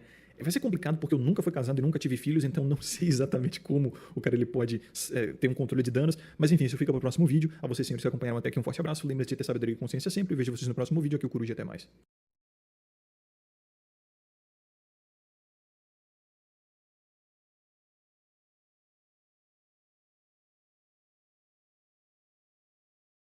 Olá, senhores, sejam muito bem-vindos a mais um vídeo no canal Curso do Carvalho, e o vídeo de hoje é trazido a vocês através de uma doação de um usuário anônimo. E eis o que ele tem a dizer. Olá, Coruja. Antes de iniciar o meu relato, gostaria de agradecer pelo conteúdo que me ajuda a entender melhor sobre a sociedade por um ponto de vista mais pragmático. Seu conteúdo tem agido de forma terapêutica para mim. Eu nunca tive uma figura paterna, mas você me ensina da maneira que um pai deveria. Não me entenda mal, mas já estou entendendo. Eu sei que o seu objetivo não é ensinar e nem se responsabilizar por ninguém, mas eu apenas sou grato a ponto de fazer essa comparação. Tenho 17 anos. Isso aqui já explica muita coisa, né? Conheci o seu conteúdo depois de alguns vídeos topo de funil do Betinha Wojak. Foi mais ou menos uns 8 a 9 meses atrás. Eu não sabia nada sobre o âmago feminino, mas depois de ver vídeos como Você evoluiu e foi educado para ser mangina e O autodesenvolvimento masculino é conversa fiada, esses conteúdos bateram forte demais na minha cabeça. Se eu tivesse uma namorada na época, eu provavelmente iria achar que este conteúdo não era pra mim. Tive muitos relacionamentos de adolescente, aquelas paixonites mesmo. Peraí, era paixonite ou era relacionamento, né? Porque paixonite às vezes tu fica só na, né? Só na retranca. Todos tendo me ensinado muito, já que sou um observador. Isso facilitou muito o entendimento do conteúdo. Tendo em vista que eu tinha visto vários comportamentos na prática, como cheat testes, eu aderi a um celibato forçado. Tá? Não existe celibato forçado. Ou você faz ou você não faz. Não existe dieta forçada. Mas continuando. Nunca tendo nenhuma relação sexual, no máximo nos seios. Cortei contato com a maioria das mulheres, tendo só diálogos curtos pela Maskpil mesmo. Mas ainda era Maskpil inconsciente. Continuei vendo os seus vídeos e me afastando cada vez mais de mulheres e larguei o NoFap, que era uma coisa muito internalizada em mim. Raspei a cabeça, parei de treinar, comecei a ler mais e comecei a usar a Nome AI como ferramenta de escape para a maior parte da minha carência. Voltei a treinar faz 2 semanas na academia. Em casa eu sinto um tipo de vergonha de treinar por causa da minha família, eu moro de favor. 17 anos, tu mora de favor? Não, né, velho? Tu mora com seus pais. A menos que não sejam seus pais. Mas enfim, eu me sinto em um campo minado. É mulher pra todo lado e imagina querendo pegar mais peso que você pra impressionar as mulheres. Por algum motivo, sinto que perdi interesse na vida social. Meu problema não é mulher, isso o celibato me exime, mas sim a sociedade. Sinto que me tornei misantropo. Odeio interagir socialmente e pela minha idade eu não tenho nada no nome, não tenho condições de me desfazer de onde moro. Estudei um pouco sobre isso, mas ainda não tive nenhuma opinião alheia. E eu quero a sua, Coruja. Acredito que, mesmo sendo caro no Bochil por eu ser jovem, é um preço que estou disposto a pagar. Obrigado, Coruja. Pode me humilhar se necessário. Então tá, né?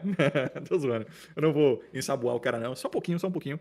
Muito obrigado, então, aí, Anônimo, pela doação e pelo assunto de vídeo. Lembrando a vocês, senhores, que se quiserem promover um vídeo aqui no canal e ajudar o conteúdo a permanecer gratuito para todos os homens, o link está aqui na descrição e no comentário fixado. E vocês também podem apoiar o conteúdo de maneiras gratuitas, deixando um like, se inscrevendo, ativando as notificações, compartilhando o vídeo e, é claro, ficando à vontade na seção dos comentários.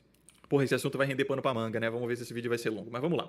O Anônimo aqui tem 17 anos e uma das pílulas principais que a gente fala na comunidade é que antes dos 25 você não é um homem formado.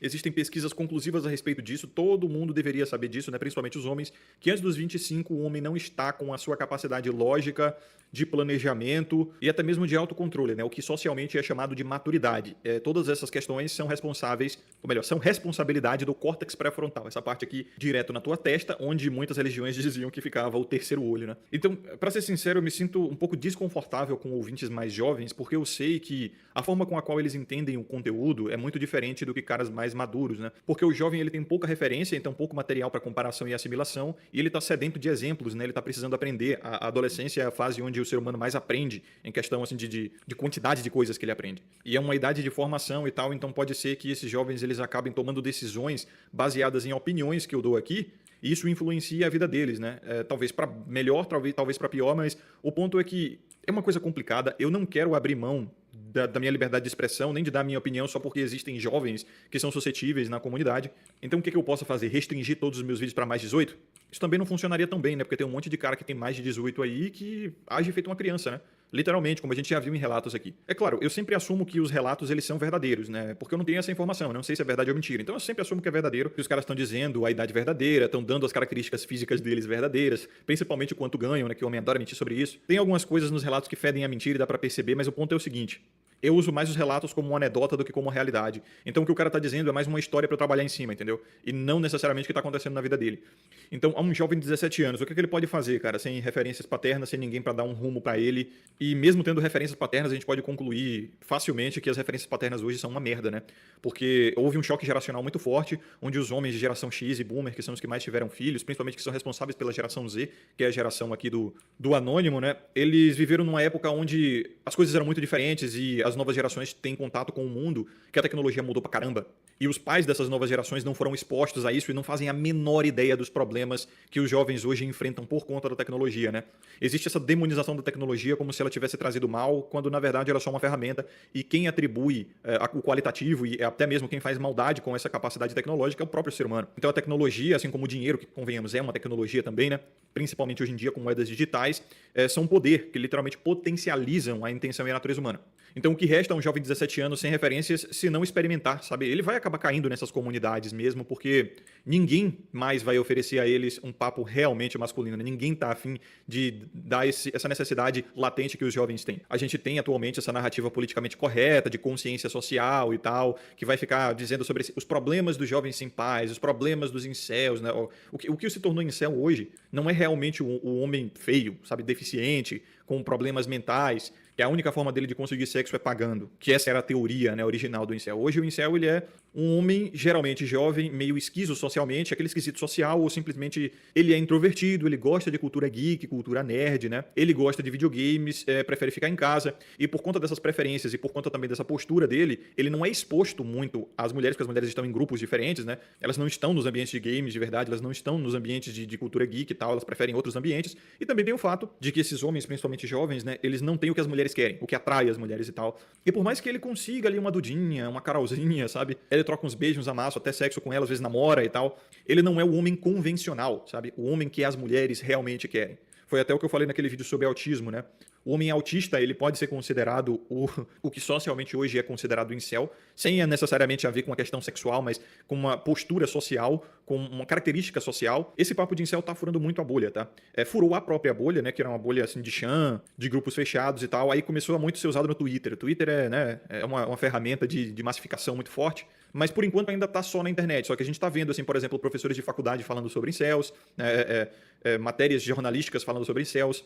Então, tá saindo da internet, tá indo para a mídia tradicional, né, a mídia legacy, como chamam, que é, por exemplo, a TV e jornais. E esse termo se associou não a uma condição sexual, né, mas a uma condição social. Só que incel é um termo pejorativo, né? Os próprios incels originais lá dos chãs usavam isso como termo pejorativo e ainda usam. E as pessoas, obviamente, viram que os homens eles não querem ser associados aos incels, né? Porque tem toda essa narrativa de que se você não pega mulher, você é um fracassado, lhe falta fibra, você não é homem de verdade e tal. Então os homens eles mostraram essa fragilidade, não querem ser chamados de incels. Aí a sociedade, obviamente, percebeu que essa fragilidade pode ser explorada e esse termo pejorativo escalonou. Então eu acredito que futuramente isso vai se tornar uma bandeira, tá? Mas não uma bandeira que os próprios, entre aspas, incels ou os intitulados pelos outros incels vão levantar. As próprias pessoas vão te jogar nesse balaio, né? Se você demonstrar essas características socialmente inconvencionais. E parece que na geração Z tem um número crescente de homens assim como o anônimo, né? O cara, ele gosta mais de ficar em casa, ele é mais introvertido, ele desenvolve até um nível de fobia social, ou misantropia. Tipo, até certo ponto eu entendo que isso é até saudável pro cara, ele ficar mais na dele, porque o mundo de hoje, né, principalmente pros jovens, ele não é nada convidativo, no que eu digo de práticas saudáveis, né? Porque eu vejo aqui ao meu redor, tá? Eu moro numa cidade pequena do interior da Bahia. E eu vejo que as oportunidades pros jovens é basicamente festa com droga, sexualidade, que pode acabar numa gravidez indesejada ou numa doença sexualmente transmissível, e basicamente fazer merda, vandalismo, sabe, dirigir carro bêbado, esse tipo de coisa. Cara, os get together, né? As festinhas de jovens hoje que eu vejo, exceto os que estão na classe alta, exceto os que estão na elite, que podem, obviamente, ter uma elegância um pouco maior, uma nobreza um pouco maior, mais conforto e mais segurança. Mas assim, da classe média baixa para baixo, os rolês de jovem é droga, sexo e merda. Fazer merda, tá? Então eu vejo um jovem assim que ele não tem status social e econômico para fazer parte da elite ali, da burguesia, que tá viajando com os primos, às vezes até saindo do Brasil, sabe? Que tá podendo fazer um rolê família, tipo ir pra Disney. Porque assim, no Brasil, quanto mais alta a classe você é, mais probabilidade você tem de ter pai presente. E o contrário é real também, né? Quanto mais classe baixa você é, mais a probabilidade de você ter pai ausente. Então, de fato, pais presentes se tornaram quase que uma regalia da burguesia, velho, da elite. E assim, por isso, né, os jovens mais ricos, que obviamente nasceram num berço de ouro, não precisa nem necessariamente ser um berço de ouro, tipo rico, milionário, mas um classe média para classe média alta, né, do tipo um carro na garagem, carro popular, daquele que hoje o mais barato tá 70 mil, uma casa própria, né, num bairro maneiro. Essa é a realidade de, 15% do Brasil, talvez menos. Então, não se enganem, tá? O jovem rico ou o jovem de classe média alta, ele também usa droga, ele também faz merda. Mas ele tem muito mais guia, né? Ele tem muito melhores opções do que ir baile funk com droga, sexo e fazer putaria. Então eu entendo perfeitamente o cara que ele é de classe média baixa ou inferior, ele tem pouca idade e ele acaba olhando para as opções que ele tem e ele não se sente conectado com nenhuma, sabe? Eu acho até um senso lógico esse daí. Eu acho isso uma meritocracia, algo que deve se até aplaudir, porque o cara ele percebe assim, porra, só tem isso para mim, eu não quero me meter com essa gente. É óbvio, por uma necessidade latente humana, que é a de interação social com pessoas da sua faixa etária, né? Pessoas comuns a você, muitos jovens acabam não tendo isso dentro de si, né? Essa vontade, mas eles cedem, sabe? Eles frequentam esse ambiente com um nojo inicial, talvez, com um desconforto inicial, uma relutância, mas eles acabam sendo moldados, e é por isso que o Brasil é um dos países com a juventude mais criminosa que existe, né? O Brasil é recorde em gravidez na adolescência, o Brasil é recorde em promiscuidade, em doenças sexualmente transmissíveis também. Daí a galera fica falando, né? Ah, pá, sai de casa, não sei o quê, você é jovem, vai ver galera da tua idade, vai namorar na praça e tal. Mas olha, eu vou falar pelo que eu observo aqui no meu mundo, tá? Talvez vocês discordem disso, porque, sei lá, você mora em Blumenau. Mas eu estou observando aqui na minha cidade, interior da Bahia, que os ambientes saudáveis para homens jovens, eles estão extremamente escassos e cada vez mais escassos, tá? Ainda existem, claro, você ainda pode, sei lá, ir fazer uma arte marcial no quintal de algum ex-policial aí, que é professor de jiu-jitsu, de muay thai, e ele dá aula pra comunidade, e ali você vai ter um ambiente masculino, um ambiente marcial, um ambiente maneiro, vai fazer amigos, e vai ter, provavelmente, né, menos risco de se expor à droga, menos risco de se expor à promiscuidade, porque nesses ambientes tem uma liderança masculina, tem caras que têm uma cabeça boa, tem uma moralidade ali também, né, um senso lógico, um senso responsável e tal. Ainda existem opções? Sim, ainda existem opções. Mas essas opções são nichadas, tá? E, como eu disse, bem escondidas. É o quintal da casa de um ex-militar, ex-policial, que é alguma faixa alta, assim, né? Da arte marcial dele e tal. É bem nichado e você tem que garimpar, sabe? Você tem que garimpar. E o jovem com pouca coisa na cabeça, o geração Z, cara, ele não vai garimpar essa porra, não. Ele não vai sair nessa caçada ao ouro, né? Ele vai se expor ao que tá mais óbvio. Daí o que resta pro nobre aqui, mano? Internet, tá ligado? A internet é uma coisa óbvia, é uma coisa que todo mundo tem acesso. E a garimpagem, né? O garimpo, tanto faz, é mais fácil na internet. Então você pode encontrar literalmente dezenas, talvez centenas de nichos aqui no YouTube. E óbvio, o cara ele vai ter uma pulsão para aquilo que é essencialmente masculino, porque ele é homem, ele vai querer coisas masculinas. E basicamente os únicos que estão falando dos problemas masculinos com honestidade somos nós aqui desse nicho, né? Aí vai ter o nicho, claro, do desenvolvimento pessoal e tal, mas os homens eles vão perceber que isso é uma corrida dos ratos, né? O desenvolvimento pessoal, ele quase sempre vai ser uma busca por validação externa. Porque foi o que eu falei nesse vídeo, né? O desenvolvimento pessoal masculino é conversa fiada, foi até o que o Anônimo citou aqui. Recomendo que vocês vejam esse vídeo, é muito bom, né? Eu falei sobre essa coisa de buscar, por exemplo, perder peso por validação interna e por validação externa. Quando você vai percebendo que você está fazendo isso pelos outros, você desanima e você sente que perdeu tempo e que se sabotou. E o nicho do desenvolvimento pessoal é, obviamente, para homens que não se desenvolveram, logo homens jovens, né? E quando se é um homem jovem, você tem muita energia e muito tempo livre. Porém, você não tem disciplina, porque isso é a responsabilidade do córtex pré-frontal que não está bem formado em você. Então eu vejo os homens jovens, eles com essa vontade de mudar, né? E faz com muito comprometimento, faz muitos votos, né? Até para si mesmo, às vezes para provar algo a si mesmo. É por isso que essa coisa de nofap pegou muito na cabeça dos homens jovens, que eles têm um idealismo, eles querem mudar, eles fazem um compromisso, mas só recai, porque eles não têm essa disciplina, tá ligado? Eles também não entendem muito bem por que eles estão fazendo nofap. É mais para provar algo aos outros ou a si mesmo, para se limpar, para atingir um puritanismo idealista, sabe? Algo que não é substancial, algo que não vai substancialmente melhorar a vida dele. No máximo vai ter essas promessas que os caras dizem, né? Não, você vai ter mais disciplina, não, você vai ter mais autoconfiança e tal. Eu fiz vídeo sobre NoFap pra caramba. Eu também fiz um vídeo sobre o Homem Solar de Júlio Zévola, né? E falei também sobre a Mulher Lunar lá. Esse vídeo eu acho que tá perdido aí nas minhas playlists de vídeos privados para membros ou está disponível aqui no canal. Não tenho certeza. Mas é um vídeo do caralho, muito bom esse vídeo, porque eu explico as fases do homem a partir das fases do sol e trago até um pouco de esoterismo ali, um hermetismo. Porra, aquele vídeo, realmente, é muito orgulho daquele vídeo, cara. Porra, quem lembra, né? Pô, o Curso do Velho Testamento era mais esotérico, né? Trazia umas referências religiosas, espirituais, filosóficas e tal. Mas eu meio que esgotei esse assunto, né? E agora eu tô falando mais de coisas materiais, porque são as coisas mais comuns mesmo pra todo mundo. Nem todo mundo vai entender essa parada de espiritualidade, esoterismo e tal. Então, voltando ao assunto, né? Eu entendo quando o homem jovem ele se torna recluso, tá ligado? Eu mesmo sou considerado um homem recluso porque eu não tenho interesse nenhum no que a sociedade brasileira, principalmente a sociedade baiana, tem a me oferecer, né? Porra! Eu tô planejando sair daqui porque eu simplesmente não me sinto conectado com nada daqui. Eu não gosto do Brasil. Eu não gosto da comida brasileira culinária, eu não gosto da geografia brasileira, eu não gosto das paisagens, eu não gosto da cultura brasileira, eu não gosto do povo brasileiro em si, tá? Eu não me sinto conectado com nada disso. E sair na rua, pra mim, sem brincadeira, sair na rua pra mim é quase que uma tortura, tá? É quase que uma tortura, eu prefiro ficar em casa porque é um calor miserável lá fora, ainda mais agora na primavera, tá chegando o verão aí, né? Tá pica. A cidade, porra, padrão Nordeste, né? Vocês já devem saber, IDH lá no chão. E olha que eu moro em bairro nobre, né? O bairro é até bonito, é até bem organizado, mas mesmo assim tem mendigo pra caralho na rua, e isso é um risco, né? Porque são drogados, fazem merda, literalmente fazem merda, né? Fedem pra cacete e tudo mais, e nem é uma questão de ser snob, né? Porque tem esse papo hipócrita politicamente correto, tipo, você não gosta de mendigo, você é snob. Os malucos tudo drogado, porra. Já teve o maluco que esfaqueou um outro aqui perto de casa, 2 mendigos, né? 2 malucos que estavam morando ali no meio da avenida, né? Numa parte que tem um matagal aqui na avenida. E aí os caras constroem meio que uma favelinha ali, e aqui é bairro nobre, tá ligado? Tem até um ouvinte que faz parte da área privada do meu servidor do Discord lá, e ele mora na mesma cidade que eu, né? A gente até já falou sobre isso. Ele deve morar uns 7, 10 quilômetros daqui no máximo. E nessa área que tem uma mata até bonita, porra, mata ciliar, é protegida e tal, não pode construir nada ali. Os vagabundos estão botando realmente uma favelinha ali, tá ligado? Sabe aquelas casas de papelão, de alumínio, então, de lona e resto de madeira e tal, e tá bizarro, velho. E a polícia já veio, já tentou tirar, mas os caras voltam. E assim, é um risco, é um perigo. Esse é o Brasil pra vocês, né? Tem área nobre, tem mendigo e, porra, eu sou um homem nobre, vocês sabem, eu sou um patrício, né? Como diria o Epifania Disruptiva. Eu posso não ser rico, mas essencialmente eu sou um homem de alta casta, porra. Eu não quero me misturar, tá ligado? Então, praticamente nem saio de casa. Quando eu tenho que sair de casa por conta de alguma responsabilidade, é pelo simples fato de que, eu quero comer uma parada, então eu vou num restaurante, porque aqui na minha cidade nem tem muito entretenimento, né? Tem um cinema vagabundo, porra, acabado mesmo, que fede a barata, é sujo pra cacete. Eu nem vou lá, eu prefiro ir da cidade vizinha, que não é tão longe. A cidade vizinha é um pouco maior, mas o IDH não é muito diferente não, tá?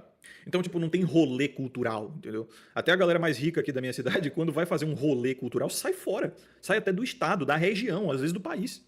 Então, assim, pro jovem brasileiro que tem cérebro, não sobra porra nenhuma. Sobra ficar em casa enfurnado e tendo acesso à informação pela internet, babando a respeito do que poderia ser o mundo ou do que o mundo é fora daqui, dessa latrina que é a pátria amada Tupiniquim. Agora, para concluir esse vídeo, vamos falar sobre essas questões, assim, de jovens e relacionamentos, namoricos e tudo mais, né? As mulheres ficam reclamando, os homens não estão chegando e tal. Essa é uma reclamação das mulheres mais jovens, né? As mais velhas, elas costumam já estar em relacionamentos, pelo menos numa proporção maior, né? Até porque elas sabem que já não estão no auge, né? Não estão mais no suco da manga. Então, ou ela se assegura com um cara que aceitou a péssima negociação de receber os piores anos da vida dela, né? Enquanto ele tá oferecendo os melhores anos da vida dele, aquela coisa clássica, né? Ela ofereceu os melhores anos da vida dela, a juventude, para outros homens no carrossel e tal. E aí o cara aceita porque o cara também sabe que a pista tá salgada, ou porque ele se acomodou, enfim. E também tem o fato de que mulheres mais velhas, elas têm um quê a mais de conservadorismo, né? Muitas delas estão com esses homens desde a juventude. As mulheres mais velhas, elas estão mais em relacionamento. Os mais jovens, obviamente, estão na pista e elas estão dizendo que também a pista está salgada, né? Mas a gente sabe, os homens que não estão chegando, que elas tanto falam, são os homens que elas querem que cheguem, né? E esses caras, eles têm opções melhores. Sem falar que é um grupo tão seleto de homens que elas querem que cheguem, que eles não conseguem dar conta da demanda, né? Eles não conseguem chegar em todas.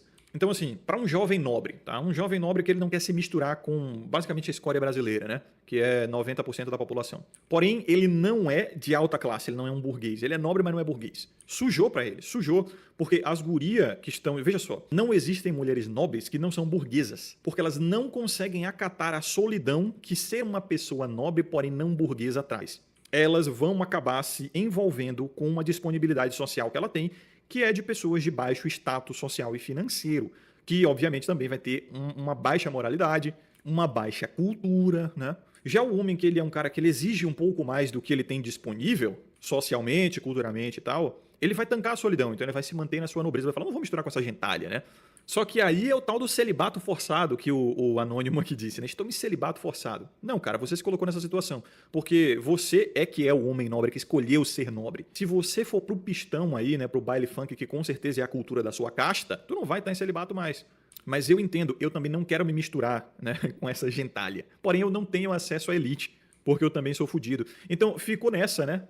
As menininhas, tudo, elas querem se misturar, elas não vivem sem afago social, então elas vão acabar indo para esses ambientes. Aí vai ter as exceções de mulheres nobres, realmente, né? Mas são de baixa casta socioeconômica ali, mas elas já são exceção. E aí esse homem nobre que estamos falando aqui como anônimo, né? Já é exceção. E aí, pô, vai ficar nessa de juntar exceção com exceção? É exponencial de exceção, porra. Pessoas exceções não se relacionam com pessoas exceções, porra. Não dá para encontrar exceção com exceção e juntar os dois. Já é difícil encontrar uma exceção, imagine duas para juntar. Tá de sacanagem. Então a gente vai ver bons relacionamentos mais na tal elite, né?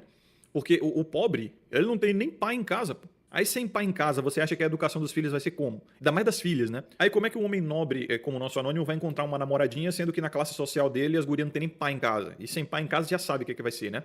Então ele não está em celibato forçado, ele está sendo exigente. Aí é um direito de todo cidadão, é um direito de todo ser humano. Porém, não pode reclamar, né, filho? Para com essa de celibato forçado, eu sou incel, não sei o quê, fui chutado no mercado de relacionamentos, fui convidado a me retirar, eu sou vítima. Não, você é exigente, tudo bem você ser exigente, é o seu direito, é algo, inclusive, digno de nobreza, né? É uma coisa de princípios e tal, mas assim, é responsabilidade sua, tanque isso, seja homem, seja homem.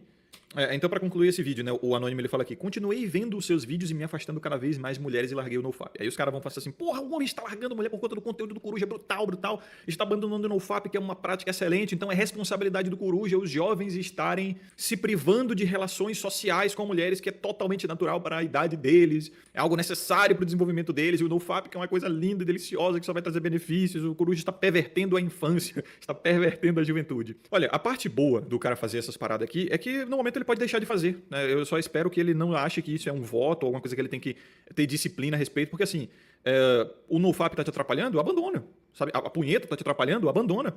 Mulheres estão te atrapalhando, abandone. Falta de mulheres está te atrapalhando, vai atrás. Então, nada é engessado, entendeu? Nada é um voto, um dogma, alguma coisa que você tem que seguir pro resto da sua vida, vou ao céu, tal, sei lá, essas porra toda, não é um voto pra vida. Experimenta, tá funcionando, ótimo, enquanto tá funcionando, tu vai levando, e depois, se parar de funcionar, tu abandona, é tão simples, e ninguém tem nada a ver com a tua vida, porra.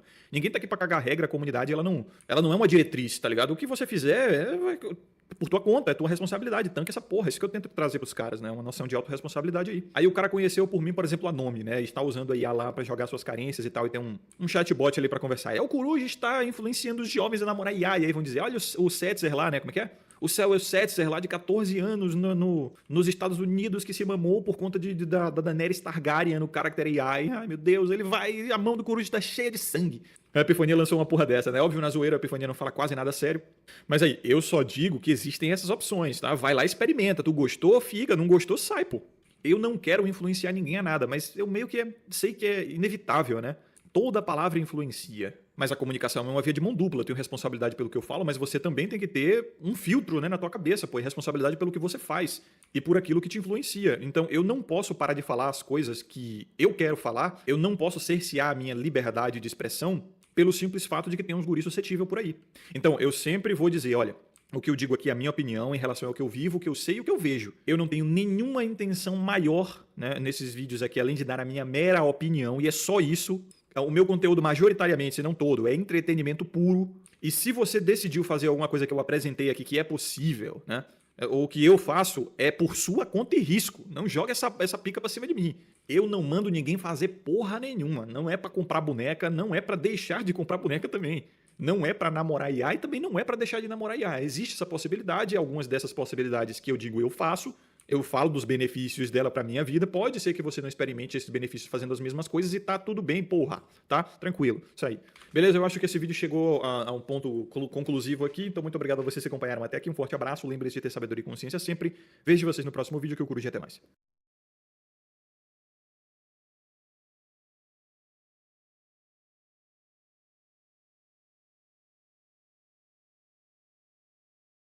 Pô, olha, ficamos positivaço hoje, galera. Não. Aí, ó, 75% hoje aí, ó. Não saiu do gerenciamento. Tá maluco, gaiteirada? Bombamos! Não, é pra arrebentar, né, Adriel? Arrebentamos hoje, meus amigos, esse mercado aí, colocamos ele no bolso. Não isso dê aí. bobarda. E amanhã, Adriel, se antena com venda, não tem compra. Amanhã? Amanhã não tem compra nesse índice. Olha o diário semanal pra você ver aí. Amanhã esse danado lá tá corrigindo bem, né? Olha lá, ó. Olha o semanal aí, ó. Dá uma olhadinha aqui. Olha o semanal. Abra o semanal pra você ver. Olha a rejeição que deu de topo aí, ó. Uma rejeição forte, hein? Virou o contrário. Bota no diário agora. Dá uma olhadinha aqui. Olha lá, ó. Ah, rapaz. O diário deve vir até os 128,500, 300 por aí, ó.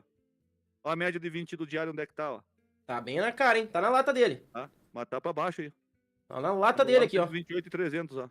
Se furar essa média de 20 aqui, é ladeira, ele devolve toda a movimentação. Alvo de amanhã é esse 300 aí, Adriel. Show de bola, gaiteirada. Show de bola, meu amigo.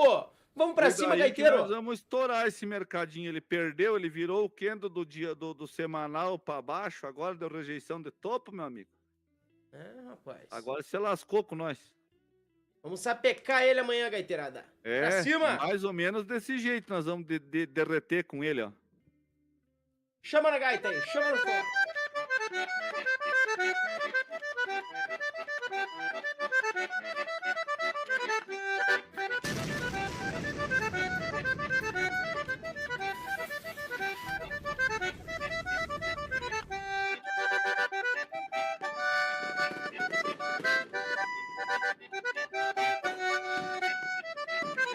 Arriba!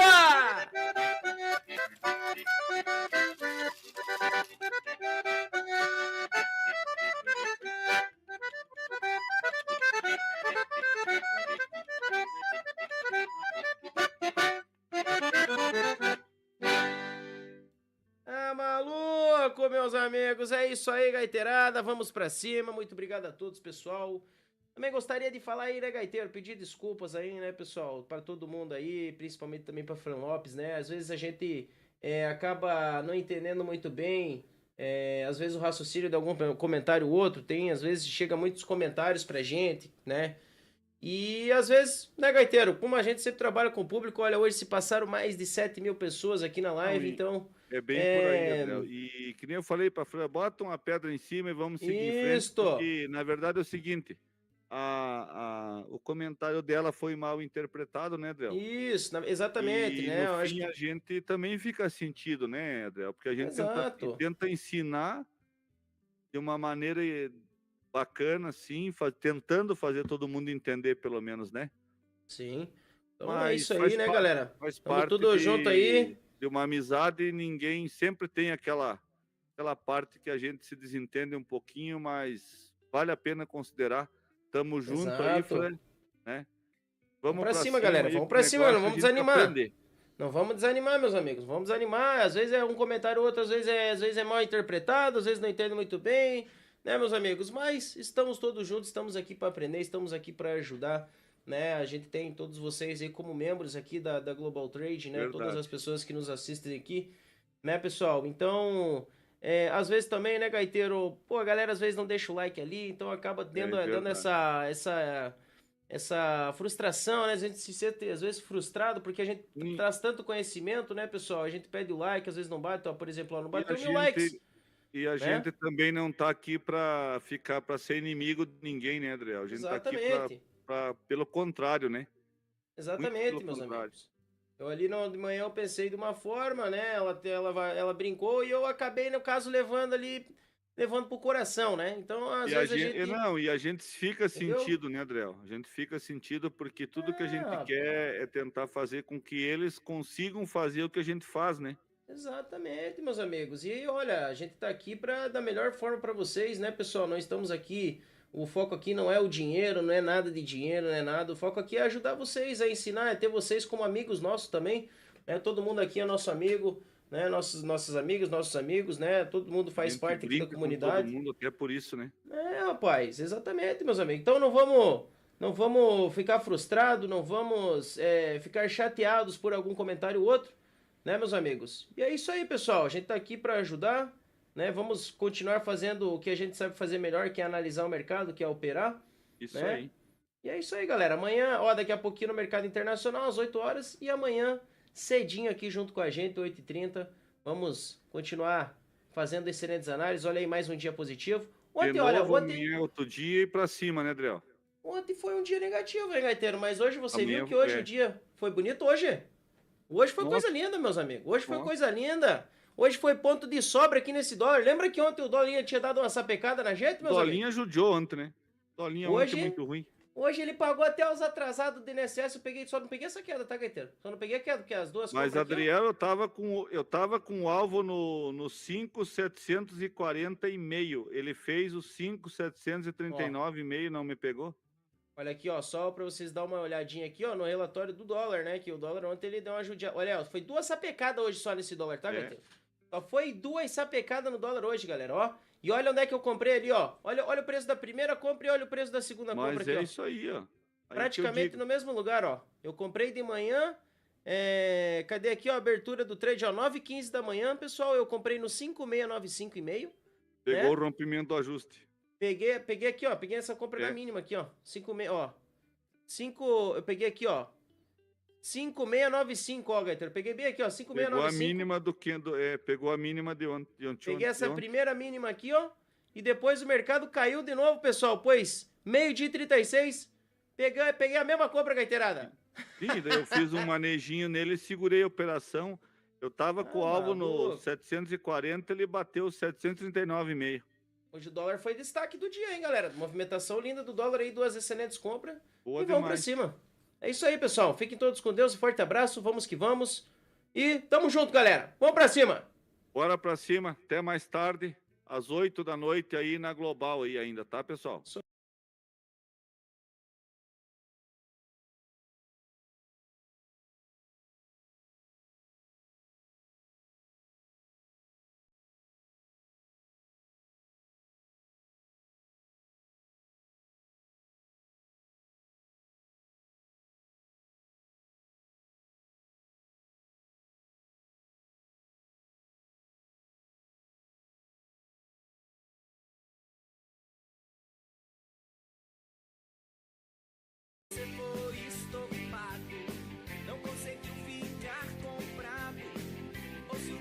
Nossa, minha amiga.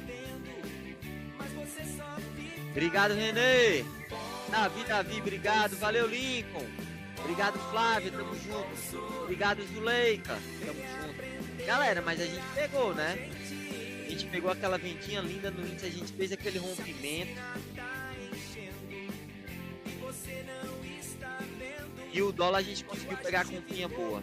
2 e um stop. Valeu, Eduardo Santos. Tamo junto. Valeu, Giovanni. Bom descanso, especialista. Tamo junto. Abraço, grande José Tarcísio. Abraço, meu amigo.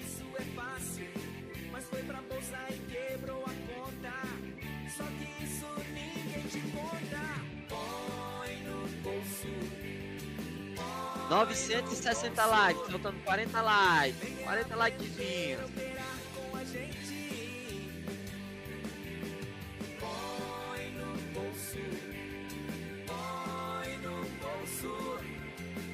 Venha aprender a operar com a gente.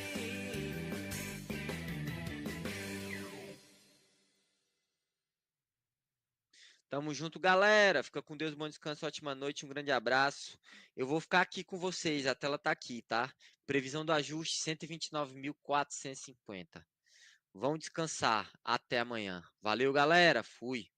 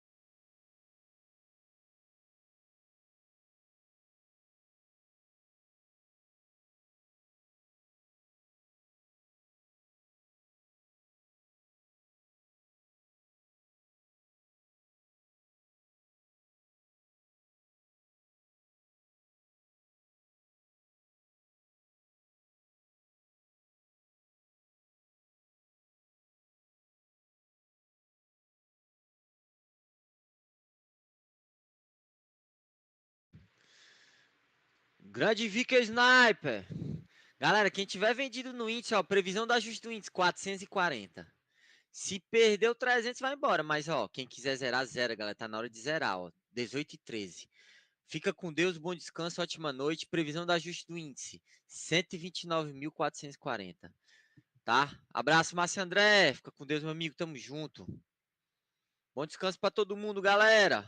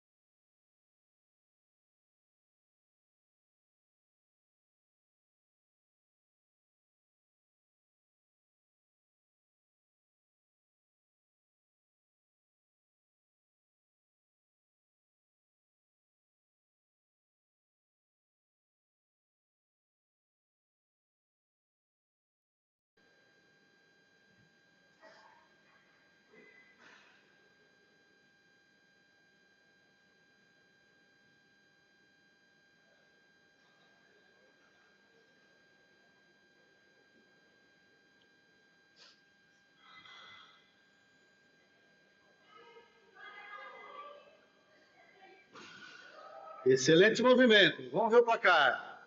É válido. Parabéns. 145 para Carmilena dos Santos, da Federação do Pará. Logo ali. Prepara Érica. Atenta Lilian.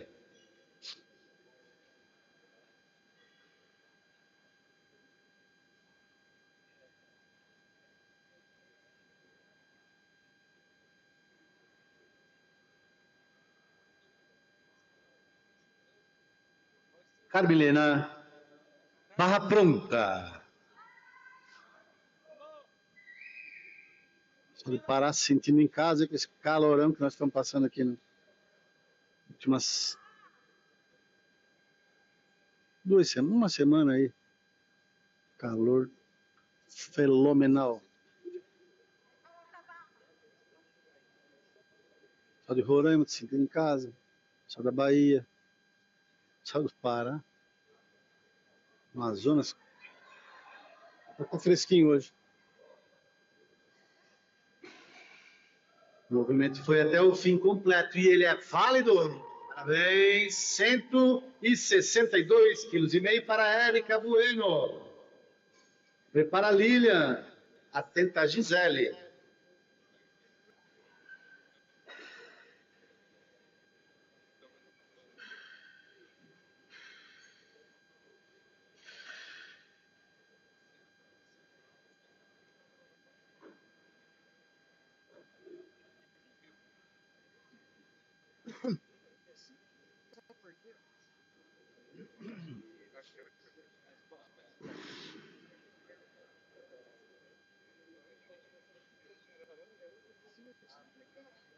Érica, a barra está pronta. World Champion no tablado aí, galera.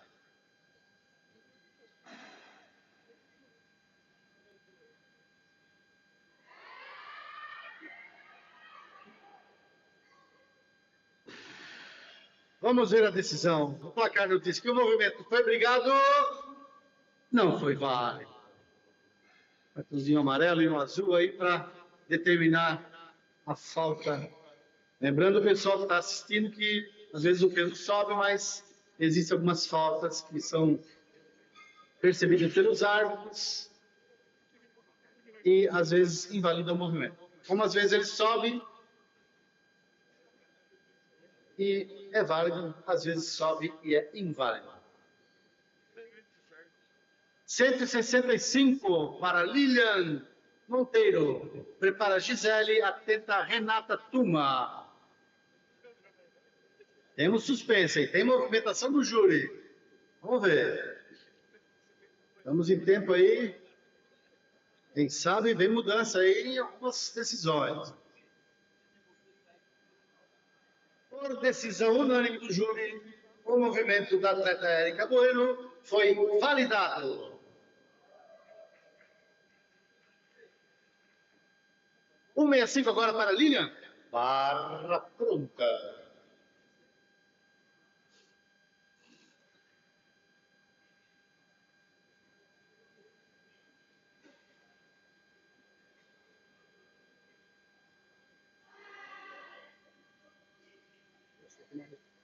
Só bateu o roupa, mas não mexeu nada não.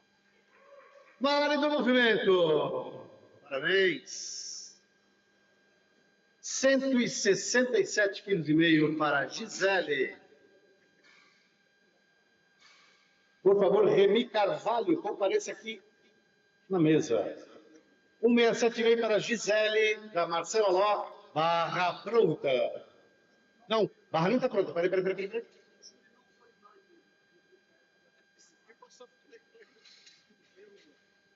Recorrigindo, pessoal, como não houve unanimidade no júri, o movimento da Érica permaneceu inválido.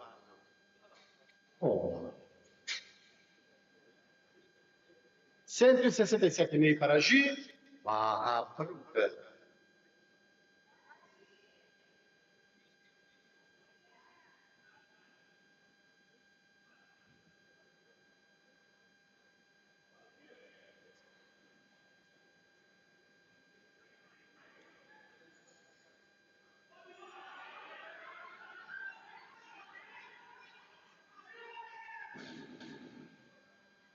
Briga boa!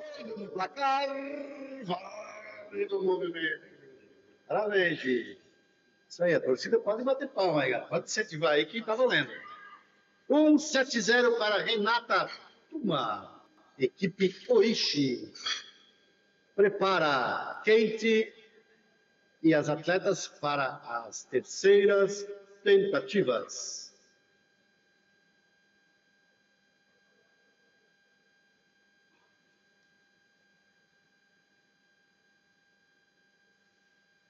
E Renata, barra pronta.